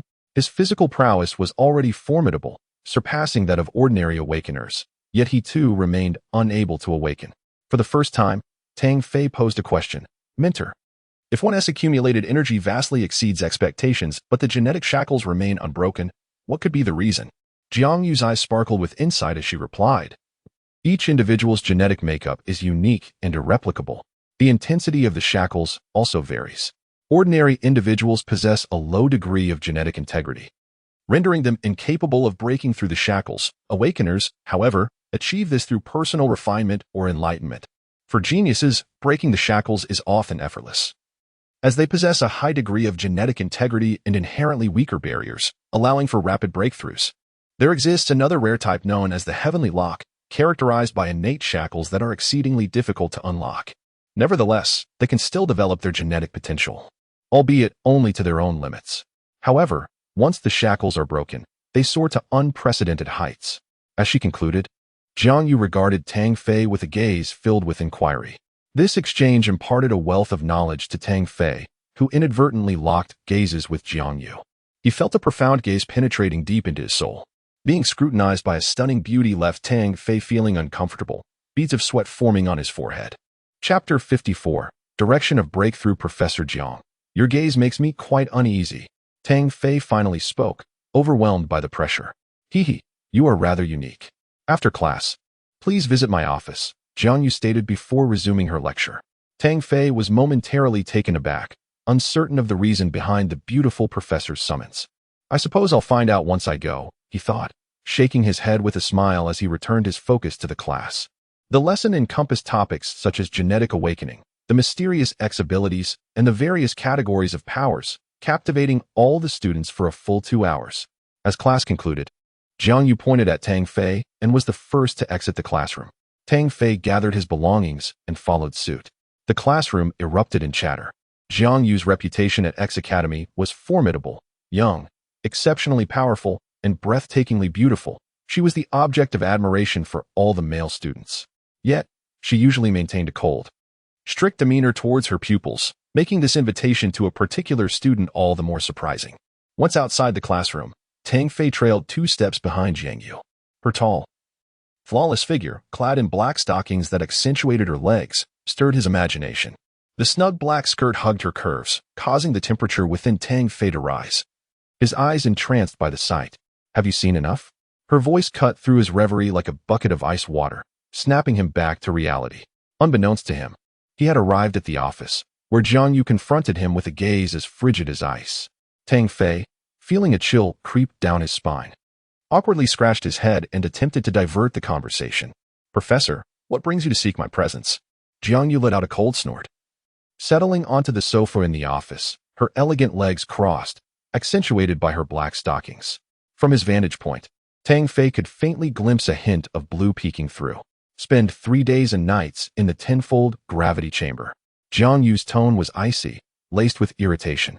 "You are Tang Fei," she suddenly declared, pinpointing his true identity. "Indeed," Tang Fei exclaimed, astonished.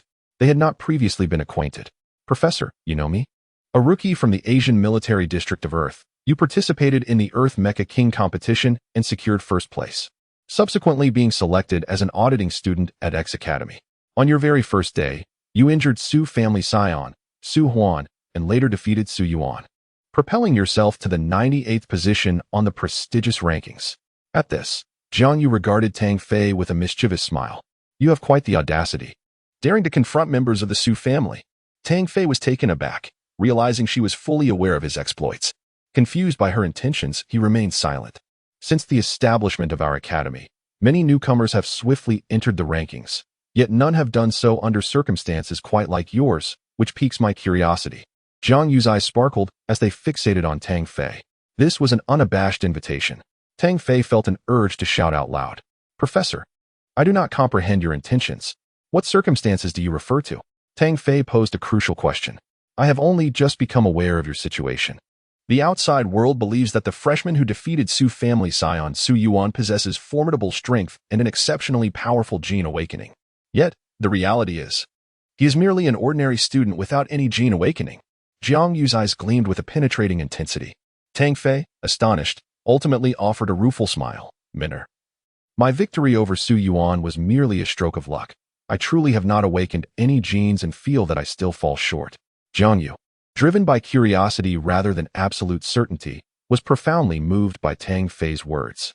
A radiant aura emanated from her striking eyes, and the palpable surge of power left Tang Fei feeling a sudden tremor in his heart. In all, Tang Fei realized that the force she demonstrated through her gaze could only be attributed to the awakening of mysterious mental powers, a realm shrouded in enigma. Mental power stands as one of the most mysterious domains among all gene awakenings, its intricacies ineffable. Jiang Yu's beautiful eyes shone with increasing brilliance. Her expression one of sheer astonishment, an unmistakable look of disbelief. Observing her reaction, Tang Fei inquired, "Minor, what is it? What could be the reason behind this?" Regaining her composure, Jiang Yu pondered for a moment before responding. "Your genes are remarkably unique, enveloped in a layer of light, shrouded in mystery, possessing a force that makes me tremble." As she spoke these words, even she was taken aback, for she was a mentor at X Academy, endowed with immense power, yet the force of his genes had left her in awe, hinting at its extraordinary strength. "You are akin to a rare, innate shackle, difficult to unlock. However, once awakened, your strength will multiply exponentially, with each layer presenting a new challenge and trial." Jiang Yu ultimately articulated this sentiment, specifically imparting to Tang Fei certain essential insights and precautions regarding genetic awakening, delineating a general direction for him. Time spent in the company of the enchanting beauty seemed to fly. Their conversation concluded after merely an hour. Before parting, Jiang Yu cautioned him with a final piece of advice. "The Su family boasts numerous prodigies, particularly Su Xian, who is undoubtedly beyond your current capacity to confront. One must learn to maintain a low profile." With that, she forcefully ushered Tang Fei out of her office. Tang Fei, rubbing his nose, had intended to express his gratitude, but instead found himself unceremoniously dismissed. "Su Xian, was it? The tales of your formidable prowess have piqued my interest. I eagerly anticipate our inevitable clash." A fervor surged within Tang Fei. His very essence was combative, and the presence of a formidable opponent only served to invigorate him further. Following this enlightening exchange, he gained a clearer vision of his path ahead.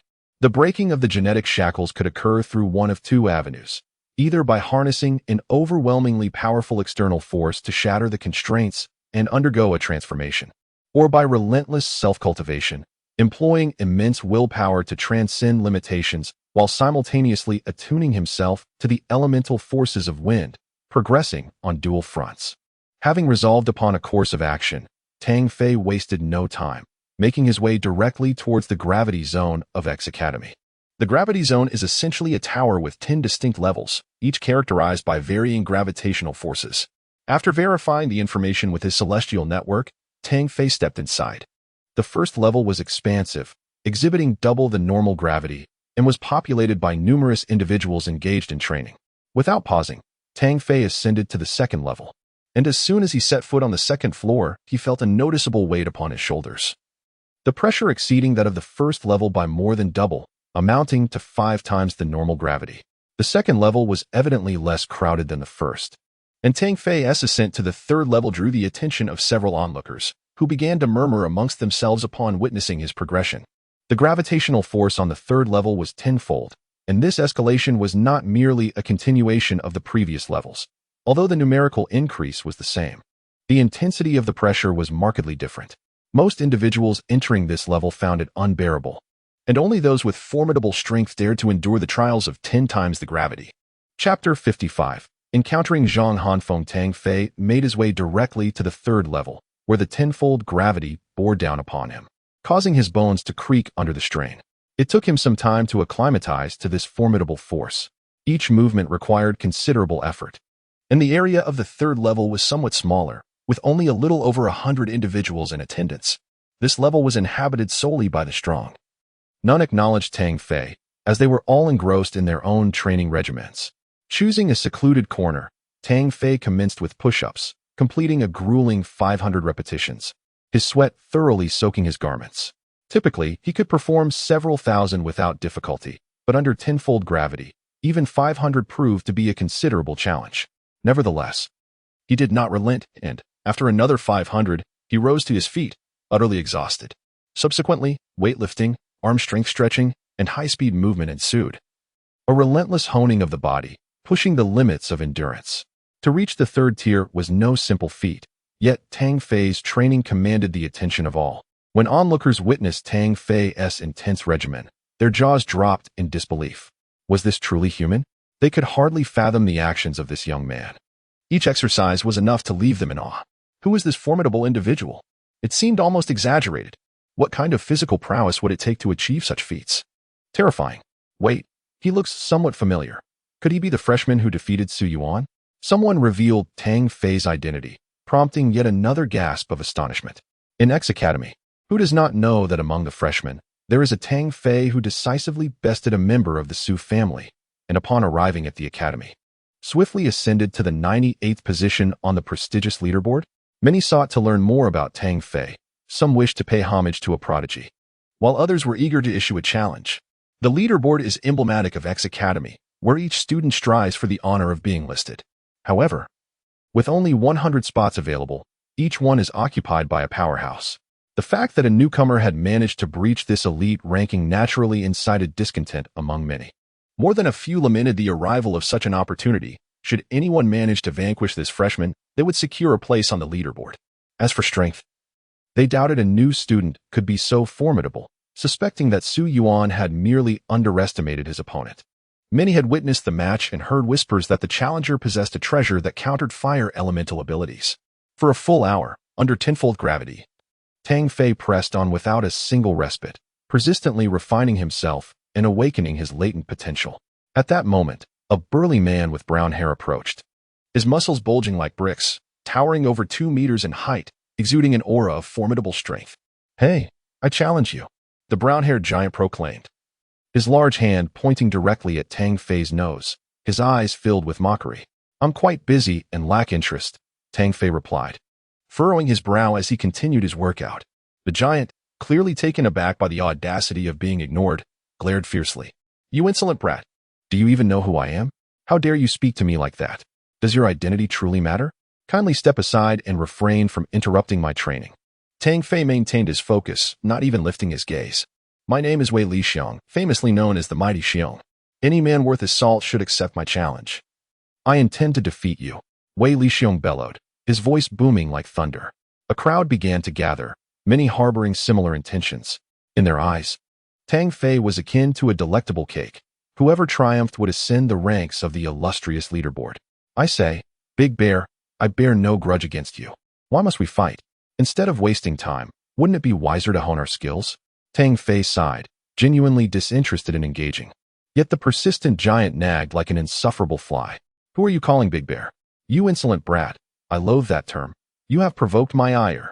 Wei Lixiong shouted, reaching out with one hand in an attempt to lift Tang Fei. Step back. Tang Fei casually pushed, and to everyone's astonishment, Wei Lixiong stumbled backward several steps, unable to maintain his balance. What immense strength! Wei Lixiong exclaimed, his eyes wide with disbelief. In his perception, Tang Fei was merely a fragile figure. How could such extraordinary power possibly reside within him? Youngster, you conceal yourself quite well. You have deceived many, Wei Lixiong thundered. But today, I shall defeat you and make you aware of the consequences of your arrogance. Tang Fei was baffled. When had he ever deceived anyone?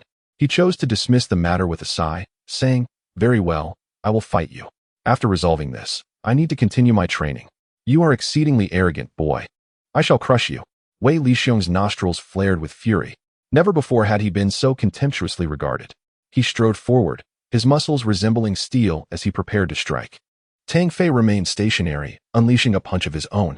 The disparity in their physiques was stark, and no one placed their bets on Tang Fei. Wei Lixiong's reputation was well known, and his physical strength was undeniably formidable. Boom! A resounding explosion echoed throughout the third floor. Under tenfold gravity, the collision of their fists unleashed a force that startled many. Demonic elephant fist. Tang Fei held nothing back, executing his martial skill as his arms suddenly thickened and surged forward. Wei Lixiong felt as though a fierce beast had fixed its gaze upon him, the overwhelming force rendering him momentarily breathless. He roared, unleashing his utmost strength, his skin taking on a bronze hue as he activated his awakened powers to forge an impenetrable layer of defense. Bang! Wei Lixiong was sent sprawling, crashing several meters away, his body colliding with the ground in a thunderous crash. The tower, constructed of an unknown material, showed no signs of damage to its surface. As Wei Lixiong rose to his feet, his arm throbbed with excruciating pain, as if it might fracture. In that moment, he comprehended just how terrifying the strength of the youth before him truly was. Awakening one's defensive capabilities allows for the fortification of the skin, akin to steel. Despite exerting immense effort, the adversary was capable of breaking one's arm, a testament to the vast disparity in combat prowess between the two. Leave at once. I have matters to attend to. Tang Fei refrained from further aggression, recognizing the absence of deep-seated enmity between them. Wei Lixiong's demeanor transformed into one of deference, a mark of respect toward the formidable. Rest assured, I shall take my leave immediately. As they observed Wei Lixiong's vanishing figure, the onlookers were struck with astonishment. Initially anticipating a fierce contest, they instead witnessed a decisive victory with a single punch, which effectively deterred many who contemplated intervening. Yet, some remained undeterred, stepping forth to challenge. Tang Fei found himself compelled to accept battle after battle. Over the course of 7 consecutive matches, it came as no surprise that he vanquished his opponents in less than 3 moves. What Tang Fei did not foresee was that this series of victories earned him the profound respect of all in the 3rd tier, after which none dared to disrupt his training. For a span of 15 days, Tang Fei dedicated his daylight hours to the tenfold gravity zone, relentlessly exhausting his utmost potential each day. The results of such rigorous training were monumental. He moved with ease under the weight of tenfold gravity, his muscles prominently defined, bones reinforced, and flesh solidified, resulting in a significant enhancement of his vitality and spirit. Despite his considerable progress, he remained at a loss regarding the key to awakening. Is my methodology flawed, or have I simply not trained sufficiently? Tang Fei pondered aloud. He subsequently approached his beautiful mentor, Jiang Yu, to discuss his recent experiences and seek her counsel once more. You have acclimated to the tenfold gravity. It is time for you to elevate your training further. Additionally, combat serves as a catalyst for unlocking potential. You might consider embarking from this point. After inquiring, Tang Fei ascended directly to the 4th level, where the 20-fold gravity bore down upon him. This level housed merely a handful of individuals, merely a dozen, who were the elite of their 2nd year. Upon seeing Tang Fei, they displayed expressions of surprise. However, Tang Fei felt a sense of delight. He had initially feared he would be unable to withstand the pressure, yet it now seemed to align perfectly with his limits. Observing those around him, he noted they too struggled, their movements painfully slow and laborious. Over the course of the following 5 days, Tang Fei took root and honed his skills here, gradually acclimatizing to the conditions. On the 6th day, As he stepped into the area, he was greeted by a discordant voice. Many individuals had become overly confident, believing themselves formidable, when in the eyes of true power, they were mere jesters. Suddenly, someone mocked him, exclaiming, "I didn't expect you to be from the academy. You were truly easy to find." The voice struck him as familiar, and upon closer inspection, he couldn't help but exclaim, "Ah, it's you. What a fortuitous encounter across the miles. Bah, who the hell has any connection with you?" The speaker retorted with a piercing gaze. "Yu Ping is not someone you can approach. She is my fiancée, and you are nothing but a foolish clown. So, scram from X Academy, and I might spare your life." The speaker was none other than Zhang Hanfeng, with whom Tang Fei had had a previous altercation upon his arrival on Mars. "Brother Feng, does this brat dare to provoke our sister-in-law?" inquired another stylishly dressed, fair-skinned youth.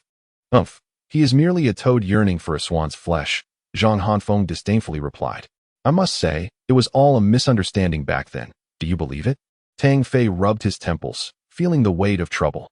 "Do you think I would believe that? Kid, if you dare to act, you must also dare to admit it. Encountering me is indeed your misfortune. Today, I shall render you powerless and expel you from X Academy. This is the consequence of opposing me." Zhang Hanfeng's voice turned frosty, laced with a hint of mockery. "Huangzi, go instruct him on the art of existence." "Understood, Brother Feng." The young Huangzi advanced step by step, laboring under the weight of 20 times gravity. Tang Fei sighed, fully aware that there was no escape from this confrontation. However, recalling the beautiful instructor's words about how combat could better stimulate one's potential, Tang Fei felt undaunted.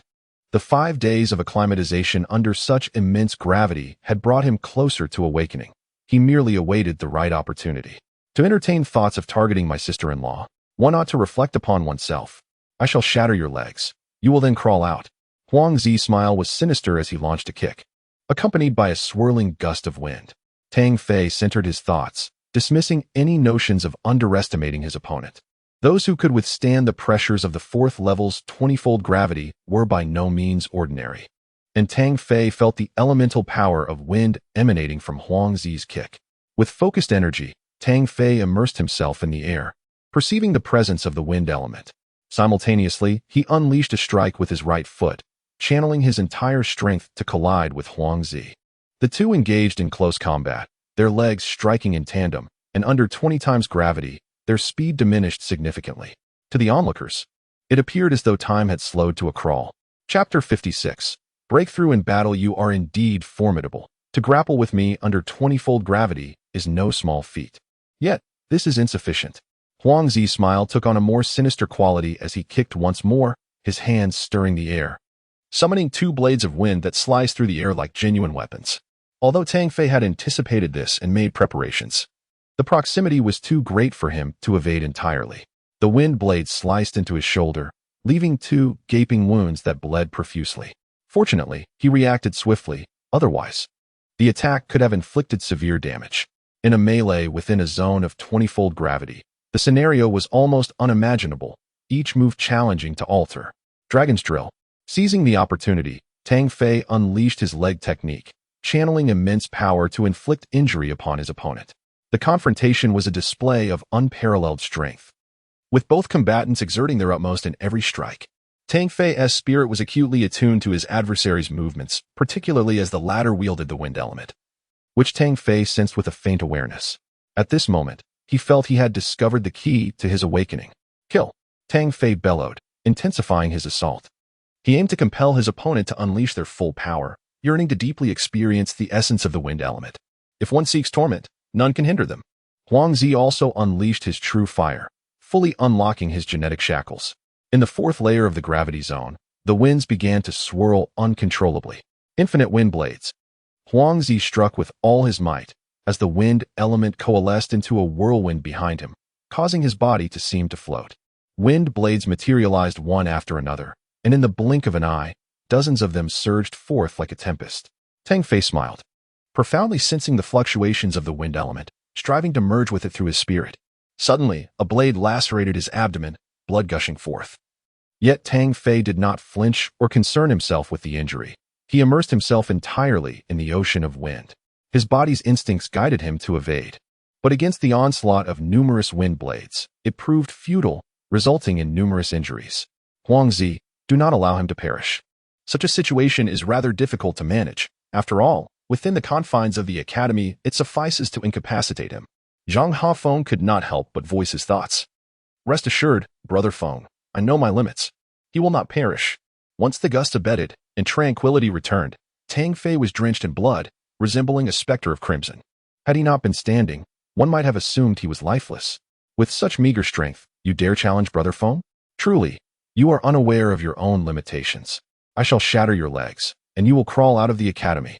Huang Zicheng guffawed heartily, advancing to break Tang Fei's legs. Yet, at that moment, Tang Fei suddenly lifted his head, a faint smile gracing his lips, his eyes gleaming with vitality. You can still smile at this juncture, you worthless fool. Huang felt a surge of discomfort and was determined not to delay any longer. Bang! A wall of wind materialized before Tang Fei, as if it were a tangible barrier, stopping Huang's fist in its tracks. Who dares impede me? Huang's eyes scanned the vicinity, his voice booming with rage. Huang, what troubles you? Zhang Hanfeng inquired from a distance. Perplexed, someone is blocking. Before Huang could complete his sentence, he was hurled backward, blood sputtering from his mouth.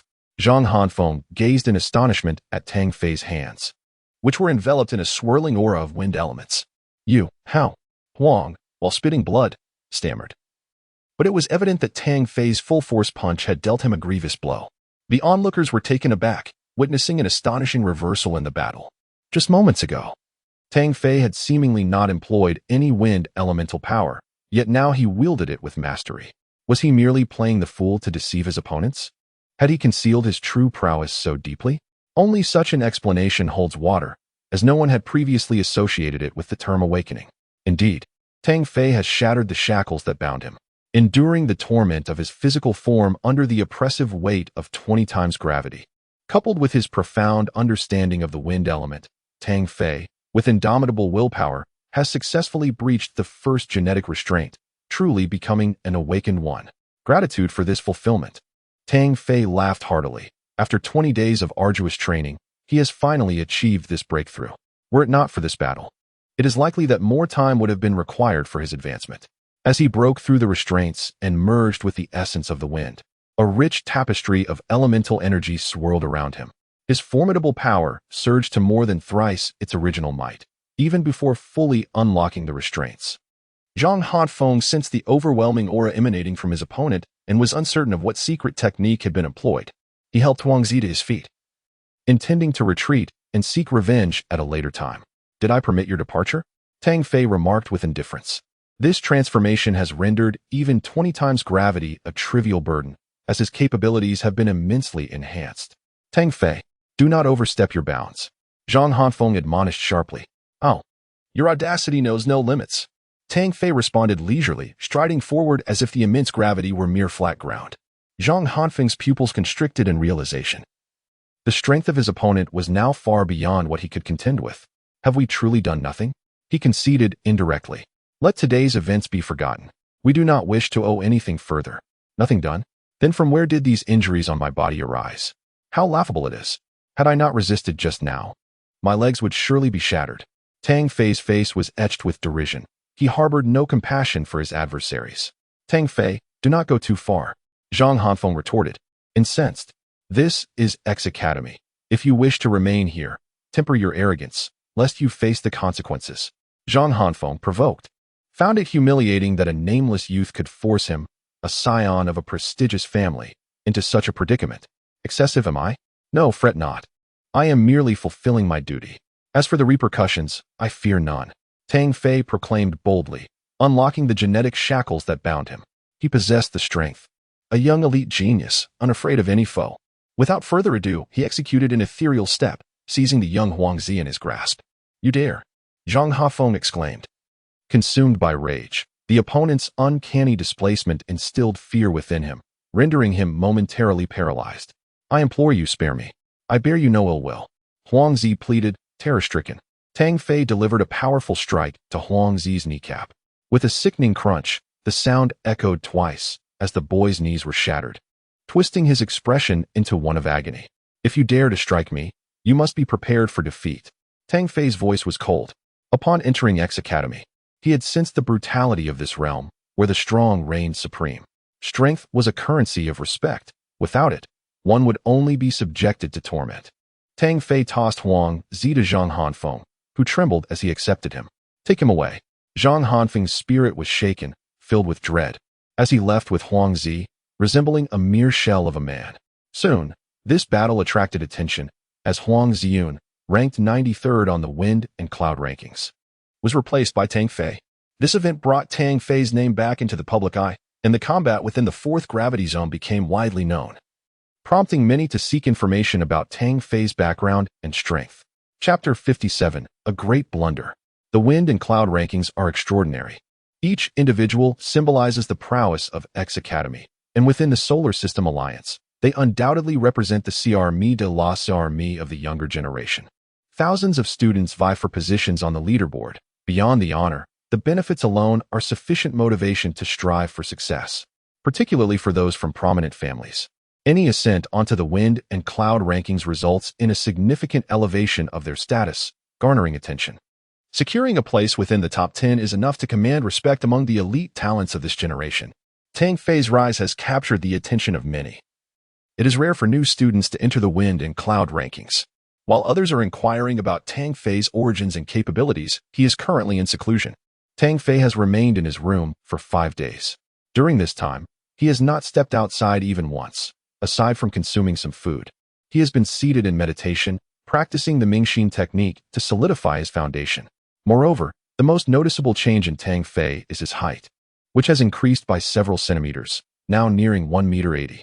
Although he may not compare to the towering giants, he has certainly improved significantly. At this moment, a subtle aura radiates from Tang Fei, bestowing upon him a sacred presence, akin to that of a precious gem. The awakening of his genes and the enhancement of his being is a path that every awakened individual must traverse. Should the outside world learn that Tang Fei unlocked his genetic shackles during his first awakening in just 5 days, it would undoubtedly astonish all. The ordinary awakened beings typically require only 2 hours to half a day to regain their senses. However, the situation surrounding Tang Fei is unprecedented. His body radiates a luminous glow, ethereal and dreamlike, emanating a peculiar force that spreads in all directions. Suddenly, a wind arises within the room, coalescing into a whirlwind that envelopes Tang Fei.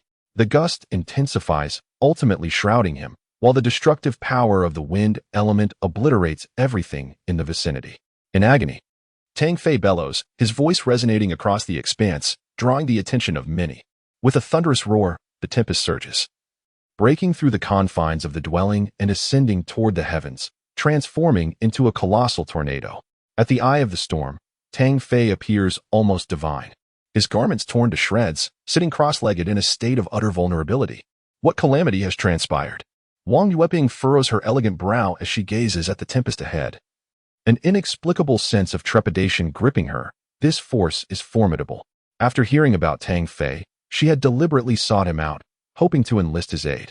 The direction from which the storm emanates seems to lead to her intended destination. A flutter of anxiety grips Wang Yueping as she realizes that Zhang Hanfeng's family predominantly consists of awakened wind elementals. Could it be that Zhang Hanfeng has brought his family's formidable practitioners for retribution? In a flurry of panic, she hastens forth, only to be taken aback upon reaching the heart of the storm. There, she finds Tang Fei, bare and seated on the bed, his skin gleaming like crystal, his robust form and striking features reminiscent of a celestial being. After a prolonged moment, Wang Yueping instinctively screams, hastily covering her eyes. By this time, the tempest has already begun to dissipate, and Tang Fei is jolted awake by the thunderous roar. Why are you making such a racket? Those who do not know might think I have wronged you. Tang Fei muttered with annoyance upon recognizing the newcomer. Ah, you scoundrel, you villain. You are utterly despicable. Wang Yueping's face flushed a deep crimson, akin to a ripe apple, stirring Tang Fei's heart with a wave of emotion. Hey, why are you still yelling? What did I do to deserve such an insult? Is it because of that incident when I touched your waist? Surely you wouldn't hold a grudge over that, Tang Fei exclaimed, pressing his forehead in exasperation. Recalling the previous incident, Tang Fei's gaze inadvertently drifted toward Wang Yueping's slender waist. So delicate it seemed to beckon a gentle touch. Today, she donned a black pleated skirt that revealed her flawless, fair legs, complemented by a white short shirt typical of first-year female students, radiating youthful beauty. Tang Fei felt a warmth spreading through his lower abdomen, the allure of beauty igniting a surge of excitement within him. You big pervert, you absolute jerk. Wang Yueping's eyes widened in shock as she caught sight of an imposing figure before her. With a furious retort, she turned on her heel and fled, leaving Tang Fei utterly baffled. What is wrong with her? She arrives only to hurl insults. He attempted to rise from his bed, but a sudden chill swept through the room, causing him to shiver and his expression to change drastically. To make matters worse, the items within the room had been scattered by the gust, leaving him with no garment in sight. Good grief, if this gets out, my reputation will be utterly ruined. Tang Fei chuckled bitterly, ultimately resorting to dismantling the door to shield himself, and made his way towards a neighboring house. Fortunately, each student resided in independent accommodations, and the sparse population in his vicinity ensured he remained unnoticed. He approached the window of the adjacent house and climbed through. Brother, you are truly remarkable. Ah, a bit harder. Oh, sister, is it comfortable? Oh, so delightful, so pleasurable. Yes, apply more pressure, exert yourself. Oh, this brother, once brimming with combat spirit, found himself trembling upon seeing Tang Fei, instantly succumbing to despair. Upon descending, Tang Fei witnessed a scene where a man lay bare upon a woman clad in lace lingerie, both quivering. Brother, so soon? Did you not say it would take half an hour? The woman complained with discontent. Sister, it is entirely my fault. Do not blame this brother. Ahem. Pardon the interruption. Please continue. Tang Fei picked up the man's discarded clothing and donned it before departing. My clothes. You scoundrel. How could you be so heartless? The man shouted, too exposed to pursue. After fleeing, Tang Fei exhaled deeply, realizing he had made quite the fool of himself today. Once outside, he discovered that 5 days had elapsed. He made his way to Minter Zhang's office, intending to inquire about the current situation. Along the route, he overheard numerous discussions, many of which pertained to himself. I had anticipated this. How could the Su family's descendants simply acquiesce? Yet, Tang Fei is not one to be trifled with. Word has it his combat prowess is astounding, having secured the 93rd position among fresh recruits. Surely, Su Xian is an unparalleled force, ranked 3rd on the prestigious leaderboard. Unmatched by any of the younger generation, Tang Fei smiled faintly. Had this been a few days prior, he might have faltered. However, with his genetic awakening and ancestral techniques, he now possessed a confidence that rendered him unafraid of any peer, ready to engage in battle. This is confidence, the heart of a strong individual. Before entering the office, the sounds emanating from within caused Tang Fei to pause. He leaned against the window, peering through. There stood a man, impeccably dressed in a suit, handsome yet possessing a certain softness. Jiang Yu, I genuinely love you. Please go out with me. Leave me be. Your persistence is unbearable. This is X Academy, not your territory. Jiang Yu responded coldly, her expression devoid of warmth. I traveled from far away to prove my sincerity. Why won't you accept it? The man, undeterred, gazed at Jiang Yu with eyes brimming with affection, as if truly hopelessly in love. That is your affair. I will not acquiesce. In another setting, I would certainly make you regret crossing me. Jiang Yu remained unmoved. A shadow of despair flickered in the man's eyes before he retorted with a smile. Jiang Yu, I treat you well, yet you show such ingratitude. The consequences will be severe. At last, the fox's tail was revealed. Hai Aowei, I understand your intentions perfectly. Do not provoke me again. Otherwise, despite your esteemed status, I shall show you no mercy. Jiang Yu scoffed, but in the next moment, her expression shifted dramatically. Clutching her head, she pointed at the man and exclaimed, What have you done? Hee, nothing much, just added a little aphrodisiac to the water you drank. Hai Aowei leered at Jiang Yu, a lascivious grin on his face. Jiang Yu's complexion flushed, her body ignited with an intense heat, as if engulfed in flames. You despicable fiend. Jiang Yu panicked, attempting to strike back. Yet her limbs felt leaden, rendering her powerless. I will not let you off the hook. I swear it. One day, I, Jiang Yu, will ensure the annihilation of you and your entire family. A single tear slid down Jiang Yu's cheek as she, with an air of haughty defiance, seemed to vow her intentions. Hai Aowei laughed, caressing his smooth, alabaster cheek. You are exceedingly naive. My family, the Hai clan, is of royal lineage, possessing a strength beyond your comprehension. Women like you are merely trifles to me. Soon enough, your demeanor will dramatically shift, and your cries will resonate with particular fervor and debauchery. Tang Fei, witnessing this scene, felt a surge of indignation. It was unfathomable that anyone would dare to treat a mentor in such a manner within X Academy. Despite their brief acquaintance, Jiang Yu had rendered him significant assistance, and he felt a profound sense of gratitude. For both personal and moral reasons, he could not allow this transgression to go unpunished. With a resounding crash, he forcefully kicked the office's reinforced door open, striding forward and delivering a powerful punch to Hai Aowei's face. Tang Fei's arrival was so sudden that Hai Aowei was completely unprepared, collapsing to the ground as searing pain radiated from his nose, 2 streams of azure blood oozing forth. "Who are you to dare strike me?" Hai Aowei seethed, never having encountered such humiliation. "Strike you? Just watch." Tang Fei advanced once more, aiming at the loathsome visage before him. With a sickening crunch, Hai Aowei's nasal bone shattered, and he howled in agony. "How curious. Blue blood, indeed. It seems you are not of this world," Tang Fei exclaimed in astonishment, realizing the other's unique nature. Daring to be so arrogant while not even being human, what audacity. "Prepare yourself."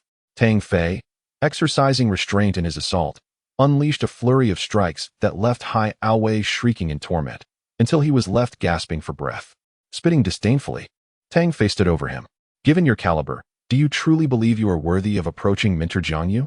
Perhaps you should take a moment to reflect upon yourself." Chapter 58. A sensual misunderstanding. How Weila was left dazed, several of his teeth shattered, rendered speechless. With a single hand, Tang Fei lifted him and, like refuse, hurled him out the door. Bang! As the door slammed shut, Tang Fei felt a soft body press against him, an alluring fragrance wafting through the air, accompanied by an enticing whisper. Gulp! Tang Fei involuntarily swallowed. A rush of warmth surged in his lower abdomen, and his face flushed. Mentor Jiang. This may not be appropriate. Tang Fei turned to push Jiang Yu away, yet she clung to him like gum. Today, she donned a pristine white ensemble, her elegant legs encased in black stockings, complemented by pink high heels. Her captivating eyes gazed at Tang Fei, and her delicate tongue frequently emerged, seemingly parched, as she licked her crimson lips. With porcelain skin, exquisite features, and an intoxicating aroma, Tang Fei exerted immense willpower to endure. He understood that Jiang Yu had been drugged and was currently in an unconscious state. Wrapping his arms around her slender waist, he maneuvered her onto the sofa, laying her down gently. Yet, her lotus-like arms entwined around him, pulling him closer, her red lips seeking his in a fervent embrace. The fragrance enveloped them, and Jiang Yu's actions intoxicated Tang Fei. As a virgin, he had never encountered such an experience. Initially, he regarded her solely as a mentor, but this unexpected turn of events, along with her assertiveness, ignited a thrilling sensation within him. "You initiated this yourself. I cannot be held accountable." Tang Fei's heart cried out, seemingly attempting to console himself. That kiss seemed to transcend time and space, as he found himself tightly embraced by Jiang Yu, entangled in a moment of intimacy, until a surge of warmth coursed through him, and he felt himself pressing against her most private area. Jiang Yu parted her lips and let out a soft moan. Startled, Tang Fei abruptly awakened to the reality of the situation. He knew he could not continue, for he risked losing himself entirely. Should anything untoward happen, the consequences would be dire. Tang Fei was not one to take advantage of another's vulnerability, as that was not the mark of a true man. With a determined effort, he separated them and searched for a length of rope, ultimately exerting considerable strength to bind Jiang Yu to the sofa.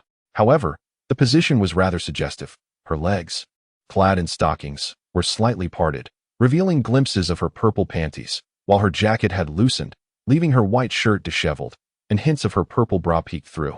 Bound, Jiang Yu writhed restlessly, her soft moans escaping her lips, her fair skin taking on a rosy hue, utterly enticing. Alas, this could not continue.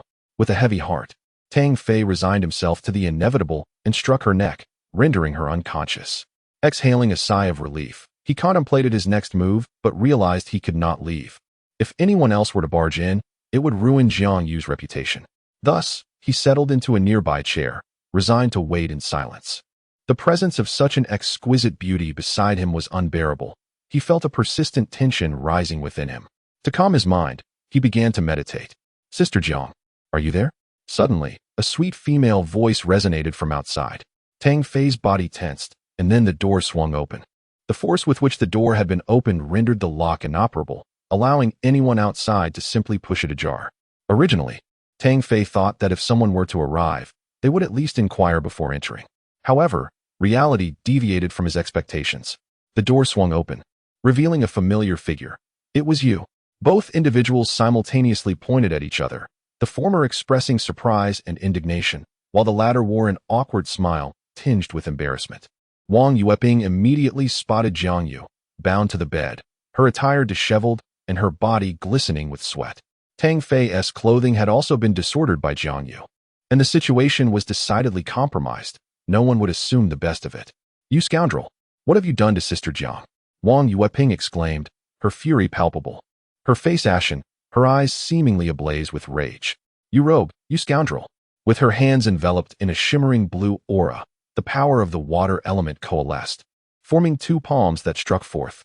"Hey, why are you resorting to violence? Listen to me. It's not as you imagine." Tang Fei hastily dodged, eager to clarify.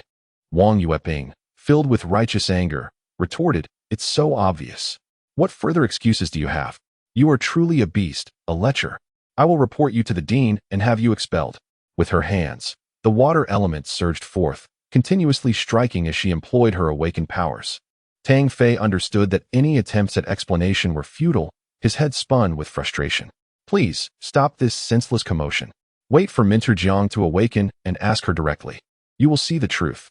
I assure you, I have not harmed her. Trust my character. You vile rogue.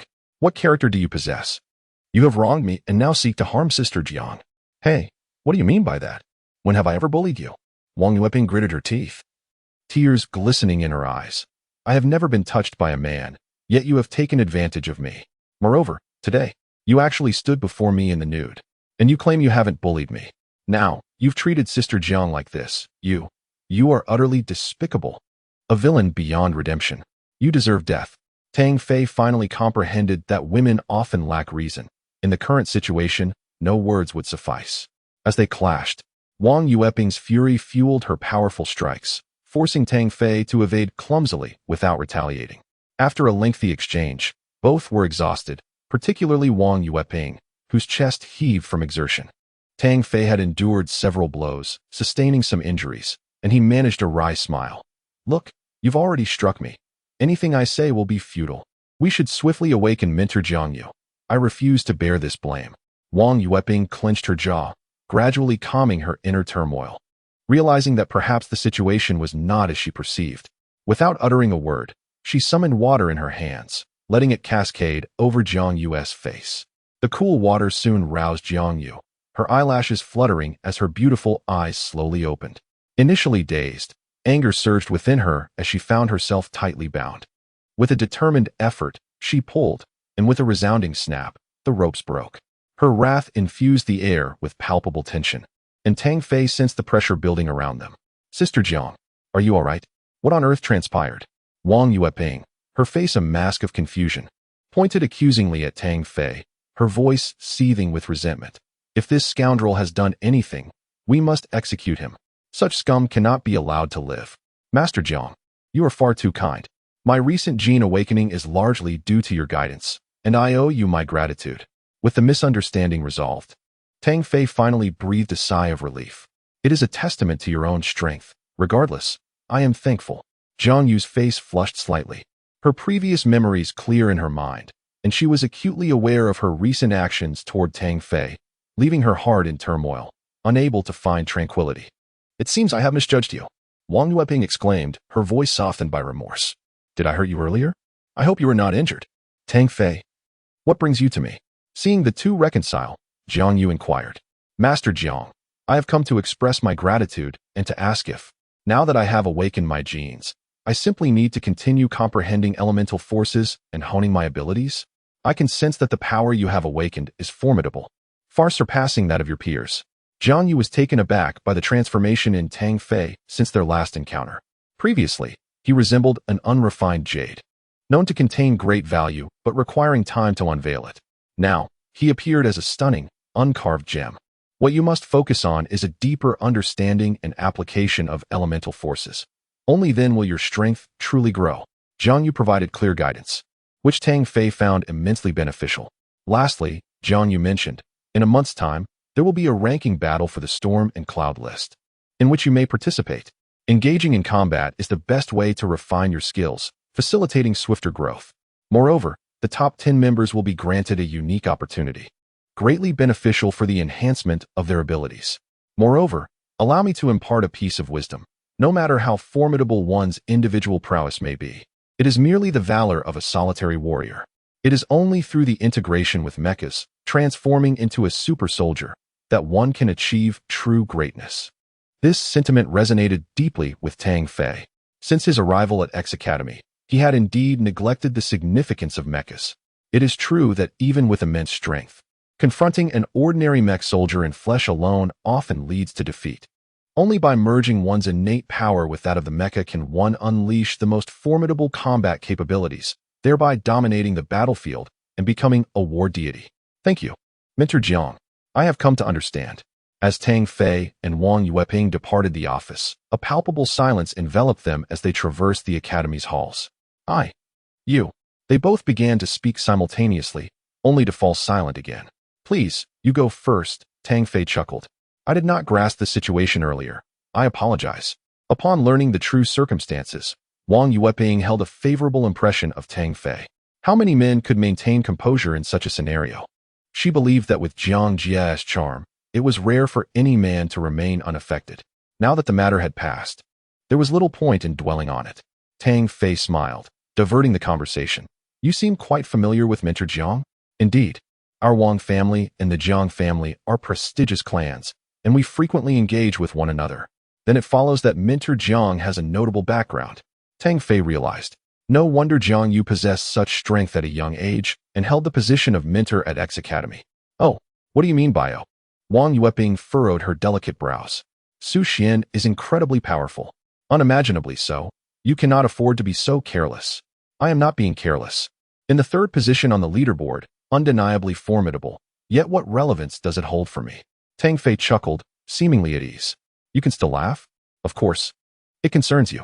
You have offended the Su family and insulted them. Su Xian will undoubtedly seek retribution, Wang Yueping said anxiously, perceiving Tang Fei as a reckless youth. Chapter 59. Simulation battle. Let him come if he wishes to trouble me. I fear no one. I eagerly anticipate this confrontation, Tang Fei declared with a confident smile, his spirit ablaze with combat fervor. Wang Yueping sighed. You have no comprehension of Su Xian's immense strength. He is utterly unrivaled among his peers. I suggest you conceal yourself until you have significantly improved your abilities. It seems you fail to grasp that without the heart of a warrior, how can one ever grow strong? Moreover, with my current prowess, there is no need for your concern, Tang Fei asserted, brimming with self-assurance, believing that after his awakening, he was not inferior to anyone. Who is worried about you? You are merely being self-important, Wang Yueping retorted, her cheeks flushing as she mumbled. Tang Fei remained silent, awkwardly rubbing his nose. Furthermore, Zhang Hanfeng will surely seek to trouble you as well. Take care of yourself. Wang Yueping's heart raced, and after uttering this, she dashed away. With his previous residence destroyed, Tang Fei proceeded to the Academy's administrative office to request a new abode. This facility, available to every student, connected all individuals, allowing random matchmaking for simulated combat. Participants could engage in 1v1 duels or partake in team battles of 3v3 or 5v5. After establishing the connection, Tang Fei whimsically entered the name Madman. Upon clicking the system match, he discovered that there were quite a number of individuals online, exceeding 4,000. Within mere seconds, the match was successfully made. Madman versus Cabbage. Tang Fei surveyed the myriad of mechs and decisively selected the knight. He opted for the mech with which he was most familiar.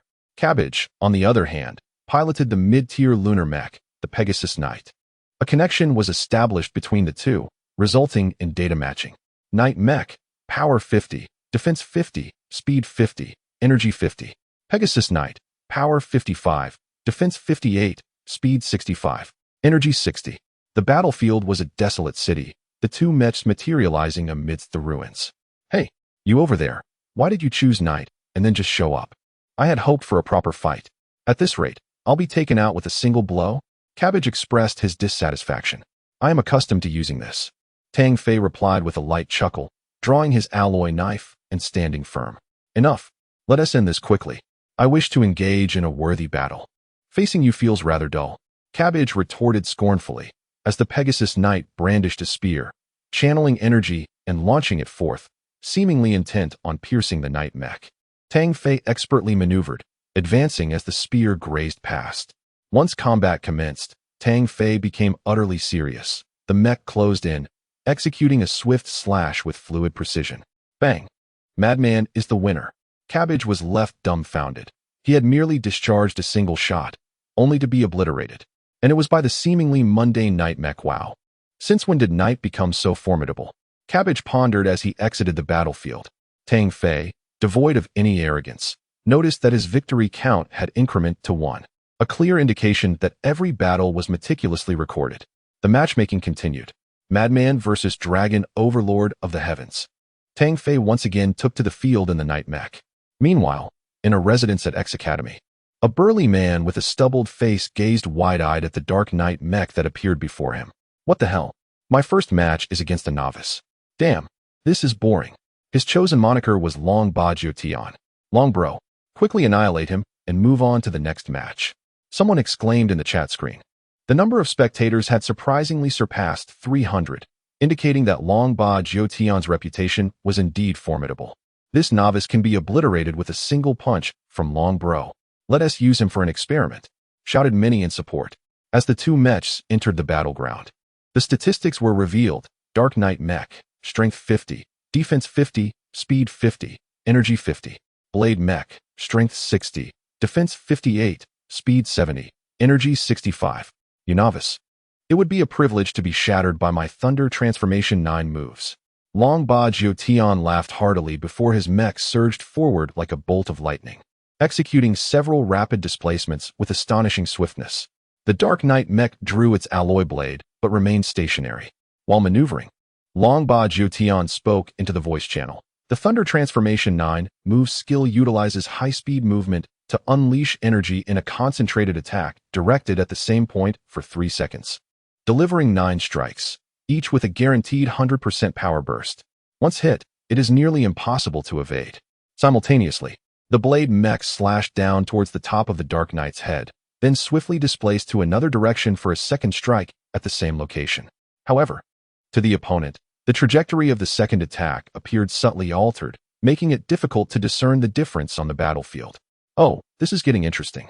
Tang Fei focused intently, the Night Mecha slightly raised to block the first strike. As the second blow descended, he lifted his long blade once more to counter this assault.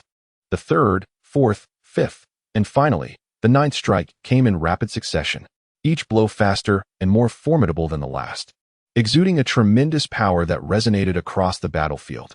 Yet, only Long Ba Jiutian comprehended the terrifying acuity of his opponent. The move, Thunder Change of 9 Heavens, was his signature technique, having defeated numerous foes with unwavering success. He had intended to showcase his prowess before the crowd, testing his skills against what he presumed to be a novice. However, he never anticipated that his adversary would wield the Night Mecha, a true master and an extraordinary threat. This was indeed a case of a pig pretending to be a tiger. Long Ba Jiutian felt an urge to curse. Was this not an outrageous betrayal? The 9 strikes were overwhelmingly powerful, yet Tang Fei remained rooted in place, merely quivering his arms to parry each blow. Following the 9th strike, Tang Fei suddenly stepped forward, channeling a surge of strength through his shoulder.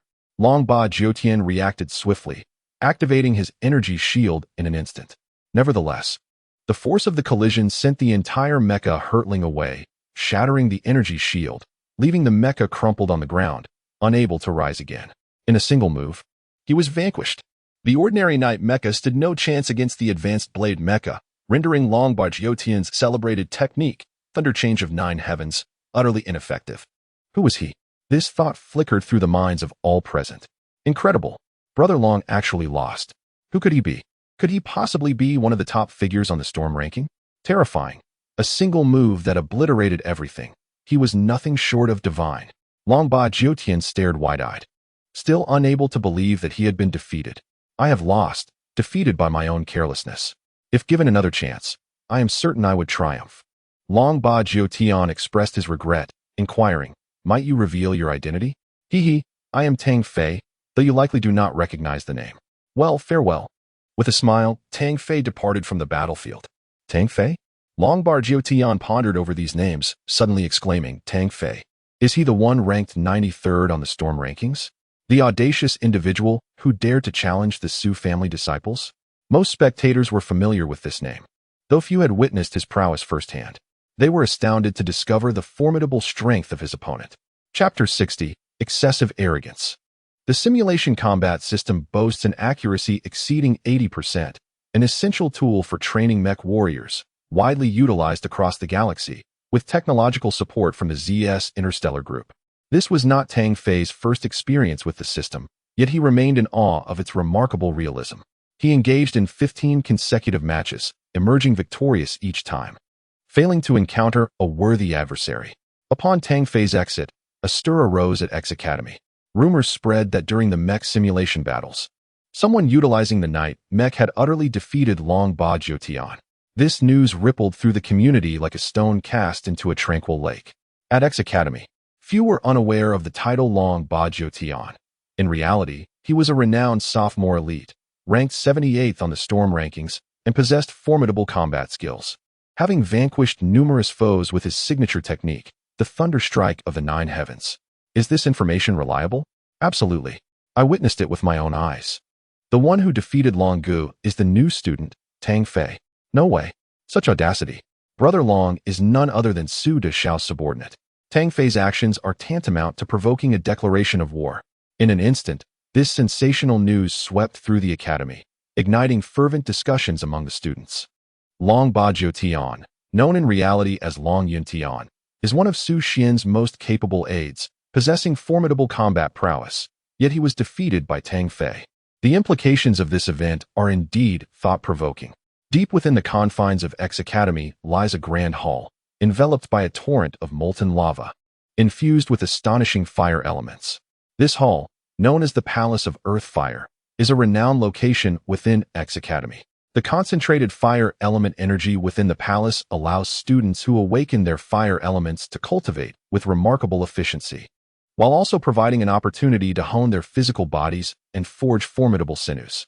Su Xiao, I have been bested by that fellow surnamed Tang. Could there be a deeper significance behind his actions? Long Yuntian inquired respectfully before a young man. This young man, approximately 20 years of age, stood nearly 6 feet tall, with a well-proportioned physique. His bronzed skin exuded strength, and beneath his thick eyebrows lay a pair of fathomless eyes, akin to a swirling vortex that instilled a sense of trepidation in those who met his gaze. This young man is Su Xian, the elite scion of the Su family. Renowned throughout X Academy, many regard him with reverence, viewing him as a divine prodigy of youth, worthy of admiration. Ranked 3rd on the wind and cloud list, with immense strength, he commands the admiration of numerous students. His striking appearance and illustrious lineage have driven countless young women to madness for him. This is Su Xian, a formidable young powerhouse who stands proudly within X Academy. No need to worry, he is but an insignificant ant. I shall deal with him during the ranking matches. Su Xian spoke in a calm tone, akin to a sovereign surveying his domain, casting his gaze upon Long Yuntian. Though his eyes bore a placid demeanor, they instigated a cold sweat to cascade down Long Yuntian's spine. As for you, after following in my footsteps, your prowess remains stagnant, having been vanquished by a freshman. It is indeed a source of shame. Go and accept your punishment. Su Xian's voice was soft, devoid of any force, merely a bland statement. Yet, to Long Yuntian's ears, it resonated like a thunderclap, deafening and overwhelming. He forced a wry smile in response, knowing that the so-called punishment entailed a week of grueling training, which would demand his utmost effort. Afterward, Tang Fei went to dine, and the Sky Network summoned him. It was Wang Yueping. Upon connecting, he was met with a barrage of admonitions. When did you engage Long Yuntian in conflict? Good heavens, you dared to declare war on Su Xian? Do you seek an early demise? I told you. Why do you not heed my words? Su Xian is not an adversary you can contend with at present. Wang Yueping's scolding elicited both amusement and gratitude from Tang Fei, as he discerned her genuine concern. All right, I understand. After a brief exchange, Wang Yueping finally ended the call. After finishing his meal and replenishing his strength, Tang Fei contemplated his training regimen. At this juncture, his physical form had reached its limits, making further breakthroughs exceedingly challenging. What he lacked now was a profound understanding of awakening abilities, aiming to maximize the harnessing of elemental power swiftly, while also diligently refining combat techniques and elemental skills. The X Academy housed a grand palace dedicated to a plethora of elemental and combat skills. However, Tang Fei, as an external student, lacked the privilege to study or observe these resources. He had previously inquired with mentor Jiang Yu about this predicament. There were two pathways for an external student to transition into a formal member. One approach involves possessing formidable backing and strength, allowing one to directly petition the dean. Tang Fei believed his abilities had reached such heights, but upon hearing the mention of support, he realized his chances were slim. The other method entails achieving a noteworthy rank on the prestigious leaderboard, thus presenting a clean background, which would also enable one to apply for formal membership at the Academy's administrative office. Tang Fei made his way to the office, submitting his application. "Are you Tang Fei?" asked a middle-aged man at the office, whose demeanor darkened noticeably upon seeing Tang Fei's name. Sensing the shift, Tang Fei thought, "These are mere rumors. The Su family harbors no grievances against me. I have no reason to provoke them." "Humph, quite the debater, aren't you? If you have indeed acted, why not own up to it?" The middle-aged man's tone grew stern and his words more forceful. "The Su family, as the foremost clan on Mars, holds an illustrious reputation. How could they allow a junior like you to bring them shame? Furthermore, many witnessed your reckless assault on the Su family's offspring. Such an offense is inexcusable. How could our esteemed X Academy ever consider employing someone like you? Do not entertain thoughts of formalizing your status." Tang Fei felt a surge of indignation rising within him. "Do you grasp the complexities of this situation? The Su family's scion initiated the confrontation. I was merely defending myself. How is that an indiscriminate act of violence? Am I not permitted to retaliate? The truth is evident, witnessed by many. Your stubbornness is astounding. Best depart now. I will not grant you formal recognition here." The middle-aged man waved his hand dismissively. "Does X Academy even adhere to regulations? Is this the Academy's stance, or merely your own? The conditions for formalization have all been met. Furthermore, the matters between Su's family and me are unrelated to the Academy and my transition to a formal student. This mentor, do enlighten me. What grounds do you have to reject me?" Tang Fei's anger flared, and he shouted vehemently. The middle-aged man was also incensed. In his position at X Academy, every student regarded him with utmost respect, yet this youthful boy dared to raise his voice against him, which left him feeling utterly humiliated. "My word is final. My decision reflects the Academy's decision. Should you continue to shout, you are showing contempt for the Academy. I possess the authority to handle you. How dare you?" Tang Fei's blood boiled, his teeth clenched in fury. "What of it? In the Academy, you will behave yourself, should you dare to be arrogant again. I will ensure you understand that certain individuals are not to be trifled with." The middle-aged man sneered maliciously. Tang Fei forcibly suppressed his rage and coldly regarded the man. "I see now, you are merely Su's lackey. Let me tell you, I, Tang Fei, have never feared anyone. I will remember this incident, and if the mountain does not move, the water shall. One day, you will come to regret this." Chapter 61. Before the grand gathering, the middle-aged man chuckled coldly, mocking, "Quite the audacity you possess. You are merely a secondary student. I find myself genuinely curious about the source of your confidence that I will regret this. I shall await that day." In the eyes of the middle-aged man, Tang Fei was nothing more than an inconsequential youth. Even if he harbored great potential, what did it matter? Without a formidable backing, he was insignificant in this era. Tang Fei departed. Realizing that further words would be futile, he chose not to argue or dispute. At this moment, he comprehended the magnitude of the Su family's influence. However, this realization would not serve as a justification for his compliance. "Since you persistently press on, I shall not hold back. Let the situation escalate. We shall see how you manage the aftermath." With a month remaining until the ranking competition, and since he could not acquire skills beforehand, Tang Fei resolved to enhance his elemental abilities, which required profound perception and understanding. The X Academy harbored numerous devices unattainable elsewhere, possessing unimaginable power. For those endowed with elemental abilities, the Academy featured the Hall of 5 Elements. Each palace within could harness its corresponding elemental force, allowing students to cultivate their skills with greater efficiency. Due to the geographical setting, the Hall of Fire was undoubtedly the most formidable among the 5 Elements palaces. The Hall of Wind, situated in the southeastern part of the Academy, welcomed Tang Fei after he secured his qualification. Upon entering, He immediately sensed the rich flow of wind elements without any deliberate effort. The facility comprised over 100 small chambers, each designed for solitary practice. With a limit of 3 hours per session, Tang Fei located an unoccupied room, activated the signal, and the door automatically locked behind him. The chamber, constructed of black metal, was modest in size, containing only a mat on the floor, devoid of any other furnishings. The concentration of wind elements here was several times greater than outside. With gentle breezes caressing his skin, the wind force could be adjusted across 5 levels. Tang Fei promptly set it to the highest setting, and instantly, a tempest erupted within the small room, with visible gusts howling through the air. Each gust felt like a sharp blade piercing his skin, inflicting excruciating pain.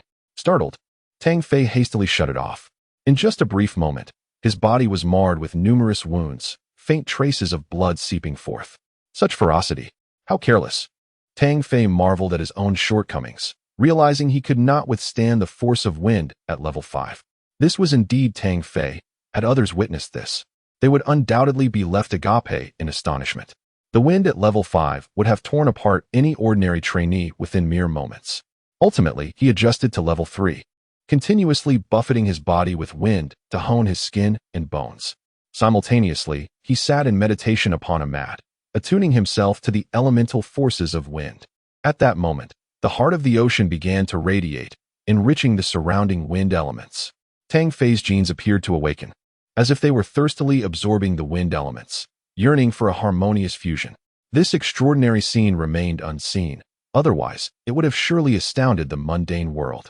The fusion of genetic and elemental powers was a feat only achievable at the C-rank level, underscoring its terrifying nature. To this day, Tang Fei had yet to fully comprehend the capabilities of the heart of the ocean. He only knew that it facilitated his training, granting him resilience against fire elements. But beyond that, its functions remained elusive. Time seemed to dissolve in the pursuit of cultivation, and before he knew it, half a month had passed. Tang Fei's understanding of the wind elements had deepened to an extraordinary level, making it hard to fathom that he had only recently awakened his genes. Throughout this period, he diligently practiced his family's martial arts and skills, thoroughly exploring the heart of the ocean. He discovered a peculiar phenomenon. When he concentrated his mind to observe, an extraordinary image manifested, resembling a colossal door within his consciousness. This sensation was utterly enchanting, akin to a hallucination. Yet Tang Fei was acutely aware that it was no mere illusion.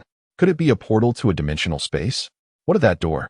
Within the heart of the ocean lies a door, but what secrets does it conceal?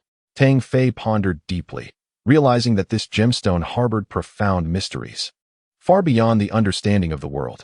As time progressed, X Academy became increasingly vibrant. The ranking competition of the Wind and Cloud list was not merely an internal affair. It bore significant implications for various families and even the military of the Solar System Alliance. This was undoubtedly a grand event, one that captured the attention of thousands. Securing a commendable position would yield unmistakable advantages. As the moment approached, all students exerted themselves, each aspiring to achieve greatness. At X Academy, there were no weaklings. All were elite talents, driven by an indomitable spirit. Many set their sights firmly on the coveted positions of the Wind and Cloud list.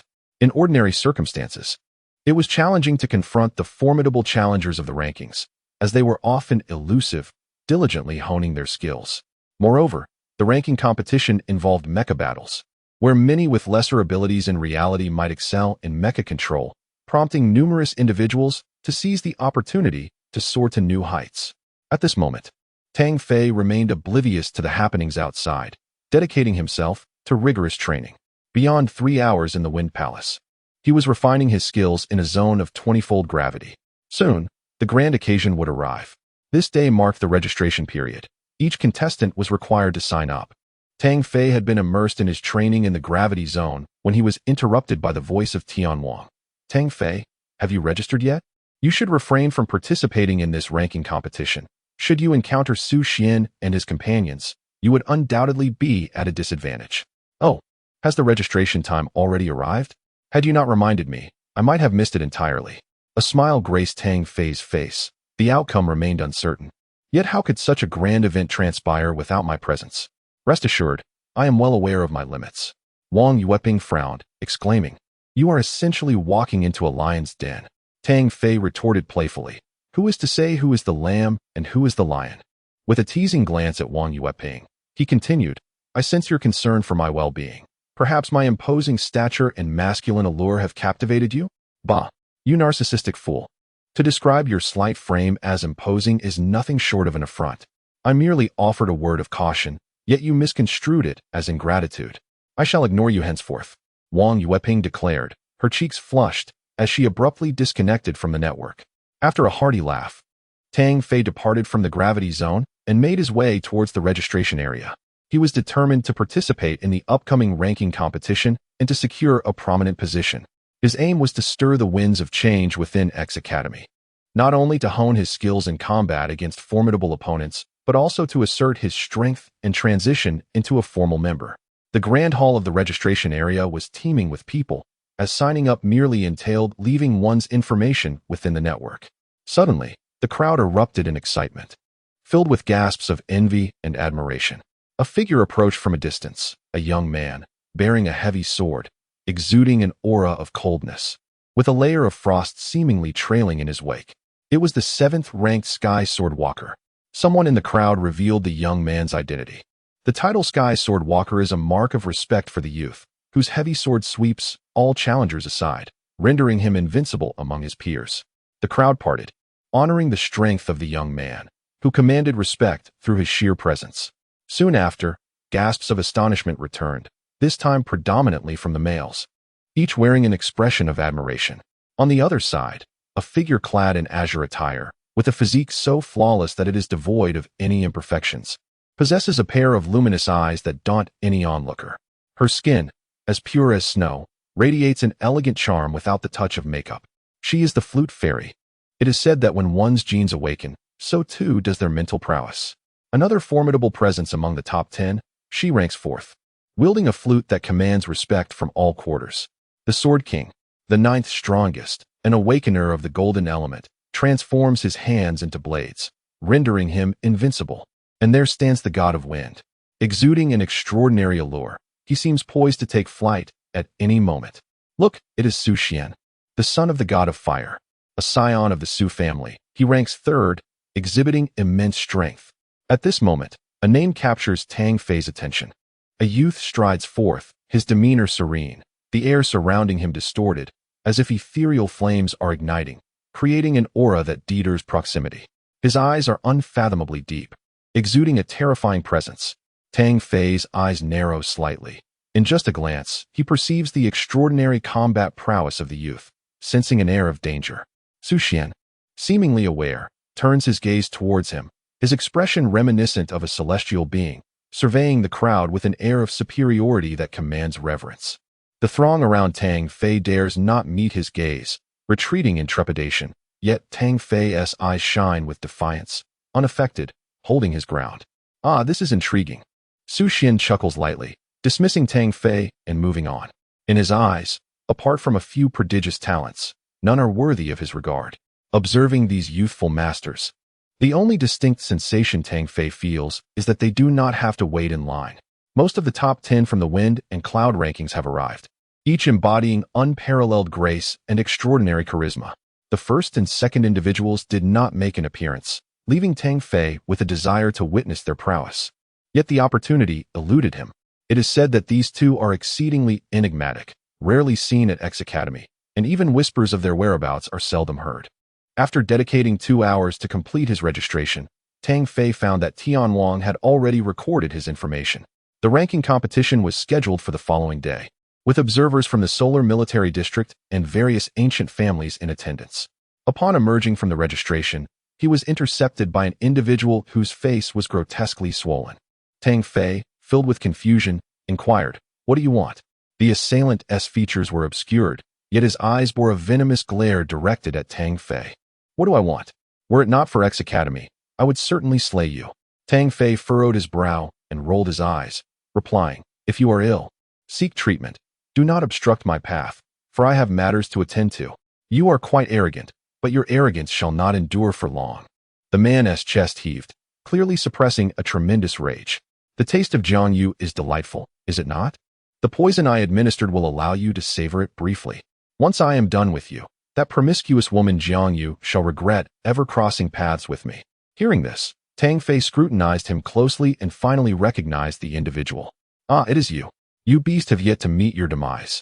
This remark incensed Hai Aowei to the brink of violence, yet he restrained himself. "I have conducted my research on you, Tang Fei, hailing from a backward earth, devoid of any backing. Be wary during this ranking competition. It would be too simple to kill you. I intend to slowly instill despair within you."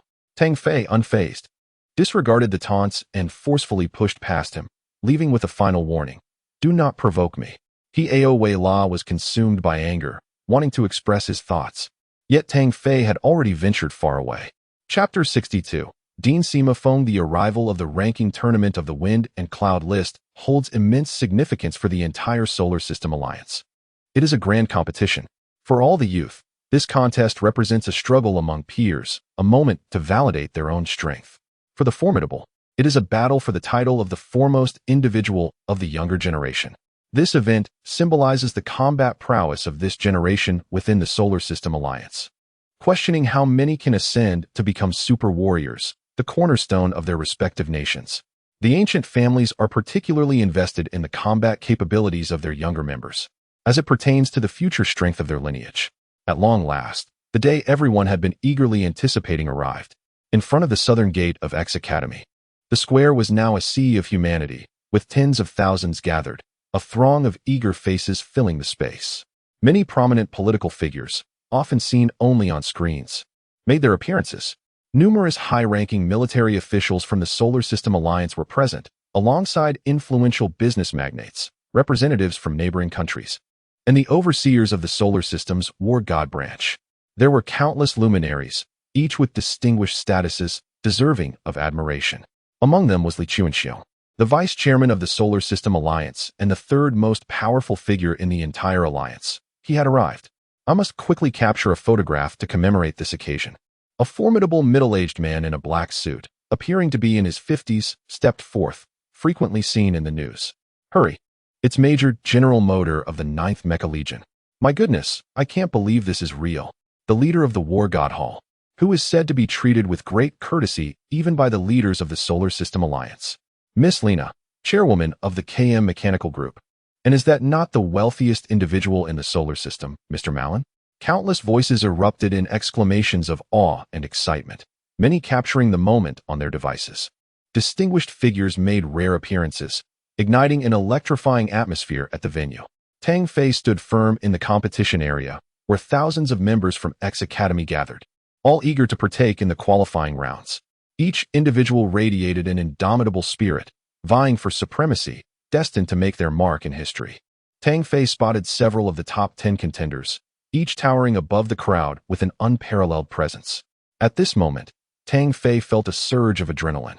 He yearned to engage in battle with the strong, to hone his skills and enhance his prowess through combat, particularly in the realm of mech warfare, where practical experience and confrontation with formidable warriors were essential. Given Tang Fei's current capabilities, it was challenging to find worthy opponents in everyday life. Only in such a grand event could he encounter rivals of equal caliber. Awakened beings are a nation's invaluable asset, and mechs, as the mainstream of interstellar combat, represent a benchmark for national strength when combined. The advancement of technology and the evolution of humanity have led to a harmonious fusion between the two. The power of the Awakened can be unleashed in mech battles by 200, 300, or even 1,000%, a truly terrifying phenomenon. Tang Fei recalled a historical biography that chronicled a legendary mech warrior who single-handedly nearly obliterated an entire nation, a feat that bordered on the miraculous. Suddenly, the crowd erupted once more, all members of X Academy shouting with fervor, their excitement akin to that of fans encountering their idols. An elder appeared on the platform, surrounded by a throng of admirers. With a head of silver hair, yet brimming with vitality, his eyes shone with an intensity akin to two radiant suns, rendering them almost unbearable to gaze upon. An inexplicable aura of authority enveloped him, instilling a profound sense of oppression in all awakened beings, as if they were in the presence of a deity. Such a phenomenon could only occur in the presence of an exceptionally powerful awakened individual. The stark disparity in their levels would naturally manifest as this overwhelming pressure. This was the first time Tang Fei had encountered such a scenario, leaving him utterly astonished. He recalled that even his mentor, Jiang Yu, a sea-level awakened being, had never exuded such an aura. It was evident that the elder before him must be at least of B rank, a rarity within the entire solar system alliance. Who could this person be? At that moment, someone beside him revealed the answer. The esteemed dean has arrived. It was truly unexpected that the dean would make an appearance at this year's ranking competition. It was beyond comprehension. To witness the dean in one's lifetime was a fulfillment of all desires. The two young men beside him emanated a formidable presence, clearly no strangers to strength. Yet, the sheer excitement they displayed upon seeing the elder left Tang Fei perplexed, prompting him to inquire further. The two youths regarded him with the astonishment reserved for the unfamiliar and replied with a hint of disdain, "You don't even know the dean? Are you truly a member of the Solar System Alliance?" Tang Fei found himself at a loss for words and humbly sought clarification. Another youth continued, "He has led a legendary life, emerging from an impoverished background with no support, relying solely on his own abilities to carve out a resounding reputation. One that resonates throughout the entire galaxy. So remarkable?" Tang Fei gasped in astonishment. Remarkable is an understatement. He is akin to a god. The youth was filled with admiration. The Silver Federation's CJ Warriors competition, held once every decade, sees hundreds of nations from across the galaxy vying for supremacy. It is a fierce contest between nations, a test of each country's strength on a grand scale. For nearly a century, our solar system has languished without a single victory, perpetually lingering at the bottom. Can you fathom this?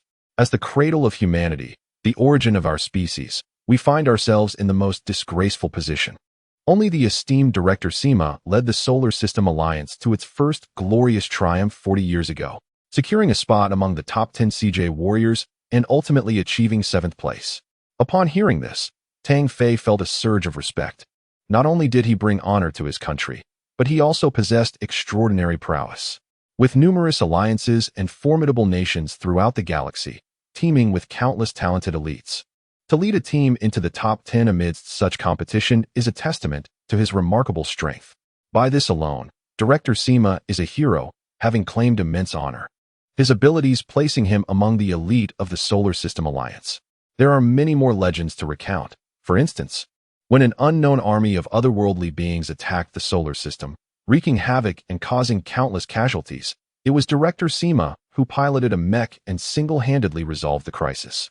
Tang Fei had heard many stories about Director Sima's past, and as he glanced at the elder once more, his gaze transformed, filled with respect and an inner resolve ignited. He too would grow to such strength. No one could impede his path. Once his father's health is restored, he would embark on a journey beyond the Solar System Alliance, exploring other nations and experiencing the vastness of the world beyond. Tang Fei silently resolved within himself, for there is an adage that states, reading 10,000 books is not as beneficial as traveling 10,000 miles. He yearned to venture forth and broaden his horizons. Ladies and gentlemen, please be quiet. The wind and cloud competition is about to commence. Now, let us welcome Dean Sima Feng from our esteemed X Academy to share a few words. Upon the host's announcement, he ceded the stage to Sima Feng. The entrance of the venerable elder sparked a wave of excitement, accompanied by cheers, applause, and fervent shouts. Chapter 63. Is this acceptable? Sima Feng gestured for silence, and in an instant, the multitude fell into a hushed reverence, their eyes ablaze with anticipation as they gazed upon him. Today marks the annual ranking competition of the Wind and Cloud list. I extend my heartfelt gratitude for your presence. Many of you may be surprised to see me, an old man, here today. Firstly, I wish to witness the current achievements of the younger generation. Secondly, Sima Feng paused deliberately, allowing the tension to build before continuing. I have received the highest mandate from the Alliance meeting to form a formidable task force, named the Divine Domain Special Operations Team. This will be the premier squad of the Alliance, a spearhead for the nation, a gathering of the strongest, with the implication that each member shall embody divinity. I shall personally train this team. There will be a total of 10 slots, and the top 10 from this academy's ranking competition will qualify as reserve members. The announcement sent shockwaves through the crowd, igniting an uproar of enthusiasm. Members of prominent families whispered among themselves, eager to uncover the latest developments, all wishing to send their most exceptional offspring to join. Sima Feng's reputation loomed large. To be among the 10 was akin to being a direct disciple of Sima Feng himself, with boundless potential for the future. The younger generation was invigorated, their blood ignited with passion, their eyes shimmering with excitement. Every awakened individual yearns for strength, yet such power requires relentless honing and guidance. Each step forward is fraught with challenges. The formidable reputation of Sima Feng draws many eager aspirants, even those among the top 10 of the Storm and Cloud rankings, who covet a place in this elite circle. Among all, only Tang Fei remains composed. For him, the location of his training bears little significance. Despite having heard of Sima Feng's illustrious name, he feels little sense of recognition, failing to grasp the true value of this opportunity. At this moment, his sole focus is to amass a substantial sum to restore his father's health and improve their family's financial situation, while also seeking vengeance against the adversaries who harmed his father. Upon hearing that every official member of the Special Operations Team would receive a reward of 1 million galactic coins, Tang Fei's eyes sparkled with determination. His thoughts transformed instantly. He resolved to secure a position among the top 10 in the Storm and Cloud rankings and to be selected for the Divine Domain Special Operations Team. Once selected, his father's treatment could commence immediately, eliminating the need to save money over time. "I must participate," Tang Fei exclaimed, his earlier calmness evaporating. Sima Feng observed the reactions below with satisfaction, and after concluding his remarks, he officially announced the commencement of the competition. As for the format and rules of the contest, Tang Fei had already familiarized himself with them. The competition was divided into 5 major groups: A, B, C, D, and E, with thousands of participants evenly distributed among these groups. In the first elimination round, each competitor would enter a simulated battlefield, utilizing their most proficient mech for interstellar combat. Only those who achieved a satisfactory score would advance to the second round. Failure meant elimination. Tang Fei was assigned to Group C, which comprised over 1,700 participants. Participating in the rankings of the Wind and Cloud list, the majority of the participants were third and second-year students, with only a handful belonging to the first-year cohort. Subsequently, Tang Fei entered Simulation Pod 425. As the scene shifted before him, rows of mechs materialized in his view. "Greetings, please select your mech," a melodious female voice resonated. Tang Fei chose the Dark Knight mech, believing that no mech was inherently superior or inferior. Each possessed its unique advantages. 10 seconds later, he was thrust into the cosmic battlefield. "Your mission is to engage in full combat against a space battleship within a 5-minute time frame." Below, a brief description appeared: an E-class space battleship equipped with 30 unmanned drones, 100 space mechanized soldiers, and a squad of mech warriors. This was Tang Fei's first encounter with such combat, leaving no time for contemplation as the scene transformed once more, revealing the vastness of space. Surrounding him was an infinite cosmos, with countless stars twinkling and illuminating the darkness. The realism was astounding, momentarily blurring the lines between reality and illusion. "Remarkable," Tang Fei exclaimed, genuinely impressed by the extraordinary technology. Yet, there was no time for admiration as the battle commenced. Before him loomed an enormous space battleship. Although classified as an E-class, it appeared formidable in Tang Fei's eyes, with its numerous space cannons exuding an aura of danger, each strike capable of staggering a mech warrior. With a thunderous roar, waves of drones surged forth from the battleship like a swarm of bees, unleashing a barrage of laser projectiles. Tang Fei, quick to react, executed the ethereal step without hesitation, skillfully evading over a dozen laser blasts with ghost-like agility. Simultaneously, he wielded his alloy blade, creating a dazzling display of steel as he parried the incoming assault. There exists no other strategy but to swiftly annihilate the adversaries before him. Tang Fei gripped his firearm in his left hand while wielding a blade in his right, executing both offense and defense with precision. His spirit and focus reached their zenith. Each drone was indelibly etched in his mind, and the enemy's movements appeared to slow in his perception. With every shot he fired, none went astray.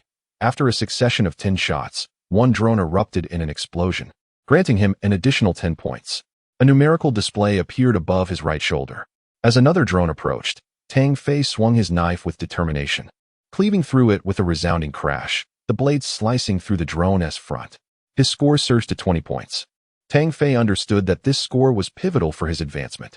The Night Mecha seemed to meld seamlessly with him, executing a myriad of extreme maneuvers as though it were an extension of his own body. In less than a minute, he had obliterated 15 drones, amassing a total of 150 points. At that moment, 100 robotic soldiers burst forth from a space battleship, brandishing laser weapons over their shoulders and advancing in formation. Instantly, a barrage of lasers filled the air, blanketing the area. While the lasers inflicted no lethal damage to the mecha, the sheer volume was overwhelming, compounded by the incessant interference from the drones, forcing him into a desperate evasion. The Knight mecha surged into overdrive, executing a series of agile maneuvers while occasionally firing its laser weapon to eliminate the space soldiers. Each robotic soldier dispatched yielded 5 points. However, the situation was becoming increasingly dire. Faced with a multitude of attacks, Tang Fei found it increasingly arduous to evade, able to retaliate only sporadically with minimal success. 3 minutes elapsed, and he had amassed a mere 185 points. At this moment, the situation took a turn as the battleship unleashed 20 mechanized warriors, encircling Tang Fei with the intent to eliminate him. The circumstances grew increasingly unfavorable for Tang Fei, although he had hidden cards up his sleeve. Enduring the barrage of attacks for 5 minutes proved to be a daunting challenge. Particularly troubling was his uncertainty regarding the score required to qualify. What if he fell just short? That would be utterly unjust. A thunderous explosion jolted Tang Fei as a laser cannon from the battleship erupted towards him. "This is outrageous," he exclaimed, unable to suppress his expletive. Without hesitation, he unlocked the first layer of his genetic shackles, unleashing a tremendous surge of power that propelled the mech into a state of explosive force. The infusion of wind elements rendered the Dark Knight mech notably more agile. However, he found himself besieged by drones, space soldiers, mechanized warriors, and a battleship that intermittently bombarded him. Even with the first layer of shackles released, peril loomed at every turn. This situation was untenable. He had barely over 200 points, and time was dwindling to just over a minute. Furrowing his brow, Tang Fei, after narrowly evading another strike from the battleship, conceived a daring idea. Drones were worth 10 points, space soldiers 5, and mechanized warriors 30. Thus, how many points would he garner by destroying the battleship? He considered this a solution that could resolve everything. Resolute in his decision, Tang Fei surged forward, propelled by the wind elements, charging directly at the battleship like a cannonball. He annihilated 3 drones, 1 mechanized warrior, and 5 space soldiers along the way. Arriving at the battleship, the Dark Knight mech swung its blade toward the laser turret, obliterating all of its offensive weapons. Meanwhile, trailing behind were drones, robotic soldiers, and mechanized warriors, all unleashing their attacks upon Tang Fei. Just as anticipated, the dark mech surged upward, evading the onslaught of laser beams that rained upon the warship. Indeed, as Tang Fei had expected, the virtual battleground could replicate any phenomenon. Its sole flaw was its lack of intelligence. As the final seconds dwindled, a resounding boom erupted, illuminating the silent void of space with a dazzling display of fireworks. The spacecraft exploded, disintegrating into a myriad of fragments. At that moment, the 5 minutes elapsed, and Tang Fei exited the virtual battlefield, once again greeted by the sweet voice of a girl. The system reported that participant 425 had amassed a total of 1,655 points. As the final scores were announced, Tang Fei emerged from the simulation pod to a cacophony of chaos outside. This must be a mistake. Others scored between 100 and 400 points. How could participant 425 possibly achieve such a staggering score of 1655? Surely, there could be no foul play with so many witnesses present. There must be an error in the simulation. Participant 425's score is incorrect. Many spectators shouted in outrage, while members of prominent families looked on in confusion. As the 5 minutes concluded, the competitors from Group C emerged. Upon seeing the glaring score of participant 425 displayed on the massive screen, they collectively questioned its validity. In such a challenging environment, how could such a score be conceivable? Indeed, there must be an issue. We demand a satisfactory explanation. The situation among Group C became increasingly tumultuous, as they understood all too well the difficulty of achieving points in such simulated confrontations. Achieving scores of 300 or 400 is already commendable, and attaining 600 or 700 points requires not only formidable strength, but also a touch of fortune. However, the astonishing score of 1655 is met with disbelief. no one dares to accept it as genuine. Silence falls upon witnessing contestant 425 donning the night mech. Skepticism envelopes not only the trainees, but also esteemed families and prominent figures. Only the director, Sima Feng, gazes with luminous eyes, as if he has unearthed a rare treasure. Each strike from contestant 425 incites fervent discussions among the onlookers, who are awestruck by this participant's prowess. As the final minute approaches and the night mech charges towards the space battleship to initiate an attack, an eerie hush blankets the arena. Eyes wide in astonishment at the unfolding scene. They could hardly fathom that someone would dare to confront a space battleship under such circumstances. While it is not unprecedented for a mech warrior to obliterate a battleship, witnessing such a cunning strategy for destruction is indeed a first. The collective thought echoes in everyone's mind. Is this even possible? Chapter 64, A Self-Inflicted Challenge. The revelation of contestant 425's actions broadens the horizons of all present. Is it conceivable that such cunning can be employed in this competition? Many inwardly lament their failure to uncover such a tactic. Only a select few comprehend that this cunning is grounded in unparalleled strength. The data from Group C reveals that out of over 1,700 participants, a mere 386 have advanced, resulting in the elimination of 4/5 of the competitors, a truly harrowing statistic. Unsurprisingly, the top position has been claimed by contestant 425. This individual is undeniably formidable. Could they possibly be among the top 10 on the leaderboard? Could it possibly be the infamous Blood Demon, known for his immortality? Alas, what a misfortune it is to be grouped with such an individual. I sincerely hope our paths do not cross. Many participants are speculating about the origin of the enigmatic 425, yet due to the use of code names, none are aware that it is Tang Fei. The results for Group C were released later than expected, and once the scores for all 5 groups were announced, a plethora of remarkable talents emerged. Among them, 6 individuals surpassed Tang Fei's score, truly extraordinary. Chen Jing, this year's competition is indeed formidable, with so many exceptional young talents. Especially that fellow numbered 425, he possesses both audacity and capability, remarked Sima Feng with a grin. To Sima Feng's left, seated in the 3rd position, was a clean-shaven middle-aged man with a fair complexion, smiling obsequiously beside him.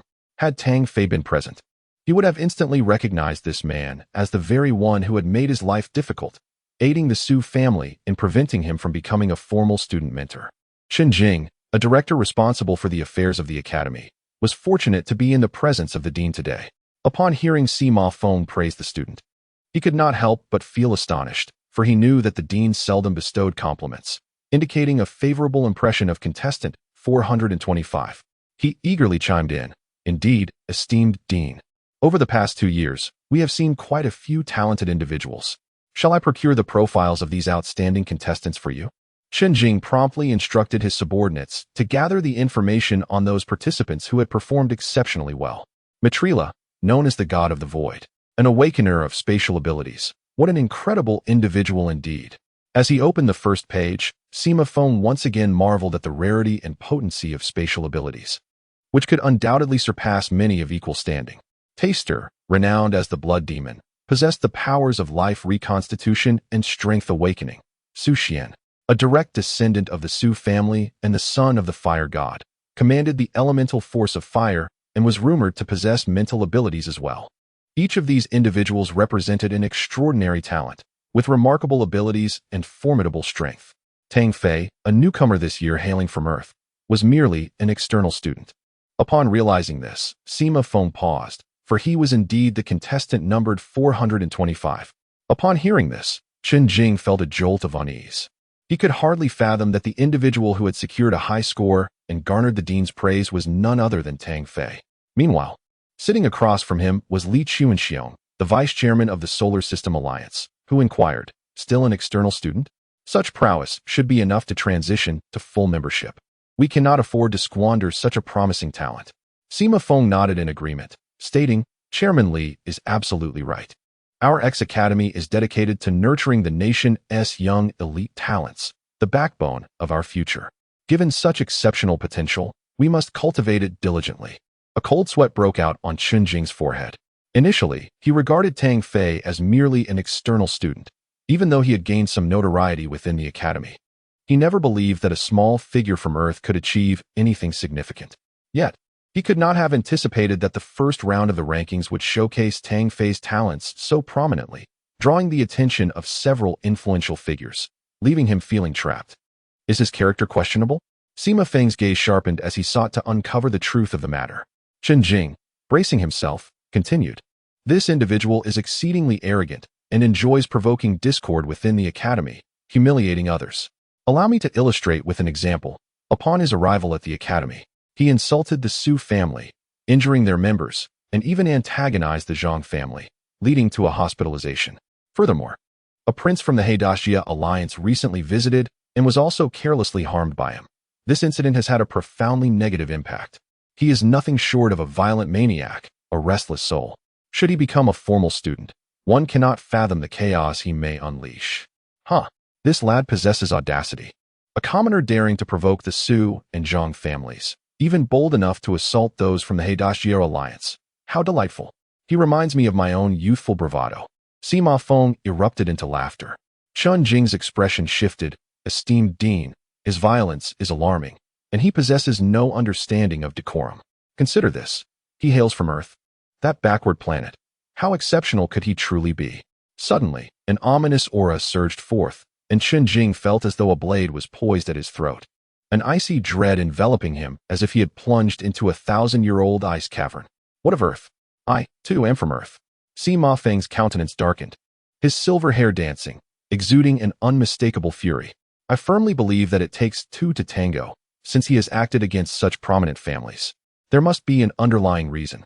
Your words today carry an ominous undertone. This statement struck fear into Chen Jing, causing him to kneel and tremble, wishing he could slap himself for his folly. How could he have forgotten that the esteemed dean also hailed from Earth? He felt a sense of despair. He had originally intended to leave a favorable impression, and now, merely escaping with his life, seemed a stroke of fortune. Forgive me, esteemed director, for my indiscreet words. I beseech your pardon, Chen Jing pleaded, his thoughts far from Tang Fei at that moment. The commotion on the high platform drew the attention of the crowd, and Tang Fei, coincidentally, witnessed this scene with a tinge of curiosity. Unbeknownst to him, it was precisely because of him that such an incident had occurred. Upon the conclusion of the competition, Tang Fei's status as a would be elevated to that of a formal student. Sima Feng refrained from further comments, gesturing with a wave of his hand, unleashing a force that sent Chen Jing sprawling. The results for the fifth group were revealed, with a total of 1,427 individuals qualifying for the second round. This remained a considerable figure. Each of these individuals would shine brightly as exceptional young talents within the Solar System Alliance. Now gathered together, their remarkable presence and extraordinary demeanor elicited admiration from many. They were likely to become the future rulers of the Solar System Alliance in the coming decades. Numerous factions were keenly observing, eager to court these young prodigies. The second round of the competition was titled Polar Chaos. The name itself hinted at significant challenges ahead. Tang Fei set aside any notions of disdain or carelessness, recognizing that the demands of the second round would surely be even more stringent than those of the first. Chapter 65. The first canyon. The Polar Chaos competition would take place in the largest canyon on Mars, known as the Sailor Canyon, stretching nearly 4,000 kilometers. With a width of 200 kilometers and a depth of 10 kilometers, the Sailor Canyon, located east of the Tharsis volcanic plateau, is not only the largest canyon on Mars, but also the most colossal in the entire solar system. This is a majestic realm, steeped in endless legends. Some scholars assert that the slight erosional marks at the canyon's edges suggest the powerful flow of water has deepened the gorge over time. This seemingly indicates that liquid water once flowed in this Martian region billions of years ago, hinting at the existence of life. Others point out that the Mariner Canyon resembles a colossal hand, a remnant of ancient deities, a miraculous sight. Moreover, it is said that gods dwell here, and discovering hidden realms may grant one divine power. In summary, this canyon is both mysterious and vast, evoking awe. In the second contest, intentional killing is prohibited. Once one surrenders, they may not resume fighting and will be withdrawn from the battlefield. In essence, this battle hinges on both strength and fortune. Lacking either would be detrimental. Even the mightiest can falter when besieged by dozens. The usual polar melee is exceedingly brutal. as many formidable opponents do not merely gather 5 jade stones to conclude the contest. Numerous participants will seek to eliminate rivals to diminish future competition. Even those with grievances may seize the opportunity to vanquish their foes, finding gratification in their success. Renowned prodigies will face considerable challenges in this contest, as many will unite against them with a common goal. In a canyon stretching thousands of miles, releasing 1,427 individuals is akin to pouring a bucket of water into the ocean. Within 5 days, even piloting a mech, one could at most traverse the canyon once. Thus, while collecting 5 jade stones may appear straightforward, it is, in reality, a formidable task, as one may struggle to even locate others to facilitate the gathering. Everyone uniformly utilizes the Mars standard model luminescent mech, a reconnaissance-type humanoid mech. The luminescent mech boasts a strength of 50, defense of 52, speed of 54, and energy of 50. Its speed and defense significantly surpass that of the Nightshade model. After taking control of the luminescent mech, Tang Fei could not help but ponder the reason behind the Earth Zone's low standing within the Solar System Alliance. The inadequacy of this standard configured mech was evident. Tang Fei landed beside an artificial lake, one of only 3 in the canyon. This particular lake is situated to the west of the gorge. The Sailor Canyon was once earmarked by the government for tourism development. However, the construction personnel mysteriously perished, causing widespread panic at the time. To this day, the matter remains unresolved. Each year, the Polar Chaos Battle of the X Academy's ranking competition is held within the canyon, partly due to this haunting incident, as it is intended to utilize the students' competitions to uncover any anomalies while piloting mechs. For Tang Fei, this was of little concern. Aside from the allure of galactic coins, other material possessions held little appeal. The surroundings were eerily silent, devoid of any life. As if he had stepped into an extinct realm, Tang Fei's expression turned grave. The increasing silence only underscored the canyon's unsettling nature. The artificial forest stretched into the distance, vibrant with greenery and adorned with blooming flowers. In a normal setting, one would expect an abundance of life in such a place. Yet as Tang Fei traversed further, he encountered not even a single insect. The canyon felt lifeless, and as night fell, it was as if he had descended into the underworld. Even with Tang Fei's boldness, a shiver crept into his heart. Gathering 5 jade stones through the competition, Tang Fei did not hastily seek out other participants. Instead, he steadily made his way towards the central region of the gorge. It is said that there lies a chasm, the deepest part of the gorge, and he yearned to explore it. This gorge is unparalleled within the solar system, with no other place that can be compared to it. As night descended, the gorge was enveloped in utter darkness. This area boasted the darkest nights on Mars, where even Tang Fei's keen eyes could only pierce a few thousand meters into the void. Suddenly, with a resounding roar, the ground trembled, as if the entire planet were shaking, instilling a deep sense of dread. Tang Fei maneuvered his luminous mech, pressing his legs firmly against the ground to stabilize himself. In that moment, he noticed that the ocean's heart hanging around his neck began to glow, its flickering light resembling a magnificent star in the night, though somewhat dimmed. For reasons unknown, gazing at the ocean's heart, Tang Fei felt an inexplicable calling, as if something was beckoning him towards a certain location. This sensation was profoundly unsettling, sending shivers down his spine in the stillness of the gorge. He concentrated, sensing that a certain area ahead was drawing the ocean's heart, undoubtedly linked to the sudden quake he had just experienced. What could be attracting it? The ocean's heart was a precious heirloom passed down through generations, rumored to have been retrieved from the depths of the Pacific Ocean on Earth, hence its name. Could it possibly originate from Mars? With such a shift occurring, it would be unbearable not to seek clarity. Tang Fei murmured to himself, contemplating that this might be the opportunity to unveil the secrets of the ocean's heart. Resolute, he commanded his mech to accelerate with all its might, following that faint sensation. Despite a sleepless night, Tang Fei's vigor remained undiminished. Throughout the night, he pressed on, the speed of his flowing light mech reaching its zenith as he journeyed toward the direction indicated by the heart of the ocean. Gradually, he discerned that this guiding path led directly to the abyss at the heart of the canyon. As he traversed the verdant forest, he soon encountered an expanse of barren yellow earth, with undulating hills marred by uneven mounds. This was a hilly region, bereft of abundant greenery. Suddenly, Tang Fei sensed a surge of energy emanating from his left. Reacting instantly, he executed a swift, ethereal step, drawing his alloy blade with resolute force and sweeping it horizontally. The assailant gasped in shock, attempting to defend themselves, but it was too late. They were sent flying by an overwhelming force. Fear overtook the attacker, who surrendered mid-flight. Tang Fei, unperturbed, continued on his path, albeit with heightened vigilance and focus. The notion of being ambushed and forced to retreat from the battlefield was an affront he could not abide. Such thoughts were unique to someone of Tang Fei's formidable prowess. The average individual would not entertain such complexities. Those participating in the second round of the competition were all elite prodigies, possessing considerable strength. Tang Fei's ease in confronting the three ambushers stemmed from their failure to engage him in a full frontal confrontation. Otherwise, he would have had to exert greater effort. At that moment, Tang Fei beheld the abyss ahead, a vast chasm, over 20 kilometers wide, its length disappearing into obscurity. Upon reaching the abyss's edge, he gazed into its depths, shrouded in impenetrable darkness, rendering the situation below utterly inscrutable.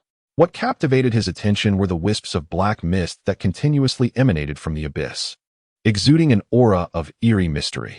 Tang Fei was not the first to arrive. Dozens of formidable figures had already gathered around, each exuding an impressive aura. They maintained a considerable distance from one another, refraining from engaging in combat, opting instead to observe the situation of the abyss. After a prolonged silence, one individual broke the tense atmosphere. "Fairy of the Flute, there seems to be something peculiar here. Perhaps we should join forces to investigate?" The speaker's voice was robust, and he had recognized someone among them. Fairy of the Flute. The surrounding individuals turned their gazes, realizing it was the formidable figure ranked fourth on the wind and cloud list. Tang Fei was deeply impressed by this Fairy of the Flute. Her elegance was ethereal, her beauty captivating, adorned in attire reminiscent of ancient times, akin to a celestial being descended to the mortal realm. The Blade King indeed possessed keen insight, able to recognize her even from a distance. The Fairy of the Flute's voice was melodious, yet devoid of emotion. Another powerful figure from the wind and cloud list. Many among the crowd frowned discreetly. The first speaker laughed heartily. He was the Blade King, his eyes ardently fixed on the fairy, no matter how she appears. "I would recognize the fairy's beauty even in ashes." His words brimmed with affection, yet the statement nearly caused Tang Fei to tumble into the abyss. Was this a compliment or an insult? To say one would recognize someone even in ashes was hardly romantic. Laughter erupted from several onlookers, unable to contain themselves. "Who dares to laugh? Are you mocking me?" The Blade King roared, his voice akin to a lion's roar, causing the air to tremble. At this moment, they realized that the individual before them was none other than the Blade King, ranked ninth on the wind and cloud list, and could not be easily insulted. The Fairy of the Flute displayed no emotion. She had heard similar remarks before and swiftly redirected the conversation. "My spiritual senses inform me that this place is perilous. If it is just the two of us, we are surely at a disadvantage." A palpable sense of dread enveloped everyone, as even the celestial flute master voiced her apprehensions. It seemed that the abyss truly harbored great terrors. Suddenly, a violent tremor shook the ground, a manifestation of the unrest that had already occurred dozens of times along this journey. The closer one approached the distant depths, the more intense the vibrations became, compelling these individuals to venture here to investigate. With so many gathered, this place surely holds significance. The newcomer, cloaked in the elements of wind, appeared to float as if suspended in air, reminiscent of a celestial sovereign descending to the mortal realm. Chapter 66. Entering the abyss, such an ostentatious entrance elicited disdainful glances from the onlookers, many of whom recognized the identity of the visitor. The Blade King, upon seeing the arrival, remarked with irritation, "That wind deity seems to revel in theatrics, always putting on a show with every appearance. It irks me greatly. Blade King, your envy of my charm remains unchanged, despite my repeated assertions that this flair is beyond your grasp." The wind deity responded, his tone soft like a gentle breeze, yet imbued with a distinct air of narcissism. Many seasoned students from X Academy were aware of the rivalry between the Blade King and the wind deity, which had escalated during their previous ranking competition, culminating in the Blade King's defeat and a lingering animosity towards the wind deity. Upon landing, the wind deity smiled and, without further comment, addressed the celestial flute master. "Fair lady, how serendipitous our encounter in this vast canyon. Surely, it is the design of fate." The expressions of the onlookers were peculiar, and even Tang Fei discerned the tension. It appeared that both the Blade King and the Wind Deity were vying for the attention of the celestial flute master, though she seemed indifferent to their advances. Tang Fei chose to remain a mere observer, watching the unfolding drama from the sidelines.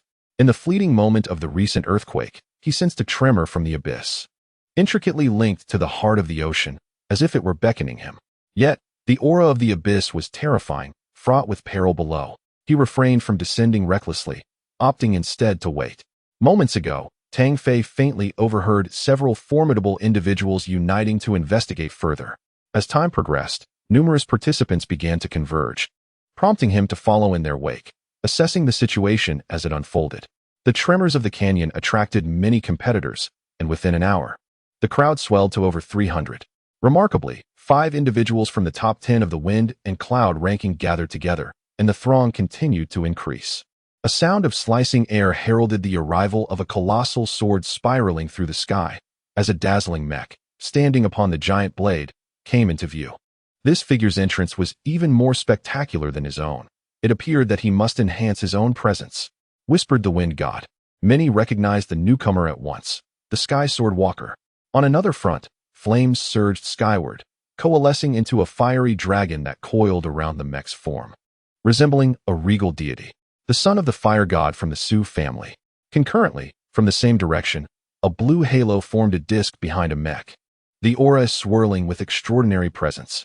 The Sea King, someone exclaimed, recognizing him as the formidable 10th-ranked warrior, a sight Tang Fei beheld for the first time. At that moment, Tang Fei sensed an inexplicable murderous intent directed at him, emanating from the Sea King, who seemed to be subtly locking onto him. Why would he harbor animosity towards me? Tang Fei pondered in bewilderment, his instincts heightening in caution. The moment the Sea King appeared, he had already harbored intentions of hostility towards him, clearly targeting him. At this moment, the top 10 experts of the leaderboard have gathered, seemingly engaged in a discussion, ultimately forming an alliance. 8 of the 10 have arrived, with only the first and second place still absent.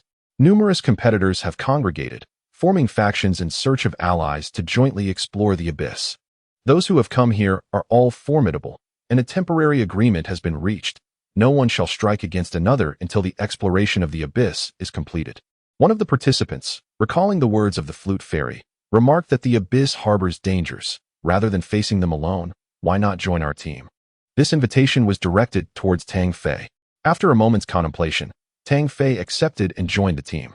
With Tang Fei, the group comprised 7 members, 2 women and 5 men, making it a rather small contingent in this region. The team has appointed me as the temporary leader. Any concerns can be voiced openly.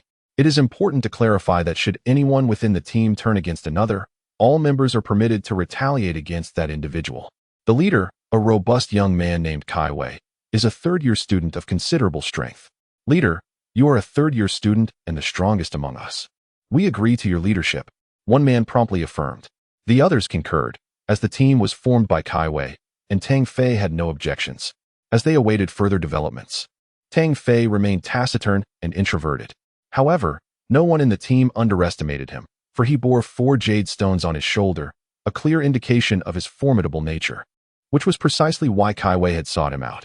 As the canyon trembled once more, over 300 individuals and dozens of teams began their ascent along the cliff towards the depths below. Many formidable figures leapt down from the heights, akin to the Wind God or the celestial sword voyager. The abyss was vast and profound. A stone cast into its depths took a considerable time before its sound reverberated back. Silence enveloped them as they descended together. This place was exceedingly eerie, with dark wisps of smoke rising ominously. Almost everyone was convinced that the peculiar mysteries of the Sailor's Canyon stemmed from this very spot. Most had come for the glory and substantial rewards. A second-class merit was a significant accolade within the military, seldom attained, and coupled with the rank of second lieutenant, it was worth the risk for many. Approximately half an hour later, the first batch of mechs reached the ground, prompting the others to quicken their pace. Fearful of having their achievements usurped, the abyss's floor was incredibly damp, the surface black and exceptionally hard. The massive mechs left no trace upon it. "It's so dark here," exclaimed a girl named Zhong Sisi, her voice sweet and melodic. "What is there to fear? Stick close to me. I shall protect you," boasted a man in his 20s, eager to display his masculinity. "Just take care of Sisi. I don't need your protection, retorted another girl, her tone robust. Unmistakably a tomboy. The man, Lu Wei, frowned and replied, I never said I was protecting you. He cast a glance at Tang Fei, who was trailing behind, and mocked. Hey, what is a big man like you doing at the back? Are you afraid as well? Laughter erupted among the other men. They were all strong, unwilling to show any weakness before the women, while Tang Fei's actions only served to highlight their own bravado. Silence. The atmosphere here is unsettling, and you still have time for idle chatter. Kai Wei's expression was one of displeasure as he cast a glance at Tang Fei, clearly dissatisfied with him trailing behind. Yet he refrained from voicing his thoughts. Tang Fei appeared indifferent, ignoring everyone as he silently brought up the rear, wholly absorbed in sensing the changes within the heart of the ocean. Upon reaching the abyss's depths, the stone inexplicably revealed numerous elemental manifestations of wind and water upon its surface, both energies intensely potent, causing Tang Fei to tremble. What could possibly have caused this? Filled with bewilderment, he concentrated all his mental acuity, probing every inch around him in search of answers. Chapter 67. Abyssal creatures. Tang Fei's silence drew disdain from the other members of the team, who began to question whether the 3 jade stones were indeed seized by him. The abyss was vast and enveloped in darkness, devoid of any light. Although the mechs were equipped with searchlights, none were activated, as doing so would deplete their energy reserves. And even the slightest loss could prove detrimental in such a peculiar environment where conserving strength was paramount. The numerous teams that had entered began to scatter, and after half an hour of exploration, the squad found nothing. It seemed as if they were traversing an empty expanse. Captain, there is nothing here. Could it be that we are overthinking this? One questioned. Lu Wei approached the captain, inquiring, Kai Wei, you are the only third-year student among us. You must possess greater knowledge. What peculiarities lie within this place? Suddenly, the distant sounds of battle erupted, accompanied by cries of alarm. The 7 members instantly heightened their vigilance, casting uncertain glances towards the source of the commotion. What transpired? The sound seemed quite terrifying. Zhong Sisi felt a tinge of fear, as women are inherently apprehensive of darkness. Could it be that a fight had broken out? Was it not agreed that no conflict would ensue in the abyss, lest they be besieged by all?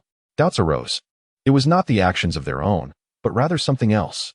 Kai Wei's expression darkened as he dismissed this assertion. Good heavens, what could that be? Could there be monsters lurking?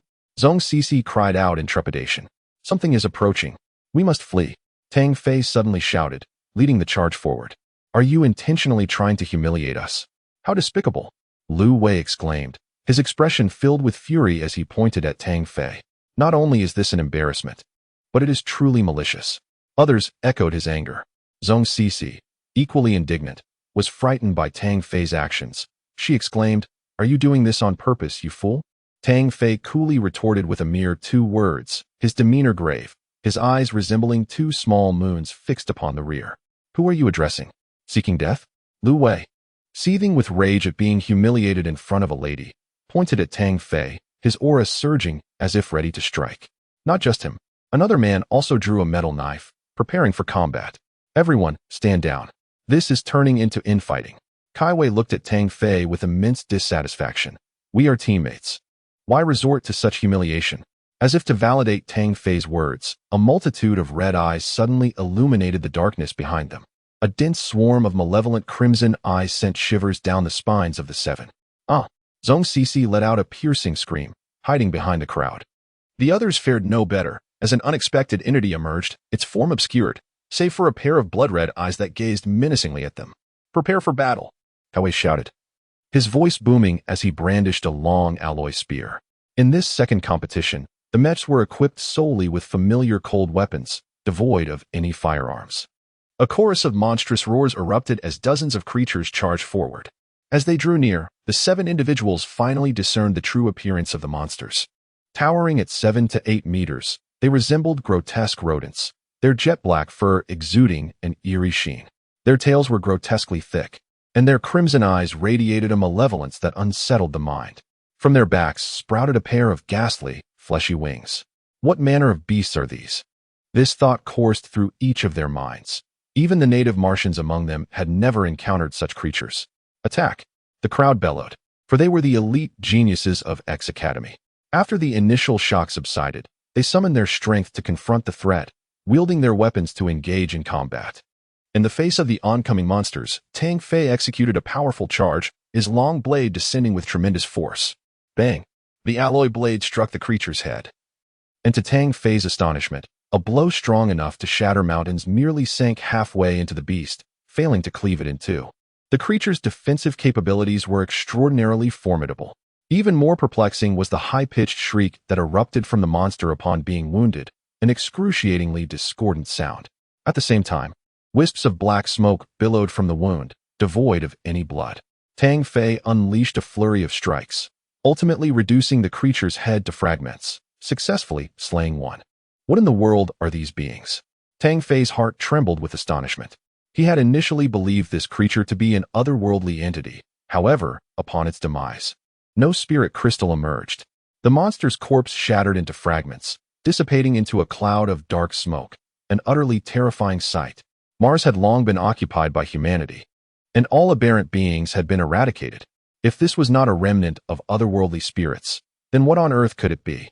Tang Fei sensed a faint connection between this encounter and the purpose of his arrival. What a monstrous creature this is, exceedingly difficult to vanquish. The others gasped in disbelief. Few possessed the sheer brutality of Tang Fei, and their efforts to slay a single beast were far from effortless. A chorus of piercing cries erupted from dozens of monsters, unsettling two individuals in an instant. This brief moment of distraction allowed 10 creatures to launch a fierce assault on one person. Crack! It seemed that the scent of blood heightened the monster's ferocity, inciting even more violent attacks. Do not disperse, gather together, Kai Wei shouted, his formidable strength evident as he wielded his spear. The power of the earth element enabled him to slay 4 monsters in rapid succession, yet the peril was ever present. The remaining 6 stood united, forming a protective circle against the onslaught of the beasts. Separation would only lead to their demise. Tang Fei, Kai Wei, and 2 other men huddled together, while the 2 young women, Zhong Sisi and another, unleashed elemental energy from within their midst. Zhong Sisi, armed with a longbow, activated her genetic restraints, channeling the power of fire. Flame arrow. A surge of fire elemental energy coalesced around her bow, materializing into a blazing arrow. Boom! This arrow possessed immense power, striking down a monster instantly. Another woman summoned the power of the earth element, her mech's arms hanging down to the ground as a soil dragon erupted forth, attacking a monstrous being and shattering its skull. Both young ladies displayed their formidable prowess, prompting the others to courageously engage in battle. As a third-year student and the captain, Kai Wei naturally exhibited exceptional combat strength. The mech radiated with a brilliant golden light, the gold element coalescing upon the spear, instantly bursting forth in a resplendent glow, akin to a divine weapon from the celestial realm. With a cry of kill, each thrust of the spear delivered unparalleled might, vanquishing a creature with every strike, showcasing extraordinary valor. Among the remaining 2, one awakened a forceful rage, launching brutal assaults, while the other manifested an impenetrable defense, appearing invincible in its ferocity. In contrast, Tang Fei's performance was rather ordinary. He refrained from unlocking his genetic shackles, relying solely on his physical strength, taking 4 or 5 strikes to slay a single monster. These creatures are not particularly formidable. At this rate, we shall resolve this skirmish in no time. Zhong Sisi remarked with a playful laugh. Indeed, had we known this would be the case, Brother Nanyu would not have perished. His demise is truly lamentable. Lu Wei sighed, reflecting on the fallen man with whom he had been acquainted. Lu Wei then cast a discontented glance at Tang Fei. We have all exerted ourselves, slaying numerous monsters, yet you remain leisurely, taking 4 or 5 strikes to dispatch just one. The others, upon noticing, wore displeased expressions. Another man, dark-skinned with cropped hair, mockingly remarked, "What a waste. Those 3 jade stones were squandered on him. Hey, since you've joined the team, why not hand over the jade stones? This way, you would also benefit from our protection." Lu Wei smirked deviously. Kai Wei harbored doubts regarding Tang Fei's capabilities. However, as they were a united team, he intervened, urging restraint. "We are all in this together. Let us refrain from unnecessary words." Tang Fei remained silent, choosing not to engage with such foolishness. Lu Wei, with fervor, struck down a monster and continued, "Captain, he contributes nothing to the team. His skills are lacking. We shall not sustain the inept. Perhaps it would be best to expel him." Zhong Sisi, with a beautiful frown, countered, Lu Wei, this place is perilous. If he leaves the team, how will he survive on his own? Lu Wei scoffed, survival of the fittest. If he remains with us and danger arises, he will only be a burden. It is better to remove him sooner rather than later. Kai Wei frowned. He did not wish to sever ties at this moment. Although Tang Fei's prowess appeared lacking, he was still capable of handling monsters. And it was his earlier warning that had heightened the group's vigilance. Lu Wei, this is not the time for such discussions. We must swiftly eliminate the monsters and escape. We cannot predict what may transpire next. As the captain, Kai Wei's formidable presence quelled Lu Wei's objections, yet his gaze remained fixed on Tang Fei, brimming with contempt and derision. He was a man who held grudges. Tang Fei's earlier remark had already offended him. In less than 10 minutes, dozens of monsters were vanquished. The group, aside from Tang Fei, was exhausted, having endured significant strain from the continuous activation of their genetic restraints. You certainly excel at slacking off. A waste is a waste. Lacking in strength, and yet still attempting to evade responsibility. Lu Wei sneered at Tang Fei. In contrast, Tang Fei gazed into the distance, his expression tranquil, seemingly indifferent to his opponent's disdain. Lu Wei felt a profound sense of humiliation. Despite his considerable reputation among the second-year students, he was utterly disregarded, igniting a fierce anger within him. Hey, I'm talking to you. Can you hear me? Useless fool. Are you too scared to respond? Lu Wei scoffed, glaring daggers at Tang Fei.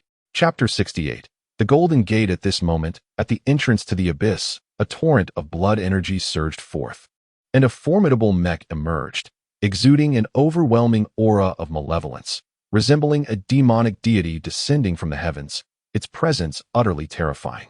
Were there others present? They would undoubtedly cry out in awe, for this was the top-ranked powerhouse on the wind and cloud list, known as the Blood Demon, Taster. Why has this generation encountered such turmoil?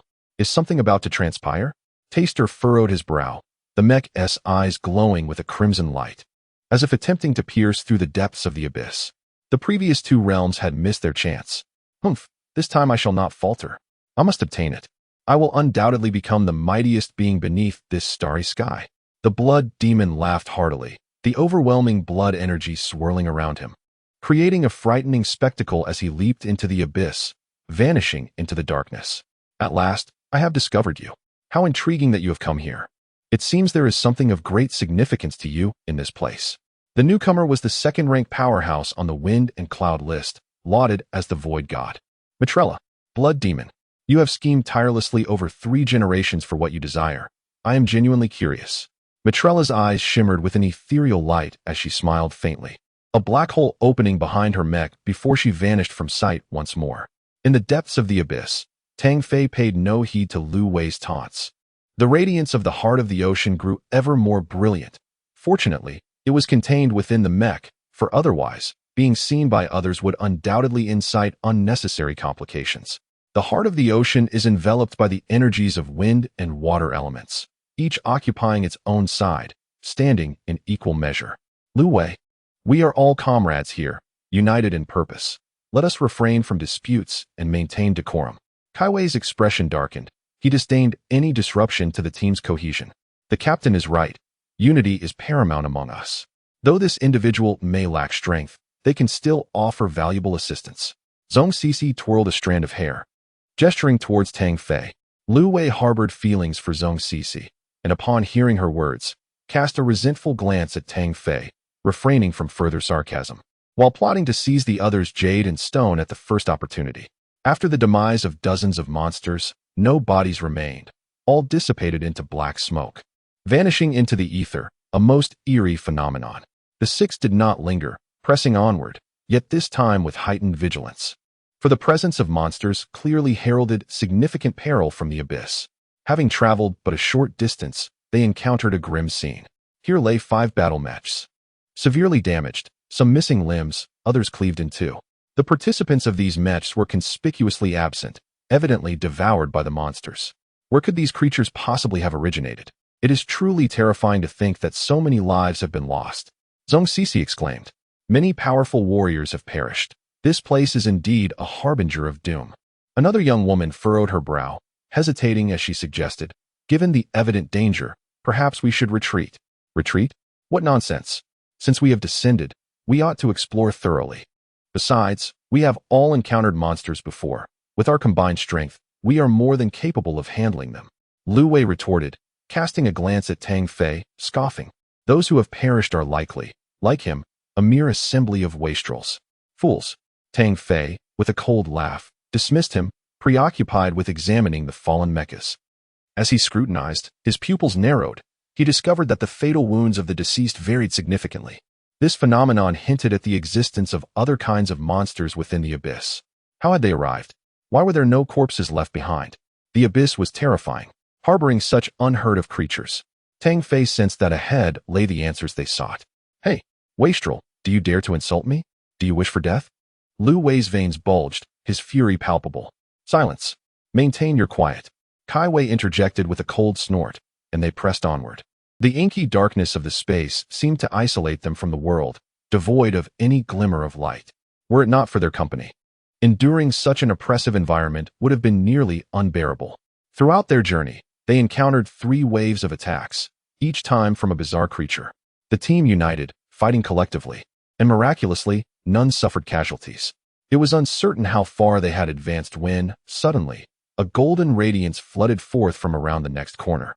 Strikingly brilliant against the black backdrop, the 6 sprinted towards the source, exhilarated by the change after such a long passage.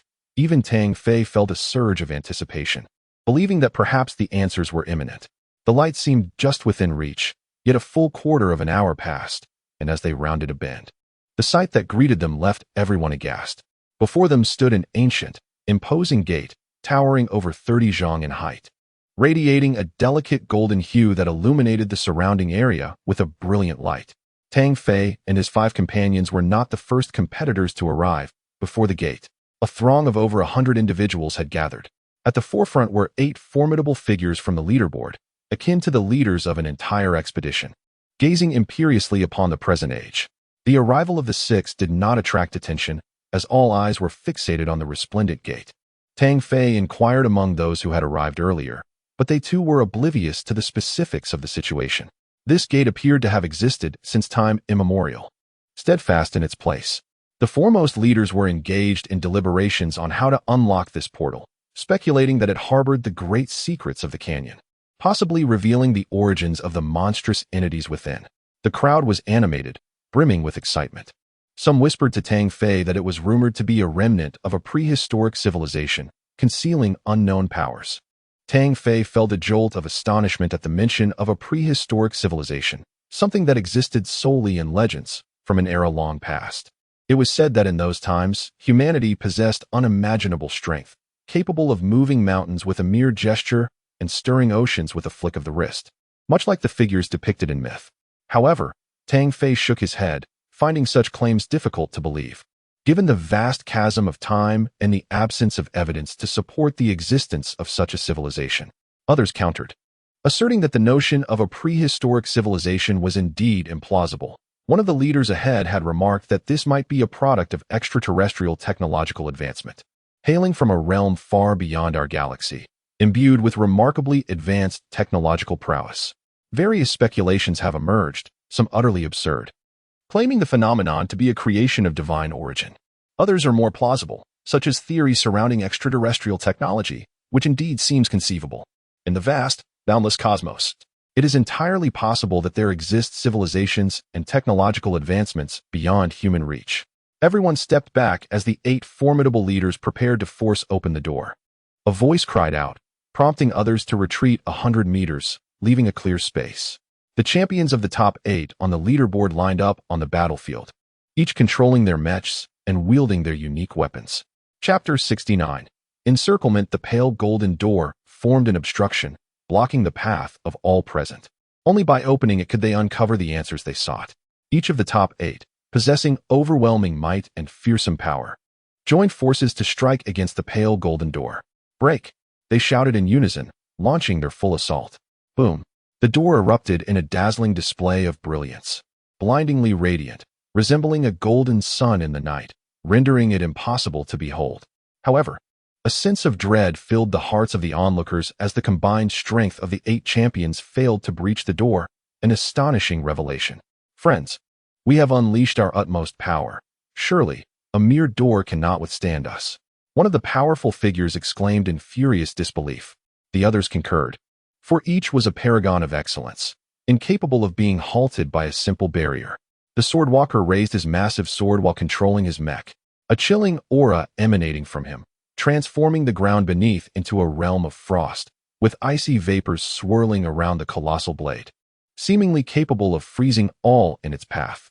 The son of the fire god, Su Xian, commanded his mech, conjuring two fiery dragons that danced around him, infused with terrifying elemental energy, as if intent on incinerating everything in their vicinity.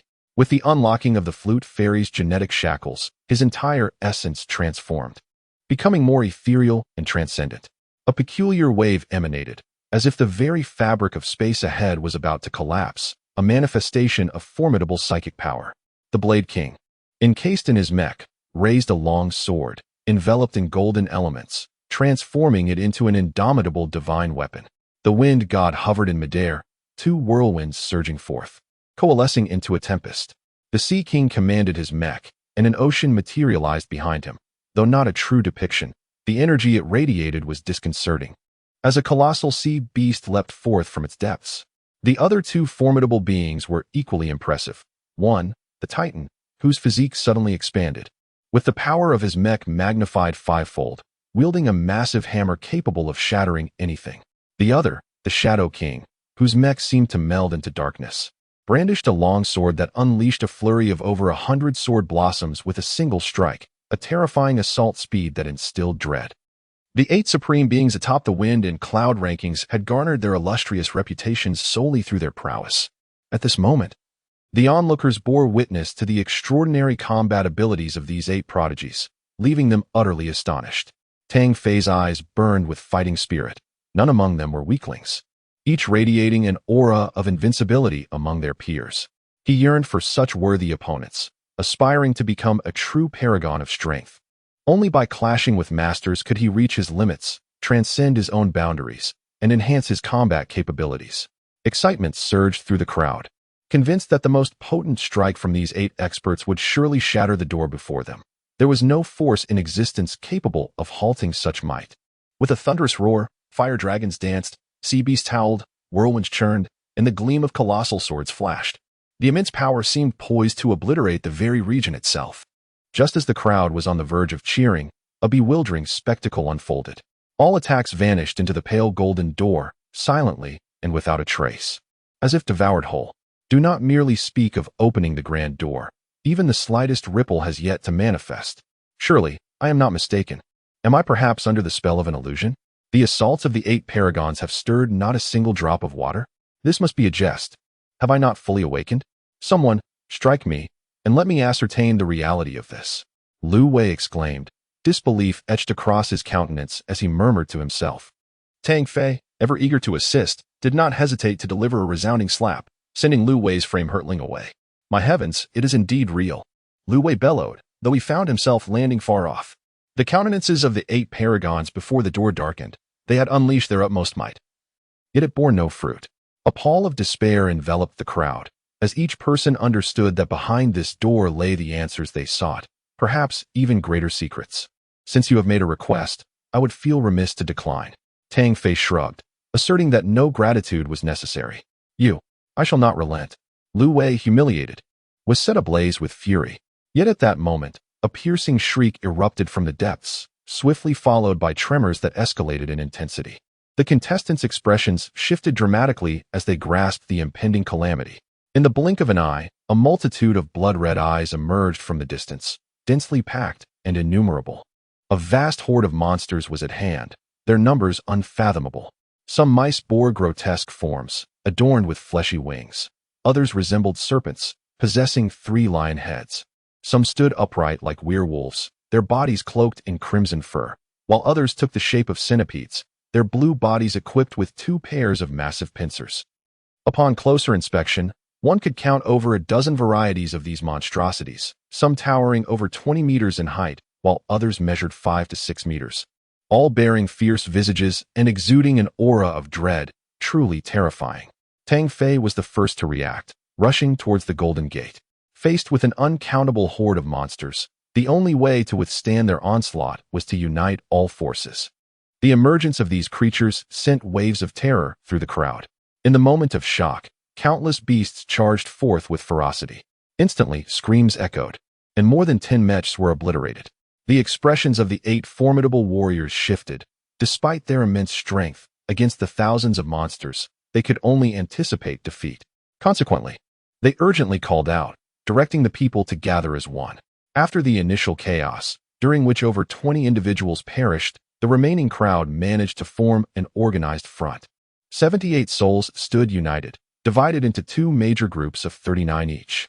The front line engaged in close combat to fend off the creatures, while those at the rear provided ranged support to slay the beasts. A vast expanse was engulfed by monsters, stretching beyond the horizon, in the depths of darkness. The true number of these fiends was unfathomable. For every one that fell, 2 more surged forth, an endless tide. For ordinary warriors, despair would likely set in at a mere glance. Yet, this group comprised members of X Academy, the young geniuses of the Solar Alliance, each one imbued with formidable strength. Together, their combined might could annihilate all. Though the monsters were ferocious and their numbers seemingly infinite, for the moment, they were unable to breach the defenses. Tang Fei, being the first to react, was assigned to the second team. He remained composed, observing the distant monsters with a calm demeanor. He noted that each monster, upon perishing, transformed into a wisp of black smoke. Yet unlike before, this smoke did not dissipate into the air. Instead, it ascended and coalesced at an elevation of over 100 meters. This was peculiar. What exactly was this black smoke, and what purpose did it serve? Tang Fei pondered silently, simultaneously perplexed by the assault of these creatures. Having previously encountered and battled them, he understood that these abyssal monsters lacked intelligence, attacking solely upon detecting the presence of foes. So, how did these countless monsters come to be? Why were they surging towards them in such a frenzy? Tang Fei theorized that only 2 possibilities could elucidate this situation. The first was the presence of something that could drive the abyssal monsters into a frenzy, attracting them here. The second was that someone was hurting these creatures, compelling them to converge. He deemed the first possibility unlikely, had there been an attractant for the abyssal monsters. The area would have been swarming with them prior to their arrival. However, if the second scenario were true, it would be utterly terrifying. Who could possibly wish to eradicate them so thoroughly? What could be the motive behind such actions? A chill gripped Tang Fei's heart as the onslaught of abyssal monsters evoked a sense of conspiracy within him. The battle raged on, with each participant skillfully maneuvering their mechas to unleash their full combat potential. For a continuous half-hour, they succeeded in exterminating thousands of monsters, yet the battlefield remained unchanged. The abyssal creatures seemingly inexhaustible. The first team had reached their limit and required a respite. Tang Fei's second team swiftly stepped in to replace them. The influx of fresh forces reignited the fervor of the conflict. A colossal sword, imbued with boundless frost, engulfed the scene before me. As a monstrous creature with 7 serpentine heads and a lion's visage became ensnared in ice, dissipating into a plume of black smoke. Meanwhile, the ocean surged mightily. As sea beasts emerged, all composed of water elements, plunging into the horde of monsters and wreaking havoc. Talented individuals unleashed their genetic restraints, their formidable powers unleashed, obliterating numerous abyssal creatures, only to be swiftly overwhelmed by the relentless onslaught of more beasts from behind, plunging into fierce combat once again. 2 arduous hours elapsed. Yet the number of monsters showed no sign of diminishing. They remained inexhaustible. The participants had rotated 4 times, their numbers dwindling to just over 50, suffering grievous losses.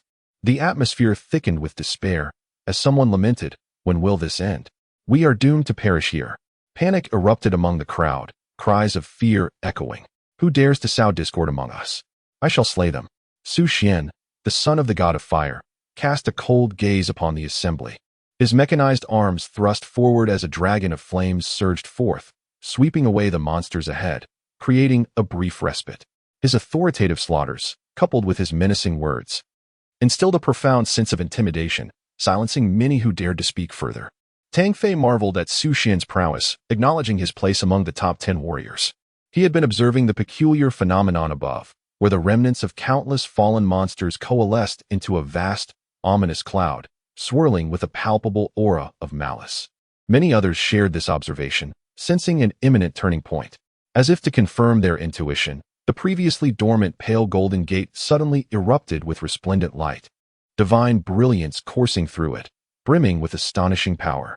As the golden radiance burst forth, the ominous clouds swirled and surged, rushing towards the golden gateway, seemingly intent on engulfing and devouring it whole. Everyone is uncertain whether this change is for better or worse. They can only watch this scene unfold with wide eyes. It is finally about to begin. Suddenly, a booming laughter resonates from the sky, shaking the very ground beneath. Who dares to play tricks here? The mighty Hercules bellows, clearly displeased with such laughter. Who are you to be so brazen before me? Abruptly, from the spot where the dark clouds once loomed, a figure descends. Clad in a shimmering mech, it emanates a pulsating aura of blood, resembling an unparalleled beast of terror. It is none other than the formidable blood demon, Tysd. Gasps of astonishment escape the lips of all present. This esteemed figure rarely graces the sight of the X-Academy, often shrouded in mystery. Hercules' expression darkens. He knows the blood demon is a twisted being of immense power. Had he been aware it was him, Hercules would have certainly refrained from engaging.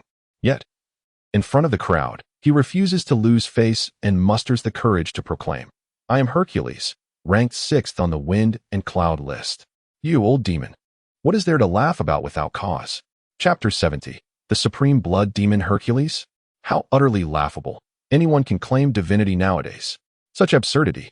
The blood demon laughs heartily, his demeanor dripping with disdain. Humiliated before so many, Hercules' countenance darkens, rage boiling within him. Old demon, do you seek a duel? Do not push me too far. You are hardly worthy to be my opponent. The blood demon's laughter is wild, his words exuding an air of invincibility. This statement ignites the fury of other top 10 warriors on the wind and cloud list. If even the 6th-ranked Hercules is deemed unworthy, then what of the likes of Blade King, Wind God, Shadow King, and Sea God? This statement has offended everyone. Who among them is not a proud and ambitious individual? Each one is a contemporary genius, always exuding unparalleled self-confidence. The Hercules raises his hammer and bellows. Anyone can boast. I wish to see if your title of the foremost is truly deserving. His furious roar reverberates through the abyss. As an E-level awakened being, the Hercules' power has reached a terrifying magnitude. With continuous energy accumulation, he manipulates the mech to wield a colossal alloy hammer, delivering a strike with the force of tens of thousands of pounds, capable of splitting mountains and shattering rocks, a truly fearsome display. The onlookers are awestruck. This blow is so formidable it could obliterate any adversary, justifying his moniker of Hercules. A mere parlor trick. The blood demon scoffs, moving with astonishing speed. The mech seems to teleport, and with a surge of blood energy, he darts forward, wielding a crimson, peculiar blade that slashes diagonally, colliding with the hammer. Astonishingly, the immense force of tens of thousands of pounds is absorbed by the blood demon with a single strike, leaving him unscathed. Simultaneously, he executes a swift kick, forcing the Hercules to block with both arms and retreat several meters. How formidable! The Hercules is astonished. His previous blow had been an utmost exertion of strength, yet it was effortlessly countered by his opponent. The other powerful individuals present share his shock. To so easily withstand the wrath of the 6th strongest warrior speaks volumes about the blood demon's unfathomable strength. Many realize that the blood demon did not face the hammer head-on, but rather unleashed 6 rapid strikes with his blade, dissipating the hammer's force. This further highlights the blood demon's terrifying prowess, demonstrating not only raw strength, but also extensive combat experience. With such prowess, he dares to step forth and display his skills. The blood demon scoffed coldly, his gaze frigid. With a single step, a surge of blood energy enveloped him, akin to a formidable deity. The mech struck down with an overwhelming force. The Hercules' countenance shifted dramatically. He found himself unable to evade this blow, as if all avenues of retreat had been sealed. Hastily, he braced himself, his arms swelling with strength to meet the assault. Bang! The Hercules was sent flying, crashing against the golden gates with a resounding explosion. What a farce! The Hercules was merely a muscle-bound fool. The blood demons strike astonished all around. The Sword King and Shadow King, who maintained a cordial relationship with the Hercules, could not stand idly by as the blood demon displayed such arrogance. Blood demon, your prowess is commendable, yet do not presume too much, the Sword King admonished. The Shadow King stepped forward, his sword angled menacingly. Blood demon, What are your true intentions lurking in the shadows? Did you summon these creatures? The flute fairy, Suxian, and others gazed at the blood demon with eyes aglow, as if their stares were tangible. Why should I require your guidance in my affairs? Whether I summon them or not is irrelevant. Begone. The blood demon retorted mockingly, his blood energy surging, his eyes seemingly ablaze with crimson light. At that moment, the golden gates were enveloped by an unusual dark cloud, gradually undergoing a transformation. The pale golden radiance shifted to a shade of gray. Blood demon. Excessive confidence borders on hubris. Your claim to the top position is nearing its end. The Shadow King wielded his sword, commanding the mech to conjure phantoms and unleashed a barrage of 108 strikes, sealing every possible escape. The Sword King followed suit, summoning golden elemental forces that cascaded like a swarm, materializing 3 golden blades from above to cleave downward. A flock of jesters. The Blood Demon, undeterred and fueled by an even greater rage, charged forth like a formidable fiend. The battle commenced, a clash of unparalleled titans. The 5th Shadow King, the 6th God of Strength, and the 9th Blade King united against the Blood Demon, heralding a breathtaking spectacle at X Academy. Could it be that a new ranking was about to unfold? Someone gasped in astonishment.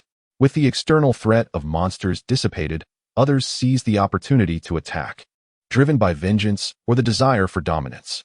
In an instant, as the mightiest engaged, chaos erupted in this realm. The Sky Sword Walker wielded an icy greatsword, slashing towards the flute fairy with a frigid demeanor, showing no mercy. Hey, is it not disgraceful to strike a lady?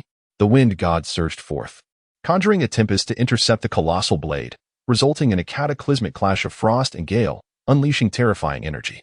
You dare tread on my foot? I'll teach you a lesson. How dare you touch me? I'll fight you to the end. You scoundrel!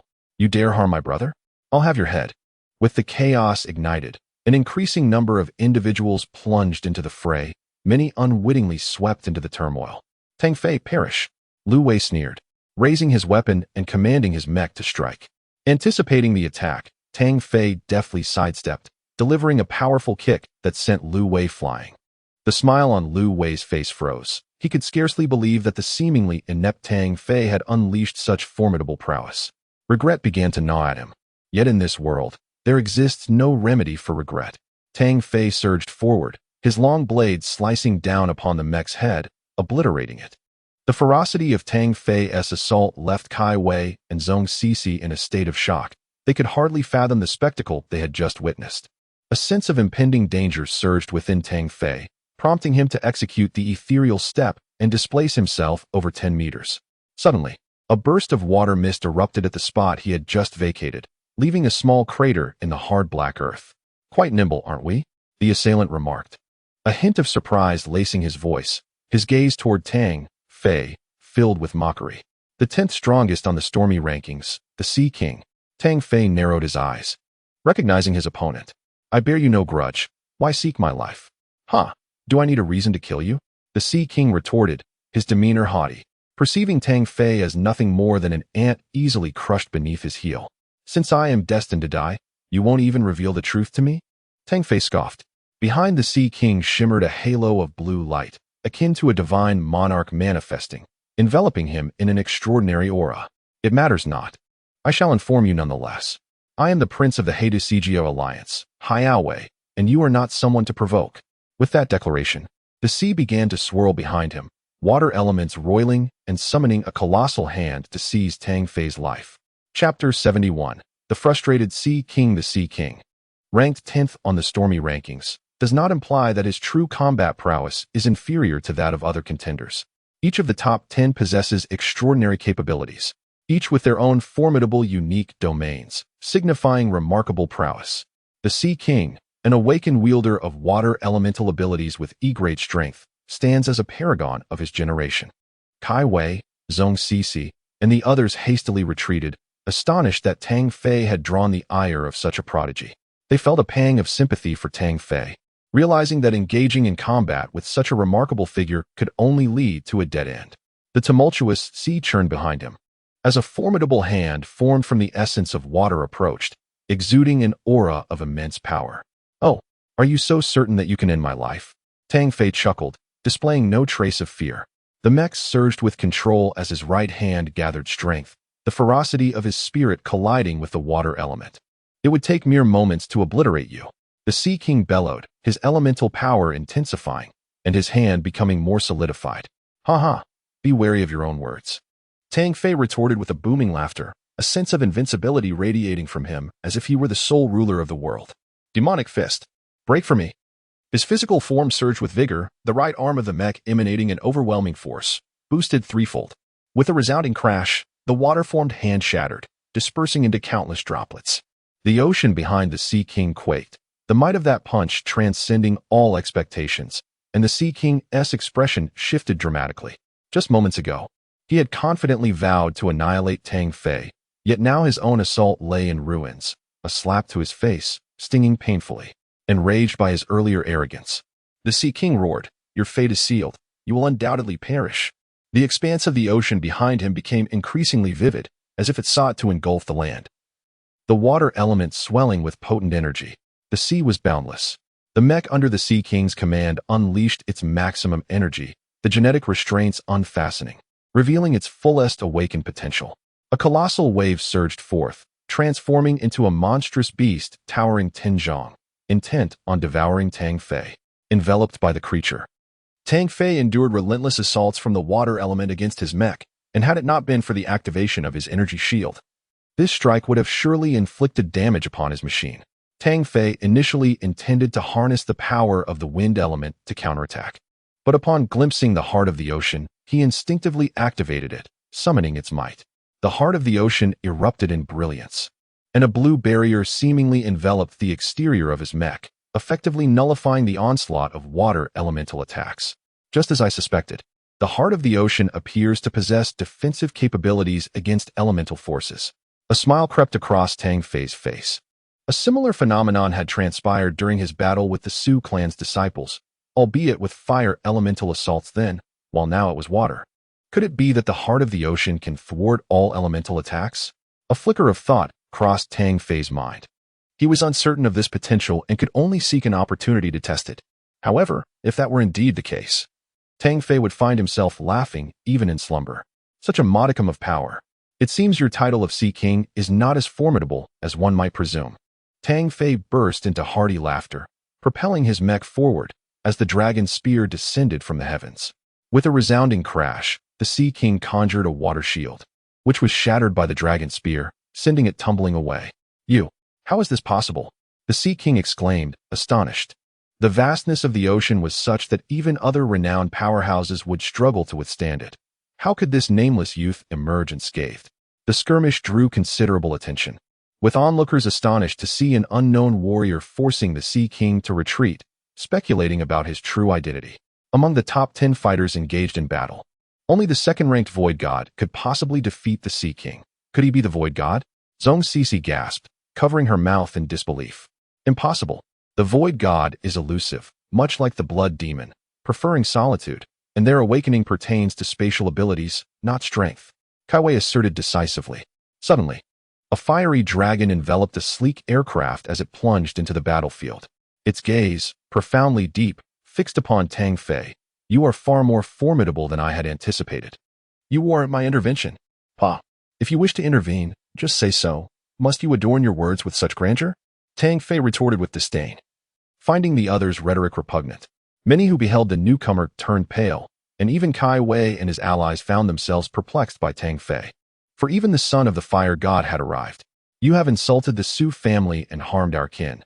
Today, you shall receive due retribution. Su Xian declared with an indifferent expression, a fire dragon swirling upon his craft, truly resembling a deity of flames. Do not delude yourself into thinking you are a god. I act with a clear conscience. Must the Su family alone have the right to bully others while forbidding any retaliation? How utterly absurd. Tang Fei scoffed, pointing at Su Xian and the Sea King, a fierce battle spirit surging forth. So-called deities, unleash your might. Allow a mere mortal like me to witness your prowess.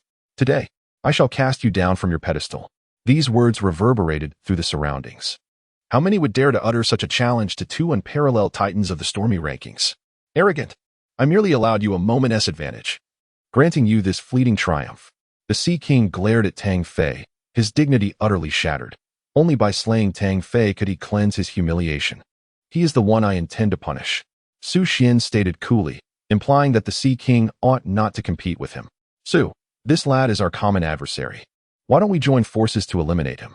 The Sea King, momentarily taken aback, then chuckled, having witnessed Tang Fei's extraordinary capabilities, wishing to ally with the son of the fire god to vanquish him.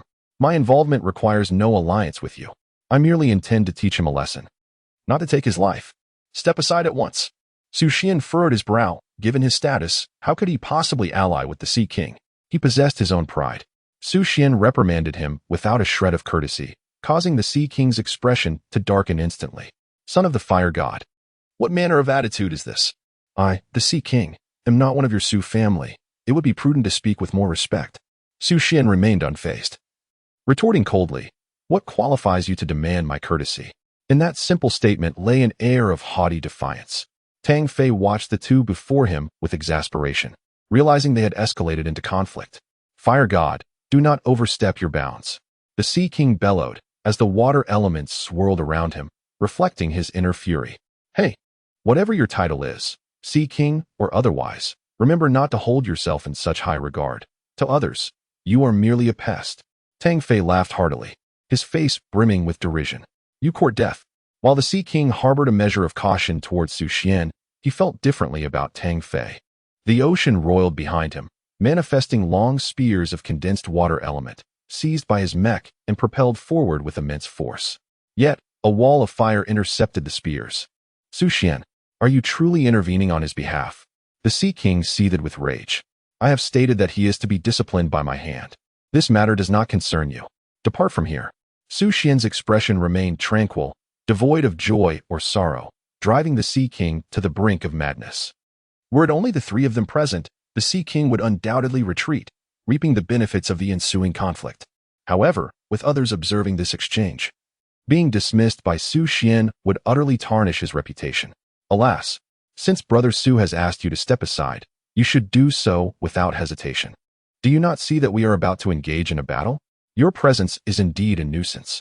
While I understand your trepidation towards Brother Su's formidable presence, it is unwise to sacrifice your dignity for the sake of pride. Tang Fei's mocking laughter echoed, inciting the tension further. Silence, roared the Sea King. If he were to truly withdraw, he would be perceived as succumbing to Su Xian's might. Yet if he persisted, a fierce confrontation loomed. Su Xian, our paths do not cross. Do not meddle in my affairs.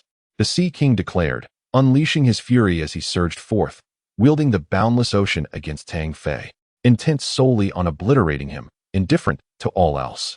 Stand back, Su Xian commanded, flames erupting around him, forming a barrier of fire that separated the two. Break through. The Sea King forcefully charged through the inferno, accompanied by three colossal, shark-like beasts, crashing through the waves with lethal intent. O Sea King, why put yourself through this? Tang Fei evaded confrontation, gracefully gliding towards Su Xian, dodging with such finesse that it appeared as though the Sea King targeted Su Xian instead. With a thunderous roar, a fire dragon emerged, clashing against the fearsome sharks, its divine power awe-inspiring. Su Xian, your actions will only serve to benefit this fool, the Sea King exclaimed in frustration. I operate according to my own fate. This is my final warning. Step aside, or do not blame me for my actions. Su Xian's expression turned grave as he issued his ultimatum. You dare to challenge me, Su Xian? You truly believe I, the Sea King, fear you? I shall experience your strength firsthand. Driven to madness, the Sea King brandished his weapon, a trident, reminiscent of the legendary arms wielded by the deities of the sea. Water flows from the ocean, boundless as the heavens. The 9 dragons sing of the sea. The Sea King's renowned skill, a battle technique infused with the essence of water, manifests in a magnificent display. A vast ocean blankets the sky, as a celestial blue water dragon, seemingly sentient, bursts forth from the heavens. The colossal dragon descends with an air of divine authority. Surrounding this spectacle, several gifted individuals cease their confrontations, gazing in astonishment at the unfolding scene. Are the Sea King and the son of the fire god about to engage in battle? Who is this individual that compels 2 titans to clash, seemingly intent on determining victory in a single strike? Possessing formidable power, sometimes a decisive blow is all it takes to establish dominance. Evidently, the Sea King intends to shatter all obstacles with his ultimate technique. Ah, what a remarkable maneuver. For the first time, Su Xian's expression shifts as a spark of combativeness ignites in his eyes. Flames, born of fire elements, surge forth, coalescing into fiery orbs that encircle his mech. In an instant, dozens of fireballs, each several meters in diameter, gather around him. The fiery meteor shower. Su Xian thrusts his hands forward, sending the multitude of fireballs soaring into the sky, accompanied by waves of force that reverberate in all directions. The scene resembles apocalyptic devastation as the fireballs, akin to meteoric showers, hurtle towards the water dragon and the sea king. The clash of water and fire elements ensues. The powers of two elemental awakeners threaten to obliterate this region. These opposing energies are inherently at odds. Will water extinguish fire, or will fire evaporate water? Tang Fei and the onlookers watch in awe as this spectacle unfolds. Chapter 72. The Gateway opens. The confrontation between the son of the fire god and the sea king captivates the hearts of all. Tang Fei observes from the sidelines. Witnessing such a duel among masters proves advantageous for him. Having recently awakened the power of the wind element, even with the ocean heart aiding his comprehension, he still finds himself lacking in experience. Amidst the clash of two formidable elemental awakeners, paragons among their peers, Tang Fei gained a profound understanding of elemental energy. The fiery meteor plummeted, its terrifying aura seemingly poised to annihilate the world. 9 water dragons roared, colliding with the scorching meteor, causing the very fabric of space to tremble, as if time itself were on the verge of halting, inducing a fleeting moment of disorientation.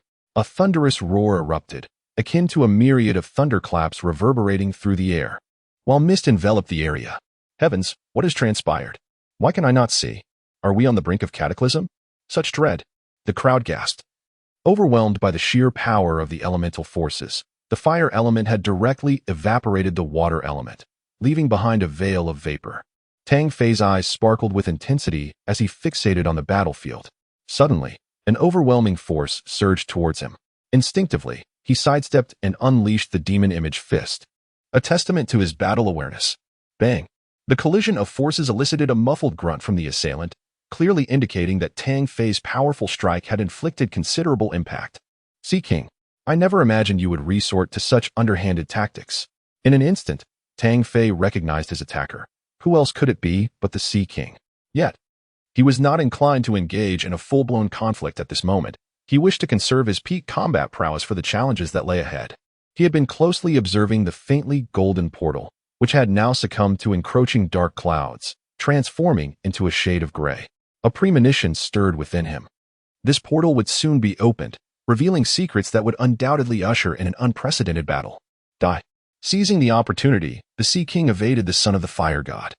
Su Xian, as 3 water dragons surged forth, their gaping maws ready to consume. Get away, Tang Fei roared. His fists seemingly capable of splitting the heavens and shattering the earth, exuding an unparalleled might as he engaged in fierce combat with the water dragon, ultimately shattering the 3 water elementals coalescing into the beast.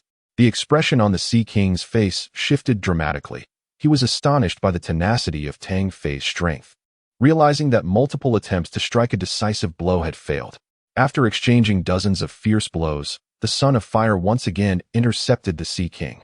Su Xian, a scion of the Su family, bore a distinguished status and formidable prowess, truly embodying the title of prodigy. He regarded his peers with disdain, and the Sea King was no exception. Su Xian, I am aware of your might.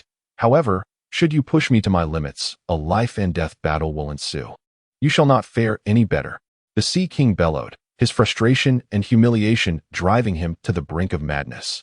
Knowing that today's events would inevitably be the subject of ridicule, Su Xian's demeanor remained icy as he pointed at the Sea King, his eyes ablaze with combat fervor, declaring, "The individuals I have chosen are not to be interfered with.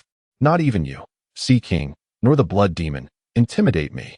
Moreover, you lack the qualifications to engage me in a life-and-death struggle." This statement was an unabashed insult, leaving the Sea King momentarily at a loss, as he had no desire to confront the Su family's genius unless absolutely necessary.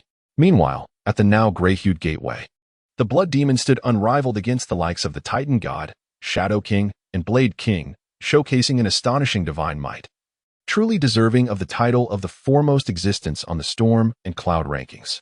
Tang Fei marveled at the Blood Demon's strength when suddenly, The heart of the ocean emitted a faint glow, directing his gaze toward an empty area of the battlefield, sensing the presence of another. Ah, someone can detect me. This is impressive. The void deity, lurking in the shadows, gazed in astonishment at Tang Fei's side.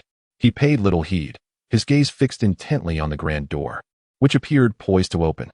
It was astonishing that such a vast amount of dark energy could breach it. What truly lay within?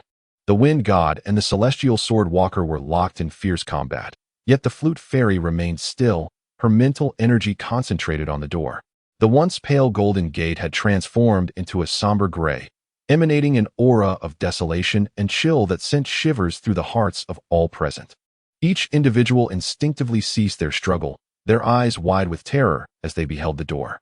With a thunderous rumble, the abyss trembled, and the gray door creaked open, releasing an ancient, cold atmosphere that instilled a profound fear of the unknown. The crowd recoiled, their alertness heightened to its zenith, for none could ascertain what lay beyond the threshold. The door swung wide, resembling a portal to the underworld, as tendrils of black mist swirled within, obscuring any view of the interior.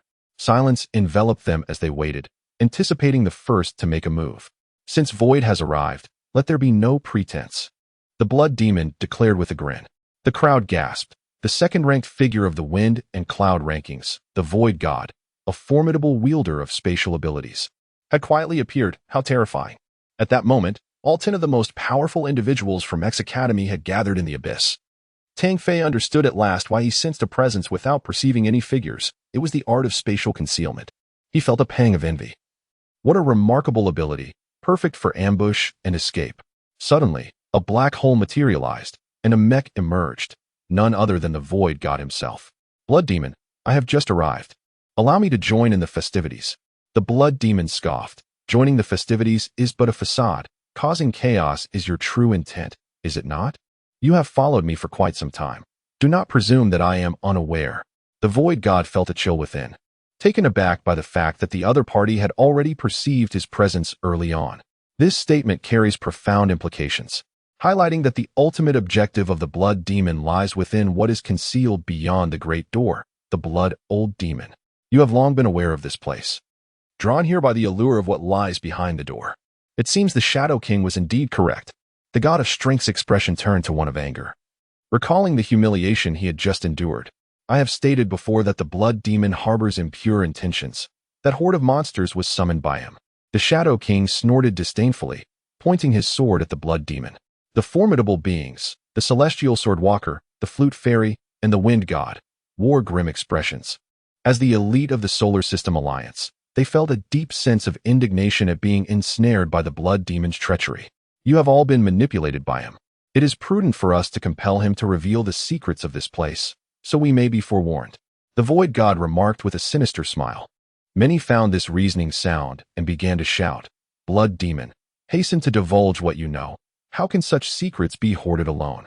Blood Old Demon, now that your true nature has been exposed, swiftly disclose the mysteries of this realm to us. A throng of voices clamored at the Blood Demon, who merely laughed coldly in response. A gaggle of fools, daring to raise their voices against me. The Blood Demon conjured a blood arrow, targeting a contestant beside him, and with a swift motion, pinned the individual to the ground. You may be formidable, but can you truly stand against us? The Shadow King snorted, as several of the top 10 contestants stepped forward, exuding an overwhelming pressure. Regardless of your numbers, I fear nothing. The Blood Demon proclaimed with an air of invincibility, though his tone shifted soon after. Nevertheless, it matters not. I shall share with you what you seek. The Blood Demon spoke with an imposing demeanor, revealing his knowledge not out of coercion, but rather a sense of urgency. The specifics eluded me. However, one undeniable truth remained. Danger lurked within the gates. The Void God was the first to erupt in laughter, mocking, Are you jesting? Who is unaware of the peril inside? You know nothing. This is a realm of darkness, a legendary resting place for gods and demons, fraught with immense terror. Yet, it also harbors great opportunities. The Blood Demon continued, unperturbed by the audience's skepticism. You should be aware that there exist myriad awakened abilities, yet only a select few are said to possess legendary powers, rare even within the vast galaxy. Many nodded, acknowledging the existence of such abilities in folklore, though scarcely witnessed in reality. Those powers were akin to deities, terrifying in their might. Abilities such as the laws of time, radiant energy, and dark energy, among others, were nearly non-existent in the tangible world. However, I must emphasize that behind those gates lies the very source of dark energy. The Blood Demon's proclamation sent shockwaves through the crowd. This revelation was monumental. If disseminated, it could upheave the entire galaxy. Did I hear correctly? Dark energy? Such powers belong to the realm of the forbidden. A voice of disbelief echoed through the assembly. It was said to originate from the underworld, embodying the strength of gods and demons. Surely, this cannot be true. Mastery over darkness equates to dominion over the night, a power unprecedented. No one could maintain composure. Even Tang Fei felt his heart race, unable to grasp the enormity of the claim. Was it possible that the source of the ocean's heart lay within this so-called dark energy? Tang Fei's heart quickened as he swallowed hard, contemplating the implications if his suspicions were indeed valid.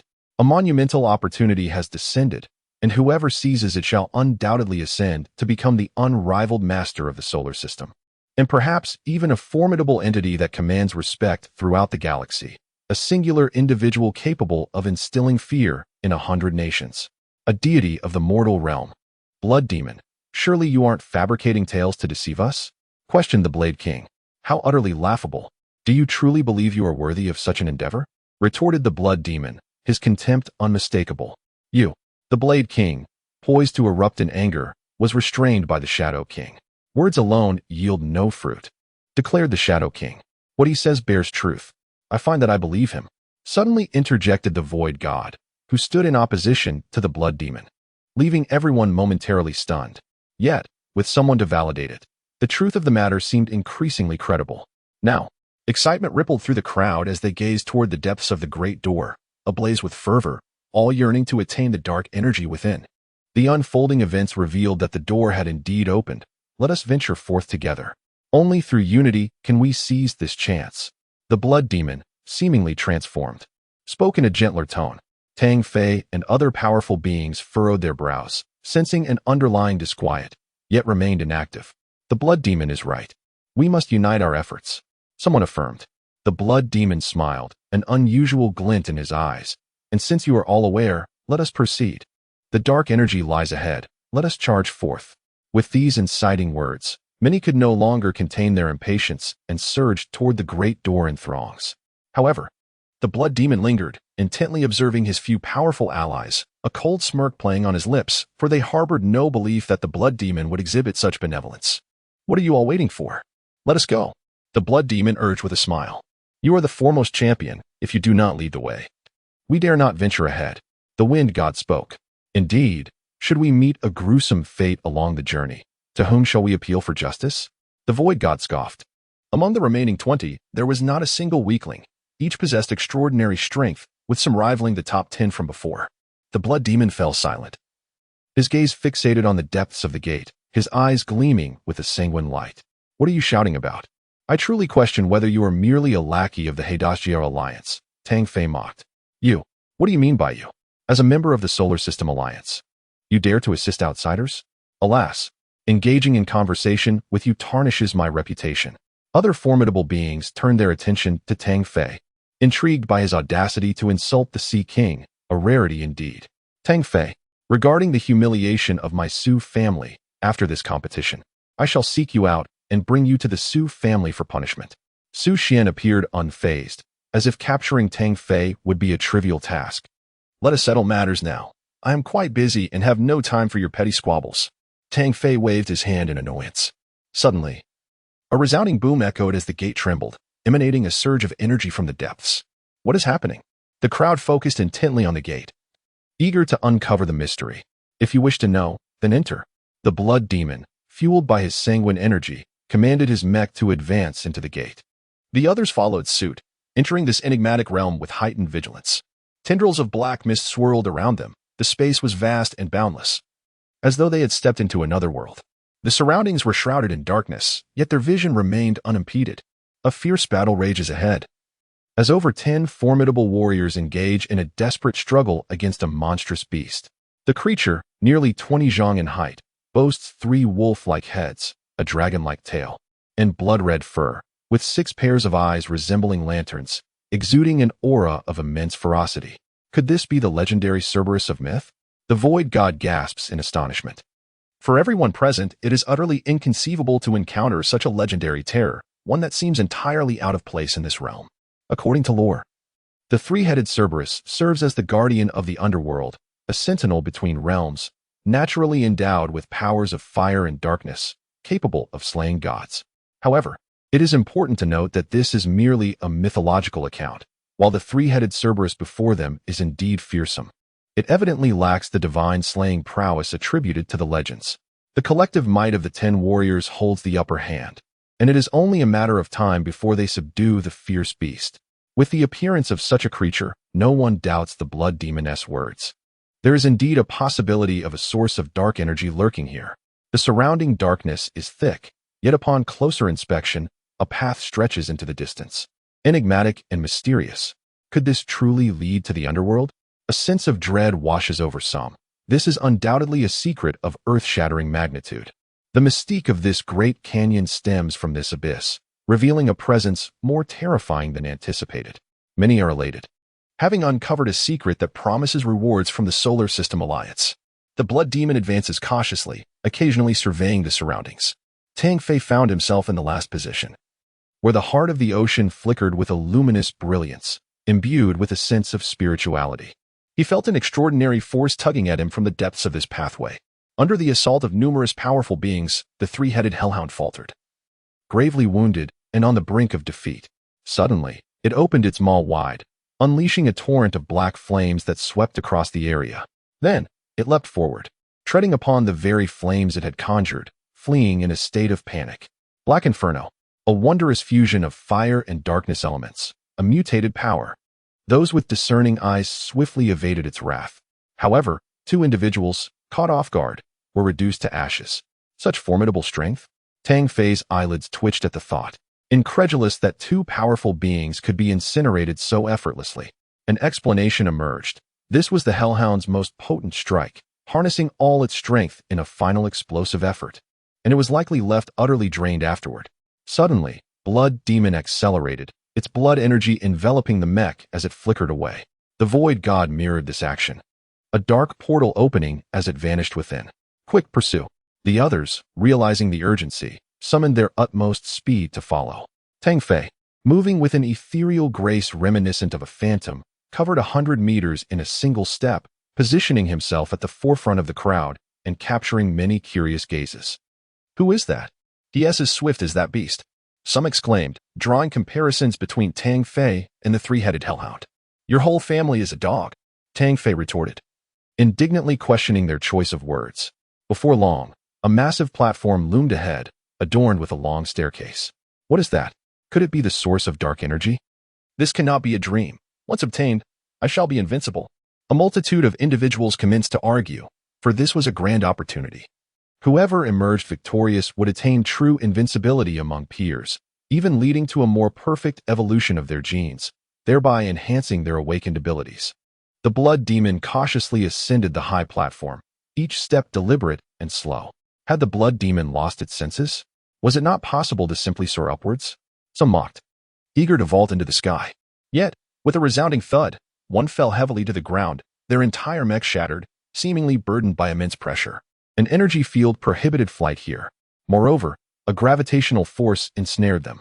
The flute fairy articulated the crux of the matter. Without hesitation, everyone ascended the staircase. To lag behind would mean losing the opportunity, and none were willing to forfeit this chance. Tang Fei stepped upon the staircase, feeling no particular discomfort. The gravity felt akin to that of ordinary terrain. The staircase stretched endlessly above, comprising 99 steps. It appeared not too daunting, yet each stride was exceedingly arduous. After conquering the first 10 steps, the gravity doubled.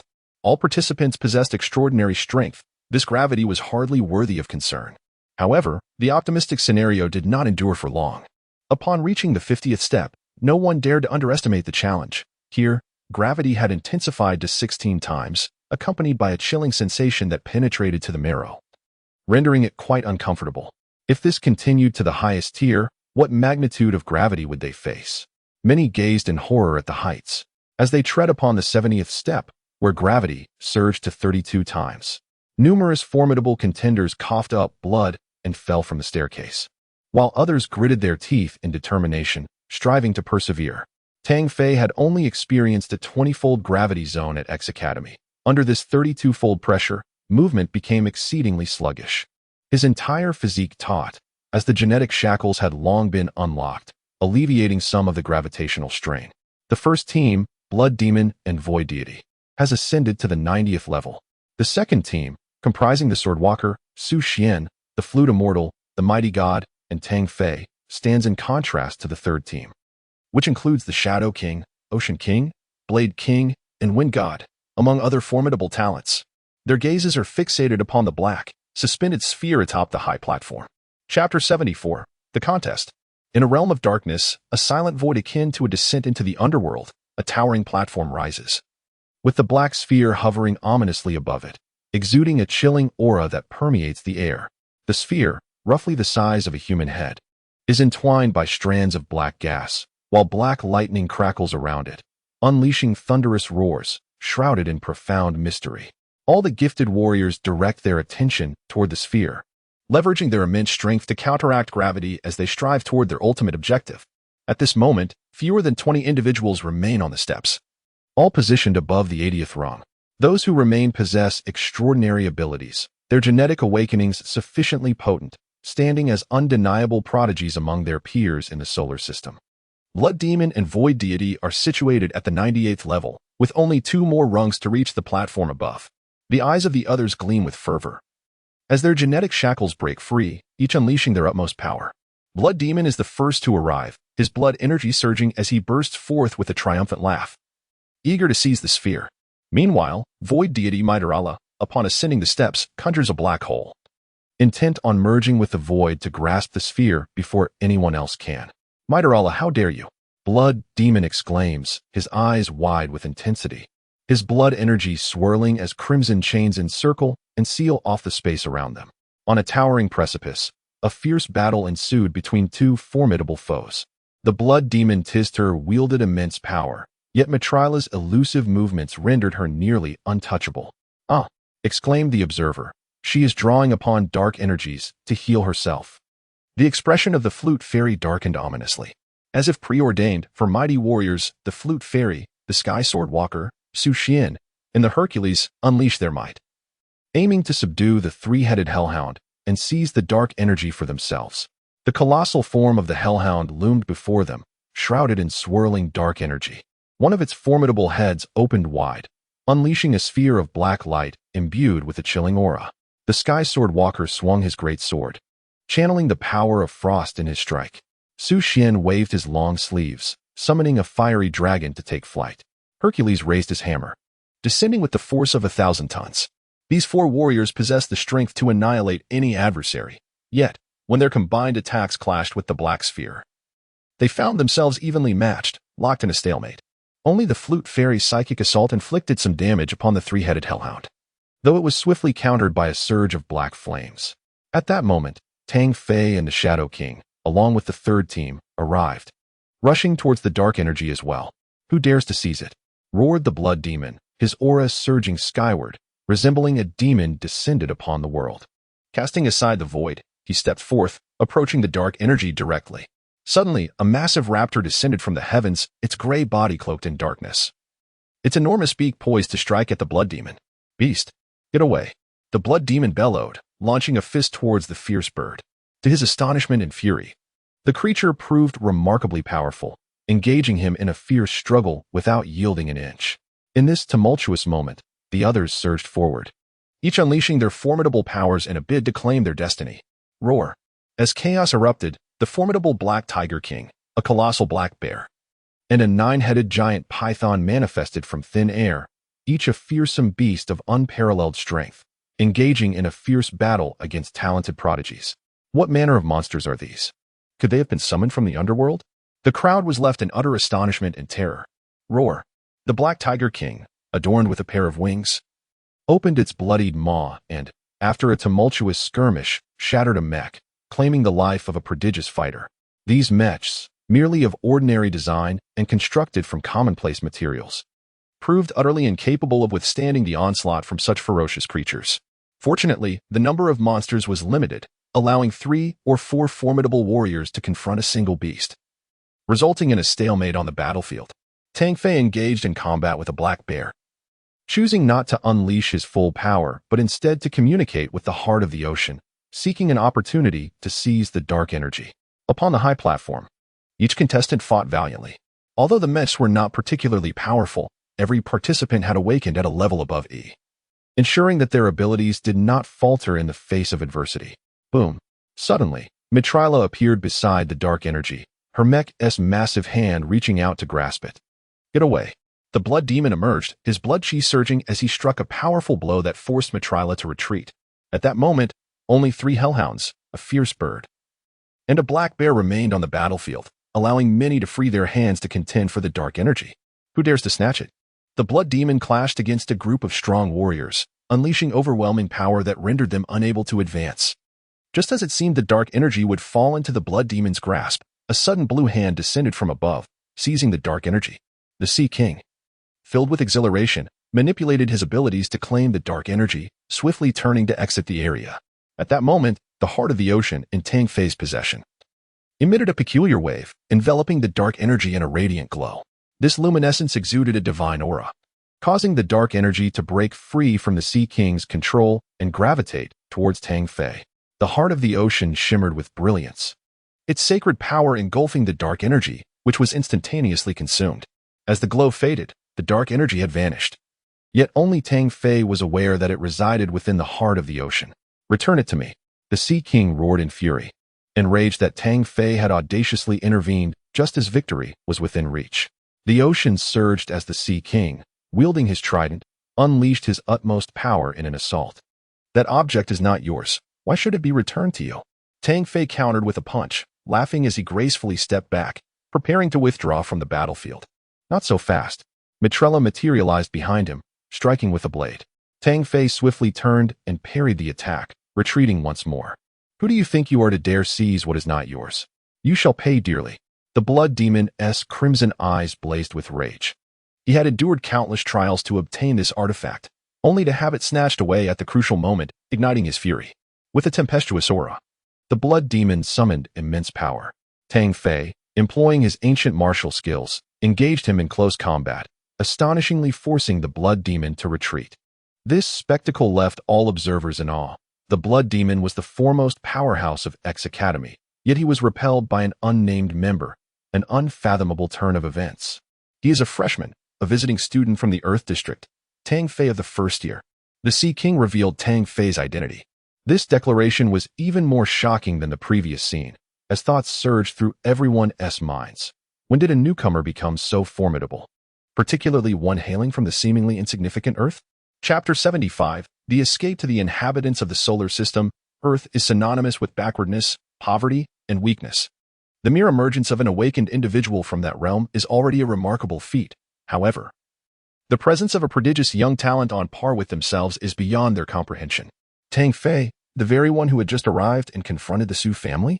The Blade King's eyes widened, amusement dancing in his gaze as he observed Su Xian's reaction. Most had heard of Tang Fei's name, but had once dismissed it. Now, they were compelled to acknowledge this junior from Earth. Dark energy is not something a mere Earthling can contend for.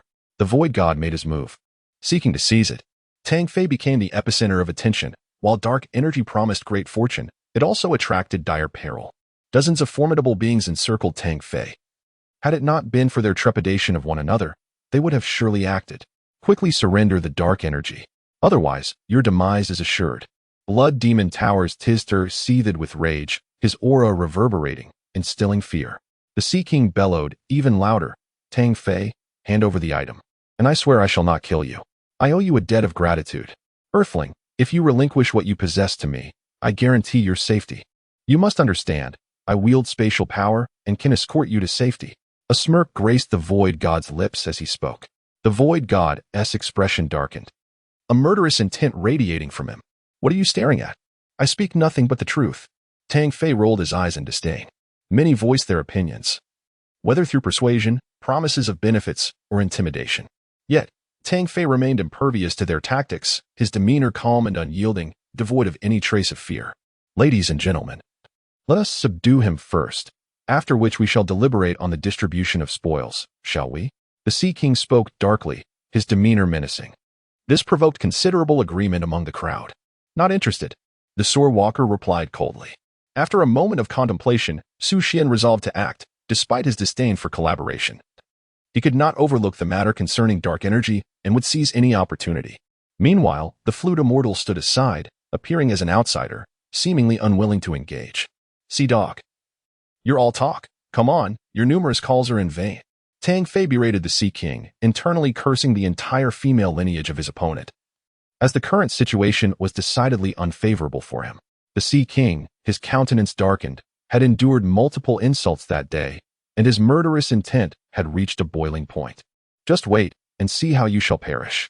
13 formidable warriors advanced, with 6 from the renowned rankings alone, such an assembly, who among the younger generation could rival them. Even those of a higher awakening level would fall. Casting aside distractions, Tang Fei recognized the dire circumstances. With so many experts present, he did not possess the strength to overpower his peers, and his only option was to seek an opportunity to escape.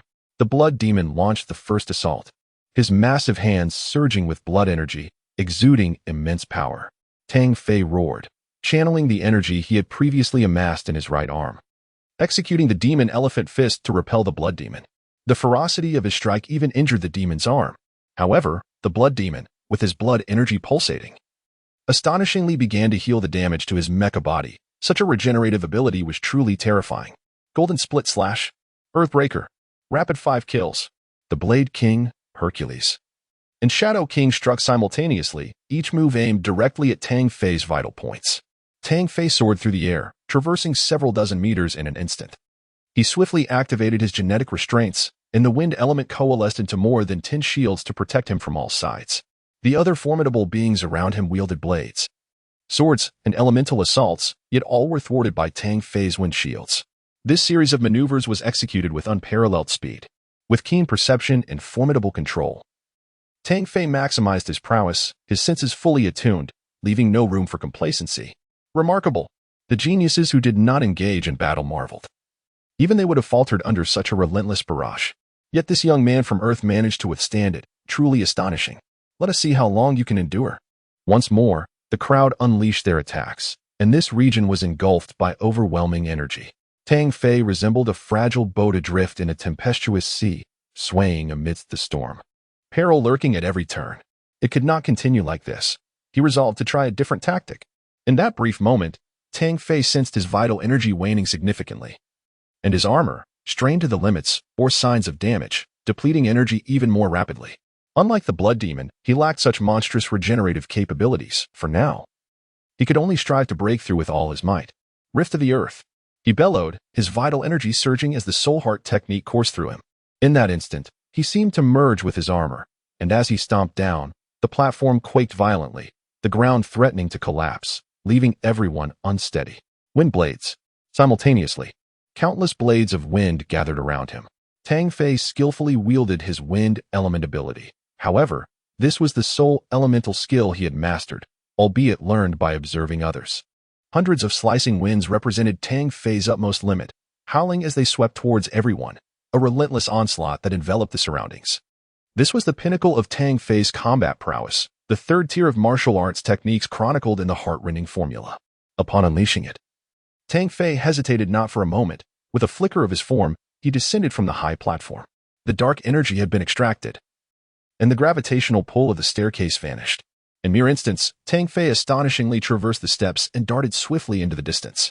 The likes of Flute Immortal and others were caught off guard, unable to react to Tang Fei's sudden escape. Quick, pursue him. The Wind God had not engaged in battle. It did not imply he lacked desire for the dark energy, and he promptly unleashed the wind element to chase after Tang Fei. To their dismay, he had escaped. How infuriating. Everyone hastened their steps in pursuit, yet many were not adept in speed. Notably, formidable figures like Blade King and Hercules found themselves lagging behind, filled with regret. Tang Fei maximized the application of his ethereal steps, each stride covering over 100 meters, which was his limit. He surmised he could not sustain this pace for long. Nowhere to run. The first to close in was, unexpectedly, Shadow King, whose longsword transformed, launching dozens of attacks to thwart Tang Fei's advance. Against all of you, I stand no chance, but against just you, it's a different story. Tang Fei laughed heartily, suddenly taking a step back with his ethereal motion. With a deft swing of his long knife, he parried all incoming assaults, while simultaneously, his left hand conjured a colossal blade of wind to cleave through. Bang! The Shadow King's wind blade severed the left arm of the mech, and Tang Fei deftly snatched his jade stone, sending it flying with a kick. This trinket is now mine. With that, Tang Fei turned and continued his flight, daring not to linger for even a heartbeat. The Shadow King was consumed by fury. For even the precious jade he had intended to compete with had been stripped away from him. This was an absolute disgrace in his eyes. In a mere span of 5 seconds, just as Tang Fei departed, the Blood Demon and the Sword Walker emerged. Where were the others? How could they allow him to escape? You are utterly useless. Enraged, the Blood Demon unleashed a powerful strike that sent the Shadow King flying, before resuming the pursuit. Tang Fei moved with remarkable speed, but upon exiting the Grey Gate, he was compelled to reduce his velocity. The high-stress operation had inflicted considerable damage upon his mech. Each mech was constructed from distinct materials, particularly those of superior or elite quality. Each was custom-tailored, with materials chosen based on the unique characteristics of the mech. For the awakened drivers, the choice of material was paramount. Unlocking their restraints, manifesting genetic abilities, and executing combat techniques all required compatible materials. Failure to do so would significantly diminish their combat prowess, and in severe cases, excessive energy or destructive abilities could lead to mech failure, or even catastrophic explosions. This particular light flow mech was the most ordinary of its kind, constructed from average materials. The Blood Demon and other unparalleled powerhouses, Tang Fei realized, had not unleashed their full potential during the previous confrontation. Otherwise, his escape would have been improbable. However, Tang Fei had fully harnessed his capabilities. And if he continued to exert such intense control, his mech would inevitably collapse, leaving him vulnerable to his foes. Nowhere to run. A thunderous voice echoed from the void. The only one capable of such rapid pursuit, aside from Mitarella, was none other than his formidable adversary. The void split open, and a blade of light descended swiftly, aimed at Tang Fei. Get out of my way, or perish. The aura of impending death surged forth, the shout resonating like a clap of thunder. Tang Fei unleashed his strike, drawing forth a metallic blade. The clash of blades resonated with a sharp clang, sending him retreating 100 meters, executing a ghostly step to evade further. For over 10 minutes, Mitrella pursued relentlessly, repeatedly attempting to intercept him. What are you, some kind of adhesive?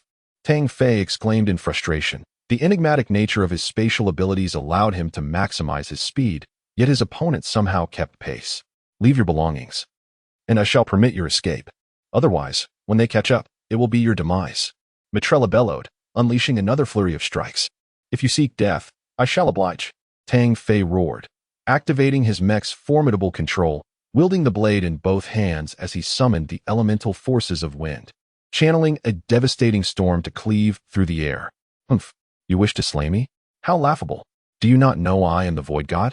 Mitrella scoffed, though his expression soon shifted to one of dread as he beheld the fist aimed at his chest. Mitrella was not struck by the blade, but instead materialized behind Tang Fei. However, Tang Fei had anticipated this, his previous assault merely a ruse.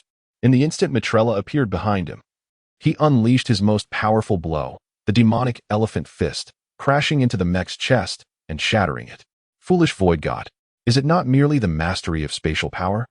Tang Fei declared, delivering a decisive slash that cleaved Mitrella in two.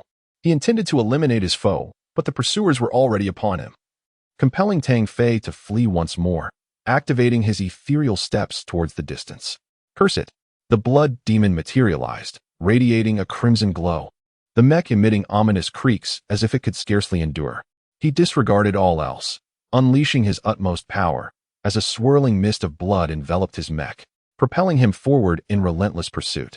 Chapter 76, Unfazed by Battle.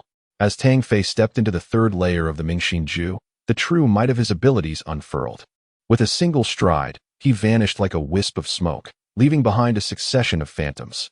Without the entanglement of the Void God, the other formidable beings lagged behind, unable to catch up. Earthling, were it not for this mech's interference, I would have surely captured you to vent my fury, roared the Blood Demon from behind. His frustration was palpable. Having awakened to E-level strength, he was but a stone's throw away from C-level awakeners. Were he to unleash his full combat potential, the Liuguang mech would be utterly incapable of withstanding it.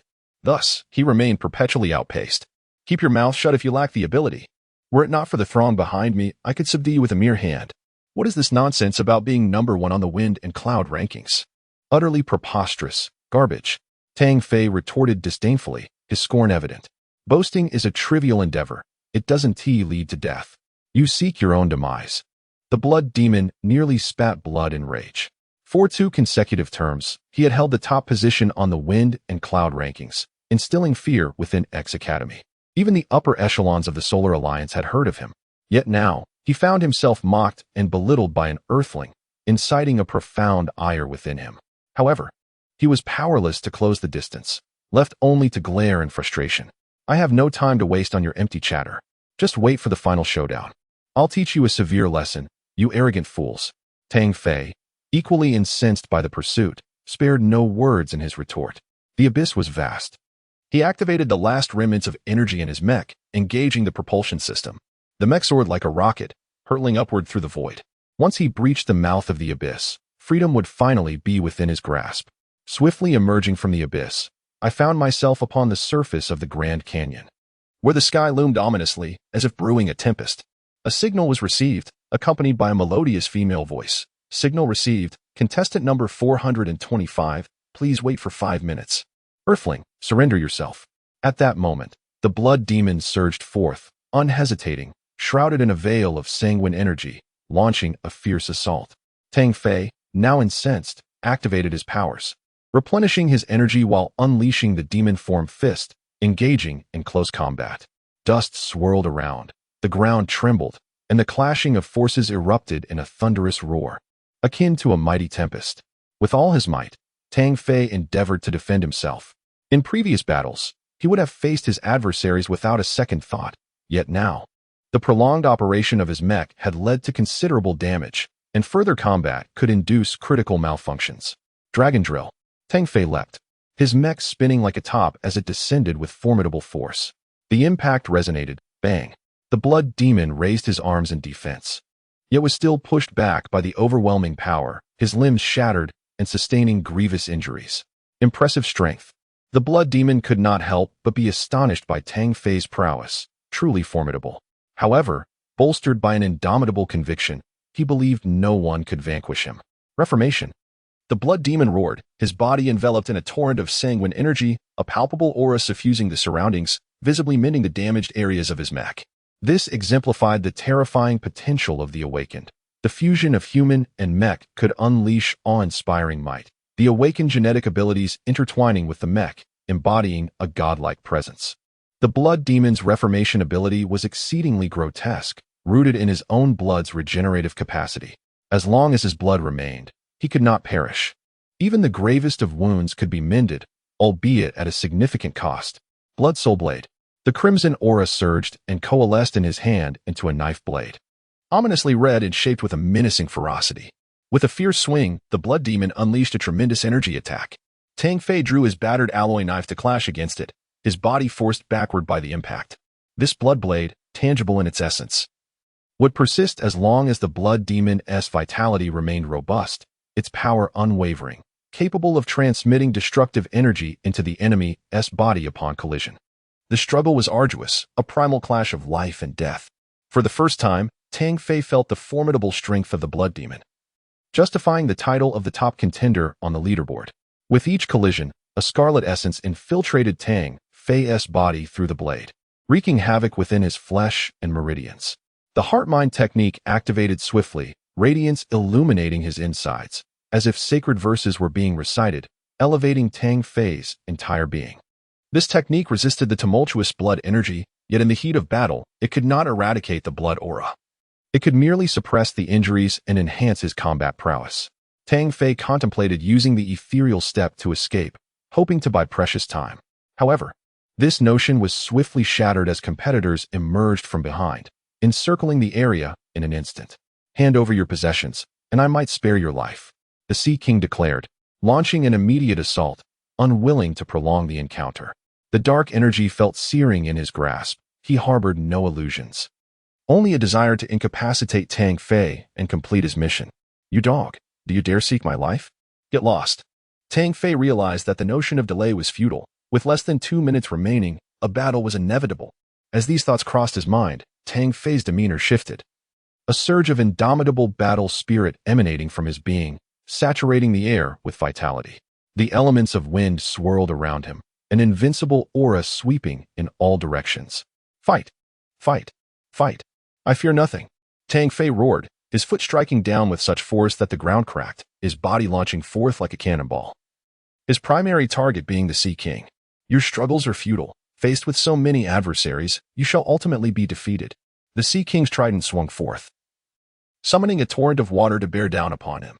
Windblade. Break. With his right hand wielding a blade and his left hand grasping a colossal blade of wind energy, he descended with the force to cleave mountains. The water column shattered as Tang Fei executed his ethereal steps, showcasing his unparalleled speed, the alloy blade slicing through the air. Clang. A gash appeared on the chest of the Sea King's mech, sustaining damage that could have cleaved him in twain had he not reacted swiftly. With a few crisp cracks, Tang Fei's left arm fractured, shedding numerous metallic shards, clearly indicating the tremendous backlash from his previous strike. Chapter 77, Battle. Watch out next time, or it may cost you your life. Tang Fei laughed heartily, an endless fervor for battle filling the heavens. The Sea King retreated incessantly, fear gripping him. Moments ago, he sensed the chilling breath of death. Had his mech not sustained damage, that strike would have been sufficient to end him.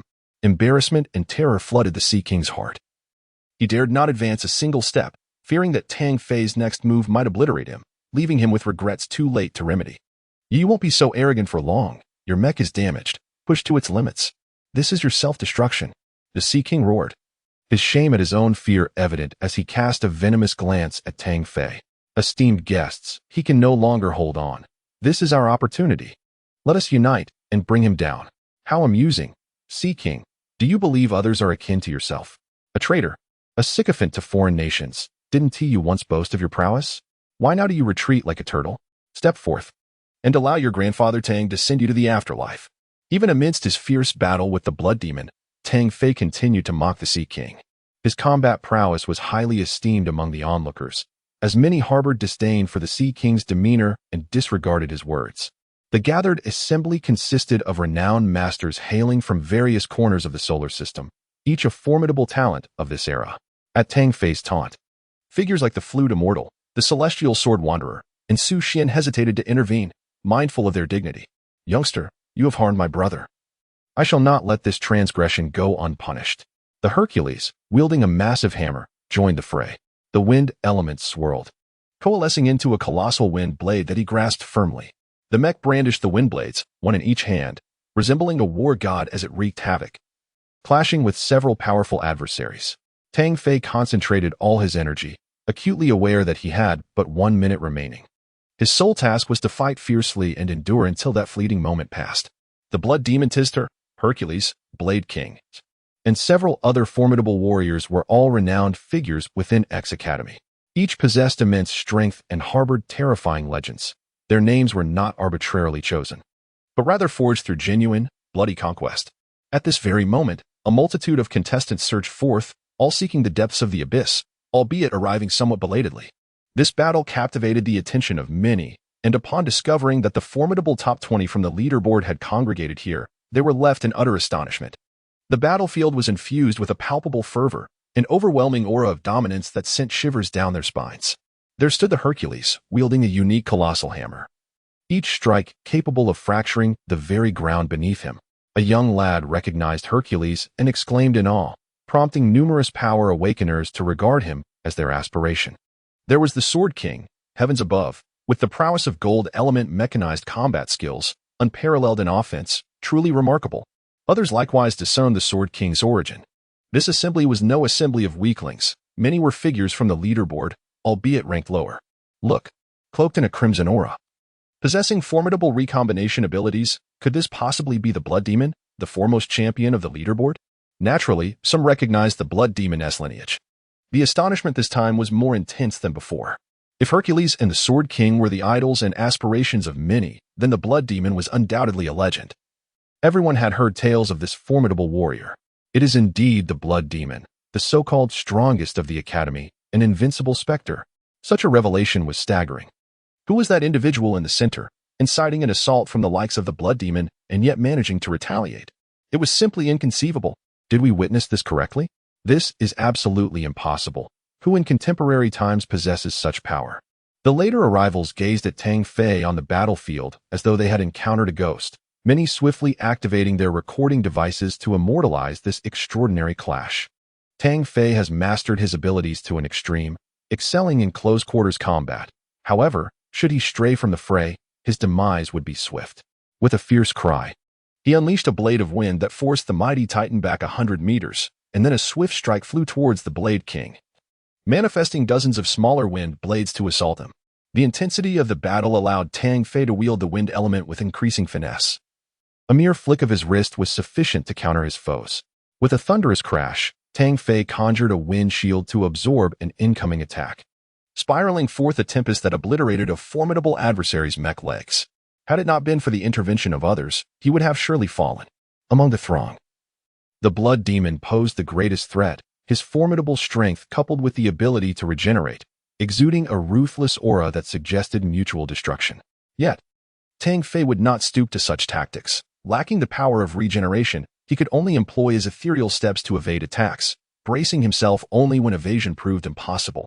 How could his energy reserves still be so plentiful? After several fierce battles, one would expect them to be depleted. The wind deity, observing from the sidelines, discerned the anomaly. All mechs possess energy levels, which are consumed when operators execute skills or activate defensive shields. The awakening of one's abilities to pilot a mech also depletes energy. And the higher the awakening level, the greater the consumption. This explains why ordinary mechs are unable to accommodate powerful awakeners. Indeed, all were piloting standard luminescent mechs. Yet Tang Fei persisted in combat as if fueled by boundless potential. Many strong warriors, having overheard the wind deity's remarks, began to take notice of this peculiarity. The Blood Demon on the battlefield felt the strain as well, teetering on the brink of madness, suspecting that the opponent's awakened abilities might contribute to this extraordinary stamina. No one is certain why Tang Fei has managed to persevere until now. It is solely due to the ancestral martial art, the heart inscription technique. He is capable of replenishing his own vital energy, and the martial skills he employs do not deplete the mecha's energy reserves. 30 seconds.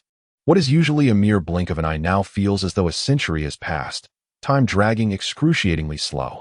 Initially, he was concerned about his reputation, but now, for the sake of the dark energy, he must cast aside his pride. Boom! The fire dragon soared, as if a deity of flames had descended upon the battlefield. Son of the fire god, you have already made your move. The Blade King expressed his dissatisfaction. Everyone, cease your hesitations and swiftly subdue him. A powerful voice bellowed. Tang Fei's expression shifted. After the previous skirmish, he could barely hold on for a while longer, but Su Xian's involvement altered the dynamics of the battle. Are the Su family truly so hypocritical? Ultimately, a confrontation is inevitable. Why masquerade as virtuous when it is utterly distasteful? Tang Fei scoffed, his gaze radiating formidable fighting spirit, surveying all around with disdain. Who else among you dares to join? Come forth, for emulating such hypocrites is hardly commendable. His words darkened the faces of many. Although numerous individuals contemplated intervening, they hesitated out of concern for their own reputations. To enter the fray now would only invite ridicule. Everyone, act now, or else the opportunity will slip away. The Sea King relentlessly incited, harboring a deep-seated hatred for Tang Fei, almost as if to validate the Sea King's claims. A thunderous roar echoed through the sky as an airship emerged, emblazoned with the insignia of the Martian military. Witnessing this, two more powerful fighters joined the battlefield. Tang Fei now faced the most brutal combat of his life, blood continuously spilling from his wounds, his mecha's left arm utterly destroyed, leaving only his right arm to sustain the fight. He did not yield the dark energy. At this juncture, Tang Fei was devoid of any distracting thoughts, solely focused on repelling his adversaries and preserving his own safety. His every action was driven purely by instinct. The heart-mending technique whirled rapidly, his vital energy nearly depleted, while a sacred chant resonated within him. In this moment, Tang Fei's expression remained tranquil, his mind clear and devoid of extraneous thoughts. The mighty god was taken aback and hastily attempted to block, only to be forced back. The assaults from the other formidable beings were deftly evaded by Tang Fei through sheer perilous maneuvers. Blood Demon and his cohorts were astonished. Tang Fei seemed transformed. Appearing on the brink of defeat, Yet their combined attacks bore no fruit. What had transpired? The spectators were left in bewilderment, with only a scant few truly comprehending the situation. His state was indeed peculiar. The flute fairy furrowed her brow, her eyes radiating an unusual glimmer as they fixated on Tang Fei amidst the battlefield. I sensed the wind element in a state of exhilaration, coalescing around the earthling. The wind god spoke in astonishment. Ah! The Sky Sword Walker gazed at the battlefield in confusion, only to have his expression shift dramatically. Not only the Sky Sword Walker, but also the flute fairy and the wind god sensed the shift. Retreat swiftly. The observing warriors hastily withdrew, and the blood demon also perceived the urgency, his ferocious visage contorting as he intensified his attacks. After unleashing 2 strikes, the Blade King felt an ominous presence and rapidly retreated. At that moment, all present beheld a sphere of pure wind elemental energy, 3 meters in diameter, coalescing above Tang Fei's head, imbued with terrifying destructive power. At this juncture, both the mighty god and blood demon sought to withdraw, yet it was somewhat too late. Thunderous roars echoed. A thunderous roar echoed for miles. The earth trembled as if on the verge of collapse. Ah! The mighty Hercules screamed in agony, attempting to retreat. Yet half of his body was engulfed by the tempest's energy. The white storm erupted, sweeping across hundreds of meters and shrouding the area in chaos. On the battlefield, aside from the Sword King and Su Xian, no one else managed to escape. Only the sounds of their wails filled the air. The onlookers, distant from the fray, turned pale, feeling the ferocity of the energy even from such a great distance. Had the blood demon and his companions perished?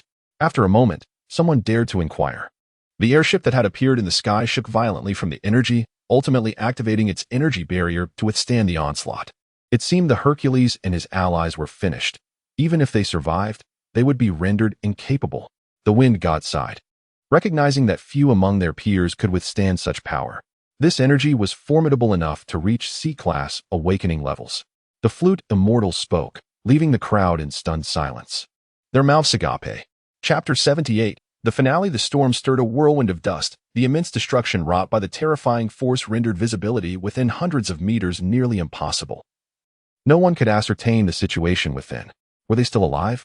After a long pause, someone softly voiced their concern.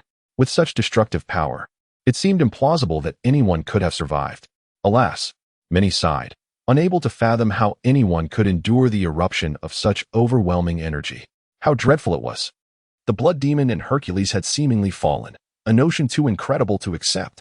The wind god lamented, questioning whether he himself could withstand such a fate. The Sword King bore wounds on his back, his countenance darkened, his eyes aflame with sorrow. Hercules was his dearest friend, and he could hardly believe he had met such a tragic end here. No, someone is alive, and not just one. The enchanting gaze of the flute fairy momentarily sparkled with divine light, her words startling the crowd. One of them must be the blood demon. He possesses the ability of regeneration and is certainly capable of surviving. All eyes turned toward a cloud of dust ahead. Upon hearing that someone had survived, the Blade King swiftly darted into the dust, guided by his memory. Before long, he emerged, hoisting a mech with an expression of sheer astonishment. Good heavens! The Hercules is indeed alive. This is unbelievable. Many gasped in disbelief.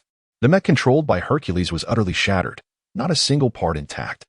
He had retreated at a critical moment. Although he could not escape his fate entirely, he had distanced himself from the epicenter, thus evading death. With a grand gesture, the wind god summoned a powerful gust, sweeping the swirling dust away and revealing the battlefield before the assembled crowd. The first sight that greeted their eyes was a massive pit, deep and wide. At the center of this gaping chasm lay a small patch, several meters across, untouched by destruction. Above it, a figure shrouded in radiant light stood, obscured from view. There is still someone alive. Who could it be? Gasps of awe echoed throughout the assembly.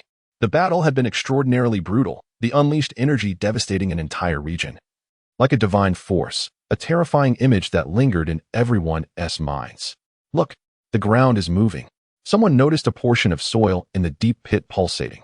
Just as the crowd, filled with uncertainty, prepared to investigate, a deafening roar erupted, and a beam of blood-red light shot up as if to pierce the heavens.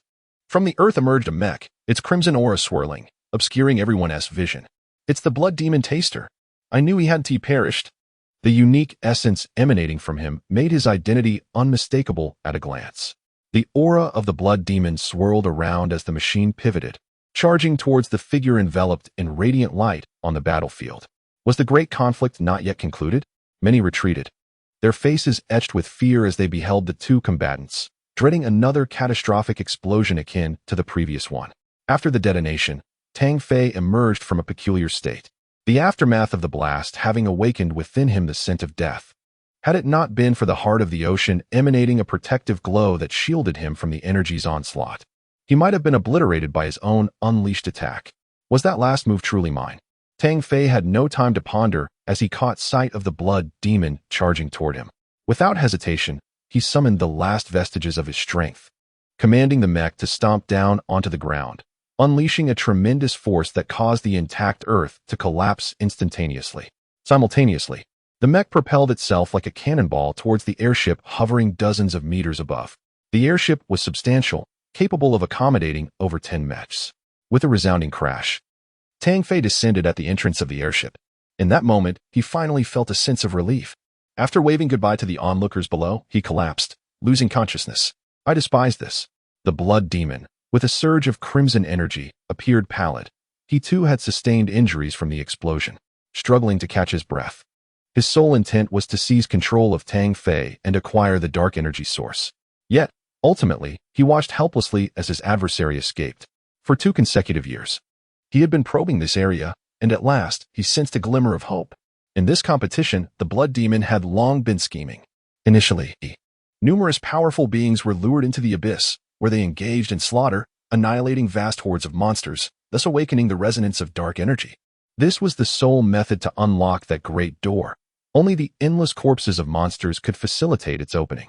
The first step was accomplished, and subsequently, the pursuit of dark energy unfolded, all meticulously orchestrated within his grand design. Originally, the blood demon had focused solely on the top 10 formidable entities, such as the Void God, the Flute Fairy, and the Son of Fire, for only they captured his attention. In his scheme, he envisioned himself as the first to arrive, ultimately sweeping away all contenders. Indeed, the reality seemed to align with this vision, yet unexpectedly, a lone individual emerged from the very earth he deemed insignificant. This unforeseen turn of events led to the total collapse of his meticulously laid plans, painstakingly crafted over 2 years, culminating in utter failure. In a fit of rage and despair, the blood demon bled internally, his fury igniting to its zenith. I will not let you escape. Absolutely not, he raged, leaving behind those words before vanishing from the scene. Alas, none of us anticipated this setback. We have fallen at the hands of a fledgling from Earth, a mere bystander. Reflecting on it now, I can scarcely believe it. The Wind God sighed, his heart heavy. This battle had profoundly impacted them. The Sword Walker remained stoic. Yet there was a palpable surge of fighting spirit. Next time, I shall demonstrate my true strength. The expedition into the abyss had laid bare Tang Fei before everyone. Many were stirred. It seemed the Su family was finally poised to act. Many understood Su Xian's character well. He was a renowned genius among the Su family's direct descendants. Known for his pride, the relentless pressure exerted by Tang Fei had pushed Su Xian to the brink of eruption. In this battle, although Tang Fei exhibited unparalleled ferocity, the formidable individuals present remained undaunted and unafraid. This was primarily because the Liubuang mecha could not unleash their full combat potential when it came to a genuine clash. They all held the confidence of being invincible. The second round of the competition was underway, and as time progressed in the vast canyon, the skirmishes intensified, escalating the contention for the precious jade stones to a fever pitch. Notably, powerful figures like Blood Demon wielded immense strength, instilling fear in the crowd as they relentlessly seized the jade. Many contestants lost their chances and faced elimination. Frustration brewed among the participants as the requirement to collect merely 5 jade stones to advance seemed trivial, while some powerful adversaries, such as Blood Demon and Knife King, had amassed dozens. What were their intentions? Were they intent on complete annihilation? A great many were enraged and contemplated uniting against them. Lower your voice. Are you not aware? These individuals suffered considerable losses at the hands of a single earthling, and this is merely the release of their pent-up fury. Someone revealed the secret, vividly recounting the fierce battle that transpired in the abyss. The multitude of contestants in the canyon vied for supremacy, ruthlessly plundering the jade stones required for advancement, resulting in a truly brutal scenario. The conclusion of the second round had significant repercussions, sending shockwaves through X Academy. Countless individuals were ignited with fervor, discussing fervently as their gaze turned towards the top 10 of the original Wind and Cloud rankings, which included a newcomer from Earth named Tang Fei. Many of those who had participated in the expedition to the Abyss divulged that Tang Fei had acquired the legendary and forbidden power of dark energy. This revelation alone was enough to trigger a seismic upheaval. Not only X Academy, but also the ancient families could no longer remain complacent, prompting many to dispatch their own formidable warriors. Even the prestigious Solar System Alliance has prominent figures reaching X Academy, eager to verify this news. Naturally, numerous individuals from various nations have come to investigate. This is undoubtedly a sensational story that has reverberated across the stars. However, the students and certain individuals are unaware of the repercussions this power entails, as their focus lies on the remarkable Earth youth who has engaged in fierce battles against numerous formidable adversaries, nearly matching the prowess of those within the top 10 of the rankings. Particularly, the dissemination of footage showcasing Tang Fei's clashes with titans such as Blood Demon, Blade King, and Hercules has driven everyone into a frenzy. The explosive finale of that confrontation propelled Tang Fei to the zenith of fame, rendering him a godlike figure in the eyes of many. There are a few Earthlings at X Academy, however, revealing such an identity invites mockery and derision. Consequently, they refrain from disclosing their identities. This battle has undeniably established the might of Earthlings, and many take great pride in this event, even impeding the Earth District Association, whose president is none other than Tang Fei. Tang Fei, step forward for a duel. You have humiliated the Su family and injured its members. Let us settle this today. Are you afraid? You cannot escape. A confrontation is inevitable, so come forth. Su Xian proclaimed from the Academy's arena. Humph. He must be terrified. Summon him quickly. As a resolution with the Su family is required. Su Xian was dissatisfied with the response he received. The Son of Fire, President Tang, would never cower. Let us not forget, even the first Blood Demon was no match for him. How could he fear someone ranked third? The youthful boy's words drew a frigid glare from Su Xian. Who are you? Step aside. You lack the qualification to converse with me. Su Xian seethed with anger. Yet, given his status, it was beneath him to engage with an unknown individual. Outside events remained a mystery to Tang Fei. The young boy had spoken a truth. He was indeed resting. The 1st Mars Army District Hospital, a towering edifice standing 1,200 meters high and sprawling over dozens of acres, was a site of high-end hovercraft, with even foreign spacecraft making their descent. It was the largest hospital on Mars, situated on the 97th floor. Tang Fei was recuperating within its walls.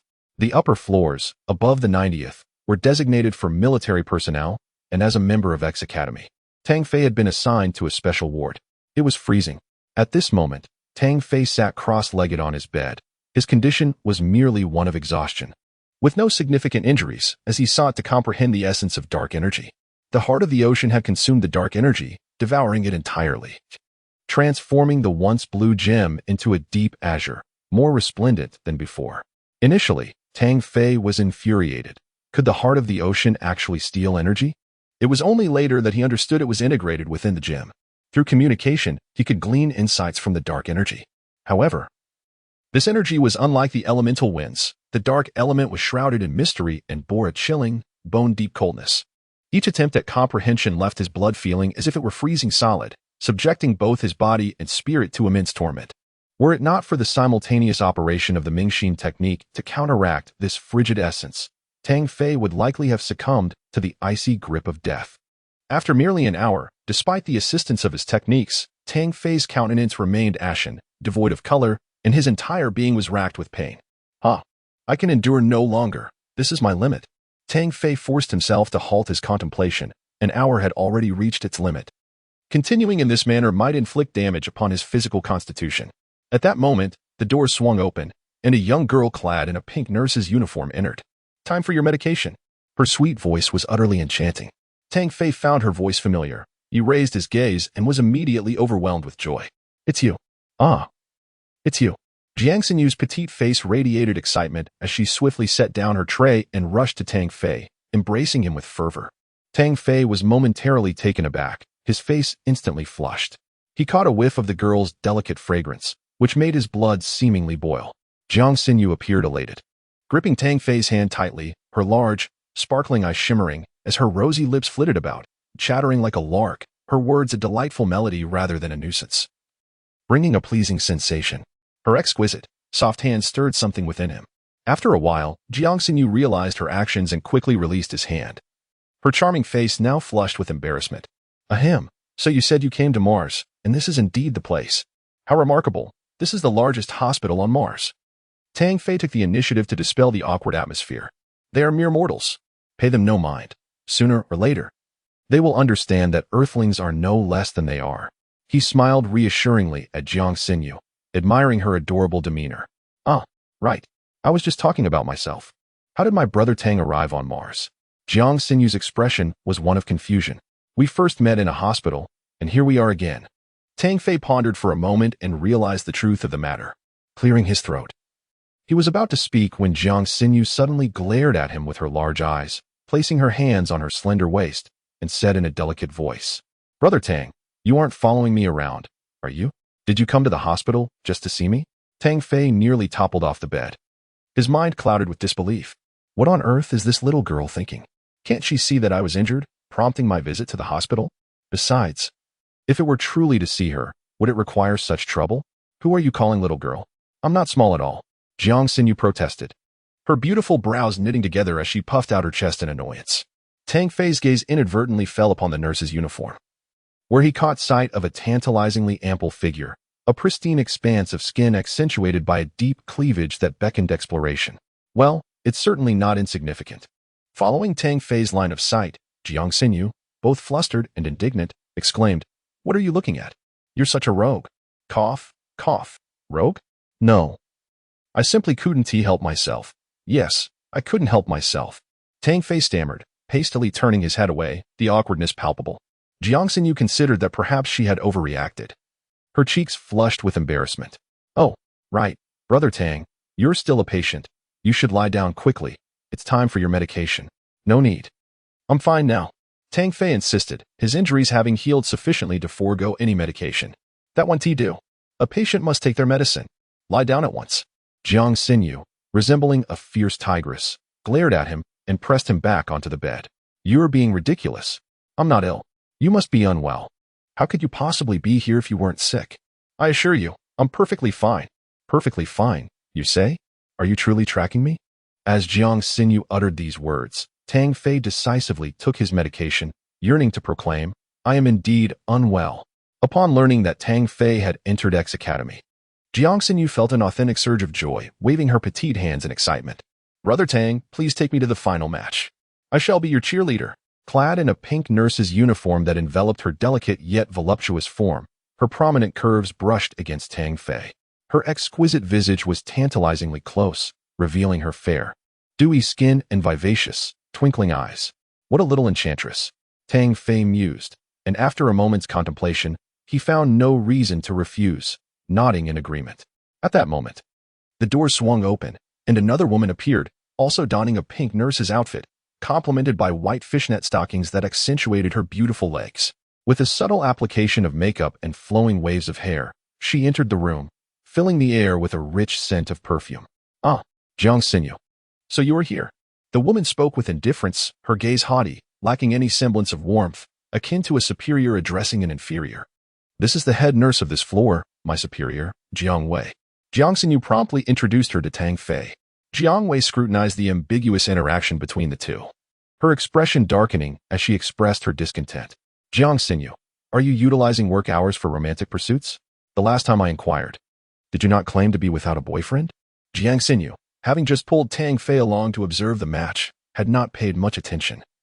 And she quickly defended herself. Head nurse, I truly do not have a boyfriend, nor am I involved in any romantic relationship. Jiang Wei sneered and mockingly remarked. Since that is the case, this is working hours, not your time to act provocatively. Your behavior is tarnishing the image of our hospital. Are all women from Earth so debauched? His words were merciless and venomous. Jiang Xinyu was momentarily taken aback, her face turning pale as 2 tears rolled down her cheeks. Nurse Chief, how can you speak like that? Am I wrong?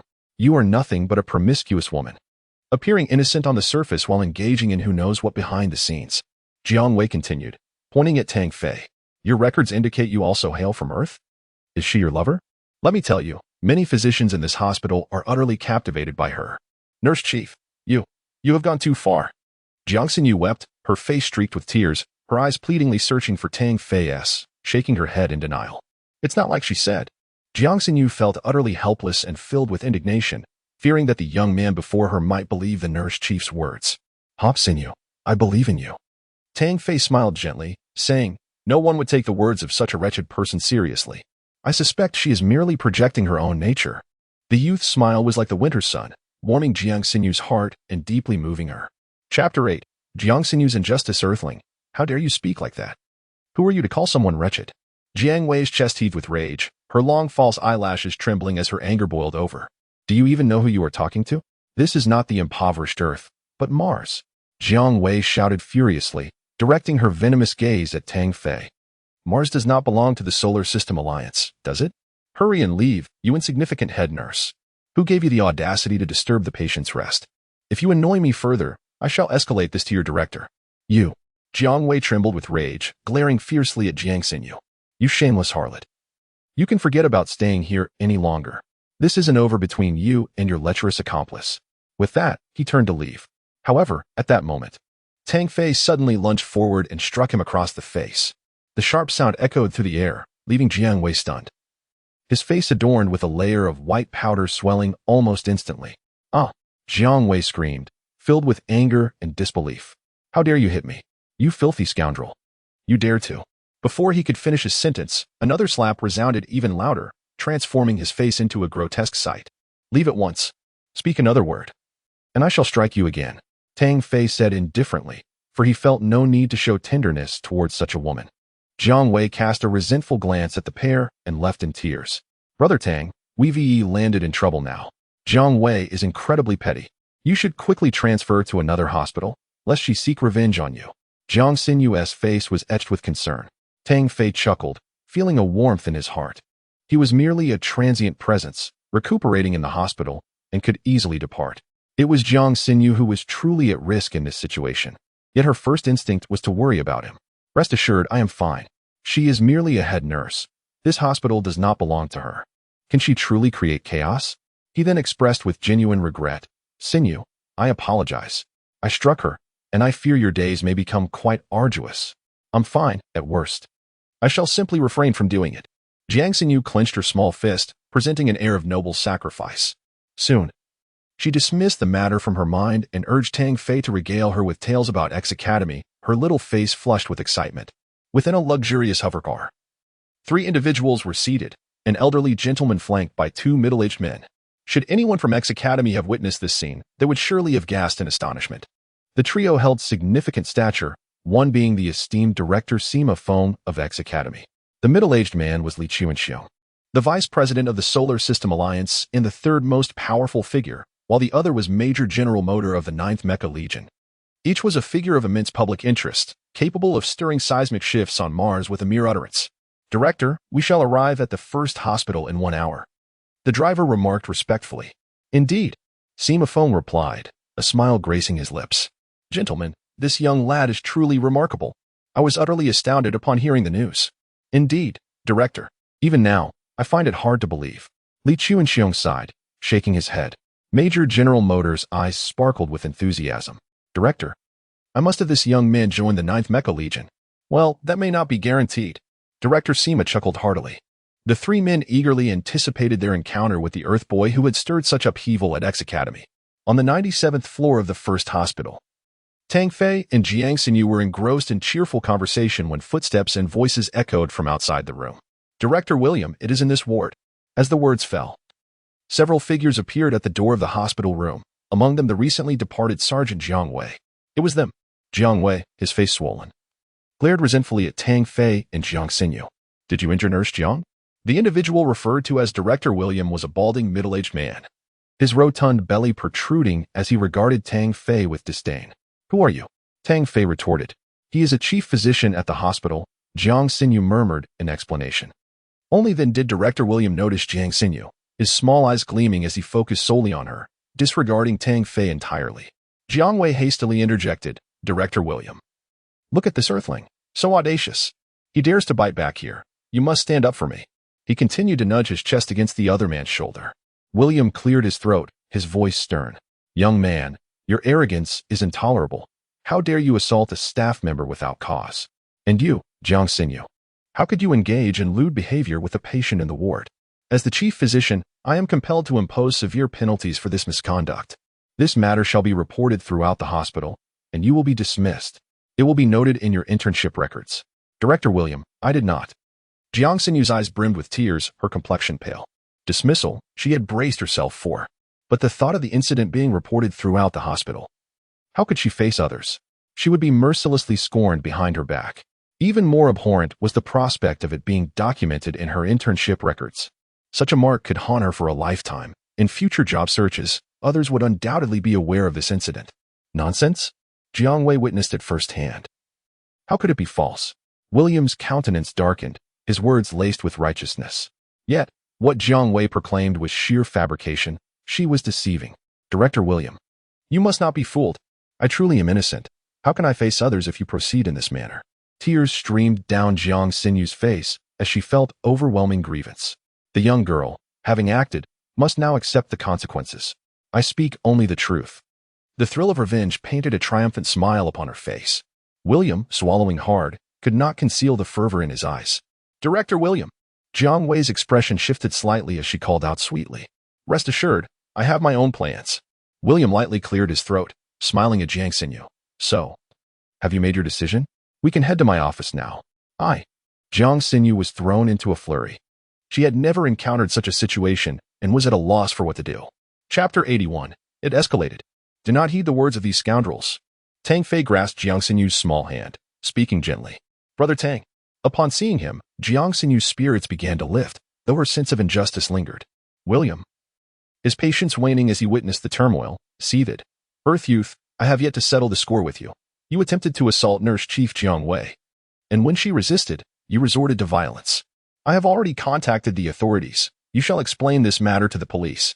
Tang Fei, incredulous, retorted with a laugh. Rescue someone of her caliber?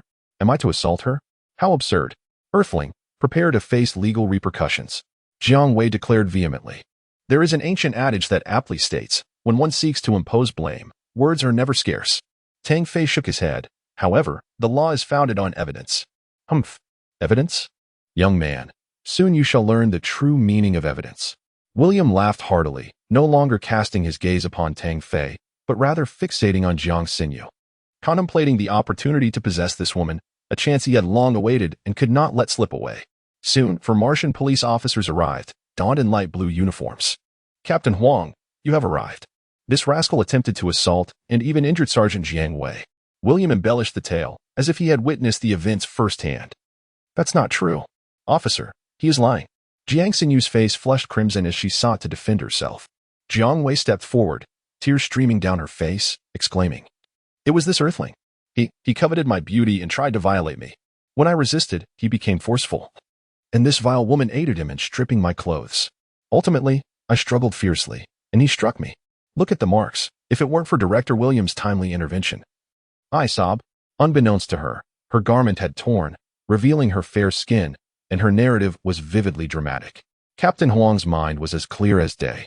He had indulged in the company of this provocative woman alongside William on numerous occasions. Hearing that they were dealing with an earthling, he had come without a second thought. You will accompany us for a while. Captain Huang directed towards Tang Fei. Captain Huang, look. His audacity knows no bounds. Jiang Wei cried, shaking Captain Huang's arm in desperation. The police cannot act this way. Brother Tang is innocent. Do not believe their lies. Jiang Xinyu pointed at William and Jiang Wei, her exquisite visage ablaze with fury. Xinyu. There is no need to argue. They are in cahoots, and speaking further would be futile. Tang Fei shook his head. Captain Huang, realizing that the other party was already aware of the situation, ceased his verbose explanations and abruptly turned hostile, since you choose to disregard our goodwill. Do not blame us for the consequences. Seize him. The three officers behind him, upon hearing their captain's command, rushed towards Tang Fei, eager to showcase their prowess. Earthling. This is Mars. You've landed yourself in trouble. Captain Huang had offered words of caution, but the fate of those who defy him is dire. The officers approached with sinister grins, dismissing Tang Fei as inconsequential. Whether I am in trouble or not remains unclear. But I am certain that you are about to encounter a predicament. Tang Fei replied nonchalantly, devoid of any panic, his conscience clear and unafraid of anyone. How brazen. Let us see how long you can maintain that smile. One officer sneered, advancing with a fist aimed at Tang Fei. Ah, brother Tang, be careful. Jiang Xinyu screamed in fear. No need for alarm. They are but a swarm of flies. Tang Fei laughed heartily, striking first with a powerful punch. Crack. The sound of shattering bones echoed as one officer flew backward, a scream escaping his lips, blood spilling forth, rendered unable to rise from the ground. The other two officers, now filled with terror, watched as Tang Fei stepped forward, delivering a kick to one officer's chest. Bang! The two officers were sent hurtling against the wall, convulsing on the ground, unable to get up. Why you dare to assault an officer? Captain Huang exclaimed in horror, his complexion paling as he pointed at Tang Fei. Do you understand the consequences of attacking an officer? You will be treated as a terrorist. Oh, how does your conduct differ from that of a terrorist? You still have the audacity to accuse me? Tang Fei mocked. Have you lost your senses? It seems I must assist you in getting them back. Tang Fei approached Captain Huang with a smile, delivering a resounding slap. Captain Huang had no chance to evade. He felt a searing pain on his face, which instantly swelled. This slap is for the injustice you have caused me. Tang Fei followed up with another strike, causing Captain Huang to stagger and blood to his forth. This slap is for the multitude, for donning a uniform to harm others. Unrelenting, Tang Fei unleashed 5 powerful slaps, each infused with strength. Captain Huang's face was a canvas of blood, his body crumpling to the ground, tears streaming down his face as he had never endured such torment. Jiang Wei and William stood frozen in shock, unable to comprehend that someone would audaciously assault a police officer. It felt surreal to them. Now, it's time to address you. A faint smile graced Tang Fei's face as he turned towards William. To William, this smile resembled that of a demon, and he regretted provoking such a maniac. I believe there must have been a misunderstanding. William's forehead glistened with sweat, which he dared not wipe away, pleading for mercy. A misunderstanding? Oh, Tang Fei feigned understanding, suddenly delivering a strike that sent William's hefty frame, over 200 pounds, flying. His shrill cries echoed, resembling that of a slaughtered pig, rendering Jiang Wei weak-kneed and collapsing to the ground. I hit you out of misunderstanding as well. Tang Fei sneered, fixing his gaze on the petrified Jiang Wei. Now, it is your turn. Please don't hit me. It was all my fault earlier. I can serve you. I excel in bed. Jiang Wei, utterly terrified, begged for mercy, his wide eyes fixated on Tang Fei, his chest exposed and vulnerable. Get lost. Tang Fei similarly dismissed her, his expression darkening. I generally disdain striking women, but your kind truly repulses me. Furthermore, in my eyes, you have ceased to be a woman. Tang Fei chuckled fearlessly. His actions were not born of impulsiveness. Were he an ordinary individual, you might well have faced arrest, but Tang Fei was different. He was a member of X Academy, and the police would think twice before attempting to apprehend him. The academy wielded considerable influence and would not overlook the plight of its students. This very assurance emboldened Tang Fei. Should matters escalate, an investigation would undoubtedly ensue, and he was confident in his innocence, untroubled by potential repercussions. The unfolding events had already been witnessed by security cameras, prompting immediate notification to the principal. William, being the principal's nephew, wasted no time in contacting the city bureau upon hearing of an assault on his relative, which included an attack on law enforcement. The bureau, upon receiving the alarming report of terrorists at First Hospital, swiftly raised an alarm. Numerous hovering police vehicles converged upon the 97th floor of the hospital, while 2 police airships hovered above, their snipers trained on every exit. A heavily armed SWAT team comprising dozens of officers arrived at the scene to establish control. Such a display of force was a rare occurrence on Mars. You are surrounded. Surrender immediately for leniency. A police officer shouted. Tang Fei was momentarily taken aback, surprised by the magnitude of the response. Goodness, the Mars police are remarkably swift. On Earth, it would take at least an hour for a reaction. Tang Fei mused. Jiang Xinyu was consumed with worry, her eyes darting helplessly towards Tang Fei as she clutched his hand tightly. Do not fret, Tang Fei reassured her, dispatching a message through the network to contact Wang Weiping. Hello, I heard you've been hospitalized. How are you? Did you think to reach out to me? Wang Weiping's voice streamed through the network, her visage appearing on the video while she applied a facial mask. I'm in a bit of a predicament and need your assistance, Tang Fei replied, a hint of exasperation in his tone. Need my help? Wang Weiping paused, her expression shifting upon noticing the beautiful nurse, Jiang Xinyu, beside Tang Fei. Her demeanor soured instantly. Oh, so you're on a date? Quite fortunate, even while unwell. Tang Fei forced a smile, It's not as fortunate as you think. This ISNTA date. Enough joking. I'm surrounded by special police. I need you to act quickly. I'm at room 65, level 97 of the first hospital on Mars. Without further elaboration, Wang Yueping's expression turned grave upon receiving the news. By some time, I will handle this. As the connection ended, Tang Fei exhaled with relief. Wang Yueping belonged to an ancient family from Mercury and wielded considerable influence on Mars. Her assurance brought him comfort. Tengu, who is she? She is quite stunning. Jiang Xinyu pouted, feeling inexplicably discontent as she observed Tang Fei conversing with Wang Yueping. She is a fellow student from X Academy, just like me. I can only seek her help in this matter, Tang Fei explained with a smile. Oh, Jiang Xinyu acknowledged. Yet she could not shake the faint flicker of rivalry she felt towards Wang Yueping. You should release us soon. It would be wise to handle this matter with leniency. Captain Huang, upon hearing the sound of rescue, felt emboldened by the support and became increasingly arrogant in his speech. Heh, do you still wish to be beaten? Tang Fei said with a sly smile as he extended his fist. Captain Huang, filled with dread, shrank back, his words tumbling out incoherently, his face marred. Unwilling to endure further suffering. Humph. Once I am captured, I shall ensure your demise. Captain Huang seethed inwardly. Chapter 82. A significant background: over 100 special police officers surrounded the entire 97th floor of the first hospital, while police airships circled ominously above. And more than a dozen snipers took aim at the scene. Fei Yan, wiping the sweat from his brow, dragged his corpulent body to Director Lu's side, seething with rage. Old Lu, we must deal with the criminals severely. Their audacity to create chaos in the first hospital is utterly intolerable. Fei Yan, the hospital director, and also William's uncle, was consumed by a mix of shock and fury upon receiving the reports from his subordinates. The audacity of someone to cause unrest in his domain and even kidnap his nephew had not stirred such anger in him for quite some time. Rest assured, Director Fei, I will not let the criminals escape. Setting aside the assault on officers, given our relationship, I shall assist you in resolving this matter. Their bond was strong. They had maintained a close relationship and collaborated for many years. Old Lu, once this matter is settled, come to my side. I happen to have several newly arrived beautiful nurses, all untouched, guaranteed to satisfy. Fei Yan declared, patting his companion's back.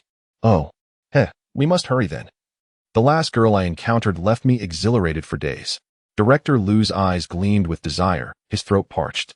After speaking, he promptly ordered his subordinates to persuade the captors, declaring that if no response was received within 10 minutes, they would storm in and retrieve the hostages directly. I said, Xinyu, you really can't sit still. It's making my eyes ache. Tang Fei exclaimed while rubbing his forehead. I was only on the phone for less than 10 minutes. There's no way she could have acted so swiftly. I'm anxious, Brother Tang, Jiang Xinyu replied, her large eyes brimming with tears. There are police outside. What if, as she spoke, tears streamed down her cheeks? It's all my fault. If it weren't for me, this situation wouldn't have arisen. Woo-woo. Foolish girl. Don't speak like that. It feels distant. Since you call me Brother Tang, it's not just for show. If you were wronged, how could I stand idly by? Tang Fei said with a gentle smile. Moreover, even if it were not you, as a fellow inhabitant of this planet, I would still take action. I cannot abide by their behavior. Suddenly, Jiang Xinyu threw herself into Tang Fei's embrace, sobbing uncontrollably. She felt a warmth envelop her, as if her heart were melting. Coming from a privileged background, she had always been the cherished one in her family. At her previous hospital, she had enjoyed harmonious relationships with everyone and lived a joyful life. Encountering Tang Fei and experiencing his caring gestures were unprecedented for her. Nestled in his embrace, feeling the gentle warmth, she wished to linger there, willing to stay forever. Tang Fei chuckled softly, noticing that the lovely girl in his arms had fallen asleep, her long eyelashes still glistening with tears. It seems she is truly exhausted, he mused, reflecting on the harsh treatment earthlings faced outside. He knew all too well what that felt like. In his arms, the enchanting beauty donned a pink nurse's uniform, her silky long hair adorned with a charming nurse's cap. Her petite face was flushed, and her porcelain skin was as flawless as jade. Though her stature was delicate, her assets were undeniably impressive. Her long legs, encased in white stockings, evoked an irresistible urge to caress. However, at that moment, Tang Fei, aside from appreciating her beauty, harbored no impure thoughts. He gently lifted Jiang Xinyu and placed her on the bed, tucking her under the covers. Suddenly, a voice emerged from within. All right, you needn't shout anymore. I shall come out. Tang Fei dragged William and Captain Huang out of the building, facing the crowd with unwavering focus. He maintained his composure. For who could predict whether these uniformed officers might frantically seek to harm him? Call your director and the dean here. I have something to convey. Naturally, someone relayed the message to Director Liu and Dean Fei. Initially, they had no intention of responding, but a single remark from an aide shifted their stance. Director, that individual appears remarkably composed and self-assured. Could he have an influential background? One subordinate hesitantly suggested. Dean Fei dismissed the notion outright. Impossible. What significance could a boy from Earth possess? Director Liu, however, held a different perspective. Having visited Earth, he understood that while it may be somewhat primitive, it has birthed remarkable individuals. The composure displayed by this young man in such a tense situation was beyond the capability of an ordinary person. Furthermore, considering the assault on the police, only a madman or someone with substantial backing would dare such audacity, and this youth hardly resembled a lunatic. Ultimately, Director Liu and Fei approached and met Tang Fei, both astonished to find that the man before them appeared even younger than they had imagined.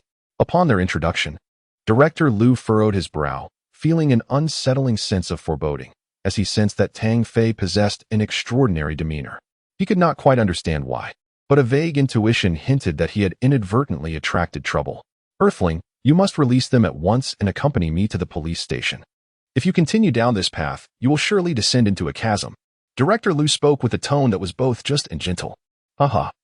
I am merely teaching these scoundrels a lesson on behalf of the people. Tang Fei replied nonchalantly with a smile. Impudent. You are far too arrogant. Fei trembled with anger, deeply concerned for his nephew. Witnessing him in such a pitiful state ignited a fierce rage within him. You cannot escape. I will ensure you spend a lifetime in prison. Director Liu, why hesitate? Arrest him and administer justice. No one can save him now. Tang Fei scoffed coldly. His eyes gleaming with ferocity, you have already condemned me without clarifying the facts. Is that not rather hasty? This is your answer. Fei's corpulent frame shook as he bellowed. What more needs to be asked? The evidence is right before us. Director Liu, too, was incensed by the situation. He waved his hand and commanded, seize him. Wait. Such a decision is unwise. It will bring calamity. Tang Fei retorted icily. The two men were taken aback, pondering whether their opponent truly possessed significant influence. Director Liu, known for his suspicion, found himself at a loss. The standoff drew an increasing number of onlookers,